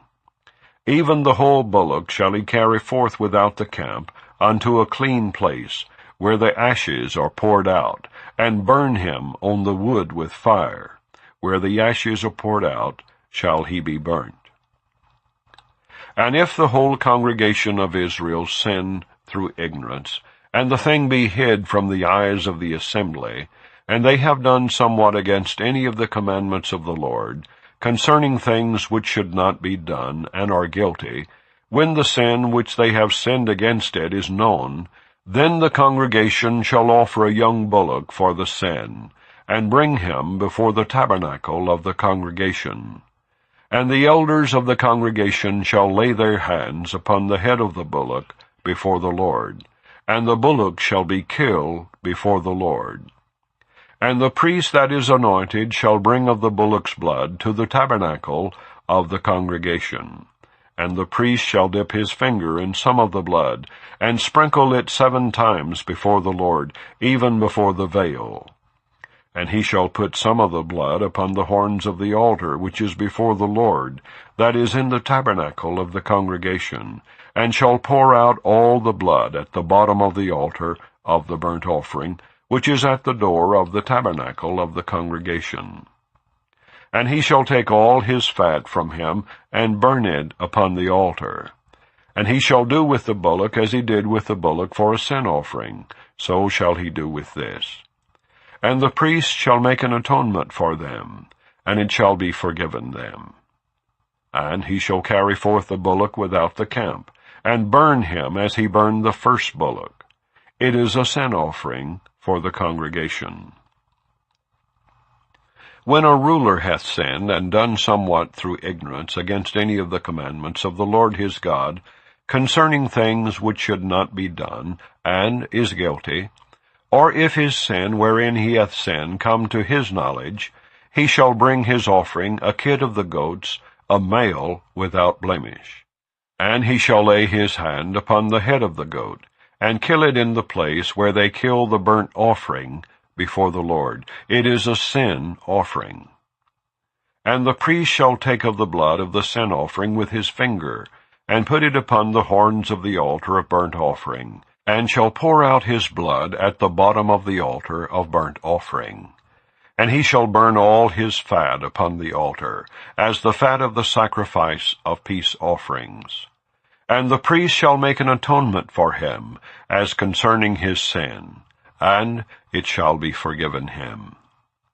And if any one of the common people sin through ignorance, while he doeth somewhat against any of the commandments of the Lord, concerning things which ought not to be done, and be guilty, or if his sin which he hath sinned come to his knowledge, then he shall bring his offering a kid of the goats, a female without blemish, for his sin which he hath sinned. And he shall lay his hand upon the head of the sin offering, and slay the sin offering in the place of the burnt offering. And the priest shall take of the blood thereof with his finger, and put it upon the horns of the altar of burnt offering, and shall pour out all the blood thereof at the bottom of the altar. And he shall take away all the fat thereof, as the fat is taken away from off the sacrifice of peace offerings. And the priest shall burn it upon the altar for a sweet savour unto the Lord. And the priest shall make an atonement for him, and it shall be forgiven him. And if he bring a lamb for a sin offering, he shall bring it a female without blemish. And he shall lay his hand upon the head of the sin offering, and slay it for a sin offering in the place where they kill the burnt offering. And the priest shall take of the blood of the sin offering with his finger, and put it upon the horns of the altar of burnt offering, and shall pour out all the blood thereof at the bottom of the altar. And he shall take away all the fat thereof, as the fat of the lamb is taken away from the sacrifice of the peace offerings. And the priest shall burn them upon the altar, according to the offerings made by fire unto the Lord. And the priest shall make an atonement for his sin that he hath committed, and it shall be forgiven him. Chapter 5. And if a soul sin, and hear the voice of swearing, and is a witness whether he hath seen or known of it, if he do not utter it, then he shall bear his iniquity. Or if a soul touch any unclean thing, whether it be a carcass of an unclean beast, or a carcass of unclean cattle, or the carcass of unclean creeping things, and if it be hidden from him, he also shall be unclean and guilty. Or if he touch the uncleanness of man, whatsoever uncleanness it be, that a man shall be defiled withal, and it be hid from him, when he knoweth of it, then he shall be guilty. Or if a soul swear, pronouncing with his lips to do evil, or to do good, whatsoever it be that a man shall pronounce with an oath, and it be hid from him, when he knoweth of it, then he shall be guilty in one of these. And it shall be, when he shall be guilty in one of these things, that he shall confess that he hath sinned in that thing. And he shall bring his trespass offering unto the Lord for his sin which he hath sinned, a female from the flock, a lamb or a kid of the goats for a sin offering. And the priest shall make an atonement for him concerning his sin. And if he be not able to bring a lamb, then he shall bring for his trespass which he hath committed 2 turtle-doves or 2 young pigeons unto the Lord, one for a sin offering, and the other for a burnt offering. And he shall bring them unto the priest, who shall offer that which is for the sin offering first, and wring off his head from his neck, but shall not divide it asunder. And he shall sprinkle of the blood of the sin offering upon the side of the altar, and the rest of the blood shall be wrung out at the bottom of the altar. It is a sin offering. And he shall offer the second for a burnt offering, according to the manner. And the priest shall make an atonement for him for his sin which he hath sinned, and it shall be forgiven him. But if he be not able to bring 2 turtle-doves, or 2 young pigeons, then he that sinned shall bring for his offering the 10th part of an ephah of fine flour for a sin offering. He shall put no oil upon it, neither shall he put any frankincense thereon, for it is a sin offering. Then shall he bring it to the priest, and the priest shall take his handful of it, even a memorial thereof, and burn it on the altar, according to the offerings made by fire unto the Lord. It is a sin offering. And the priest shall make an atonement for him as touching his sin that he hath sinned in one of these, and it shall be forgiven him. And the remnant shall be the priest, as a meat offering. And the Lord spake unto Moses, saying, If a soul commit a trespass, and sin through ignorance in the holy things of the Lord, then he shall bring for his trespass unto the Lord a ram without blemish out of the flocks, with thy estimation by shekels of silver, after the shekel of the sanctuary, for a trespass offering. And he shall make amends for the harm that he hath done in the holy thing, and shall add the 5th part thereto, and give it unto the priest. And the priest shall make an atonement for him with the ram of the trespass offering, and it shall be forgiven him. And if a soul sin and commit any of these things which are forbidden to be done by the commandments of the Lord, though he wist it not, yet is he guilty, and shall bear his iniquity. And he shall bring a ram without blemish out of the flock with thy estimation, for a trespass offering unto the priest. And the priest shall make an atonement for him concerning his ignorance, wherein he erred and wist it not, and it shall be forgiven him. It is a trespass offering. He hath certainly trespassed against the Lord. Chapter 6. And the Lord spake unto Moses, saying, If a soul sin and commit a trespass against the Lord, and lie unto his neighbor in that which was delivered him to keep, or in fellowship, or in a thing taken away by violence, or hath deceived his neighbor, or have found that which was lost, and lieth concerning it, and sweareth falsely, in any of all these that a man doeth, sinning therein, then it shall be, because he hath sinned, and is guilty, that he shall restore that which he took violently away, or the thing which he hath deceitfully gotten, or that which was delivered him to keep, or the lost thing which he found, or all that about which he hath sworn falsely. He shall even restore it in the principal, and shall add the 5th part more thereto, and give it unto him to whom it appertaineth, in the day of his trespass offering. And he shall bring his trespass offering unto the Lord, a ram without blemish out of the flock, with thy estimation, for a trespass offering unto the priest. And the priest shall make an atonement for him before the Lord. And it shall be forgiven him for anything of all that he hath done in trespassing therein. And the Lord spake unto Moses, saying, Command Aaron and his sons, saying, This is the law of the burnt offering. It is the burnt offering because of the burning upon the altar all night unto the morning, and the fire of the altar shall be burning in it. And the priest shall put on his linen garment, and his linen breeches shall he put upon his flesh, and take up the ashes which the fire hath consumed, with the burnt offering on the altar, and he shall put them beside the altar. And he shall put off his garments, and put on other garments, and carry forth the ashes without the camp, unto a clean place. And the fire upon the altar shall be burning in it. It shall not be put out. And the priest shall burn wood on it every morning, and lay the burnt offering in order upon it. And he shall burn thereon the fat of the peace offerings. The fire shall ever be burning upon the altar. It shall never go out. And this is the law of the meat offering. The sons of Aaron shall offer it before the Lord, before the altar. And he shall take of it his handful, of the flour of the meat offering, and of the oil thereof, and all the frankincense which is upon the meat offering, and shall burn it upon the altar for a sweet savour, even the memorial of it unto the Lord. And the remainder thereof shall Aaron and his sons eat. With unleavened bread shall it be eaten in the holy place.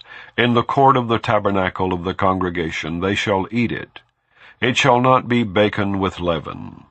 I have given it unto them for their portion of my offerings made by fire.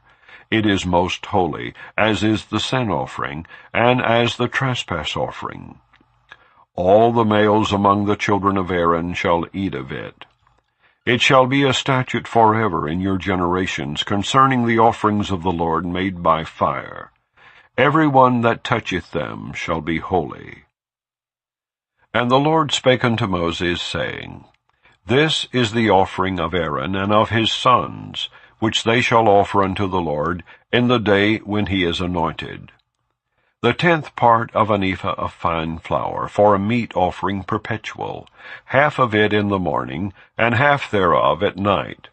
In a pan it shall be made with oil, and when it is baken, thou shalt bring it in. And the baken pieces of the meat offering shalt thou offer for a sweet savour unto the Lord. And the priest of his sons, that is anointed in his stead, shall offer it. It is a statute forever unto the Lord. It shall be wholly burnt. For every meat offering for the priest shall be wholly burnt. It shall not be eaten. And the Lord spake unto Moses, saying, Speak unto Aaron and to his sons, saying, This is the law of the sin offering. In the place where the burnt offering is killed, shall the sin offering be killed before the Lord. It is most holy. The priest that offereth it for sin shall eat it. In the holy place shall it be eaten, in the court of the tabernacle of the congregation. Whatsoever shall touch the flesh thereof shall be holy. And when there is sprinkled of the blood thereof upon any garment, thou shalt wash that whereon it was sprinkled in the holy place. But the earthen vessel wherein it is sodden shall be broken. And if it be sodden in a brazen pot, it shall be both scoured and rinsed in water. All the males among the priests shall eat thereof. It is most holy. And no sin offering whereof any of the blood is brought into the tabernacle of the congregation, to reconcile withal in the holy place, shall be eaten. It shall be burnt in the fire. Chapter 7. Likewise, this is the law of the trespass offering. It is most holy. In the place where they kill the burnt offering shall they kill the trespass offering, and the blood thereof shall he sprinkle round about upon the altar. And he shall offer of it all the fat thereof, the rump and the fat that covereth the inwards, and the 2 kidneys and the fat that is on them, which is by the flanks, and the caul that is above the liver with the kidneys. It shall he take away. And the priest shall burn them upon the altar for an offering made by fire unto the Lord. It is a trespass offering. Every male among the priests shall eat thereof. It shall be eaten in the holy place. It is most holy. As the sin offering is, so is the trespass offering. There is one law for them. The priest that maketh atonement therewith shall have it. And the priest that offereth any man's burnt offering, even the priest shall have to himself the skin of the burnt offering which he hath offered. And all the meat offering that is baken in the oven, and all that is dressed in the frying pan, and in the pan shall be the priest that offereth it. And every meat offering mingled with oil and dry shall all the sons of Aaron have, one as much as another. And this is the law of the sacrifice of peace offerings, which he shall offer unto the Lord. If he offer it for a thanksgiving, then he shall offer with the sacrifice of thanksgiving unleavened cakes mingled with oil, and unleavened wafers anointed with oil, and cakes mingled with oil of fine flour, fried. Besides the cakes, he shall offer for his offering leavened bread with the sacrifice of thanksgiving of his peace offerings. And of it he shall offer one out of the whole oblation for an heave offering unto the Lord. And it shall be the priest that sprinkleth the blood of the peace offerings. And the flesh of the sacrifice of his peace offerings for thanksgiving shall be eaten the same day that it is offered. He shall not leave any of it until the morning. But if the sacrifice of his offering be a vow, or a voluntary offering, it shall be eaten the same day that he offereth his sacrifice. And on the morrow also the remainder of it shall be eaten. But the remainder of the flesh of the sacrifice on the third day shall be burnt with fire. And if any of the flesh of the sacrifice of his peace offerings be eaten at all on the third day, it shall not be accepted, neither shall it be imputed unto him that offereth it. It shall be an abomination, and the soul that eateth of it shall bear his iniquity.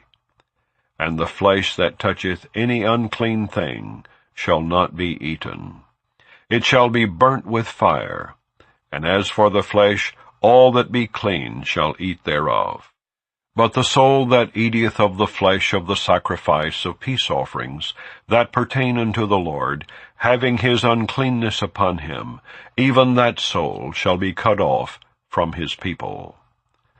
Moreover, the soul that shall touch any unclean thing, as the uncleanness of man, or any unclean beast, or any abominable unclean thing, and eat of the flesh of the sacrifice of peace offerings, which pertain unto the Lord, even that soul shall be cut off from his people.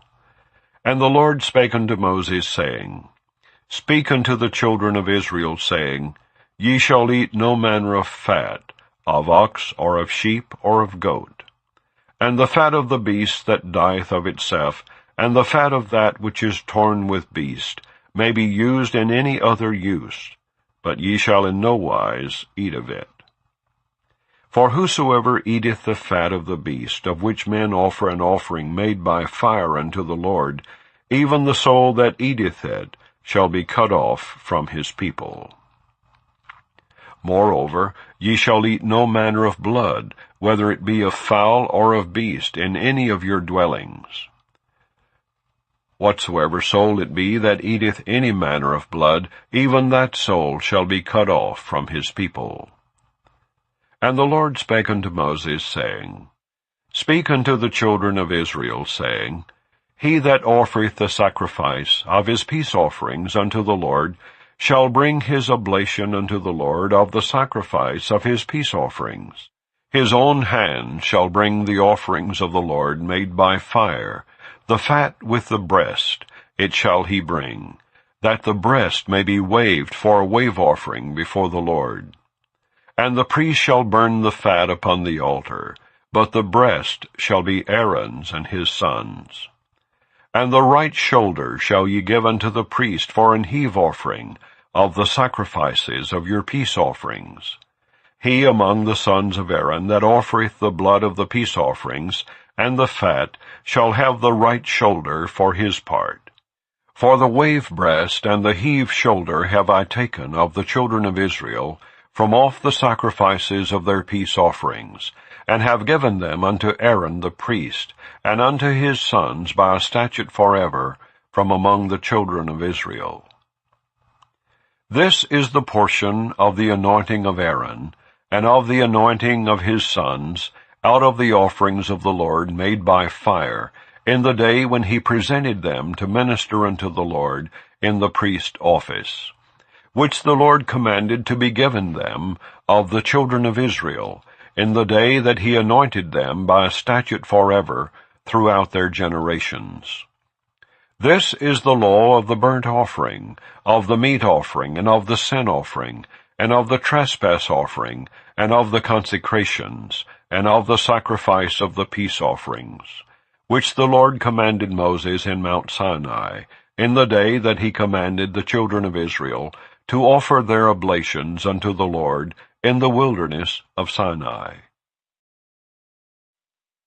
Chapter 8. And the Lord spake unto Moses, saying, Take Aaron and his sons with him, and the garments and the anointing oil, and a bullock for the sin offering, and 2 rams, and a basket of unleavened bread. And gather thou all the congregation together unto the door of the tabernacle of the congregation. And Moses did as the Lord commanded him.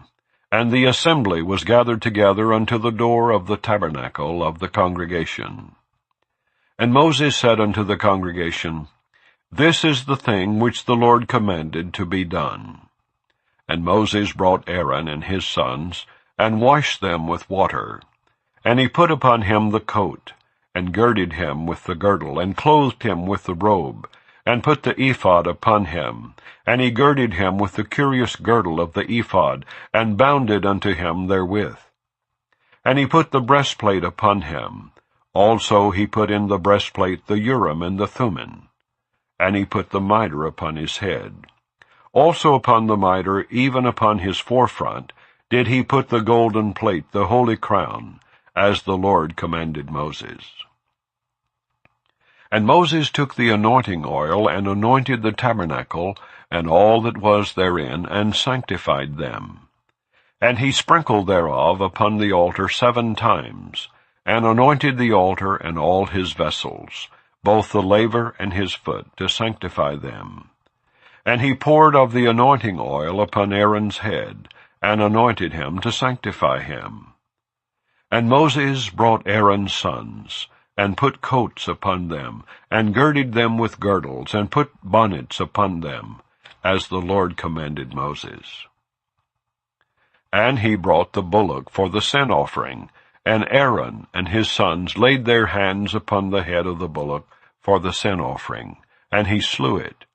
And Moses took the blood, and put it upon the horns of the altar round about with his finger, and purified the altar, and poured the blood at the bottom of the altar, and sanctified it, to make reconciliation upon it. And he took all the fat that was upon the inwards, and the caul above the liver, and the 2 kidneys and their fat, and Moses burned it upon the altar. But the bullock and his hide, his flesh and his dung, he burnt with fire without the camp, as the Lord commanded Moses. And he brought the ram for the burnt offering. And Aaron and his sons laid their hands upon the head of the ram, and he killed it. And Moses sprinkled the blood upon the altar round about. And he cut the ram into pieces, and Moses burnt the head and the pieces and the fat. And he washed the inwards and the legs in water. And Moses burnt the whole ram upon the altar. It was a burnt sacrifice for a sweet savour, and an offering made by fire unto the Lord, as the Lord commanded Moses. And he brought the other ram, the ram of consecration. And Aaron and his sons laid their hands upon the head of the ram, and he slew it.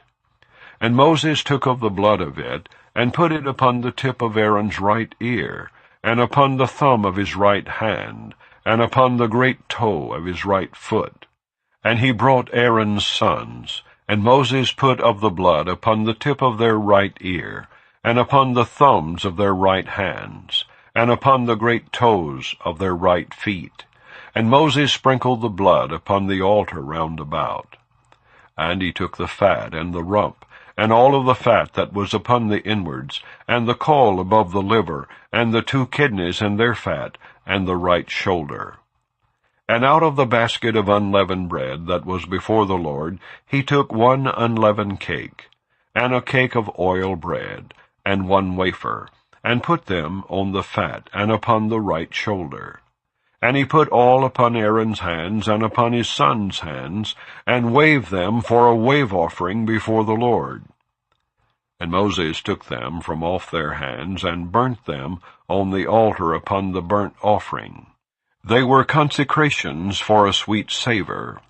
It is an offering made by fire unto the Lord.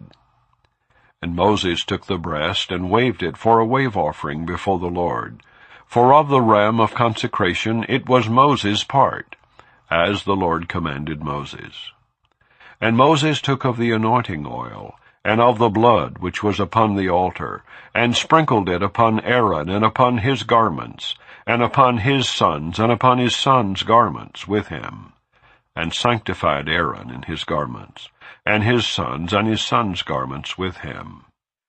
And Moses said unto Aaron and to his sons, Boil the flesh at the door of the tabernacle of the congregation, and there eat it with the bread that is in the basket of consecrations, as I commanded, saying, Aaron and his sons shall eat it.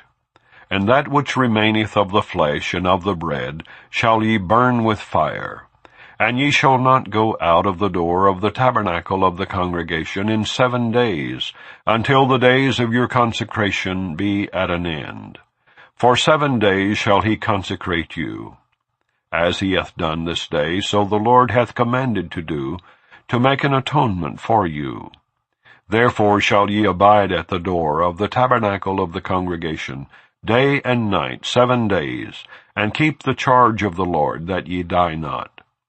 For so I am commanded. So Aaron and his sons did all things which the Lord commanded by the hand of Moses. Chapter 9. And it came to pass on the 8th day that Moses called Aaron and his sons, and the elders of Israel. And he said unto Aaron, Take thee a young calf for a sin offering, and a ram for a burnt offering without blemish, and offer them before the Lord.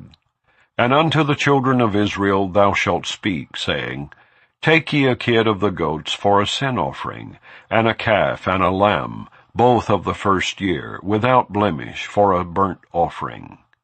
Also a bullock and a ram for peace offerings, to sacrifice before the Lord. And a meat offering mingled with oil. For today the Lord will appear unto you.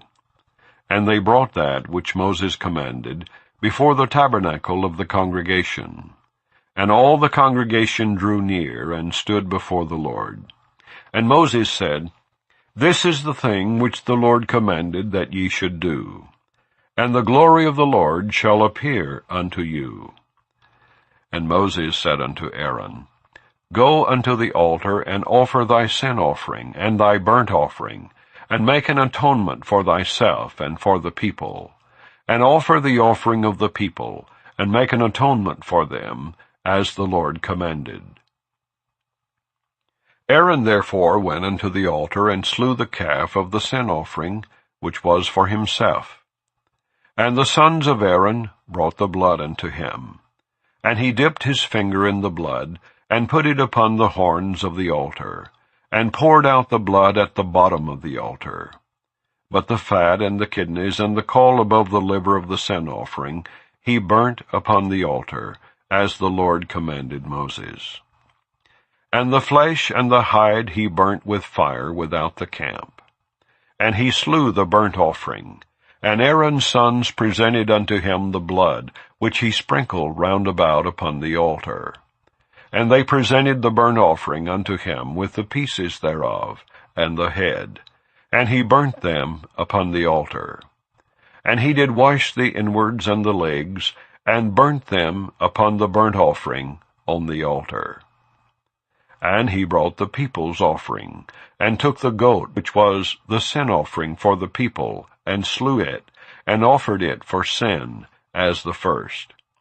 And he brought the burnt offering, and offered it according to the manner. And he brought the meat offering, and took an handful thereof, and burnt it upon the altar beside the burnt sacrifice of the morning. He slew also the bullock and the ram for a sacrifice of peace offerings, which was for the people. And Aaron's sons presented unto him the blood which he sprinkled upon the altar round about. And the fat of the bullock and of the ram, the rump and that which covereth the inwards, and the kidneys, and the caul above the liver. And they put the fat upon the breast, and he burnt the fat upon the altar. And the breast and the right shoulder Aaron waved for a wave offering before the Lord, as Moses commanded. And Aaron lifted up his hand toward the people, and blessed them, and came down from offering of the sin offering, and the burnt offering and peace offerings. And Moses and Aaron went into the tabernacle of the congregation, and came out, and blessed the people. And the glory of the Lord appeared unto all the people. And there came a fire out from before the Lord, and consumed upon the altar the burnt offering and the fat, which when all the people saw, they shouted, and fell on their faces. Chapter 10. And Nadab and Abihu, the sons of Aaron, took either of them his censer, and put fire therein, and put incense thereon, and offered strange fire before the Lord, which he commanded them not. And there went out fire from the Lord, and devoured them, and they died before the Lord. Then Moses said unto Aaron, This is it that the Lord spake, saying, I will be sanctified in them that come nigh me, and before all the people I will be glorified. And Aaron held his peace. And Moses called Mishael and Elzaphan, the sons of Uzziel, the uncle of Aaron, and said unto them, Come near, carry your brethren from before the sanctuary out of the camp. So they went near, and carried them in their coats out of the camp, as Moses had said.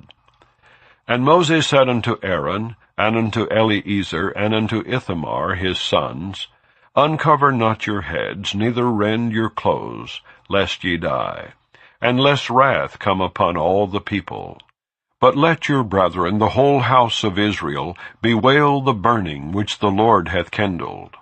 And ye shall not go out from the door of the tabernacle of the congregation, lest ye die, for the anointing oil of the Lord is upon you. And they did according to the word of Moses. And the Lord spake unto Aaron, saying, Do not drink wine nor strong drink, thou nor thy sons with thee, when ye go into the tabernacle of the congregation, lest ye die. It shall be a statute forever throughout your generations. And that ye may put difference between holy and unholy, and between unclean and clean. And that ye may teach the children of Israel all the statutes which the Lord hath spoken unto them by the hand of Moses.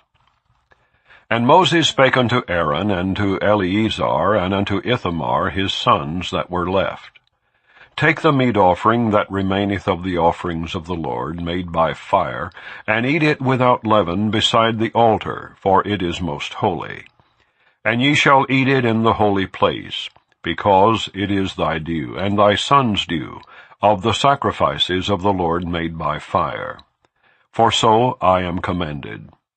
And the wave breast and heave shoulder shall ye eat in a clean place, thou and thy sons, and thy daughters with thee, for they be thy due, and thy son's due, which are given out of the sacrifices of peace offerings of the children of Israel. The heave shoulder and the wave breast shall they bring with the offerings made by fire of the fat, to wave it for a wave offering before the Lord. And it shall be thine and thy sons with thee by a statute forever, as the Lord hath commanded. And Moses diligently sought the goat of the sin offering, and behold, it was burnt. And he was angry with Eleazar and Ithamar, the sons of Aaron, which were left alive, saying, Wherefore have ye not eaten the sin offering in the holy place, seeing it is most holy? And God hath given it you to bear the iniquity of the congregation, to make atonement for them before the Lord. Behold, the blood of it was not brought in within the holy place. Ye should indeed have eaten it in the holy place, as I commanded. And Aaron said unto Moses, Behold, this day have they offered their sin offering, and their burnt offering before the Lord. And such things have befallen me. And if I had eaten the sin offering today, should it have been accepted in the sight of the Lord? And when Moses heard that, he was content. Chapter 11. And the Lord spake unto Moses and to Aaron, saying unto them, Speak unto the children of Israel, saying, These are the beasts which ye shall eat among all the beasts that are on the earth. Whatsoever parteth the hoof, and is cloven-footed, and cheweth the cud among the beasts, that shall ye eat. Nevertheless, these shall ye not eat of them that chew the cud, or of them that divide the hoof, as the camel, because he cheweth the cud, but divideth not the hoof. He is unclean unto you. And the coney, because he cheweth the cud, but divideth not the hoof. he is unclean unto you. And the hare, because he cheweth the cud, but divideth not the hoof, he is unclean unto you. And the swine, though he divide the hoof, and be cloven-footed, yet he cheweth not the cud, he is unclean to you. Of their flesh shall ye not eat, and their carcass shall ye not touch, they are unclean to you. These shall ye eat of all that are in the waters. Whatsoever hath fins and scales in the waters, in the seas and in the rivers, them shall ye eat. And all that have not fins and scales in the seas, and in the rivers of all that move in the waters, and of any living thing which is in the waters, they shall be an abomination unto you. They shall be even an abomination unto you. Ye shall not eat of their flesh, but ye shall have their carcasses an abomination. Whatsoever hath no fins nor scales in the waters, that shall be an abomination unto you. And these are they which ye shall have an abomination among the fowls. They shall not be eaten, they are an abomination. The eagle and the ossifrage and the osprey, and the vulture and the kite after his kind, every raven after his kind, and the owl and the nighthawk, and the cuckoo, and the hawk after his kind, and the little owl, and the cormorant, and the great owl, and the swan, and the pelican, and the gyre eagle, and the stork, the heron after her kind, and the lapwing, and the bat. All fowls that creep, going upon all four, shall be an abomination unto you. Yet these may ye eat of every flying, creeping thing that goeth upon all four, which have legs above their feet to leap withal upon the earth. Even these of them ye may eat, the locust after his kind, and the ball locust after his kind, and the beetle after his kind, and the grasshopper after his kind. But all other flying, creeping things which have 4 feet shall be an abomination unto you. And for these ye shall be unclean. Whosoever toucheth the carcass of them shall be unclean until the even. And whosoever beareth aught of the carcass of them shall wash his clothes, and be unclean until the even. The carcasses of every beast which divideth the hoof, and is not cloven-footed, nor cheweth the cud, are unclean unto you. Every one that toucheth them shall be unclean. And whatsoever goeth upon his paws, among all manner of beasts that go on all four, those are unclean unto you. Whoso toucheth their carcass shall be unclean until the even. And he that beareth a carcass of them shall wash his clothes, and be unclean until the even. They are unclean unto you. These also shall be unclean unto you among the creeping things that creep upon the earth, the weasel and the mouse, and the tortoise after his kind, and the ferret and the chameleon, and the lizard and the snail and the mole. These are unclean to you among all that creep. Whosoever doth touch them when they be dead shall be unclean until the even. And upon whatsoever any of them when they are dead doth fall, it shall be unclean, whether it be any vessel of wood or raiment or skin or sack, whatsoever vessel it be wherein any work is done, it must be put into water, and it shall be unclean until the even. So it shall be cleansed. And every earthen vessel whereinto any of them falleth, whatsoever is in it, shall be unclean, and ye shall break it. Of all meat which may be eaten, that on which such water cometh shall be unclean. And all drink that may be drunk, in every such vessel, shall be unclean. And everything whereupon any part of their carcass falleth shall be unclean. Whether it be oven or ranges for pots, they shall be broken down, for they are unclean, and shall be unclean unto you. Nevertheless a fountain or pit, wherein there is plenty of water, shall be clean, but that which toucheth their carcass shall be unclean. And if any part of their carcass fall upon any sowing seed which is to be sown, it shall be clean. But if any water be put upon the seed, and any part of their carcass fall thereon, it shall be unclean unto you. And if any beast of which ye may eat die, he that toucheth the carcass thereof shall be unclean until the even. And he that eateth of the carcass of it shall wash his clothes, and be unclean until the even. He also that beareth the carcass of it shall wash his clothes, and be unclean until the even. And every creeping thing that creepeth upon the earth shall be an abomination, it shall not be eaten. Whatsoever goeth upon the belly, and whatsoever goeth upon all four, or whatsoever hath more feet among all creeping things that creep upon the earth, them ye shall not eat, for they are an abomination. Ye shall not make yourselves abominable with any creeping thing that creepeth, neither shall ye make yourselves unclean with them, that ye should be defiled thereby. For I am the Lord your God. Ye shall therefore sanctify yourselves, and ye shall be holy, for I am holy. Neither shall ye defile yourselves with any manner of creeping thing that creepeth upon the earth. For I am the Lord that bringeth you up out of the land of Egypt, to be your God. Ye shall therefore be holy, for I am holy. This is the law of the beast, and of the fowl, and of every living creature that moveth in the waters, and of every creature that creepeth upon the earth, to make a difference between the unclean and the clean, and between the beast that may be eaten and the beast that may not be eaten. Chapter 12. And the Lord spake unto Moses, saying, Speak unto the children of Israel, saying, If a woman have conceived seed, and born a man-child, then she shall be unclean 7 days, according to the days of the separation, for her infirmity shall she be unclean. And in the 8th day the flesh of his foreskin shall be circumcised, and she shall then continue in the blood of her purifying 33 days. She shall touch no hallowed thing, nor come into the sanctuary, until the days of her purifying be fulfilled.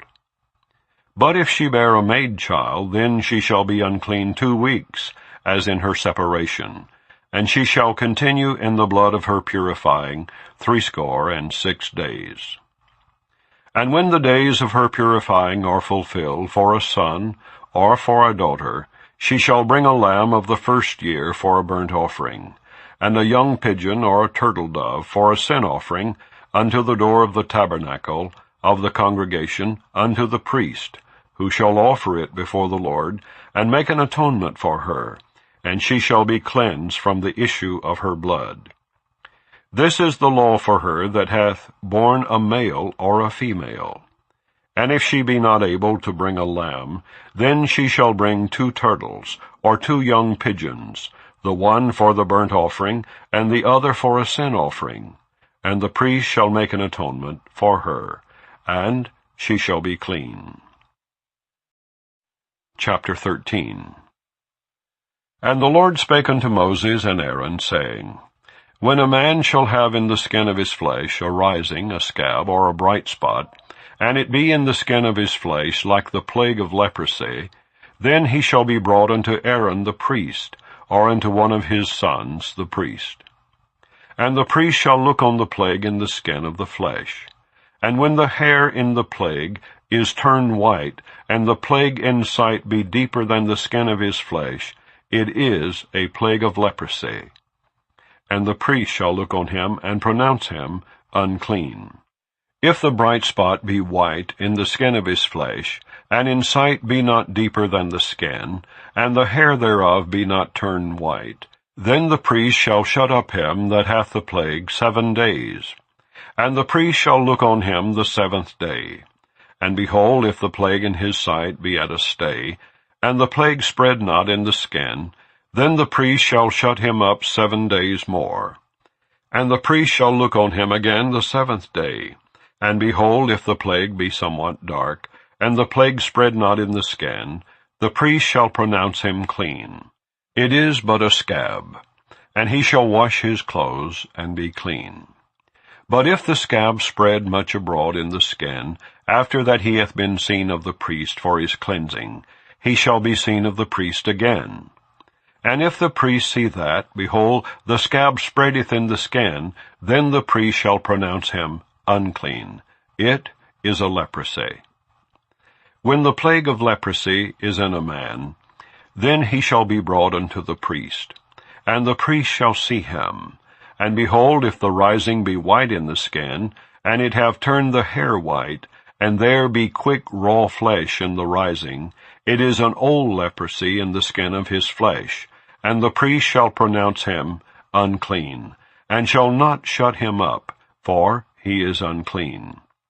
And if a leprosy break out abroad in the skin, and the leprosy cover all the skin of him that hath the plague, from his head even to his foot, wheresoever the priest looketh, then the priest shall consider, and behold, if the leprosy have covered all his flesh, he shall pronounce him clean that hath the plague. It is all turned white. He is clean. But when raw flesh appeareth in him, he shall be unclean. And the priest shall see the raw flesh, and pronounce him to be unclean. For the raw flesh is unclean. It is a leprosy. Or if the raw flesh turn again, and be changed unto white, he shall come unto the priest. And the priest shall see him. And behold, if the plague be turned into white, then the priest shall pronounce him clean that hath the plague. He is clean. The flesh also, in which even in the skin thereof was a boil, and is healed, and in the place of the boil there be a white rising, or a bright spot, white and somewhat reddish, and it be showed to the priest, and if when the priest seeth it, behold, it be in sight lower than the skin, and the hair thereof be turned white, the priest shall pronounce him unclean. It is a plague of leprosy broken out of the boil. But if the priest look on it, and behold, there be no white hairs therein, and if it be not lower than the skin, but be somewhat dark, then the priest shall shut him up 7 days. And if it spread much abroad in the skin, then the priest shall pronounce him unclean. It is a plague. But if the bright spot stay in his place, and spread not, it is a burning boil, and the priest shall pronounce him clean. Or if there be any flesh in the skin, whereof there is a hot burning, and the quick flesh that burneth have a white bright spot, somewhat reddish or white, then the priest shall look upon it. And behold, if the hair in the bright spot be turned white, and it be in sight deeper than the skin, it is a leprosy broken out of the burning. Wherefore the priest shall pronounce him unclean. It is the plague of leprosy. But if the priest look on it, and behold, there be no white hair in the bright spot, and it be no lower than the other skin, but be somewhat dark, then the priest shall shut him up 7 days. And the priest shall look upon him the 7th day. And if it be spread much abroad in the skin, then the priest shall pronounce him unclean. It is the plague of leprosy. And if the bright spot stay in his place, and spread not in the skin, but it be somewhat dark, it is a rising of the burning, and the priest shall pronounce him clean. For it is an inflammation of the burning. If a man or woman have a plague upon the head or the beard, then the priest shall see the plague, and behold, if it be in sight deeper than the skin, and there be in it a yellow thin hair, then the priest shall pronounce him unclean. It is a dry skull, even a leprosy upon the head or beard. And if the priest look on the plague of the skull, and behold, it be not in sight deeper than the skin, and that there is no black hair in it, then the priest shall shut up him that hath the plague of the skull 7 days. And in the 7th day the priest shall look on the plague, and behold, if the skull spread not, and there be in it no yellow hair, and the skull be not in sight deeper than the skin, he shall be shaven, but the skull shall he not shave. And the priest shall shut up him that hath the skull 7 days more. And in the 7th day the priest shall look on the skull. And behold, if the skull be not spread in the skin, nor be in sight deeper than the skin, then the priest shall pronounce him clean, and he shall wash his clothes, and be clean. But if the skull spread much in the skin after his cleansing, Then the priest shall look on him, and behold, if the scald be spread in the skin, the priest shall not seek for yellow hair. He is unclean. But if the scald be in his side at a stay, and that there is black hair grown up therein, the scald is healed. He is clean. And the priest shall pronounce him clean. If a man also or a woman have in the skin of their flesh bright spots, even white bright spots, then the priest shall look. And behold, if the bright spots in the skin of their flesh be darkish white, it is a freckled spot that groweth in the skin. He is clean. And the man whose hair is fallen off his head, he is bald, yet is he clean. And he that hath his hair fallen off from the part of his head toward his face, he is forehead bald, yet is he clean. And if there be in the bald head, or bald forehead, a white reddish sore, it is a leprosy sprung up in his bald head, or his bald forehead. Then the priest shall look upon it, and behold, if the rising of the sore be white reddish in his bald head, or in his bald forehead, as the leprosy appeareth in the skin of the flesh, he is a leprous man, he is unclean. The priest shall pronounce him utterly unclean. His plague is in his head. And the leper in whom the plague is, his clothes shall be rent, and his head bare, and he shall put a covering upon his upper lip, and shall cry, Unclean, unclean. All the days wherein the plague shall be in him, he shall be defiled. He is unclean. He shall dwell alone, without the camp shall his habitation be. The garment also that the plague of leprosy is in, whether it be a woolen garment or a linen garment, whether it be in the warp or woof, of linen or of woolen, whether in a skin or in anything made of skin, and if the plague be greenish or reddish in the garment, or in the skin, either in the warp or in the woof, or in anything of skin, it is a plague of leprosy, and shall be showed unto the priest. And the priest shall look upon the plague, and shut up it that hath the plague 7 days. And he shall look on the plague on the 7th day. If the plague be spread in the garment, either in the warp or in the woof, or in a skin, or in any work that is made of skin, the plague is a fretting leprosy. It is unclean. He shall therefore burn that garment, whether warp or woof, in woolen or in linen, or anything of skin wherein the plague is. For it is a fretting leprosy. It shall be burnt in the fire.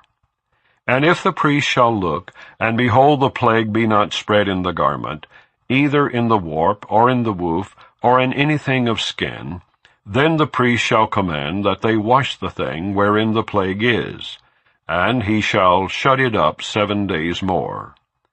And the priest shall look on the plague after that it is washed.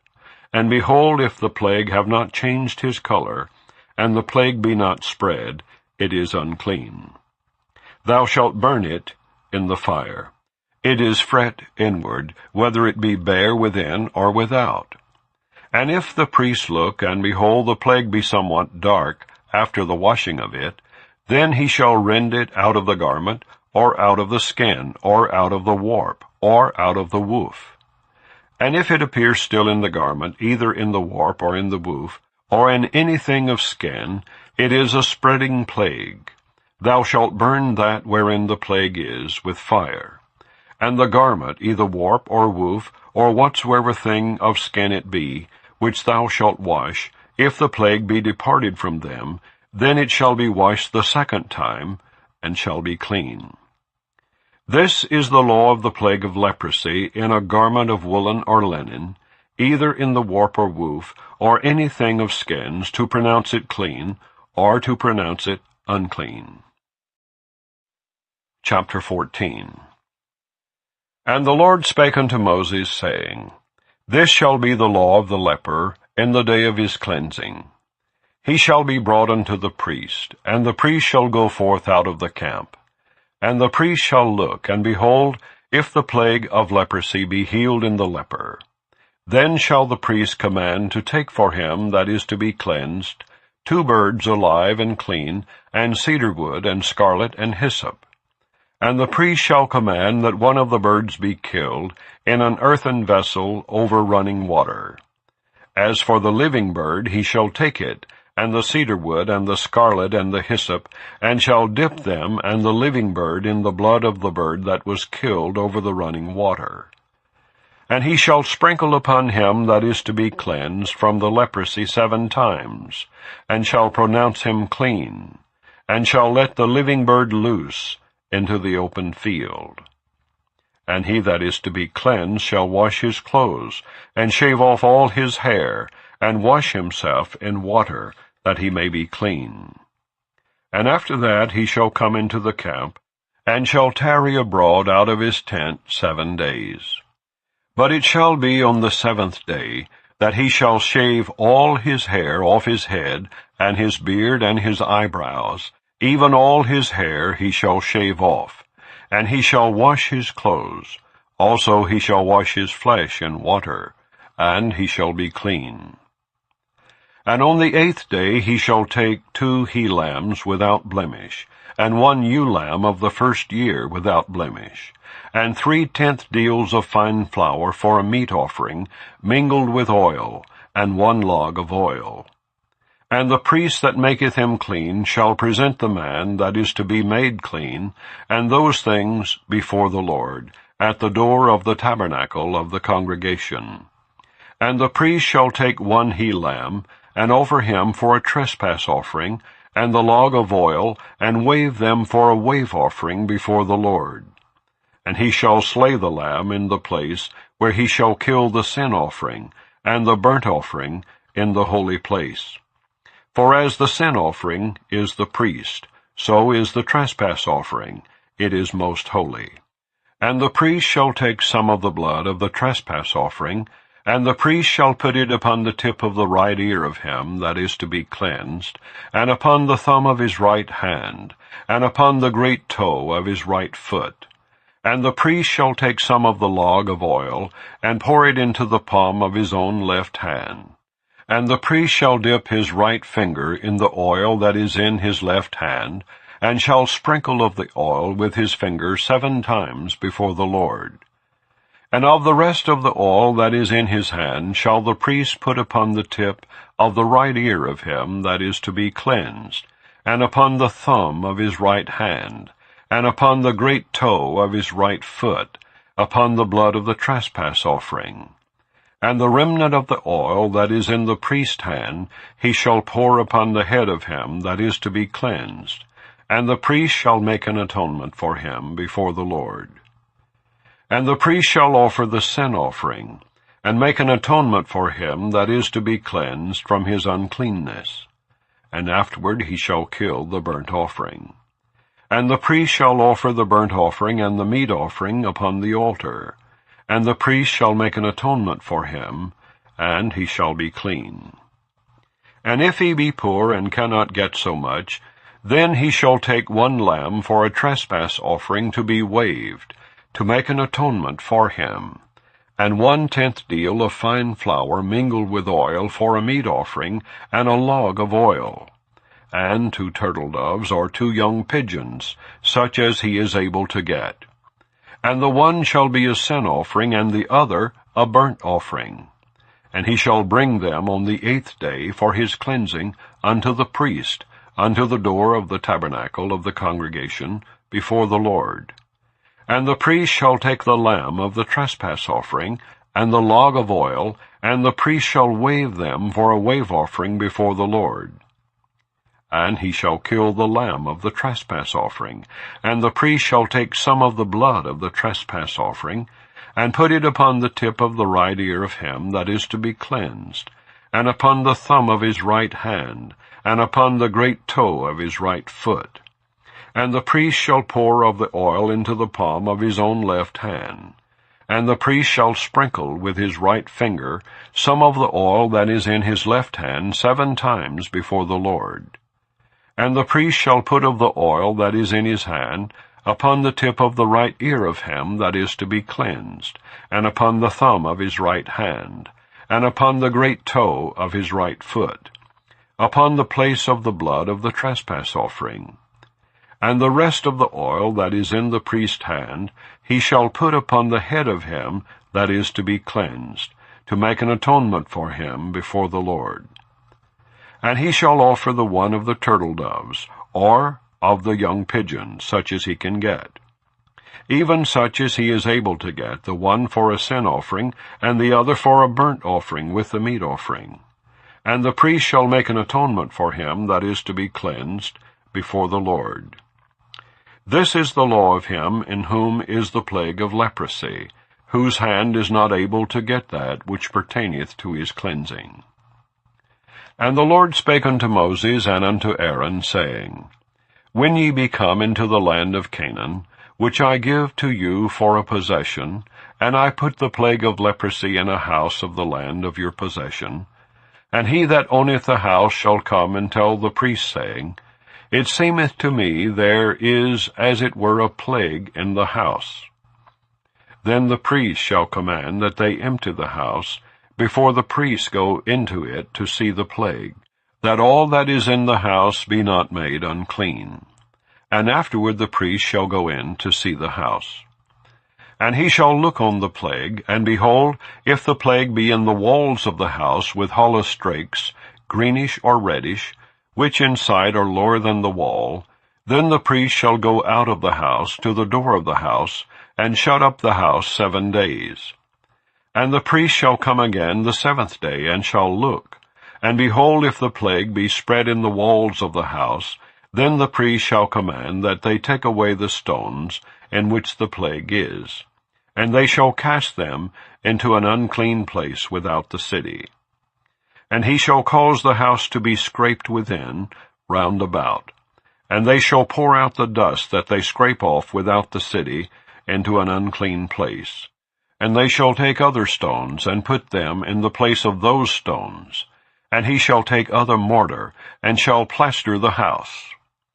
And if the plague come again, and break out in the house, after that he hath taken away the stones, and after he hath scraped the house, and after it is plastered, then the priest shall come and look. And behold, if the plague be spread in the house, it is a fretting leprosy in the house. It is unclean. And he shall break down the house, the stones of it, and the timber thereof, and all the mortar of the house. And he shall carry them forth out of the city into an unclean place. Moreover, he that goeth into the house all the while that it is shut up shall be unclean until the even. And he that lieth in the house shall wash his clothes, and he that eateth in the house shall wash his clothes. And if the priest shall come in and look upon it, and behold, the plague hath not spread in the house after the house was plastered, then the priest shall pronounce the house clean, because the plague is healed. And he shall take to cleanse the house 2 birds and cedar wood, and scarlet and hyssop. And he shall kill the one of the birds in an earthen vessel over running water. And he shall take the cedar wood and the hyssop and the scarlet and the living bird, and dip them in the blood of the slain bird, and in the running water, and sprinkle the house 7 times. And he shall cleanse the house with the blood of the bird, and with the running water, and with the living bird, and with the cedar wood, and with the hyssop, and with the scarlet. But he shall let go the living bird out of the city into the open fields, and make an atonement for the house, and it shall be clean. This is the law for all manner of plague of leprosy and scall, and for the leprosy of a garment and of a house, and for a rising and for a scab and for a bright spot, to teach when it is unclean and when it is clean. This is the law of leprosy. Chapter 15. And the Lord spake unto Moses and to Aaron, saying, Speak unto the children of Israel, and say unto them, When any man hath a running issue out of his flesh, because of his issue he is unclean. And this shall be his uncleanness in his issue, whether his flesh run with his issue, or his flesh be stopped from his issue, it is his uncleanness. Every bed whereon he lieth that hath the issue is unclean, and everything whereon he sitteth shall be unclean. And whosoever toucheth his bed shall wash his clothes, and bathe himself in water, and be unclean until the even. And he that sitteth on anything whereon he sat, that hath the issue, shall wash his clothes, and bathe himself in water, and be unclean until the even. And he that toucheth the flesh of him that hath the issue shall wash his clothes, and bathe himself in water, and be unclean until the even. And if he that hath the issue spit upon him that is clean, then he shall wash his clothes, and bathe himself in water, and be unclean until the even. And what saddle soever he rideth upon that hath the issue shall be unclean. And whosoever toucheth anything that was under him shall be unclean until the even. And he that beareth any of those things shall wash his clothes, and bathe himself in water, and be unclean until the even. And whomsoever he toucheth that hath the issue, and hath not rinsed his hands in water, he shall wash his clothes, and bathe himself in water, and be unclean until the even. And the vessel of earth that he toucheth, which hath the issue, shall be broken, and every vessel of wood shall be rinsed in water. And when he that hath an issue is cleansed of his issue, then he shall number to himself 7 days for his cleansing, and wash his clothes, and bathe his flesh in running water, and shall be clean. And on the 8th day he shall take to him 2 turtle-doves, or 2 young pigeons, and come before the Lord unto the door of the tabernacle of the congregation, and give them unto the priest. And the priest shall offer them, the one for a sin offering, and the other for a burnt offering. And the priest shall make an atonement for him before the Lord for his issue. And if any man's seed of copulation go out from him, then he shall wash all his flesh in water, and be unclean until the even. And every garment and every skin whereon is the seed of copulation shall be washed with water, and be unclean until the even. The woman also with whom man shall lie with seed of copulation, they shall both bathe themselves in water, and be unclean until the even. And if a woman have an issue, and her issue in her flesh be blood, she shall be put apart 7 days, and whosoever toucheth her shall be unclean until the even. And everything that she lieth upon in her separation shall be unclean. Everything also that she sitteth upon shall be unclean. And whosoever toucheth her bed shall wash his clothes, and bathe himself in water, and be unclean until the even. And whosoever toucheth anything that she sat upon shall wash his clothes, and bathe himself in water, and be unclean until the even. And if it be on her bed, or on anything whereon she sitteth, when he toucheth it, he shall be unclean until the even. And if any man lie with her at all, and her flowers be upon him, he shall be unclean 7 days, and all the bed whereon he lieth shall be unclean. And if a woman have an issue of her blood many days out of the time of her separation, or if it run beyond the time of her separation, all the days of the issue of her uncleanness shall be as the days of her separation. She shall be unclean. Every bed whereon she lieth all the days of her issue shall be unto her as the bed of her separation. And whatsoever she sitteth upon shall be unclean, as the uncleanness of her separation. And whosoever toucheth those things shall be unclean, and shall wash his clothes, and bathe himself in water, and be unclean until the even. But if she be cleansed of her issue, then she shall number to herself 7 days, and after that she shall be clean. And on the 8th day she shall take unto her 2 turtles, or 2 young pigeons, and bring them unto the priest to the door of the tabernacle of the congregation. And the priest shall offer the one for a sin offering, and the other for a burnt offering. And the priest shall make an atonement for her before the Lord for the issue of her uncleanness. Thus shall ye separate the children of Israel from their uncleanness, that they die not in their uncleanness when they defile my tabernacle that is among them. This is the law of him that hath an issue, and of him whose seed goeth from him, and is defiled therewith, and of her that is sick of her flowers, and of him that hath an issue of the man and of the woman, and of him that lieth with her that is unclean. Chapter 16. And the Lord spake unto Moses after the death of the two sons of Aaron, when they offered before the Lord, and died. And the Lord said unto Moses, Speak unto Aaron thy brother, that he come not at all times into the holy place within the veil before the mercy seat, which is upon the ark, that he die not. For I will appear in the cloud upon the mercy seat.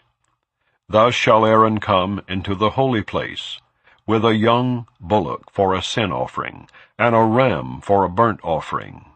He shall put on the holy linen coat, and he shall have the linen breeches upon his flesh, and shall be girded with a linen girdle, and with the linen mitre shall he be attired. These are holy garments, therefore shall he wash his flesh in water, and so put them on. And he shall take of the congregation of the children of Israel 2 kids of the goats for a sin offering, and 1 ram for a burnt offering. And Aaron shall offer his bullock of the sin offering, which is for himself, and make an atonement for himself and for his house. And he shall take the 2 goats, and present them before the Lord at the door of the tabernacle of the congregation. And Aaron shall cast lots upon the 2 goats, 1 lot for the Lord, and the other lot for the scapegoat. And Aaron shall bring the goat upon which the Lord's lot fell, and offer him for a sin offering. But the goat on which the lot fell, to be the scapegoat, shall be presented alive before the Lord, to make an atonement with him, and to let him go for a scapegoat into the wilderness. And Aaron shall bring the bullock of the sin offering, which is for himself, and shall make an atonement for himself, and for his house, and shall kill the bullock of the sin offering, which is for himself. And he shall take a censer full of burning coals of fire from off the altar before the Lord, and his hands full of sweet incense beaten small, and bring it within the veil. And he shall put the incense upon the fire before the Lord, that the cloud of the incense may cover the mercy seat that is upon the testimony, that he die not. And he shall take of the blood of the bullock, and sprinkle it with his finger upon the mercy seat eastward. And before the mercy seat shall he sprinkle of the blood with his finger 7 times. Then shall he kill the goat of the sin offering, that is for the people, and bring his blood within the veil, and do with that blood as he did with the blood of the bullock, and sprinkled it upon the mercy seat, and before the mercy seat. And he shall make an atonement for the holy place, because of the uncleanness of the children of Israel, and because of their transgressions and all their sins. And so shall he do for the tabernacle of the congregation, that remaineth among them in the midst of their uncleanness. And there shall be no man in the tabernacle of the congregation, when he goeth in to make an atonement in the holy place, until he come out, and have made an atonement for himself, and for his household, and for all the congregation of Israel. And he shall go out unto the altar that is before the Lord, and make an atonement for it, and shall take of the blood of the bullock, and of the blood of the goat, and put it upon the horns of the altar round about. And he shall sprinkle of the blood upon it with his finger 7 times, and cleanse it, and hallow it from the uncleanness of the children of Israel. And when he hath made an end of reconciling the holy place, and the tabernacle of the congregation, and the altar, he shall bring the live goat. And Aaron shall lay both hands upon the head of the live goat, and confess over him all the iniquities of the children of Israel, and all their transgressions and all their sins, putting them upon the head of the goat, and shall send him away by the hand of a fit man into the wilderness. And the goat shall bear upon him all their iniquities unto a land not inhabited. And he shall let go the goat in the wilderness. And Aaron shall come into the tabernacle of the congregation, and shall put off the linen garments, which he put on when he went into the holy place, and shall leave them there. And he shall wash his flesh with water in the holy place, and put on his garments, and come forth, and offer his burnt offering, and the burnt offering of the people, and make an atonement for himself, and for the people. And the fat of the sin offering shall he burn upon the altar. And he that let go the goat for the scapegoat shall wash his clothes, and bathe his flesh in water, and afterward come into the camp. And the bullock for the sin offering, and the goat for the sin offering, whose blood was brought in to make atonement in the holy place, shall one carry forth without the camp. And they shall burn in the fire their skins, and their flesh, and their dung. And he that burneth them shall wash his clothes, and bathe his flesh in water, and afterward he shall come into the camp. And this shall be a statute forever unto you, that in the 7th month, on the 10th day of the month, ye shall afflict your souls, and do no work at all, whether it be one of your own country, or a stranger that sojourneth among you. For on that day shall the priest make an atonement for you, to cleanse you, that ye may be clean from all your sins before the Lord. It shall be a Sabbath of rest unto you, and ye shall afflict your souls by a statute forever. And the priest whom ye shall anoint, and whom he shall consecrate to minister in the priest office in his father's stead, shall make the atonement, and shall put on the linen clothes, even the holy garments. And he shall make an atonement for the holy sanctuary, and he shall make an atonement for the tabernacle of the congregation, and for the altar, and he shall make an atonement for the priest, and for all the people of the congregation. And this shall be an everlasting statute unto you, to make an atonement for the children of Israel for all their sins once a year. And he did as the Lord commanded Moses. Chapter 17. And the Lord spake unto Moses, saying, Speak unto Aaron and unto his sons, and unto all the children of Israel, and say unto them, This is the thing which the Lord hath commanded, saying, What man soever there be of the house of Israel that killeth an ox, or lamb, or goat in the camp, or that killeth it out of the camp, and bringeth it not unto the door of the tabernacle of the congregation, to offer an offering unto the Lord before the tabernacle of the Lord, blood shall be imputed unto that man. He hath shed blood, and that man shall be cut off from among his people. To the end that the children of Israel may bring their sacrifices, which they offer in the open field, even that they may bring them unto the Lord, unto the door of the tabernacle of the congregation, unto the priest, and offer them for peace offerings unto the Lord. And the priest shall sprinkle the blood upon the altar of the Lord at the door of the tabernacle of the congregation, and burn the fat for a sweet savour unto the Lord. And they shall no more offer their sacrifices unto devils, after whom they have gone a-whoring. This shall be a statute forever unto them throughout their generations. And thou shalt say unto them, Whatsoever man there be of the house of Israel, or of the strangers which sojourn among you, that offereth a burnt offering or sacrifice, and bringeth it not unto the door of the tabernacle of the congregation, to offer it unto the Lord, even that man shall be cut off from among his people. And whatsoever man there be of the house of Israel, or of the strangers that sojourn among you, that eateth any manner of blood, I will even set my face against that soul that eateth blood, and will cut him off from among his people. For the life of the flesh is in the blood.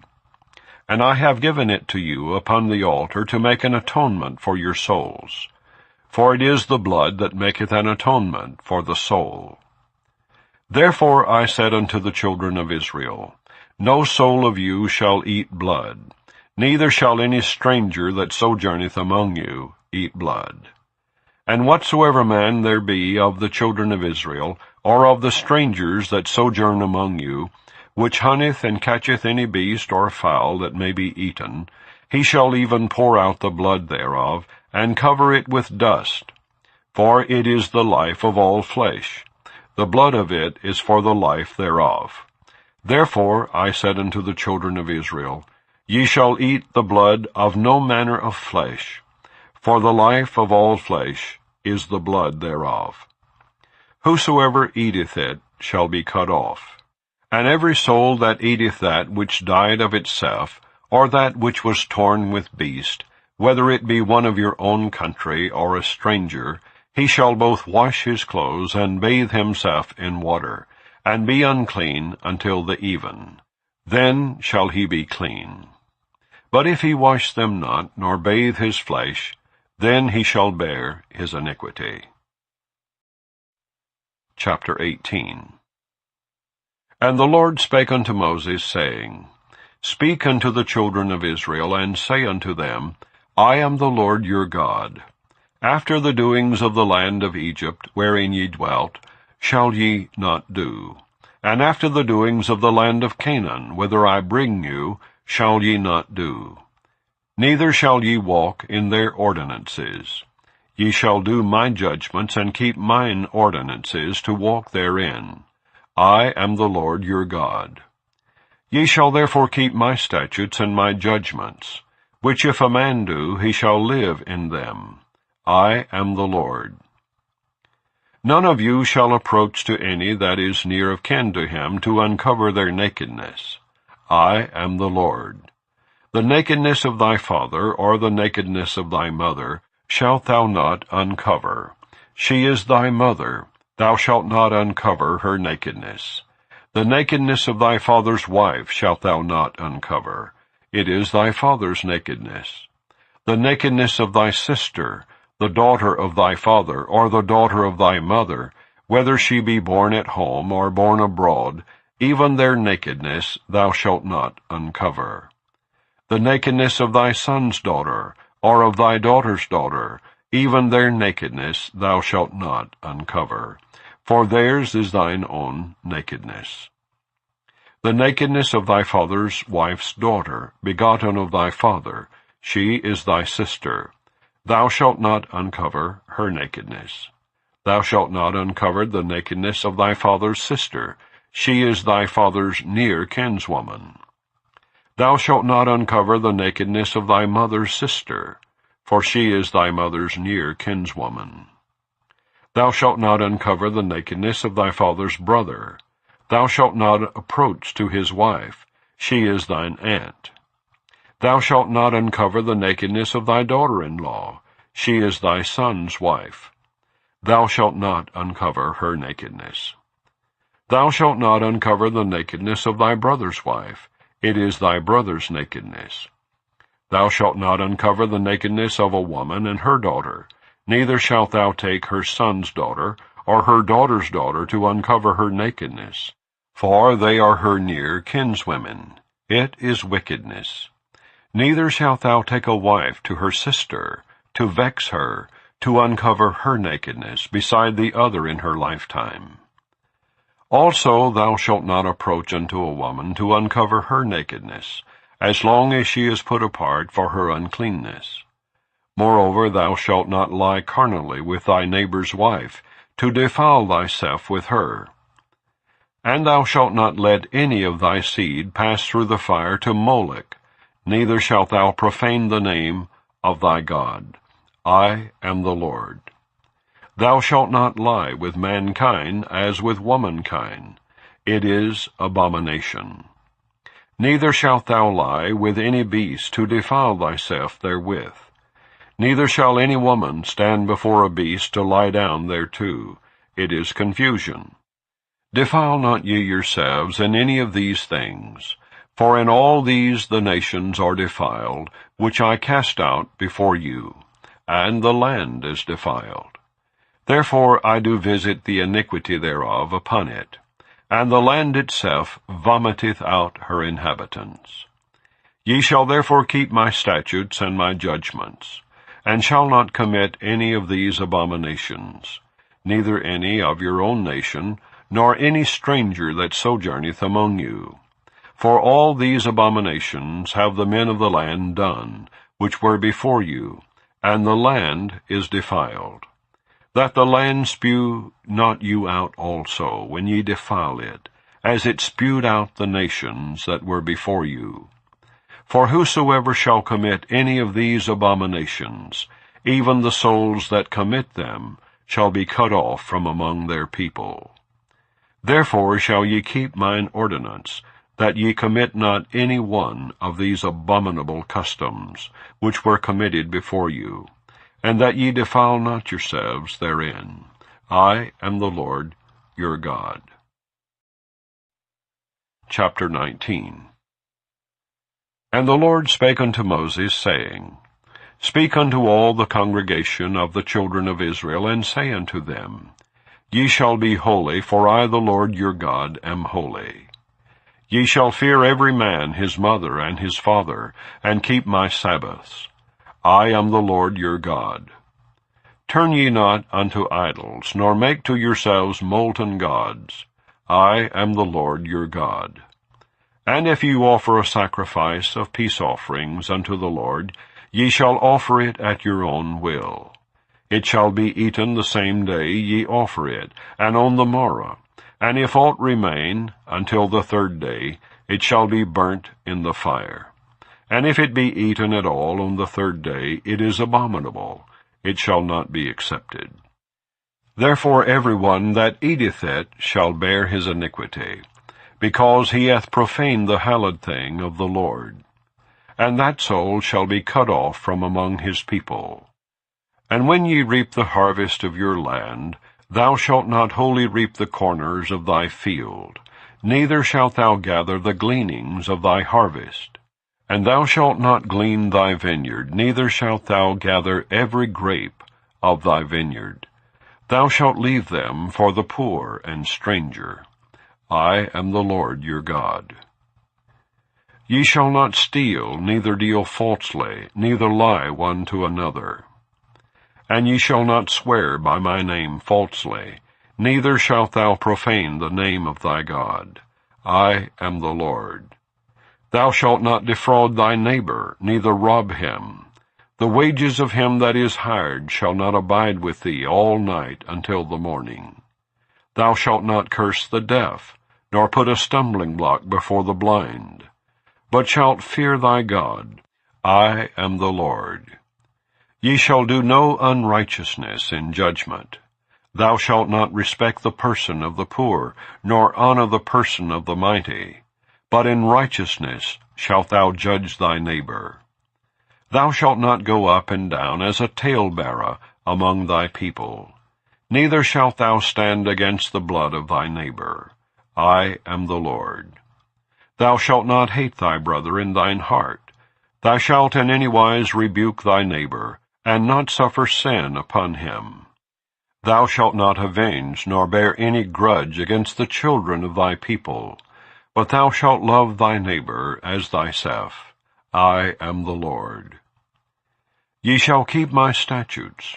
Thou shalt not let thy cattle gender with a diverse kind.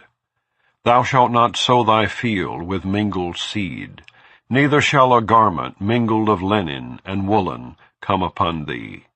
And whosoever lieth carnally with a woman, that is a bondmaid betrothed to an husband, and not at all redeemed, nor freedom given her, she shall be scourged. They shall not be put to death, because she was not free. And he shall bring his trespass offering unto the Lord, unto the door of the tabernacle of the congregation, even a ram for a trespass offering. And the priest shall make an atonement for him with the ram of the trespass offering before the Lord, for his sin which he hath done. And the sin which he hath done shall be forgiven him. And when ye shall come into the land, and shall have planted all manner of trees for food, then ye shall count the fruit thereof as uncircumcised. 3 years shall it be as uncircumcised unto you. it shall not be eaten of. But in the 4th year all the fruit thereof shall be holy to praise the Lord withal. And in the 5th year shall ye eat of the fruit thereof, that it may yield unto you the increase thereof. I am the Lord your God. Ye shall not eat anything with the blood, neither shall ye use enchantment, nor observe times. Ye shall not round the corners of your heads, neither shalt thou mar the corners of thy beard. Ye shall not make any cuttings in your flesh for the dead, nor print any marks upon you. I am the Lord. Do not prostitute thy daughter, to cause her to be a whore, lest the land fall to whoredom, and the land become full of wickedness. Ye shall keep my Sabbaths, and reverence my sanctuary. I am the Lord. Regard not them that have familiar spirits, neither seek after wizards to be defiled by them. I am the Lord your God. Thou shalt rise up before the hoary head, and honor the face of the old man, and fear thy God. I am the Lord. And if a stranger sojourn with thee in your land, ye shall not vex him. But the stranger that dwelleth with you shall be unto you as one born among you, and thou shalt love him as thyself. For ye were strangers in the land of Egypt. I am the Lord your God. Ye shall do no unrighteousness in judgment, in meat yard, in weight, or in measure. Just balances, just weights, a just ephah, and a just hin shall ye have. I am the Lord your God, which brought you out of the land of Egypt. Therefore shall ye observe all my statutes, and all my judgments, and do them. I am the Lord. Chapter 20. And the Lord spake unto Moses, saying, Again thou shalt say to the children of Israel, Whosoever he be of the children of Israel, or of the strangers that sojourn in Israel, that giveth any of his seed unto Moloch, he shall surely be put to death. The people of the land shall stone him with stones. And I will set my face against that man, and will cut him off from among his people, because he hath given of his seed unto Moloch, to defile my sanctuary, and to profane my holy name. And if the people of the land do any ways hide their eyes from the man, when he giveth of his seed unto Moloch, and kill him not, then I will set my face against that man, and against his family, and will cut him off, and all that go a-whoring after him, to commit whoredom with Moloch, from among their people. And the soul that turneth after such as have familiar spirits, and after wizards to go a-whoring after them, I will even set my face against that soul, and will cut him off from among his people. Sanctify yourselves, therefore, and be ye holy, for I am the Lord your God. And ye shall keep my statutes, and do them. I am the Lord which sanctify you. For every one that curseth his father or his mother shall be surely put to death. He hath cursed his father or his mother. His blood shall be upon him. And the man that committeth adultery with another man's wife, even he that committeth adultery with his neighbor's wife, the adulterer and the adulteress, shall surely be put to death. And the man that lieth with his father's wife hath uncovered his father's nakedness. Both of them shall surely be put to death. Their blood shall be upon them. And if a man lie with his daughter-in-law, both of them shall surely be put to death. They have wrought confusion. Their blood shall be upon them. If a man also lie with mankind, as he lieth with a woman, both of them have committed an abomination. They shall surely be put to death. Their blood shall be upon them. And if a man take a wife and her mother, it is wickedness. They shall be burnt with fire, both he and they, that there be no wickedness among you. And if a man lie with a beast, he shall surely be put to death, and ye shall slay the beast. And if a woman approach unto any beast, and lie down thereto, thou shalt kill the woman and the beast. They shall surely be put to death. Their blood shall be upon them. And if a man shall take his sister, his father's daughter, or his mother's daughter, and see her nakedness, and she see his nakedness, it is a wicked thing, and they shall be cut off in the sight of their people. He hath uncovered his sister's nakedness, he shall bear his iniquity. And if a man shall lie with a woman having her sickness, and shall uncover her nakedness, he hath discovered her fountain, and she hath uncovered the fountain of her blood. And both of them shall be cut off from among their people. And thou shalt not uncover the nakedness of thy mother's sister, nor of thy father's sister, for he uncovereth his near kin. They shall bear their iniquity. And if a man shall lie with his uncle's wife, he hath uncovered his uncle's nakedness. They shall bear their sin. They shall die childless. And if a man shall take his brother's wife, it is an unclean thing. He hath uncovered his brother's nakedness. They shall be childless. Ye shall therefore keep all my statutes and all my judgments, and do them, that the land whither I bring you to dwell therein spew you not out. And ye shall not walk in the manners of the nation, which I cast out before you. For they committed all these things, and therefore I abhorred them. But I have said unto you, Ye shall inherit their land, and I will give it unto you to possess it, a land that floweth with milk and honey. I am the Lord your God, which have separated you from other people. Ye shall therefore put difference between clean beast and unclean, and between unclean fowls and clean. And ye shall not make your souls abominable by beast, or by fowl, or by any manner of living thing that creepeth on the ground, which I have separated from you as unclean. And ye shall be holy unto me, for I, the Lord, am holy, and have severed you from other people, that ye should be mine. A man also, or woman, that hath a familiar spirit, or that is a wizard, shall surely be put to death. They shall stone them with stones. Their blood shall be upon them. Chapter 21. And the Lord said unto Moses, Speak unto the priests the sons of Aaron, and say unto them, There shall none be defiled for the dead among his people.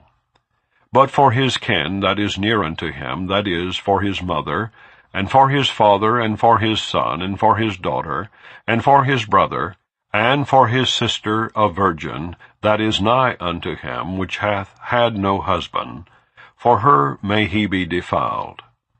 But he shall not defile himself, being a chief man among his people, to profane himself.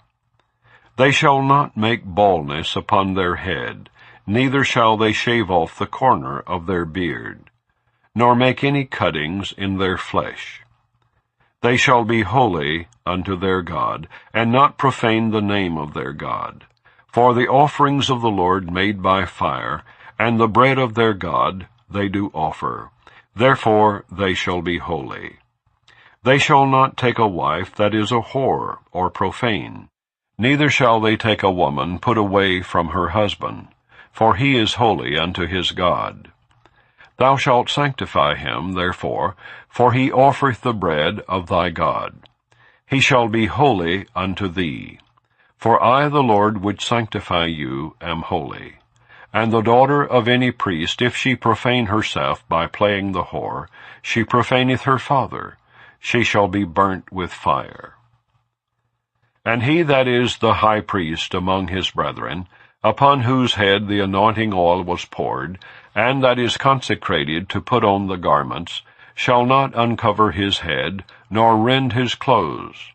Neither shall he go in to any dead body, nor defile himself for his father, or for his mother.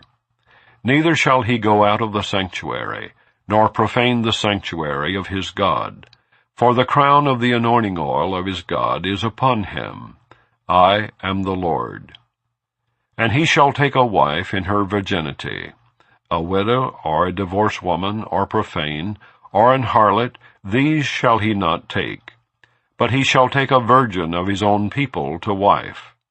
Neither shall he profane his seed among his people, for I the Lord do sanctify him. And the Lord spake unto Moses, saying, Speak unto Aaron, saying, Whosoever he be of thy seed and their generations, that hath any blemish, let him not approach to offer the bread of his God. For whatsoever man he be that hath a blemish, he shall not approach, a blind man, or a lame, or he that hath a flat nose, or anything superfluous, or a man that is broken-footed, or broken-handed, or crookback, or a dwarf, or that hath a blemish in his eye, or be scurvy, or scabbed, or hath his stones broken. No man that hath a blemish of the seed of Aaron the priest shall come nigh to offer the offerings of the Lord made by fire. He hath a blemish. He shall not come nigh to offer the bread of his God. He shall eat the bread of his God, both of the most holy and of the holy. Only he shall not go in unto the veil, nor come nigh unto the altar, because he hath a blemish, that he profane not my sanctuaries. For I the Lord do sanctify them. And Moses told it unto Aaron, and to his sons, and unto all the children of Israel. Chapter 22. And the Lord spake unto Moses, saying, Speak unto Aaron and to his sons, that they separate themselves from the holy things of the children of Israel, and that they profane not my holy name in those things which they hallow unto me. I am the Lord.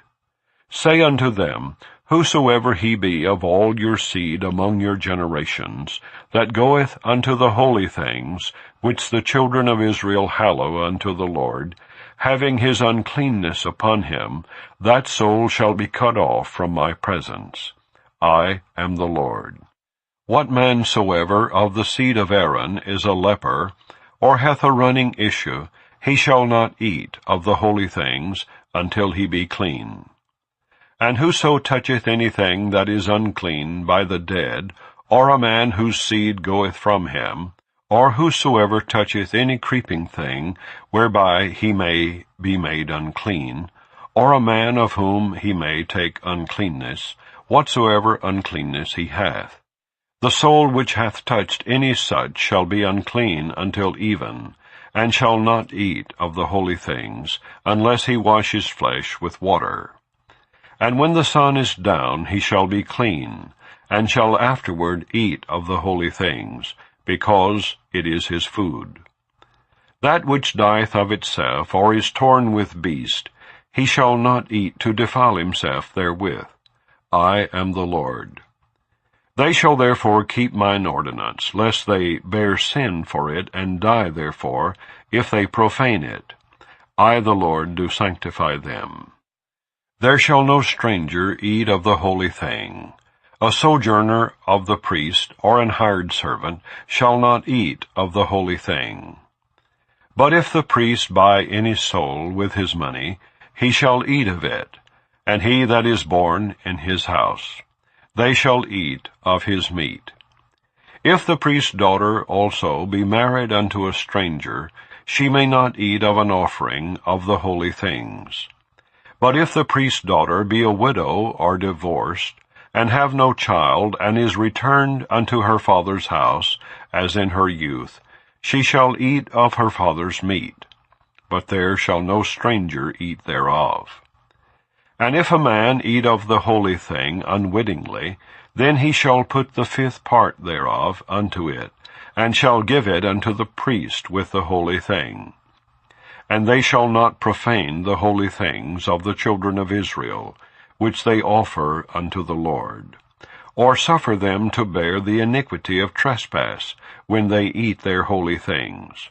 For I the Lord do sanctify them. And the Lord spake unto Moses, saying, Speak unto Aaron and to his sons, and unto all the children of Israel, and say unto them, Whatsoever he be of the house of Israel, or of the strangers in Israel, that will offer his oblation for all his vows, and for all his freewill offerings, which they will offer unto the Lord for a burnt offering, ye shall offer at your own will a male without blemish, of the beeves, of the sheep, or of the goats. But whatsoever hath a blemish, that shall ye not offer, for it shall not be acceptable for you. And whosoever offereth a sacrifice of peace offerings unto the Lord, to accomplish his vow, or a freewill offering in beeves or sheep, it shall be perfect to be accepted. There shall be no blemish therein. Blind, or broken, or maimed, or having a wen, or scurvy, or scabbed, ye shall not offer these unto the Lord, nor make an offering by fire of them upon the altar unto the Lord. Either a bullock or a lamb that hath anything superfluous, or lacking in his parts, that mayest thou offer for a freewill offering, but for a vow it shall not be accepted. Ye shall not offer unto the Lord that which is bruised, or crushed, or broken, or cut. Neither shall ye make any offering thereof in your land. Neither from a stranger's hand shall ye offer the bread of your God of any of these, because their corruption is in them, and blemishes be in them. They shall not be accepted for you. And the Lord spake unto Moses, saying, When a bullock, or a sheep, or a goat, is brought forth, then it shall be 7 days under the dam. And from the 8th day and thenceforth it shall be accepted for an offering made by fire unto the Lord. And whether it be cow or ewe, ye shall not kill it and her young both in 1 day. And when ye will offer a sacrifice of thanksgiving unto the Lord, offer it at your own will. On the same day it shall be eaten up. Ye shall leave none of it until the morrow. I am the Lord. Therefore shall ye keep my commandments, and do them. I am the Lord. Neither shall ye profane my holy name. But I will be hallowed among the children of Israel. I am the Lord which hallow you, that brought you out of the land of Egypt, to be your God. I am the Lord. Chapter 23. And the Lord spake unto Moses, saying, Speak unto the children of Israel, and say unto them, Concerning the feast of the Lord, which ye shall proclaim to be holy convocations, even these are my feast. 6 days shall work be done, but the 7th day is the Sabbath of rest, and holy convocation. Ye shall do no work therein. It is the Sabbath of the Lord in all your dwellings. These are the feast of the Lord, even holy convocations, which ye shall proclaim in their seasons. In the 14th day of the 1st month at even is the Lord's Passover, and on the 15th day of the same month is the feast of unleavened bread unto the Lord. 7 days ye must eat unleavened bread. In the 1st day ye shall have an holy convocation. Ye shall do no servile work therein. But ye shall offer an offering made by fire unto the Lord 7 days. In the 7th day is an holy convocation. Ye shall do no servile work therein. And the Lord spake unto Moses, saying, Speak unto the children of Israel, and say unto them, When ye be come into the land which I give unto you, and shall reap the harvest thereof, then ye shall bring a sheaf of the firstfruits of your harvest unto the priest. And he shall wave the sheaf before the Lord, to be accepted for you. On the morrow after the Sabbath the priest shall wave it. And ye shall offer that day, when ye wave the sheaf, an he-lamb without blemish of the 1st year, for a burnt offering unto the Lord. And the meat offering thereof shall be 2/10 deals of fine flour mingled with oil, an offering made by fire unto the Lord for a sweet savour. And the drink offering thereof shall be of wine, the 4th part of an hin. And ye shall eat neither bread nor parched corn, nor green ears, until the selfsame day that ye have brought an offering unto your God. It shall be a statute forever throughout your generations, in all your dwellings. And ye shall count unto you from the morrow after the Sabbath, from the day that ye brought the sheaf of the wave offering, 7 Sabbaths shall be complete. Even unto the morrow after the 7th Sabbath shall ye number 50 days, and ye shall offer a new meat offering unto the Lord. Ye shall bring out of your habitations 2 wave loaves of 2/10 deals. They shall be of fine flour. They shall be baken with leaven. They are the firstfruits unto the Lord. And ye shall offer with the bread 7 lambs without blemish of the first year, and 1 young bullock and 2 rams. They shall be for a burnt offering unto the Lord, with their meat offering and their drink offerings, even an offering made by fire of sweet savour unto the Lord. Then ye shall sacrifice 1 kid of the goats for a sin offering, and 2 lambs of the first year for a sacrifice of peace offerings. And the priest shall wave them with the bread of the firstfruits for a wave offering before the Lord, with the 2 lambs. They shall be holy to the Lord for the priest. And ye shall proclaim on the selfsame day, that it may be an holy convocation unto you. Ye shall do no servile work therein. It shall be a statute forever in all your dwellings throughout your generations. And when ye reap the harvest of your land, thou shalt not make clean riddance of the corners of thy field when thou reapest, neither shalt thou gather any gleaning of thy harvest. Thou shalt leave them unto the poor and to the stranger. I am the Lord your God. And the Lord spake unto Moses, saying, Speak unto the children of Israel, saying, In the 7th month, in the 1st day of the month, shall ye have a Sabbath, a memorial of blowing of trumpets, and holy convocation. Ye shall do no servile work therein, but ye shall offer an offering made by fire unto the Lord. And the Lord spake unto Moses, saying, Also on the 10th day of this 7th month there shall be a day of atonement. It shall be an holy convocation unto you. And ye shall afflict your souls, and offer an offering made by fire unto the Lord. And ye shall do no work in that same day. For it is a day of atonement, to make an atonement for you before the Lord your God. For whatsoever soul it be that shall not be afflicted in that same day, he shall be cut off from among his people. And whatsoever soul it be that doeth any work in that same day, the same soul will I destroy from among his people. Ye shall do no manner of work. It shall be a statute forever throughout your generations in all your dwellings. It shall be unto you a Sabbath of rest, and ye shall afflict your souls.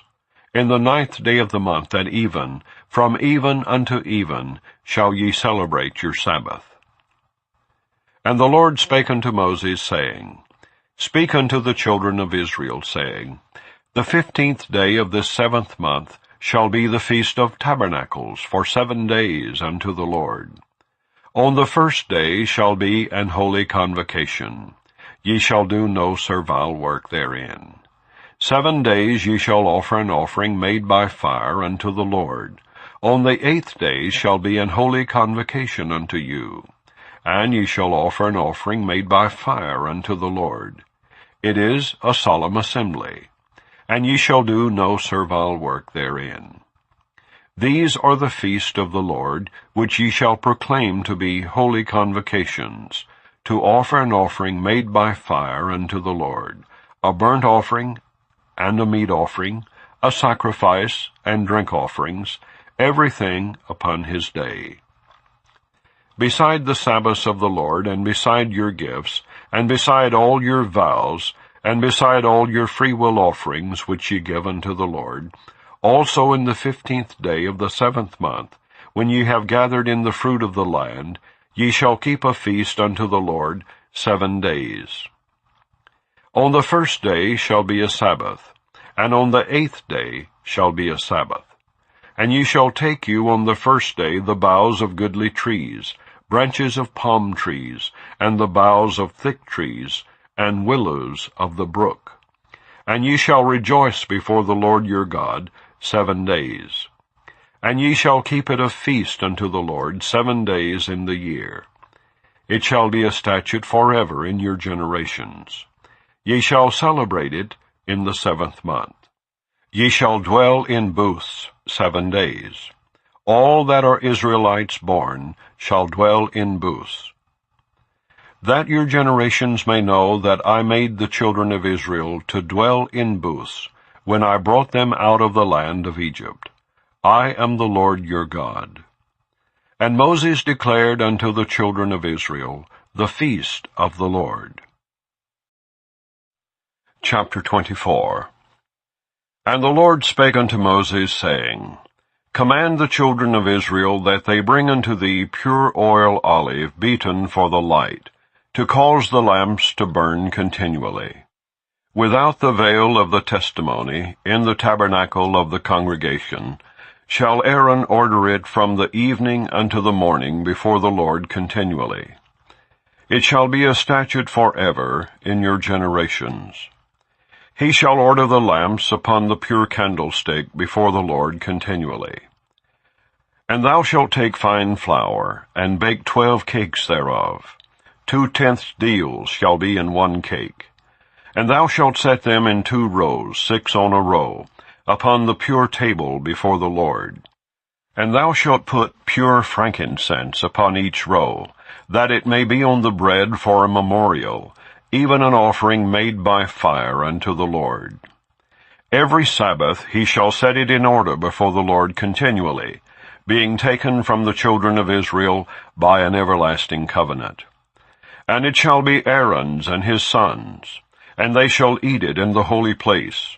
For it is most holy unto him of the offerings of the Lord made by fire, by a perpetual statute. And the son of an Israelitish woman, whose father was an Egyptian, went out among the children of Israel. And this son of the Israelitish woman and a man of Israel strove together in the camp. And the Israelitish woman's son blasphemed the name of the Lord, and cursed. And they brought him unto Moses. And his mother's name was Shelomith, the daughter of Dibri, of the tribe of Dan. And they put him in ward, that the mind of the Lord might be showed them. And the Lord spake unto Moses, saying, Bring forth him that hath cursed without the camp, and let all that heard him lay their hands upon his head, and let all the congregation stone him. And thou shalt speak unto the children of Israel, saying, Whosoever curseth his God shall bear his sin. And he that blasphemeth the name of the Lord, he shall surely be put to death. And all the congregation shall certainly stone him, as well the stranger as he that is born in the land, when he blasphemeth the name of the Lord, shall be put to death. And he that killeth any man shall surely be put to death. And he that killeth a beast shall make it good, beast for beast. And if a man cause a blemish in his neighbor, as he hath done, so shall it be done to him. Breach for breach, eye for eye, tooth for tooth. As he hath caused a blemish in a man, so shall it be done to him again. And he that killeth a beast, he shall restore it. And he that killeth a man, he shall be put to death. Ye shall have one manner of law, as well for the stranger as for one of your own country. For I am the Lord your God. And Moses spake to the children of Israel, that they should bring forth him that had cursed out of the camp, and stone him with stones. And the children of Israel did, as the Lord commanded Moses. Chapter 25. And the Lord spake unto Moses in Mount Sinai, saying, Speak unto the children of Israel, and say unto them, When ye come into the land which I give you, then shall the land keep a Sabbath unto the Lord. 6 years thou shalt sow thy field, and 6 years thou shalt prune thy vineyard, and gather in the fruit thereof. But in the 7th year shall be a Sabbath of rest unto the land, a Sabbath for the Lord. Thou shalt neither sow thy field nor prune thy vineyard. That which groweth of its own accord of thy harvest thou shalt not reap, neither gather the grapes of thy vine undressed. For it is a year of rest unto the land. And the Sabbath of the land shall be meat for you, for thee and for thy servant, and for thy maid, and for thy hired servant, and for thy stranger that sojourneth with thee, and for thy cattle, and for the beast that are in thy land, shall all the increase thereof be meat. And thou shalt number 7 Sabbaths of years unto thee, 7 times 7 years. And the space of the 7 Sabbaths of years shall be unto thee 49 years.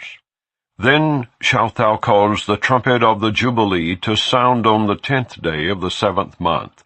In the day of atonement shall ye make the trumpet sound throughout all your land. And ye shall hallow the 50th year, and proclaim liberty throughout all the land, unto all the inhabitants thereof. It shall be a jubilee unto you.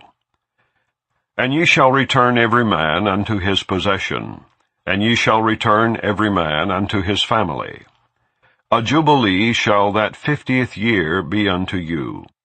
Ye shall not sow, neither reap that which groweth of itself in it, nor gather the grapes in it of thy vine undressed. For it is the jubilee. It shall be holy unto you. Ye shall eat the increase thereof out of the field. In the year of this jubilee ye shall return every man unto his possession. And if thou sell aught unto thy neighbor, or buyest aught of thy neighbor's hand, ye shall not oppress one another. According to the number of years after the jubilee thou shalt buy of thy neighbor, and according unto the number of years of the fruits he shall sell unto thee. According to the multitude of years thou shalt increase the price thereof, and according to the fewness of years thou shalt diminish the price of it. For according to the number of the years of the fruits doth he sell unto thee. Ye shall not therefore oppress one another, but thou shalt fear thy God. For I am the Lord your God. Wherefore ye shall do my statutes, and keep my judgments, and do them, and ye shall dwell in the land in safety. And the land shall yield her fruit, and ye shall eat your fill, and dwell therein in safety. And if ye shall say, What shall we eat the 7th year? Behold, we shall not sow, nor gather in our increase. Then I will command my blessing upon you in the 6th year, and it shall bring forth fruit for 3 years. And ye shall sow the 8th year, and eat yet of old fruit until the 9th year. Until her fruits come in, ye shall eat of the old store. The land shall not be sold forever, for the land is mine. For ye are strangers and sojourners with me. And in all the land of your possession ye shall grant a redemption for the land. If thy brother be waxen poor, and hath sold away some of his possession, and if any of his kin come to redeem it, then shall he redeem that which his brother sold. And if the man have none to redeem it, and himself be able to redeem it, then let him count the years of the sale thereof, and restore the overplus unto the man to whom he sold it, that he may return unto his possession.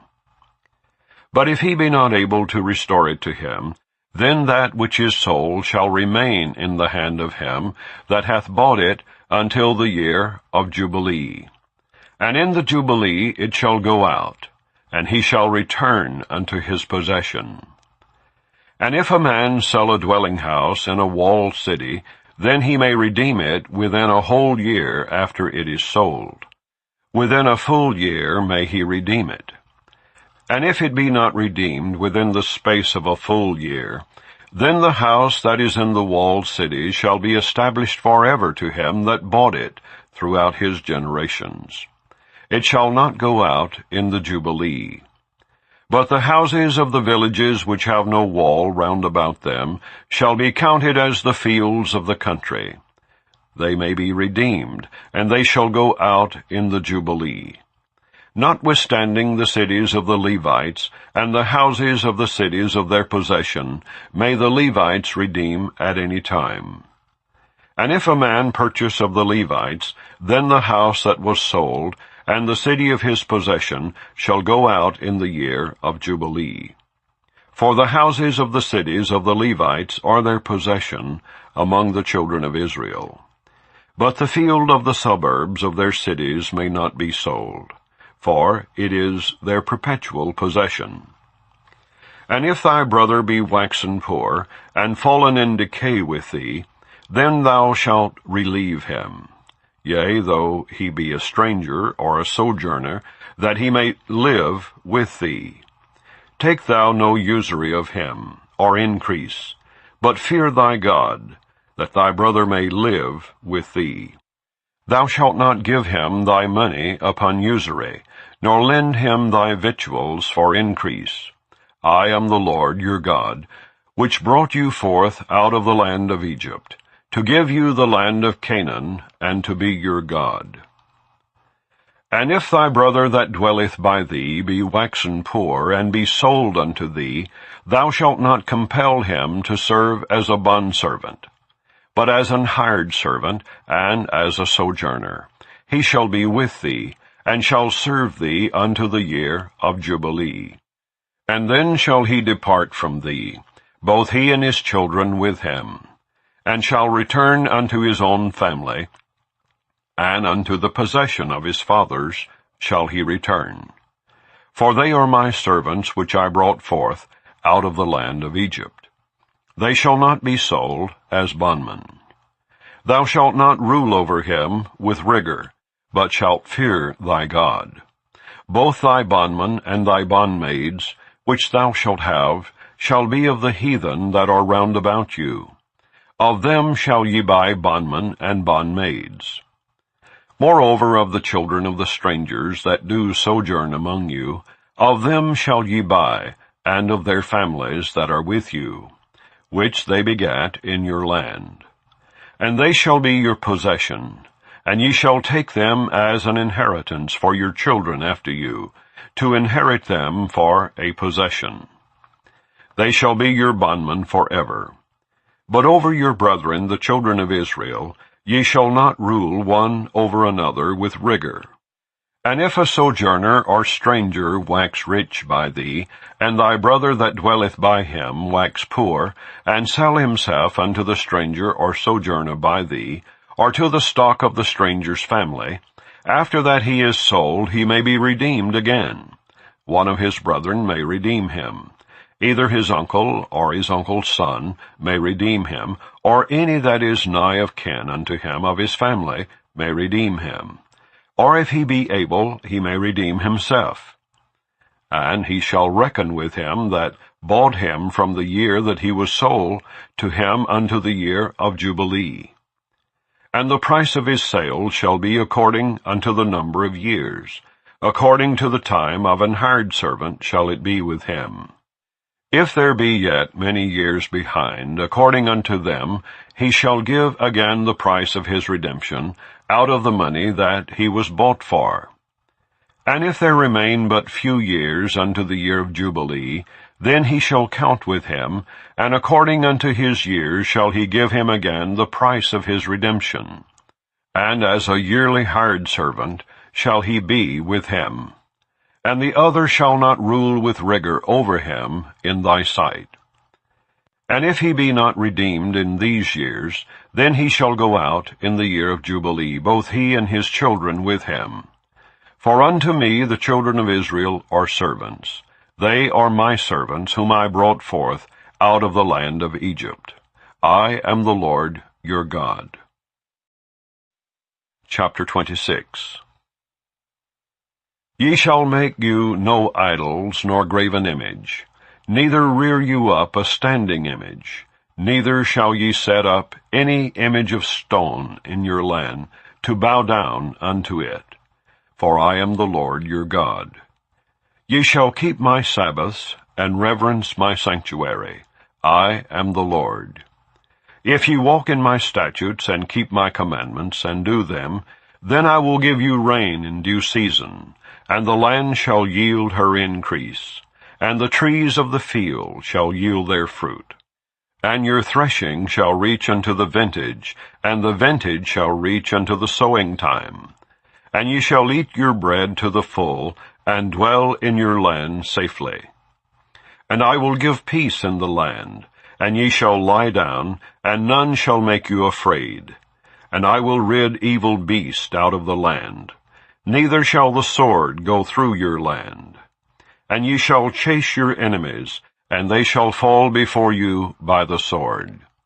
And 5 of you shall chase 100, and 100 of you shall put 10,000 to flight.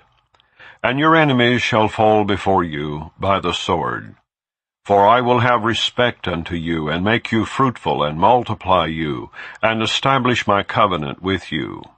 And ye shall eat old store, and bring forth the old, because of the new. And I will set my tabernacle among you, and my soul shall not abhor you. And I will walk among you, and will be your God, and ye shall be my people. I am the Lord your God, which brought you forth out of the land of Egypt, that ye should not be their bondmen. And I have broken the bands of your yoke, and made you go upright. But if ye will not hearken unto me, and will not do all these commandments, and if ye shall despise my statutes, or if your soul abhor my judgments, so that ye will not do all my commandments, but that ye break my covenant, I also will do this unto you. I will even appoint over you terror, consumption, and the burning og, that shall consume the eyes, and cause sorrow of heart. And ye shall sow your seed in vain, for your enemies shall eat it. And I will set my face against you, and ye shall be slain before your enemies. They that hate you shall reign over you, and ye shall flee when none pursueth you. And if you will not yet for all this hearken unto me, then I will punish you 7 times more for your sins. And I will break the pride of your power, and I will make your heaven as iron, and your earth as brass. And your strength shall be spent in vain, for your land shall not yield her increase, neither shall the trees of the land yield their fruits.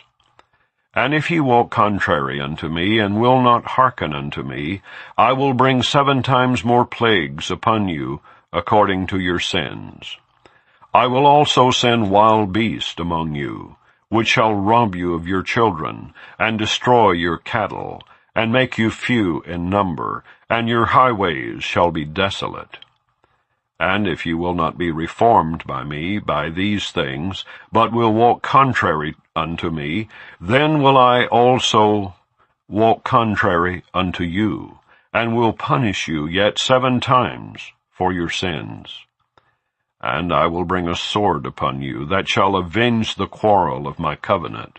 And when ye are gathered together within your cities, I will send the pestilence among you, and ye shall be delivered into the hand of the enemy.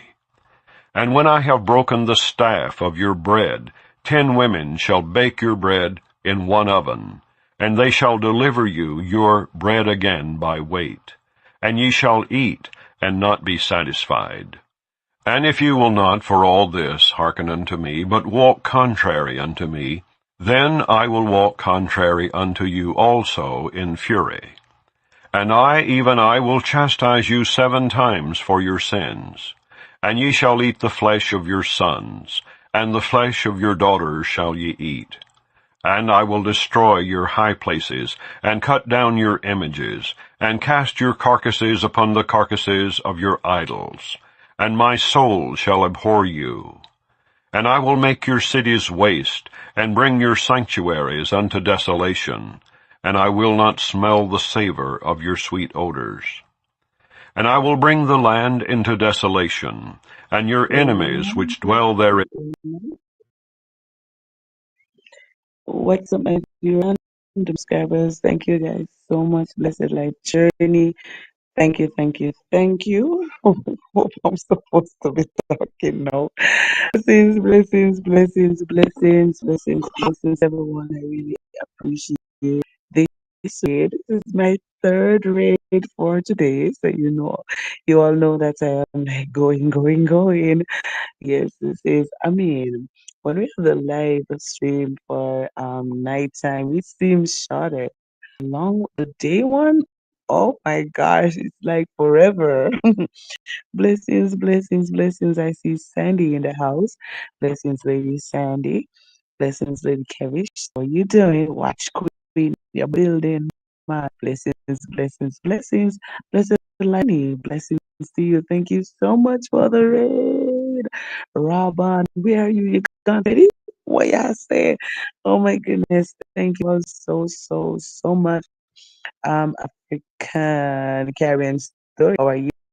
Blessings, Sissy Pooh. Trusting that you are doing well. Um, they granted it. Blessings, blessings, blessings. Or maybe she went to do hers. Blessings, everyone. Mother Valley Welch, are you still in the building? Blessings, sleepers, sleeperators. Blessings to you all. Thank you all so much for being a part of the Tea Time family. Blessings, and I really appreciate you all.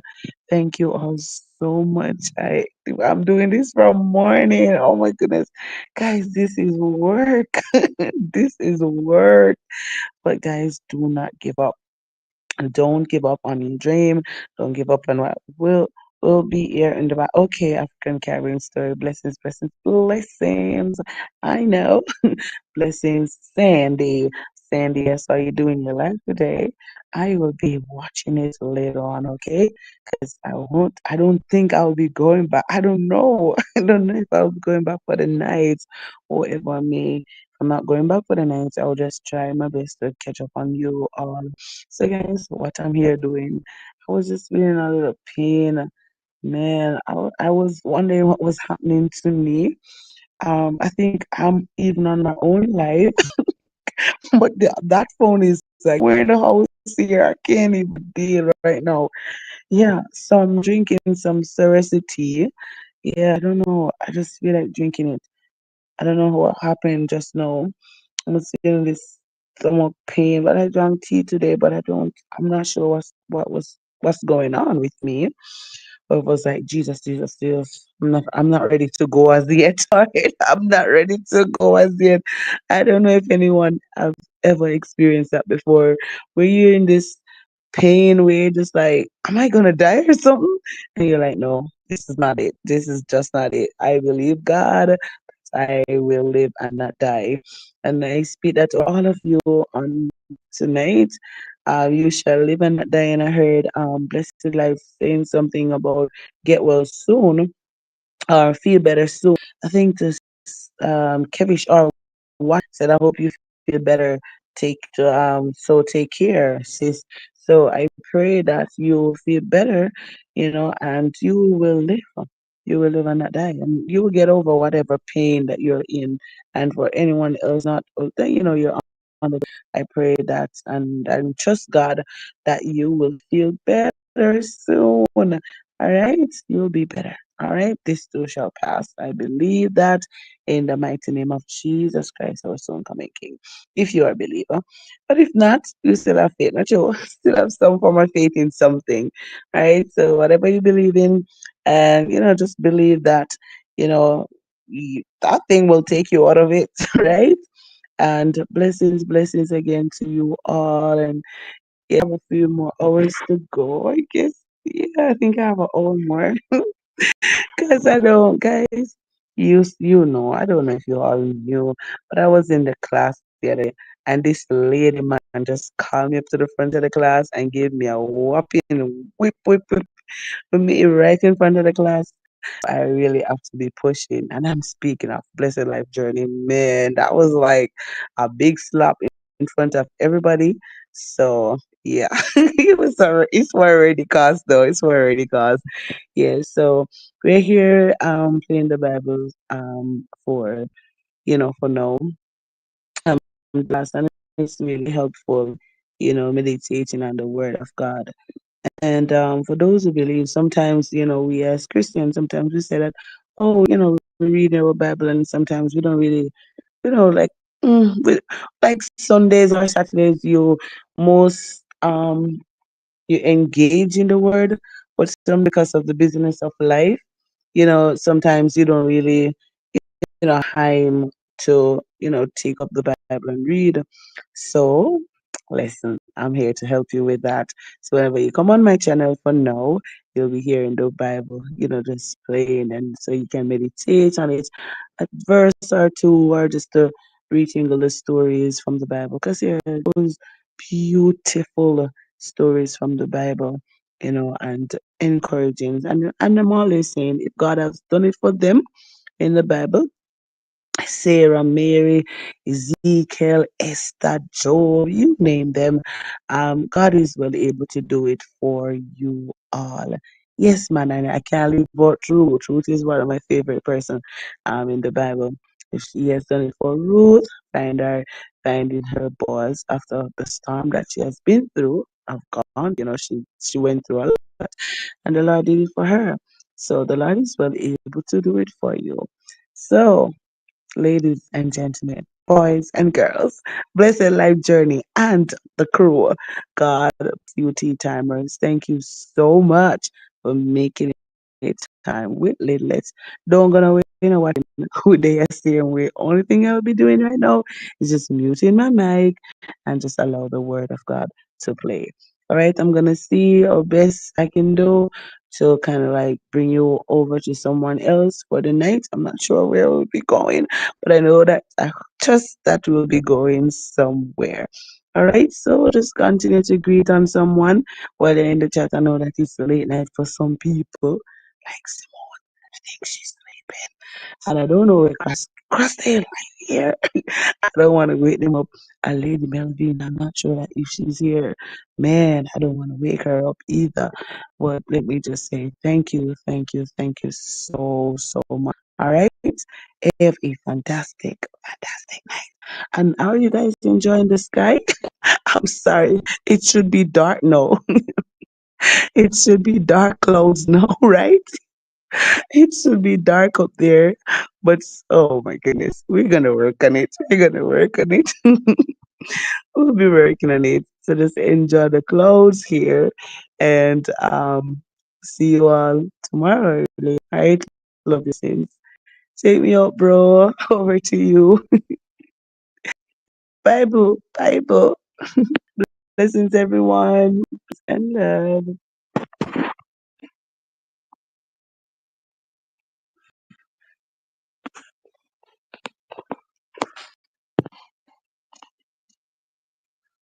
Hey, can I hear the Bible? Sandy.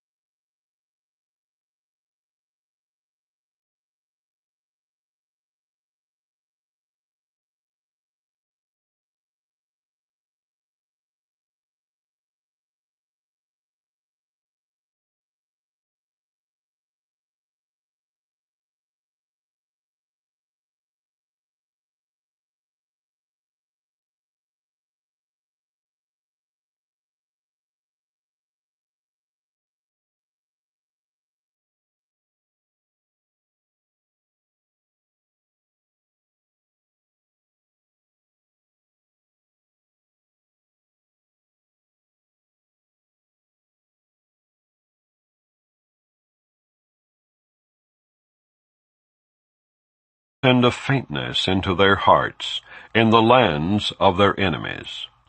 And the sound of a shaken leaf shall chase them, and they shall flee as fleeing from a sword, and they shall fall when none pursueth.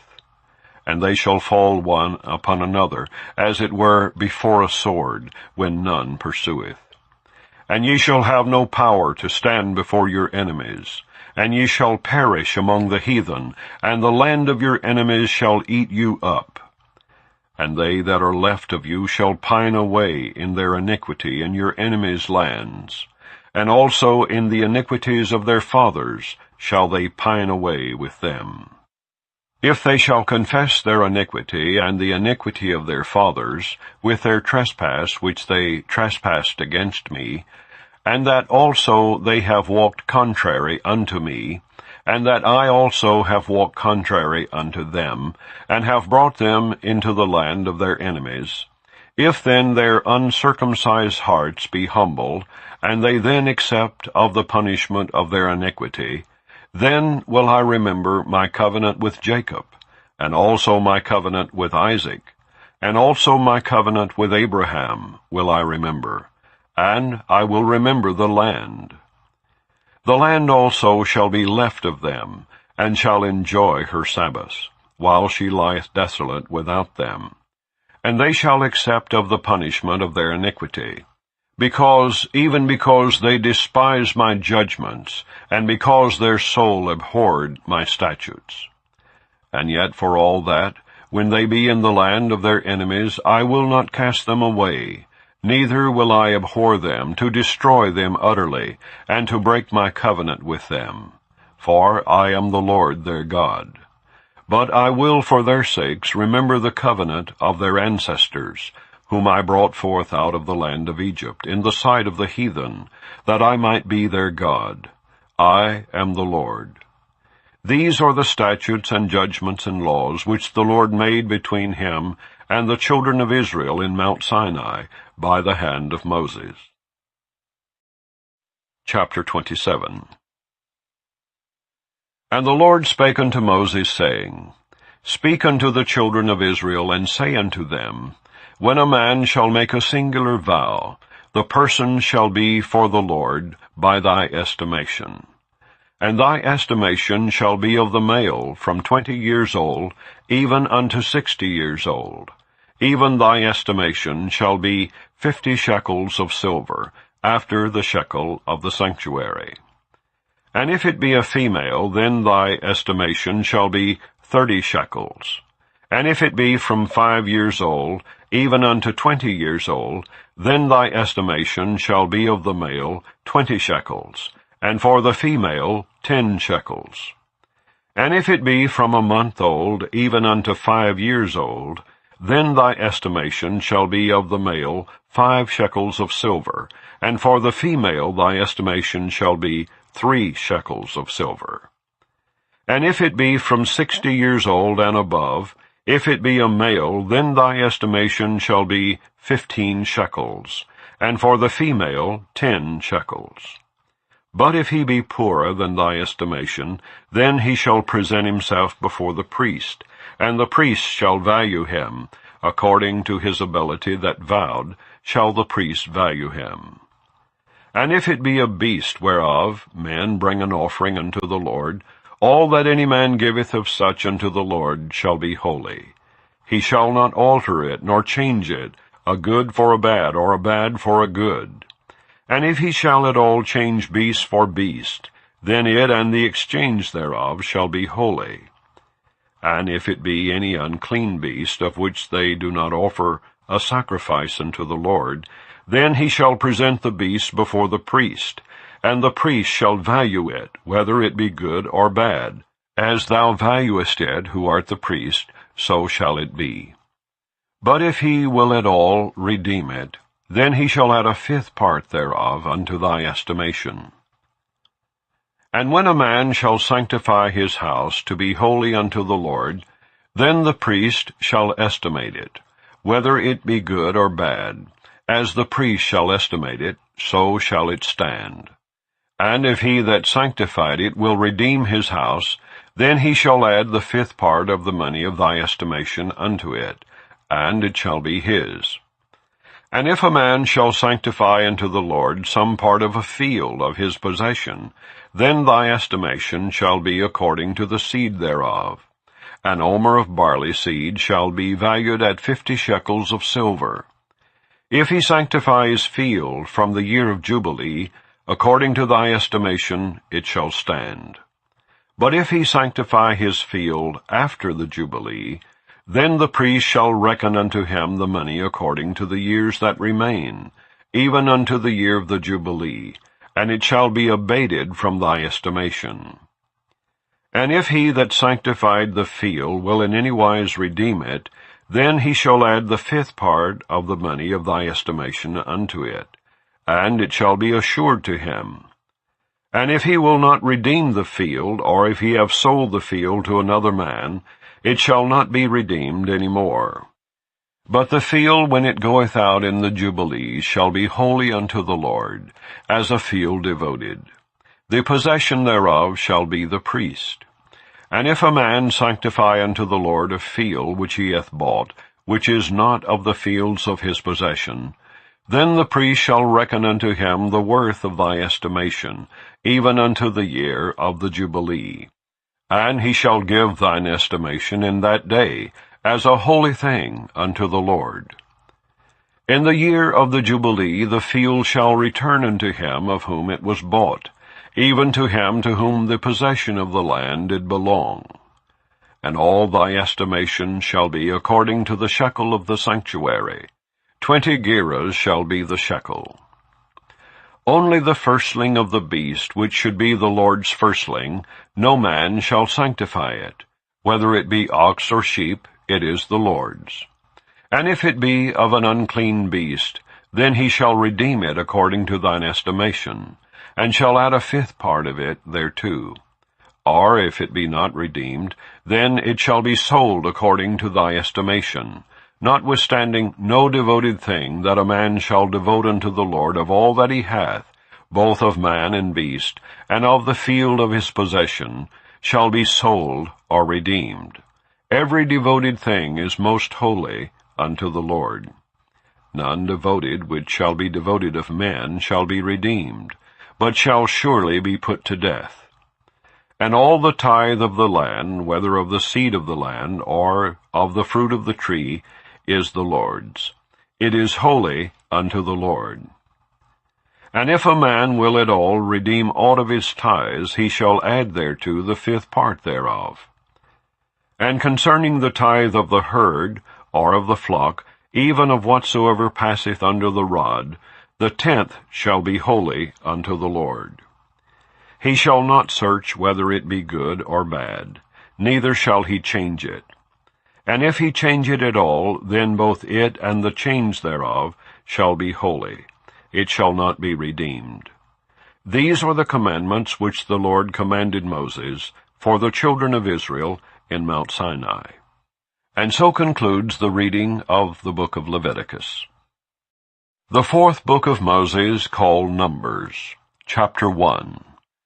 And the Lord spake unto Moses in the wilderness of Sinai, in the tabernacle of the congregation, on the 1st day of the 2nd month, in the 2nd year, after they were come out of the land of Egypt, saying, Take ye the sum of all the congregation of the children of Israel, after their families, by the house of their fathers, with the number of their names, every male by their polls, from 20 years old and upward, all that are able to go forth to war in Israel. Thou and Aaron shall number them by their armies. And with you there shall be a man of every tribe, every one head of the house of his fathers. And these are the names of the men that shall stand with you. Of the tribe of Reuben, Elizur the son of Shadur. Of Simeon, Shelumiel the son of Zurishaddai. Of Judah, Nashon the son of Amminadab. Of Issachar, Nathaniel the son of Zuar. Of Zebulun, Eliab the son of Helon. Of the children of Joseph, of Ephraim, Elishama the son of Ammihud. Of Manasseh, Gamaliel the son of Pedazur. Of Benjamin, Abidan the son of Gideoni. Of Dan, Ahiezer the son of Ammishaddai. Of Asher, Pagiel the son of Ochran. Of Gad, Eliasaph the son of Deuel. Of Naphtali, Ahara the son of Enan. These were the renowned of the congregation, princes of the tribes of their fathers, heads of thousands in Israel. And Moses and Aaron took these men, which are expressed by their names, and they assembled all the congregation together on the first day of the 2nd month, and they declared their pedigrees after their families, by the house of their fathers, according to the number of the names, from 20 years old and upward, by their polls. As the Lord commanded Moses, so he numbered them in the wilderness of Sinai. And the children of Reuben, Israel's eldest son, by their generations, after their families, by the house of their fathers, according to the number of the names, by their polls, every male from 20 years old and upward, all that were able to go forth to war. Those that were numbered of them, even of the tribe of Reuben, were 46,500. Of the children of Simeon, by their generations, after their families, by the house of their fathers, those that were numbered of them, according to the number of the names, by their polls, every male from 20 years old and upward, all that were able to go forth to war. Those that were numbered of them, even of the tribe of Simeon, were 59,300. Of the children of Gad, by their generations, after their families, by the house of their fathers, according to the number of the names, from 20 years old and upward, all that were able to go forth to war. Those that were numbered of them, even of the tribe of Gad, were 45,650. Of the children of Judah, by their generations, after their families, by the house of their fathers, according to the number of the names, from 20 years old and upward, all that were able to go forth to war. Those that were numbered of them, even of the tribe of Judah, were 14,600. Of the children of Issachar, by their generations, after their families, by the house of their fathers, according to the number of the names, from 20 years old and upward, all that were able to go forth to war. Those that were numbered of them, even of the tribe of Issachar, were 54,400. Of the children of Zebulun, by their generations, after their families, by the house of their fathers, according to the number of the names, from 20 years old and upward, all that were able to go forth to war. Those that were numbered of them, even of the tribe of Zebulun, were 57,400. Of the children of Joseph, namely of the children of Ephraim, by their generations, after their families, by the house of their fathers, according to the number of the names, from 20 years old and upward, all that were able to go forth to war, those that were numbered of them, even of the tribe of Ephraim, were 40,500. Of the children of Manasseh, by their generations, after their families, by the house of their fathers, according to the number of the names, from 20 years old and upward, all that were able to go forth to war. Those that were numbered of them, even of the tribe of Manasseh, were 32,200. Of the children of Benjamin, by their generations, after their families, by the house of their fathers, according to the number of the names, from 20 years old and upward, all that were able to go forth to war. Those that were numbered of them, even of the tribe of Benjamin, were 35,400.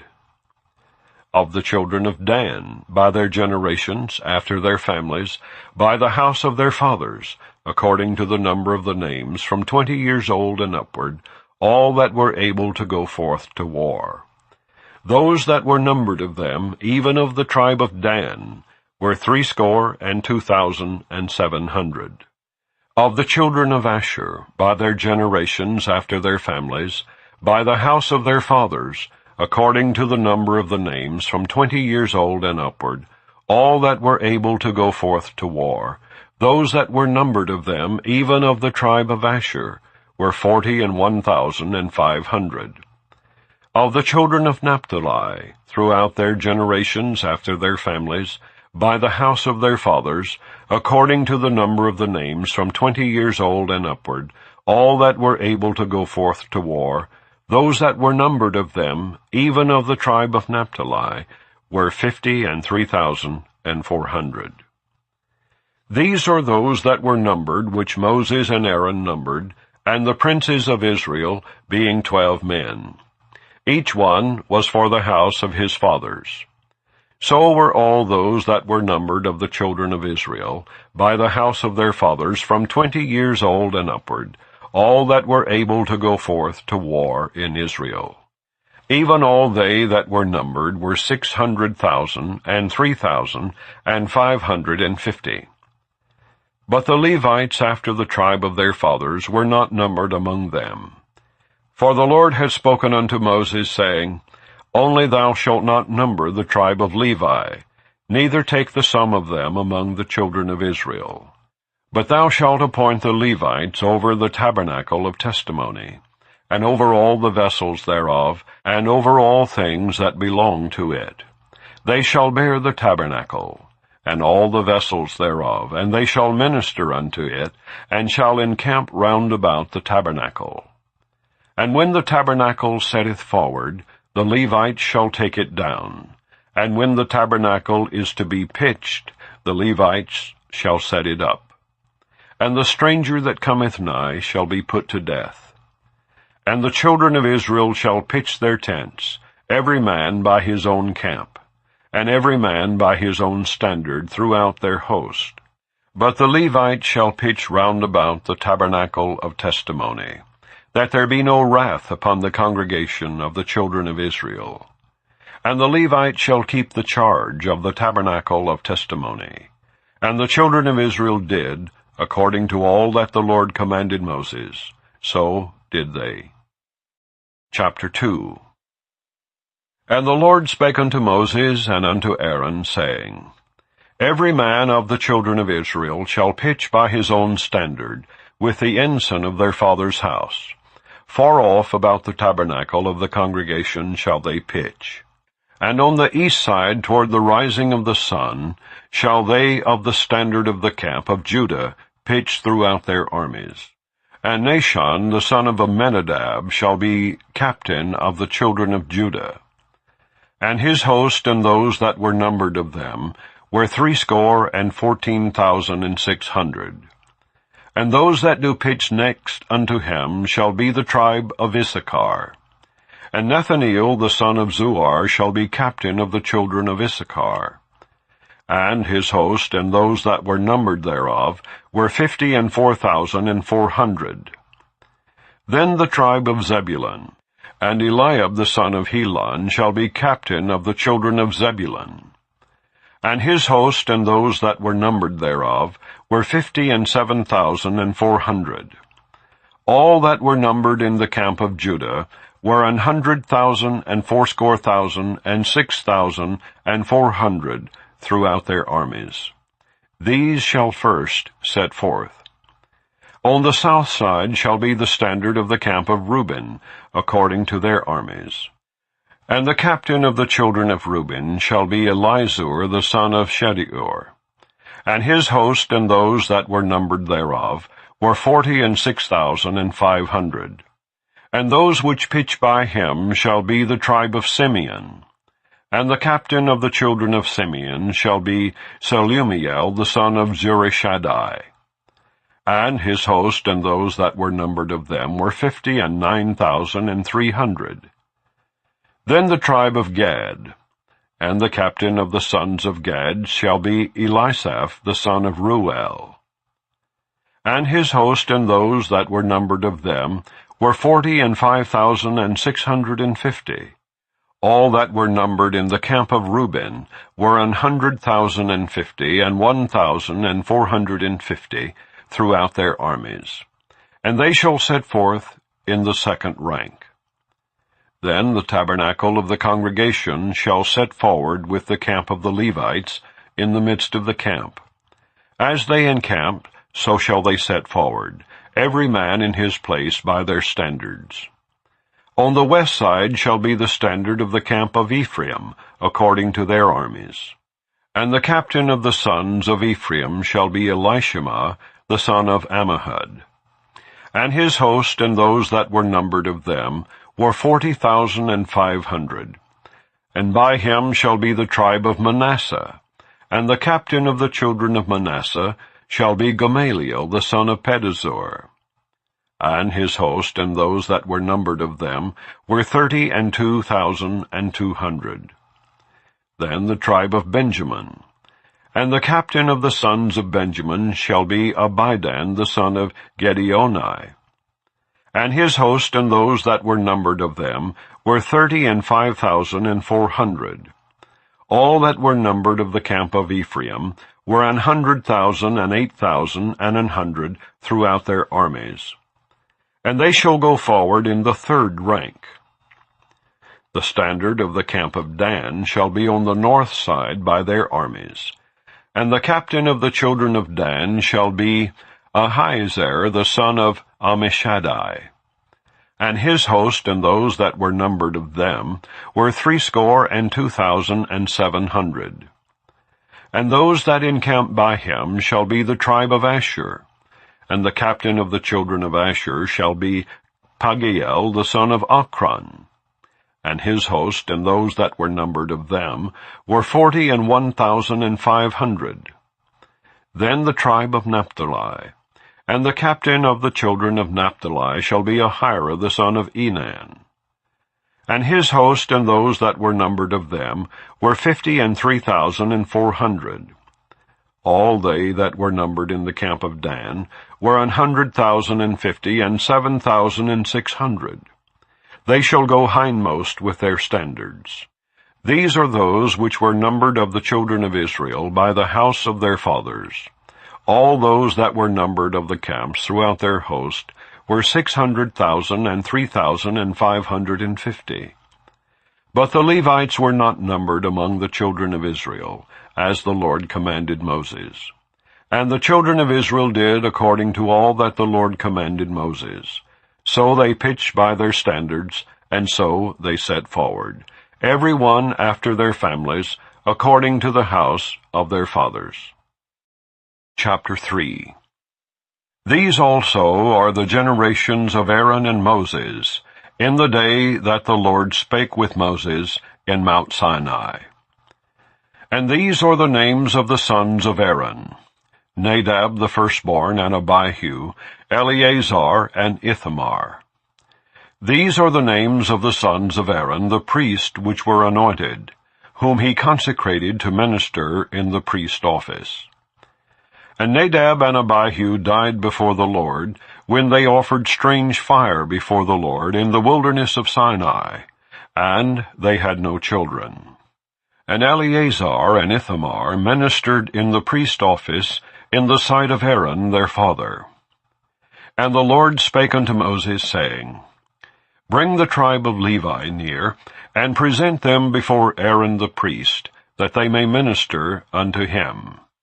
And they shall keep his charge, and the charge of the whole congregation, before the tabernacle of the congregation, to do the service of the tabernacle.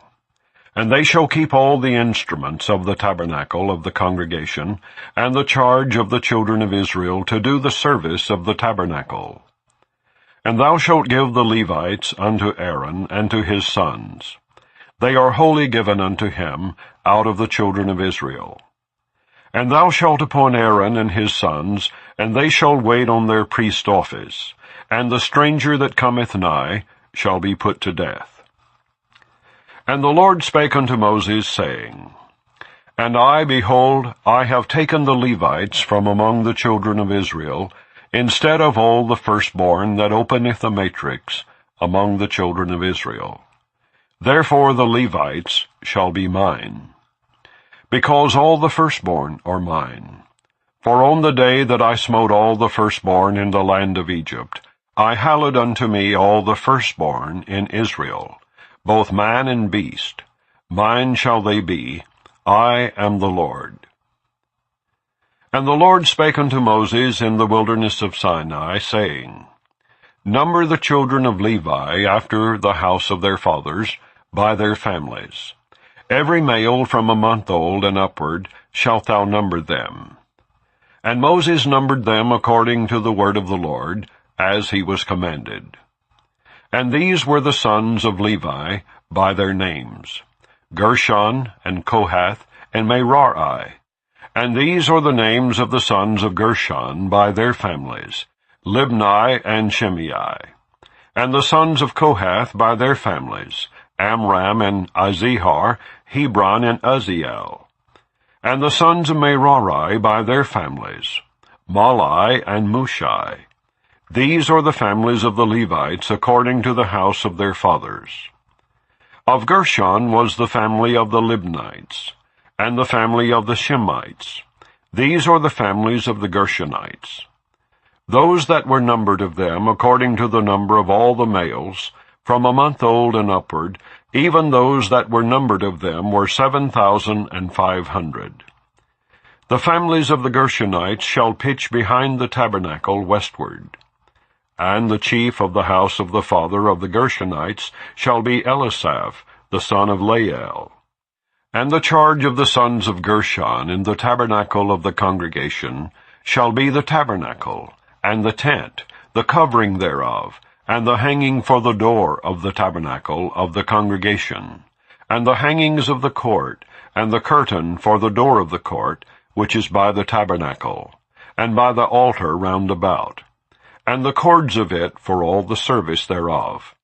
And of Kohath was the family of the Amramites, and the family of the Azarahites, and the family of the Hebronites, and the family of the Uzzielites. These are the families of the Kohathites.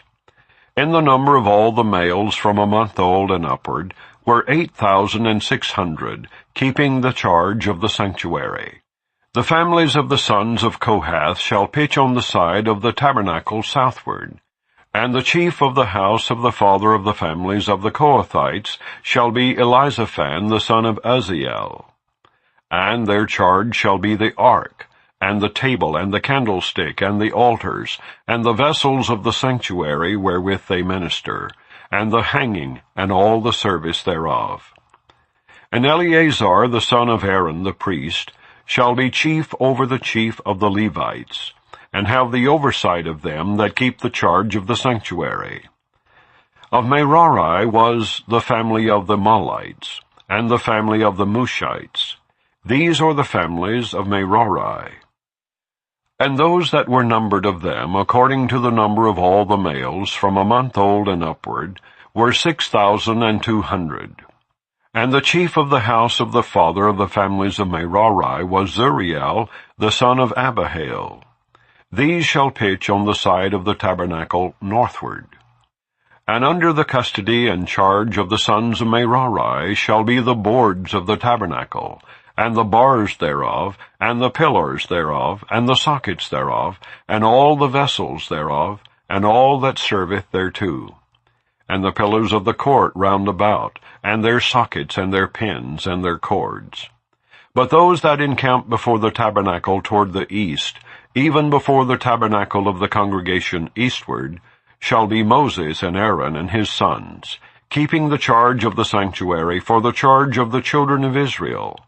And the stranger that cometh nigh shall be put to death. All that were numbered of the Levites, which Moses and Aaron numbered at the commandment of the Lord, throughout their families, all the males from a month old and upward, were 22,000. And the Lord said unto Moses, Number all the firstborn of the males of the children of Israel, from a month old and upward, and take the number of their names. And thou shalt take the Levites for me, I am the Lord, instead of all the firstborn among the children of Israel, and the cattle of the Levites instead of all the firstlings among the cattle of the children of Israel. And Moses numbered as the Lord commanded him, all the firstborn among the children of Israel. And all the firstborn males by the number of names from a month old and upward, of those that were numbered of them, were 22,213.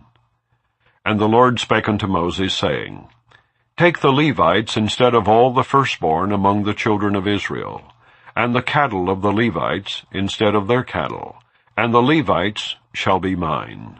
I am the Lord. And for those that are to be redeemed of the 213 of the firstborn of the children of Israel, which are more than the Levites, thou shalt even take 5 shekels apiece by the poll. After the shekel of the sanctuary shalt thou take them. The shekel is 20 gerahs. And thou shalt give the money wherewith the odd number of them is to be redeemed, unto Aaron and to his sons. And Moses took the redemption money of them that were over and above them that were redeemed by the Levites. Of the firstborn of the children of Israel took he the money, 1,365 shekels, after the shekel of the sanctuary. And Moses gave the money of them that were redeemed unto Aaron and to his sons, according to the word of the Lord, as the Lord commanded Moses. Chapter 4. And the Lord spake unto Moses and unto Aaron, saying, Take the sum of the sons of Kohath from among the sons of Levi, after their families by the house of their fathers, from 30 years old and upward, even until 50 years old, all that enter into the host, to do the work in the tabernacle of the congregation. This shall be the service of the sons of Kohath in the tabernacle of the congregation about the most holy things. And when the camp setteth forward, Aaron shall come and his sons, and they shall take down the covering veil, and cover the ark of testimony with it, and shall put thereon the covering of badger skins, and shall spread over it a cloth wholly of blue, and shall put in the staves thereof. And upon the table of showbread they shall spread a cloth of blue, and put thereon the dishes and the spoons and the bowls, and covers to cover withal, and the continual bread shall be thereon. And they shall spread upon them a cloth of scarlet, and cover the same with a covering of badger skins, and shall put in the staves thereof.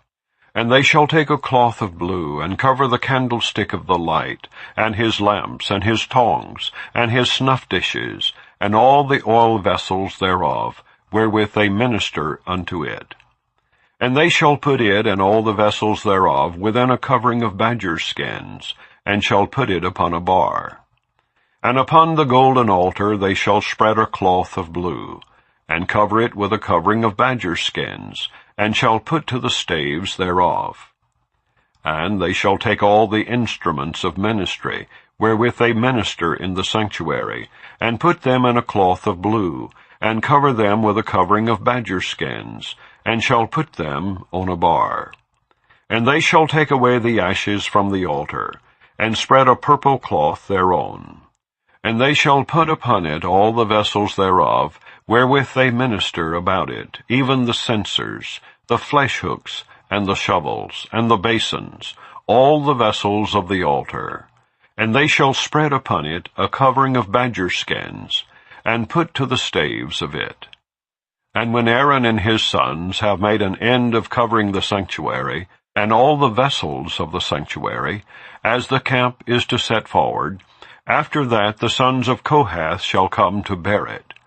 But they shall not touch any holy thing, lest they die. These things are the burden of the sons of Kohath in the tabernacle of the congregation. And to the office of Eleazar the son of Aaron the priest pertaineth the oil for the light, and the sweet incense, and the daily meat offering, and the anointing oil, and the oversight of all the tabernacle, and of all that therein is, in the sanctuary, and in the vessels thereof. And the Lord spake unto Moses and unto Aaron, saying, Cut ye not off the tribe of the families of the Kohathites from among the Levites, but thus do unto them, that they may live and not die, when they approach unto the most holy things. Aaron and his sons shall go in, and appoint them every one to his service and to his burden. But they shall not go in to see when the holy things are covered, lest they die. And the Lord spake unto Moses, saying, Take also the sum of the sons of Gershon, throughout the houses of their fathers by their families. From 30 years old and upward until 50 years old shalt thou number them, all that enter in to perform the service, to do the work in the tabernacle of the congregation. This is the service of the families of the Gershonites, to serve and for burdens. And they shall bear the curtains of the tabernacle, and the tabernacle of the congregation his covering, and the covering of the badger skins that is above upon it, and the hanging for the door of the tabernacle of the congregation, and the hangings of the court, and the hanging for the door of the gate of the court, which is by the tabernacle and by the altar round about, and their cords, and all the instruments of their service, and all that is made for them. So shall they serve. At the appointment of Aaron and his sons shall be all the service of the sons of the Gershonites, in all their burdens and in all their service, and ye shall appoint unto them in charge all their burdens. This is the service of the families of the sons of Gershon in the tabernacle of the congregation, and their charge shall be under the hand of Ithamar the son of Aaron the priest. As for the sons of Merari, thou shalt number them after their families, by the house of their fathers. From 30 years old and upward, even unto 50 years old, shalt thou number them, every one that entereth into the service to do the work of the tabernacle of the congregation.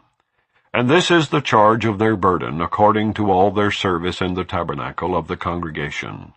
The boards of the tabernacle and the bars thereof, and the pillars thereof, and sockets thereof, and the pillars of the court round about, and their sockets, and their pins, and their cords, with all their instruments, and with all their service. And by name ye shall reckon the instruments of the charge of their burden. This is the service of the families of the sons of Merari, according to all their service, in the tabernacle of the congregation, under the hand of Ithamar, the son of Aaron the priest. And Moses and Aaron, and the chief of the congregation, numbered the sons of the Kohathites after their families, and after the house of their fathers, from 30 years old and upward, even unto 50 years old, every one that entereth into the service for the work in the tabernacle of the congregation. And those that were numbered of them by their families were 2,750. These were they that were numbered of the families of the Kohathites, all that might do service in the tabernacle of the congregation, which Moses and Aaron did number according to the commandment of the Lord by the hand of Moses. And those that were numbered of the sons of Gershon throughout their families, and by the house of their fathers, from 30 years old and upward, even unto 50 years old, every one that entereth into the service, for the work in the tabernacle of the congregation, even those that were numbered of them throughout their families, by the house of their fathers, were 2,630. These are they that were numbered of the families of the sons of Gershon, of all that might do service in the tabernacle of the congregation, whom Moses and Aaron did number, according to the commandment of the Lord. And those that were numbered of the families of the sons of Merari throughout their families by the house of their fathers, from 30 years old and upward, even unto 50 years old, every one that entereth into the service for the work in the tabernacle of the congregation. Even those that were numbered of them after their families were 3,200. These be those that were numbered of the families of the sons of Merari, whom Moses and Aaron numbered according to the word of the Lord, by the hand of Moses.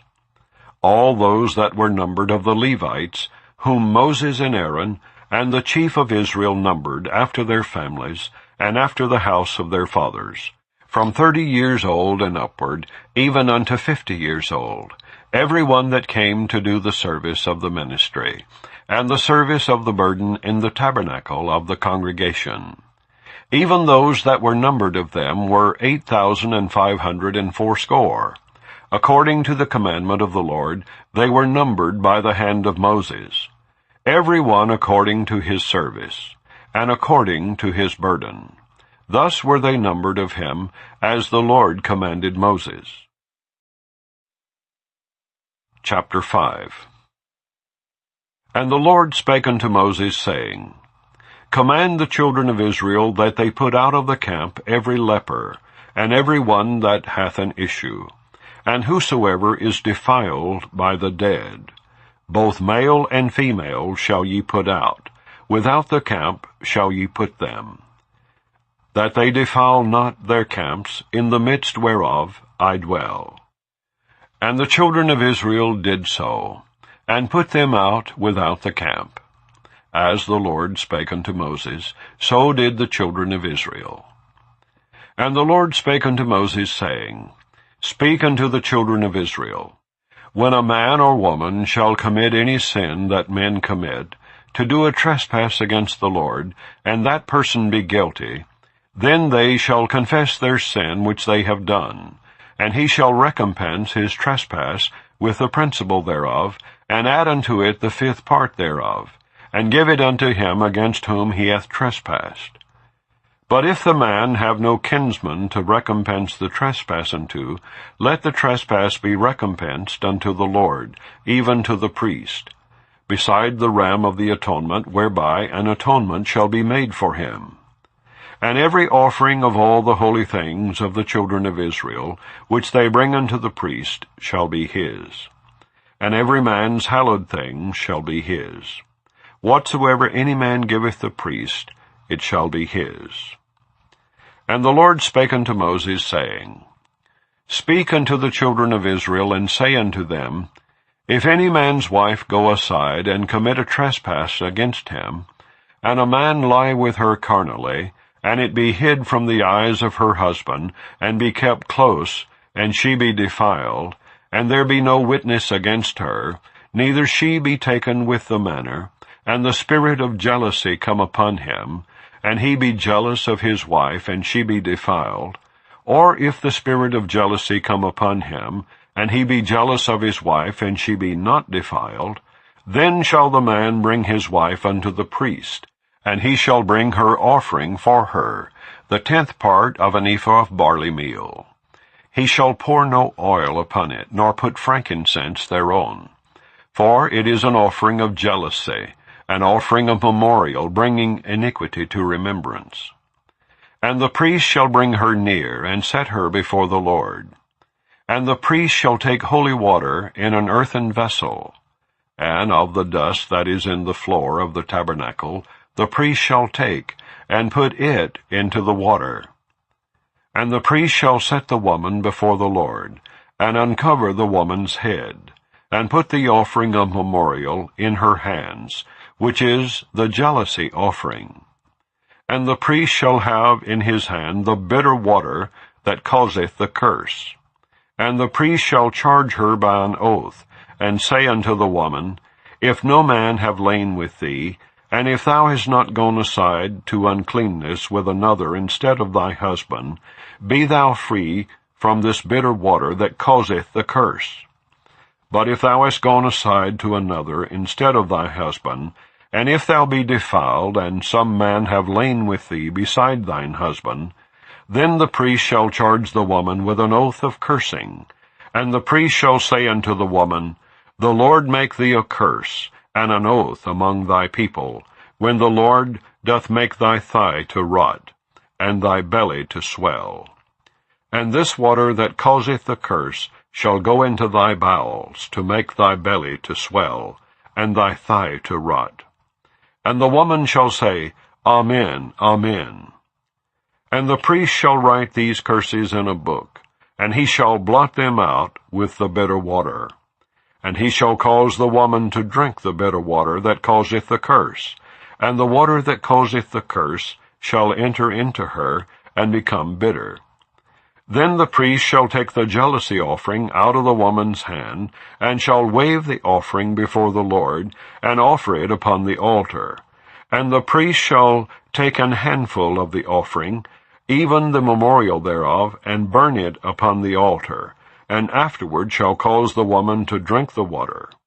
And when he hath made her to drink the water, then it shall come to pass that if she be defiled, and have done trespass against her husband, that the water that causeth the curse shall enter into her, and become bitter, and her belly shall swell, and her thigh shall rot, and the woman shall be a curse among her people.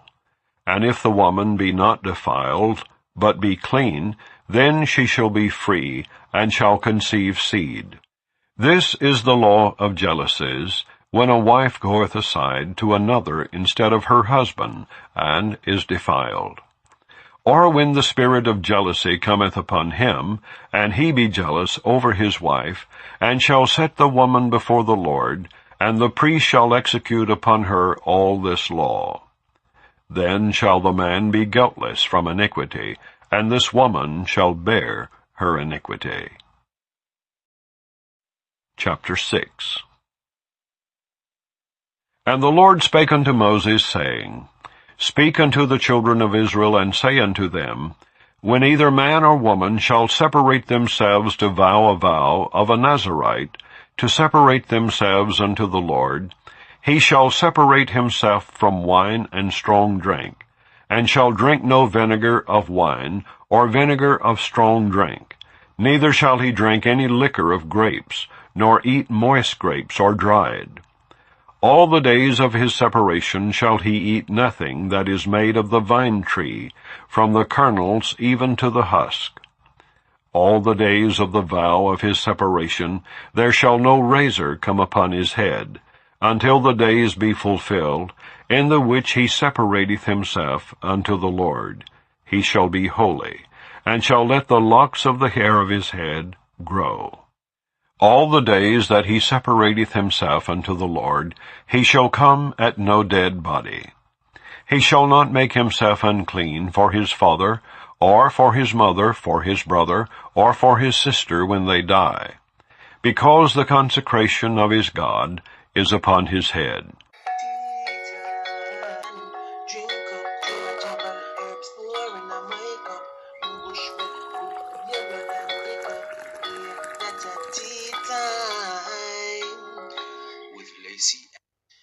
It's the greatest power. We shall never be defeated. Never be defeated.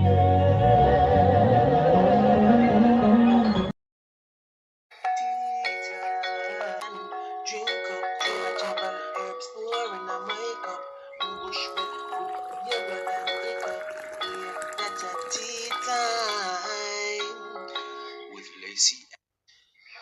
It's the greatest power. We shall never be defeated. Never be defeated.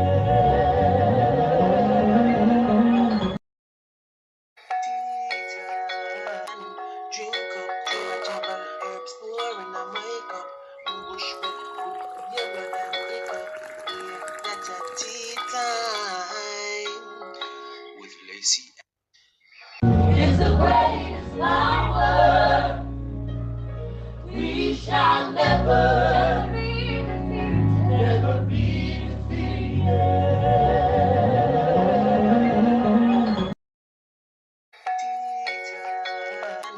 Drink up too much of our herbs, pouring on my cup. Bush with yogurt and hiccup. Yeah, that's a tea time with Lacey. It's the greatest power. We shall never be defeated. Never be defeated.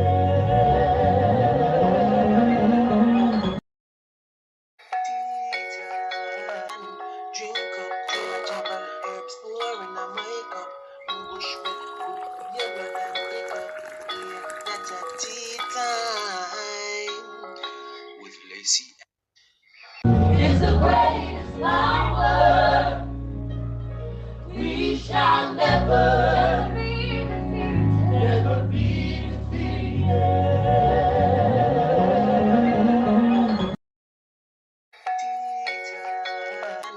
Drink up too much of our herbs, pouring on my cup. Bush with